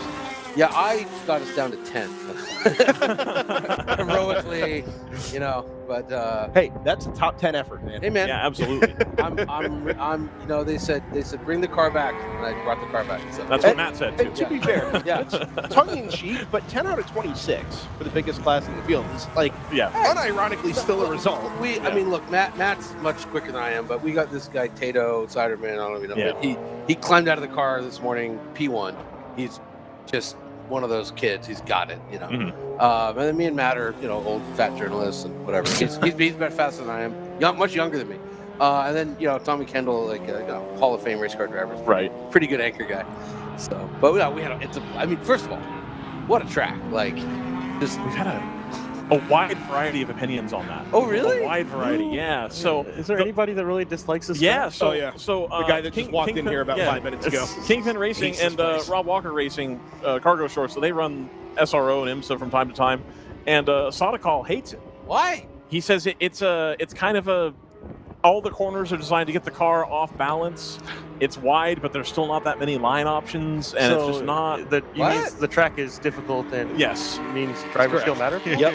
hey, look, this was his. This was his bit, not mine. If you ask the GPUs, there's 4 wide everywhere. Tons of options for lines. Well, and you've got downforce, you can do just about anything you want, right? Right. Yeah. They're not so. Apparently, one of them hit me, and I didn't know. And the guy confessed. He's like, "I hit that car," and they're like, "Did you get hit?" No. I don't know. That's how out of it I am. It used to be, and they've changed the rule within the last couple of years, but it used to be any contact at all, period, was always assessed a penalty. Uh-huh. And you'd have a lot of people that would try to do the I don't know, just try to get out of it. and they changed the rule within the last Okay. couple of years that was like, if it's incidental and nothing happened and everybody's cool, we're not going to, I don't think he hit me. It was turn 1, and like I think I would know if I got hit. I think, Right. And Those cars are pretty weak, so it depends. Like if you like just barely nipped it, yeah, I was getting on the throttle as he hit me. Like, oh, this thing's got boost. Yeah. Ooh, wheel spin. Yeah, there you go. So, but no, I will say what a track, like what a treat. I think I did like 90 minutes and like, wow, like just it's such a really a privilege. I think. Yeah, I think so too. Yeah, just like such a special. Oh, there's Tom. Such a special. By the way, the fact that Tommy Kendall, I used my belts for him, like, it's, like I've had a ridiculous, stupid career that doesn't make any sense. That might be the dumbest. How did you guys coax Tommy out of retirement? It's been like 12 years, right? This is a true story. Yeah. So Tommy's just a buddy. We're all in LA. We hang out, bunch of car dorks, and so Sergio Siderman, that's Mateo's dad. He kind of runs the team. And he asked Tommy, and Tommy said, I don't know, I'll think about it. And then me and Sergio were on Farrah's podcast, and we brought up the fact that me and Matt and Tato were going to be racing here. And Sergio's like, yeah, and then Tommy Kendall. and then Tommy heard the podcast. He's like, well, I guess I'm racing. See, that's the way you do it. Guilt them into it. Make it their problem if they back out. I like that. And it's so Good cool. strategy. It's so cool to have Tommy on the team because it's like Mateo's like super quick, but young. He's 21 years old, and he's a young 21. Yeah, nicest guy in the world, but like just eager beaver. And Tommy's just like, man, have fun. Like, chill. There's nothing at stake. Yep. Yep. You win nothing.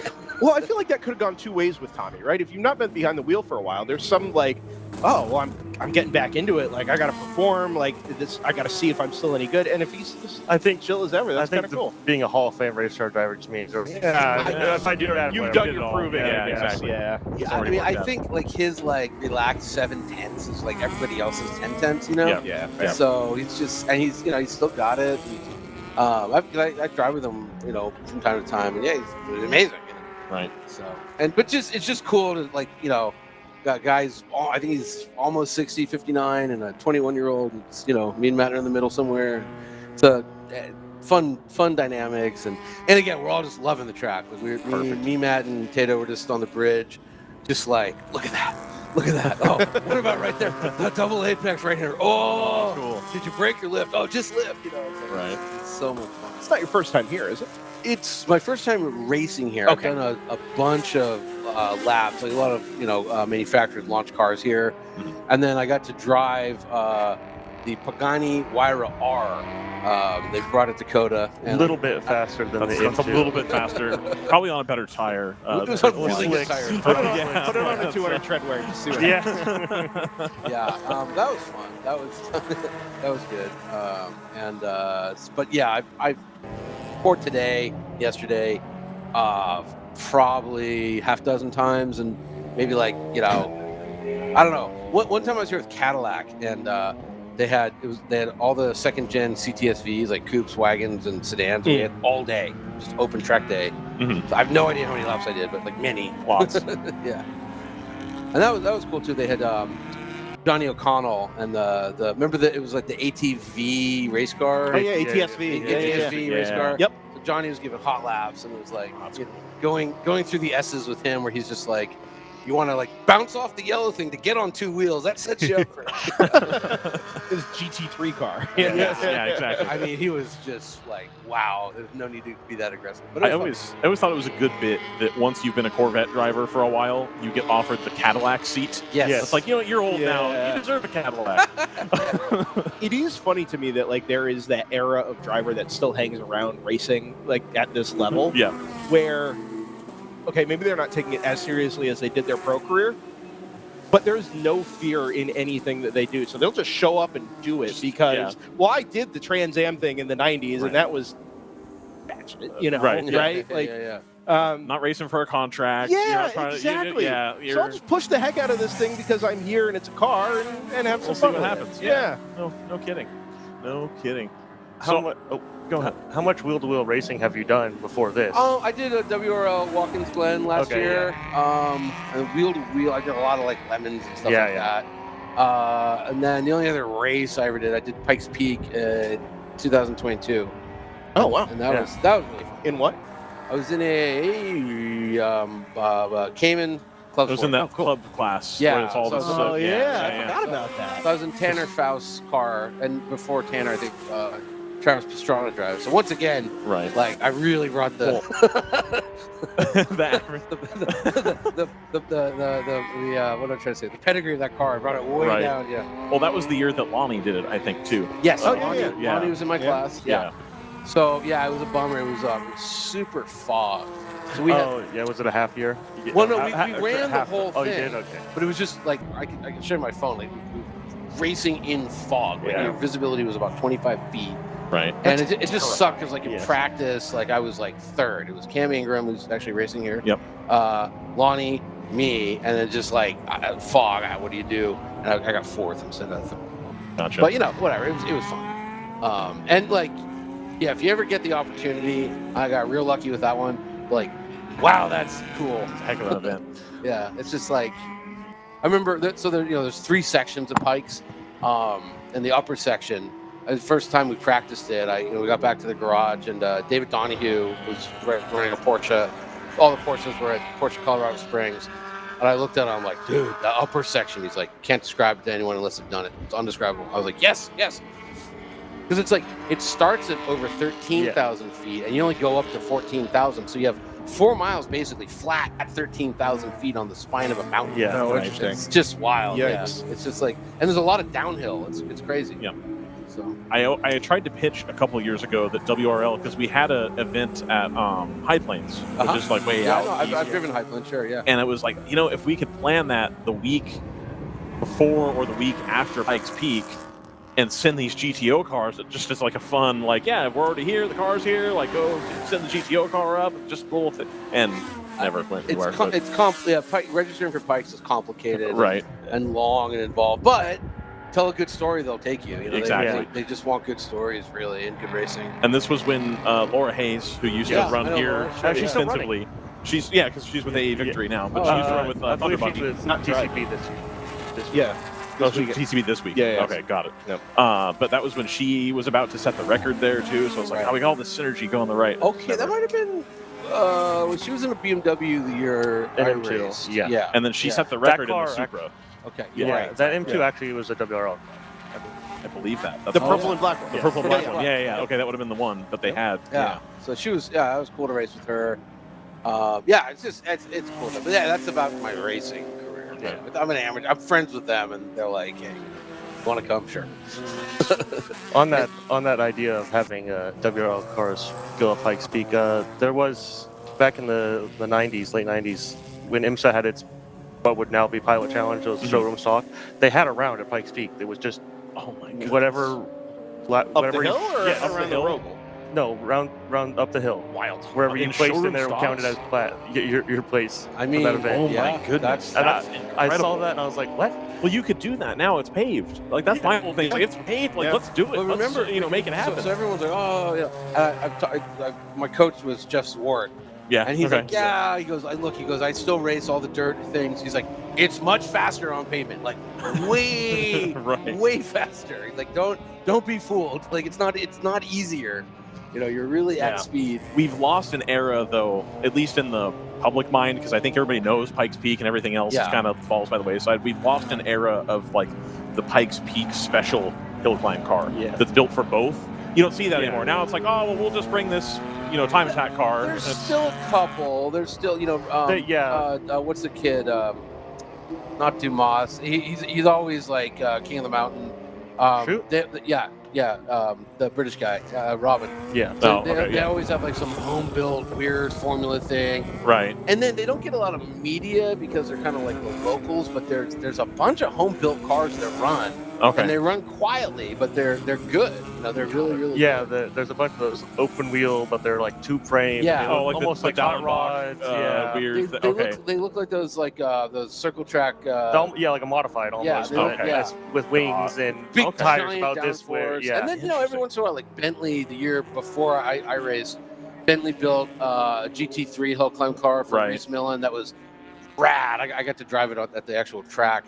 Okay. But it was 1,000 horsepower with like really soft suspension. GT3 it was awesome. Right. It was just like, but so there's some there's still cool stuff. Okay. Yeah, but I get your point on having to set up a car for both. Yeah. And it's also there's Mount Washington, but they finally paved it all as well. So. And that was on iRacing too. But there's it's called the Colorado Hill Climb Championship. Yeah. I think it's 6 races over a course of a year. It's all dirt.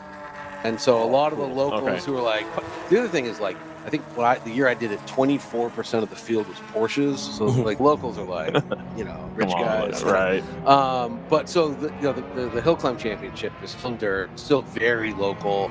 Not many people from out of state. And Zort does it just says it's a blast. I haven't been, and I don't find myself in Colorado that much, but I'd love to check it out. Yeah. And they're on big hills too. I mean, everything in Colorado is big hills. Right. Fair enough. Yeah. Brendan, I looked through the running order, and it looked like the 21 had tied up GP2 for the most part. I think that's mostly the case. Crash 66 has jumped the second and third place cars, so they now sit second in the BRZ. And then what we're watching on screen is actually the battle for the third spot on the podium in GP2. That is the Lagunatic Racing 779 leading around the yellow-nosed Palomar E36. Wait. What's coming through screen just ahead of these guys, coming through shot now, is your fight for second between Cole Lofsgaard and the 199 from Charlie A's Racing. Second in GTO, to be clear. Yes. Yeah. Nope. Yep. There it is. And it's the 71's right ahead, but they're a lap ahead. Theory. Yeah, they're about to unlap themselves, but they're a lap up. Yes, sir. Yeah, ironically, the 70 dropped out of the lead battle with the team car with the 1-lap penalty, and now find themselves scrapping for second. Looks like Palomar might be going for a move. Up the inside, headed into turn 1. There's going to be a little bit of traffic there. They get the nose up.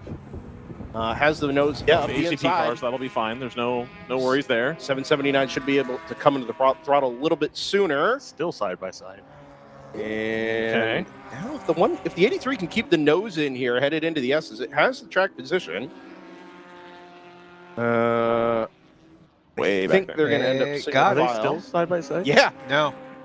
It's got it. Oh, no. Yeah, okay. Yeah.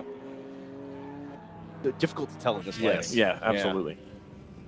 Everything facing south looks terrible. 678 in again. I hope they get whatever that is fixed for tomorrow. That seems like an ongoing problem. How much time do we have? About 12 minutes. Yeah. 12 minutes here to do it. So, Johnny, you're excited to jump in tomorrow? Are you going to run the same stint? You going to start? I don't know. I'm definitely not going to start. I imagine it will be the same order. I'm not actually sure because we double stinted Tato, and then me and Matt did 90 minutes, and Tommy, I don't know exactly what time he climbed. Going to end up being about 90. So something like that. 2.5, 90. Yeah, I think approximately that. Okay. We might lop a half hour off me or something like that. Gotcha. Yeah, and it's a shorter day tomorrow. Right, so now it's shorter. Yep. So. Yeah, car solid. It's it's a funny little 235i. Yep. And sometimes it likes to understeer, sometimes it oversteers wildly. So, it's So there was a team of guys out of Utah that are like big in the club racing scene there, and they had bought one of those. Or did they get the M2 or did they get the old one? It was the M2. It was the M2, and they had bought one that's broadly similar, and they didn't like it. They thought that it was heavy and hard to get turned. Putting it mildly. And they raced it once and sold it. Because they were used to driving E36s that weighed 2,600 pounds. Yeah. And they're up at, altitude or whatever. Sure. And so they said there's a lot more power, but they couldn't get the handling out of it that they wanted. And so they ended up getting rid of it. like I said, Tato got Just when he crushed climbed it. out of the car, he was in P1. Right, So yeah, exactly. there's a Yeah, way absolutely. to do it. Yeah. I don't know how. He knows how. Sure. We race with open throttle, and there's a car called Hulk. So there's one racing here called Cherry. It's the same car with the red highlights, and Hulk is green highlights. And Hulk got sick, so they brought this one in. Okay. And it's a little less power. It's not the V8, but it's also 500 pounds lighter. So for us, it's like, whoa, we have this really slow car, but it's so nice in the corners compared to Hulk, which is this bully on the straights. We just keep up with everybody, at least at walk-ins, and then it's okay in the straights or in the quarters. Gotcha. Just real quick, in addition to the battle we're following on screen, which is the second place battle in GTO, there's also a battle on fifth, which is the 410 ACP Tangerine M4 defending from the 119 AE Victory Super, which is slid from third to sixth. Right. That should be headed through the SS about now. Didn't we think that they took tires, the 119? I did think that, but also the pace just kind of... There they are, yeah, actually. I don't think there's anybody in that car that's going to lose that much pace ever. On good tires, no, you're absolutely right. But after the initial slip there, fighting back well, trying to get a top 5 out of the day. Anyway, I didn't mean that. No, and look, I mean, I felt it like at this point in the day, the tires are getting a little tough, gooey for everybody. It's when I got in to when I got out, it was a very different tire. So, you feel the difference between yesterday and today as well? It's 20 degrees warmer with sunlight today. I mean, no. Okay. But because we had a different thing we were going for yesterday. I gotcha. I was trying to like. Yeah, I was say for us it's quite a difference. Yesterday we had quite a lot more grip, and especially as the track heats up and rubbers in. Yeah. At least over the course of a WRL weekend, we tend to lose pace. You'll normally see the best laps are always at the beginning, best. Normally because also it's the fresh tires, but also as the track just rubbers in, the surface gets greasy and hot, and you start sliding around more. I would like it felt grippier yesterday, but also we were going out for 10 laps or less and coming in. So, and I was just working on certain things. I wasn't really. Are you gonna do more of these next year? I don't know. I just feel bad. Like the Tato kid is so fast, and I'm just not. And he's, like they got me because one of their cars crashed, and they're like, "All right, who's not going to crash?" Sure. That we know. I'm like, "Well, you never crash. You're not fast, but you never crash. That's good in endurance." And the only thing that matters. Yeah, I mean, don't crash, man. Yeah. So I don't do that. I mean, knock on wood, but I've got a good history of not crashing. I was like, I know some kids that are quick, and they might crash, but they're quick. Right. So. That gets weeded out of WRL pretty quickly. Yeah. There's been there was one entry in particular early in the year that was in one of those NPO ones that they were invited to go elsewhere. Yeah, that's an interesting way to put that. Because it was like, this is. I understand that you're trying to grow your career and this and that. There's a lot of track time on hand here, but this is not a F4 race. Like we are not trying to bang fenders the whole way around. And the other thing though is just like nothing is worth like getting injured for that takes place this weekend. Like it's really fun, having a great time, bonding with buddies, but like no one should go to the hospital. Best of luck reminding a 16-year-old that that's exactly level, right? 100%. Yeah. I mean, even a 22-year-old. Yeah, right. Yeah, no, but it's really true. Like you're not going for like the big dollar prize money, right? It's just like have fun, and come back and bring the car home. Let everyone else drive. Don't ruin tomorrow. Which is its own level of like, emotional load, right? Yeah, well, there's some pressure there. Look, I had a dude. I won't even say the car, but like, I would like to talk to him. I think that was a little unnecessary. Sure. There was no reason to push me off the track. I don't know. Maybe he didn't like the color of my car or something. Meet me behind Candy Cane Alley. I think if you managed to go away without a WRL weekend without one person that you didn't go, I will say. Let's see. I won't give it away, but I will say. I saw him off track with safety cars about 2 laps later. So. Got it. Yeah. Okay. Yeah. So weird how that'll happen. Weird, right? That'll happen. Total coincidence. Yeah. That'll happen. Seems like all you guys just kind of get the experience down there, which isn't always the case when you're doing something for the first time or you do something infrequently, right? And I worked over almost I worked 39 Lemons races, and I raced in a bunch. Yeah. So. I had to give this speech a lot. Like, sure. If you win, you literally get 500 pounds of nickels. Is that a Stratus car pulling off? Yes, it is. Yes, it is. Headed up the hill at turn 1. Did you catch the number on that? It's the 909. No, it's Stratus. Oh, it's Stratus. That is a Stratus car. I don't know if it was Stratus or if it was the 109 behind him. I think it's the 60.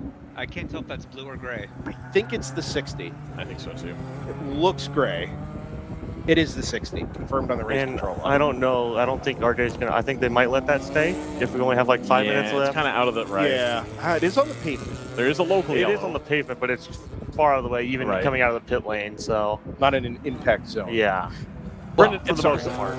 Everything's an impact zone. Yeah, It's true. It's one of the things that I find, and it's why Brendan and you and I don't always see eye to eye on stuff. And it's that, what? It's that people from a car background, I'm a car guy, and I want to get into racing. Yeah. I find have more mechanical sympathy versus Joe Rich guy who watched F1 and is like, put me in. How do I do this? Totally. Let's make it happen. And I think there's a little bit different. And having experienced a little lot of Joe Rich guys over my lifetime, what they tend to do is crash and then yell at other people, and the other people who are like, man, I don't want to be around this guy. Right. And that does, they get weeded out. That does tend they to go to Ferrari challenges. That does tend to happen unless they have quite the big paycheck. That means that people decide, well, I guess we'll put up with them. We have seen over the years in WRL, not just the drivers, but some people involved in the teams kind of get weeded out there as well. That kind of carry that mentality that, well, this is racing and we need to be allowed to race. I mean, this is going back almost 20 years, but like, God, I'm old. Anyhow, my first Lemons team, like, we had a guy and we all hated him, and he was no longer on the team. Like, he was just like toxic. He was just a nasty person to have on a team. There was an IMSA Pro team that came and ran at VIR in what would have been 19, Brendan? 18 no, I think it was 21. 21? It was a year we weren't there. So. Okay. But I've very much heard about this story and the drivers involved. At VIR. 2? 1? Something? Yes. Okay. And they came and they set up their IMSA hauler box thing that's like in everybody else's pit space, and they were cool about it. And it comes down to the end of the race, and they punted some poor guy in like a Civic. I think it was like a GP3 Civic. They just like punted him. Because it's hard to get around a Civic. Yeah, exactly. In a, what did they have at the time? It was a brand new, sorry, 1-year-old. Came in. Well, Caymans have a hard time with Civics. Yeah, exactly. I know this. And they were invited to not do that because they was not a culture fit. Yeah. Some extended part of that story that I've heard is some of the talks that went on in the stewards room weren't very constructive. That's there was also true. some maybe vandalism of trophies. Yep. Yes. There was that also. Yep. Yeah, that sounds real bad. Yep. So. And on a similar note, there was a team that no longer races in WRL, that I won't name names, but does race Pilot Challenge now, that seemingly didn't learn any lessons from WRL and managed to get in a wreck in Pilot Challenge. So I'm sure. I also saw that highlight. Nice guy. Either you accept the terms of engagement in the WRL or you don't. Right? And if the rule is no contact and everybody take it easy, then that's the premise. You guys do it right. And I saw, like, except for me maybe getting hit, but I saw no contact. Like, it was real clean. Yeah. Look, you have, I don't know, 70 cars on track, whatever was actually out there when I was running, and like it was very clean. It was very, very clean. So that's impressive. That shows it's a good organization. It's integral to what we do here. I think 90% of the people get it, and it's that 10% that especially at the start of the day. Obviously, not all that's intentional. It's some of its mistakes, but the start of the day was a lot of cautions, and then 48 degrees out. But you notice, like, about halfway through the day, it's pretty much green flag pretty much the whole time, except for maybe a couple mechanicals that people had. 58 takes the white flag here. Oh yeah. Okay. And the 55, the 555, I think, slowing down, hoping that it wasn't the 71, or they are out of fuel. Well, I could see that going either way. If they're out of fuel, they can go join the Stratus. If they can make it up the hill, they're running out of steam here. Oh, there's a lot of cars that have jumped into the pit lane. 678 in a bunch. But yeah, 87's in. The 909 was in just a minute ago from third place in 69 GCU. is going slow. Huh? There's no way people are one lap marginal. There's no not that many. I've some good race tracks. Exactly. Yeah. Production cars probably not, unless they didn't pit under the last full course yellow. Right. But then they had yellow though. That's the thing. So they were already in the window. There's Tommy. Or didn't get it full of fuel. So like Tommy is going to end up. He had gained 20 seconds in the space of like a couple minutes. So I was like, all right, So he is still okay. So he started his stint 2:30 back. And he's now at 39. So in the space of about 30 minutes, he's made up about 2 minutes. All right, hey, Tom. Which is a lot. I just watched a Kingston car pass our car under yellow. Oh, well. Wow. On the last lap of all times to do it. Well, and there's another one. Yellows are optional. Well, it's not yellow until you get to the flag stand. They were waving yellow here earlier. Oh, no, this was the white. So we're good, hopefully. Palomar also had a pit. Oh, no, they were in the garage. Yellows aren't optional. You have to believe it or not. For those, in fact. There's a mandatory flag. Weird. So we worked the final lap from Saturday, Circuit of the Americas. Yes, we made it. Yeah, 58's headed home to claim the victory here, almost certainly. GTO class leader right behind it, the 71 round 3 racing Porsche, and the 70, having dropped the lap earlier on, is going to hang on to second in class. 5.8 seconds clear of the Charlie Hayes Racing number 191. Battle for fifth we were watching earlier, by the way, it's fizzled out just a little bit. Second and a half from the 410 back to the 119. So with zeros on the clock, just about, Circuit of the Americas. Lagunatic is only 3 seconds behind Palomar, the 83, but I don't know if that counts for the pit stop or not. So if we can find that battle, maybe. That was the Palomar GT1.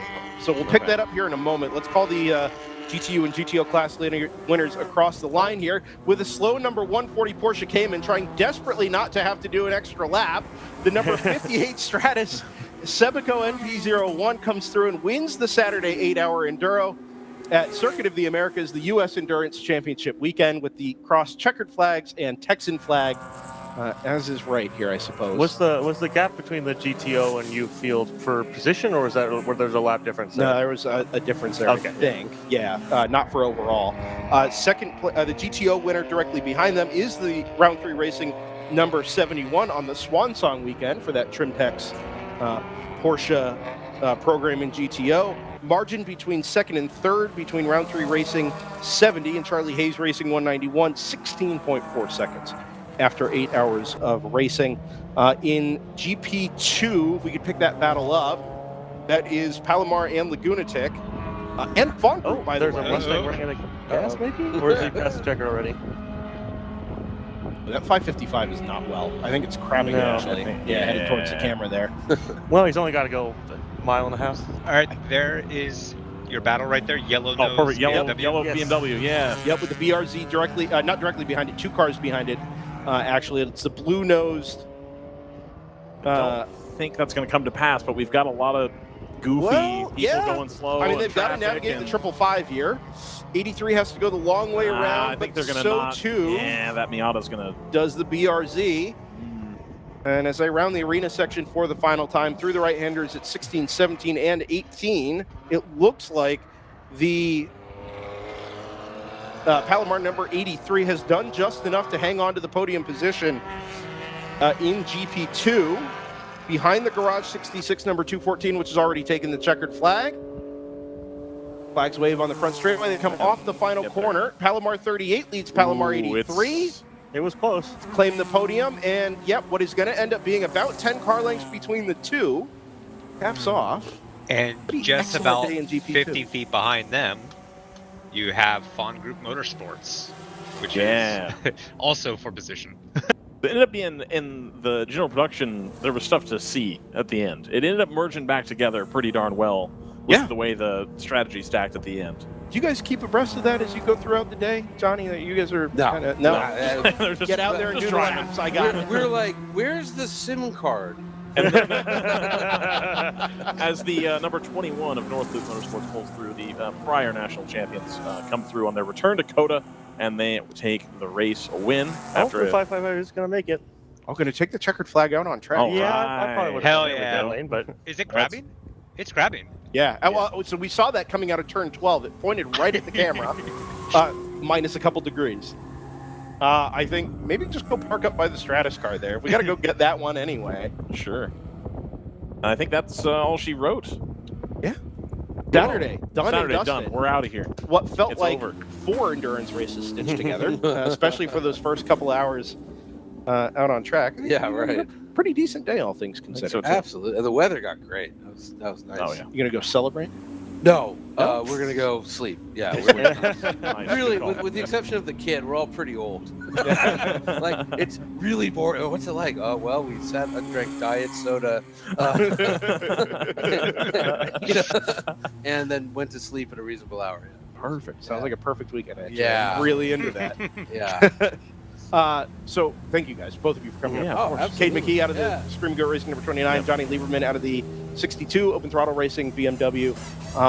We'll look forward to seeing you guys out there tomorrow. Congrats on the win, man. Yeah, you won. You did it. Scream Go Racing number 29 takes the flag in GP1. Cool. That's awesome. That's awesome. COTA specialists. That's Screaming Goat specialists. Racing. Yeah, WRL specialist. Amen. Yeah, Daytona There we too. go. Yeah, there you go. Yeah, There you go. I'm pretty sure this year we haven't finished off the podium at one weekend. So That's awesome. Yeah, I think that's true. amazing. we won Eagles, DNF, one Barber or second Barber one, and then one Daytona. Did you guys get the clock? This is right. Yes. We Yes. got the clock Okay, at cool. Eagles So somebody Canyon. else remembers it. The Continental clock. I don't. Yeah. Yeah. At Eagles Canyon? At Eagles Yes. Canyon, yeah. I had no idea Did they that was only do that at Eagles Canyon? Like, is Yeah. that? Yeah. Okay. Wild. I thought I was like, oh, they're gonna do that, and I keep talking about it. And people are like, what? It's in our garage. So. Perfect. Does it work? Yeah. Okay, then great. There you go. Very cool. Thank you guys for Alrighty, coming. guys. Yeah, of course. Yeah, thanks for coming. Yeah, Appreciate good luck you. the rest of the way this weekend. Thank you guys. All right, so we'll do our wrap here. Brendan ran down the order a little bit. JT, anything you'd like to add? Man, for what I got to see, that was a lot of fun when we were not, unfortunately, under yellow flag. But so many good fights up and down the field in every single class. We had stuff coming down to the wire in this, final stint here. Very enjoyable. So I'm looking forward to it again tomorrow. Absolutely. As am I. I think tomorrow with JT being here full time, we're going to explore a little bit more in the pit lane. We're going to have a little bit more interview action remotely. We'll send those up. We'll do just a little bit more. We'll do a couple more things here. Brendan, how about you?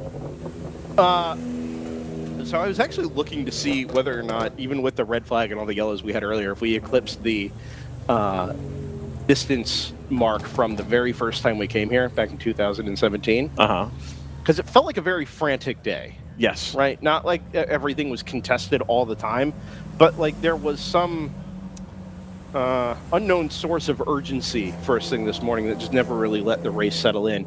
It did in the end, and I think it was a fun day. I wish it were a little bit more digestible.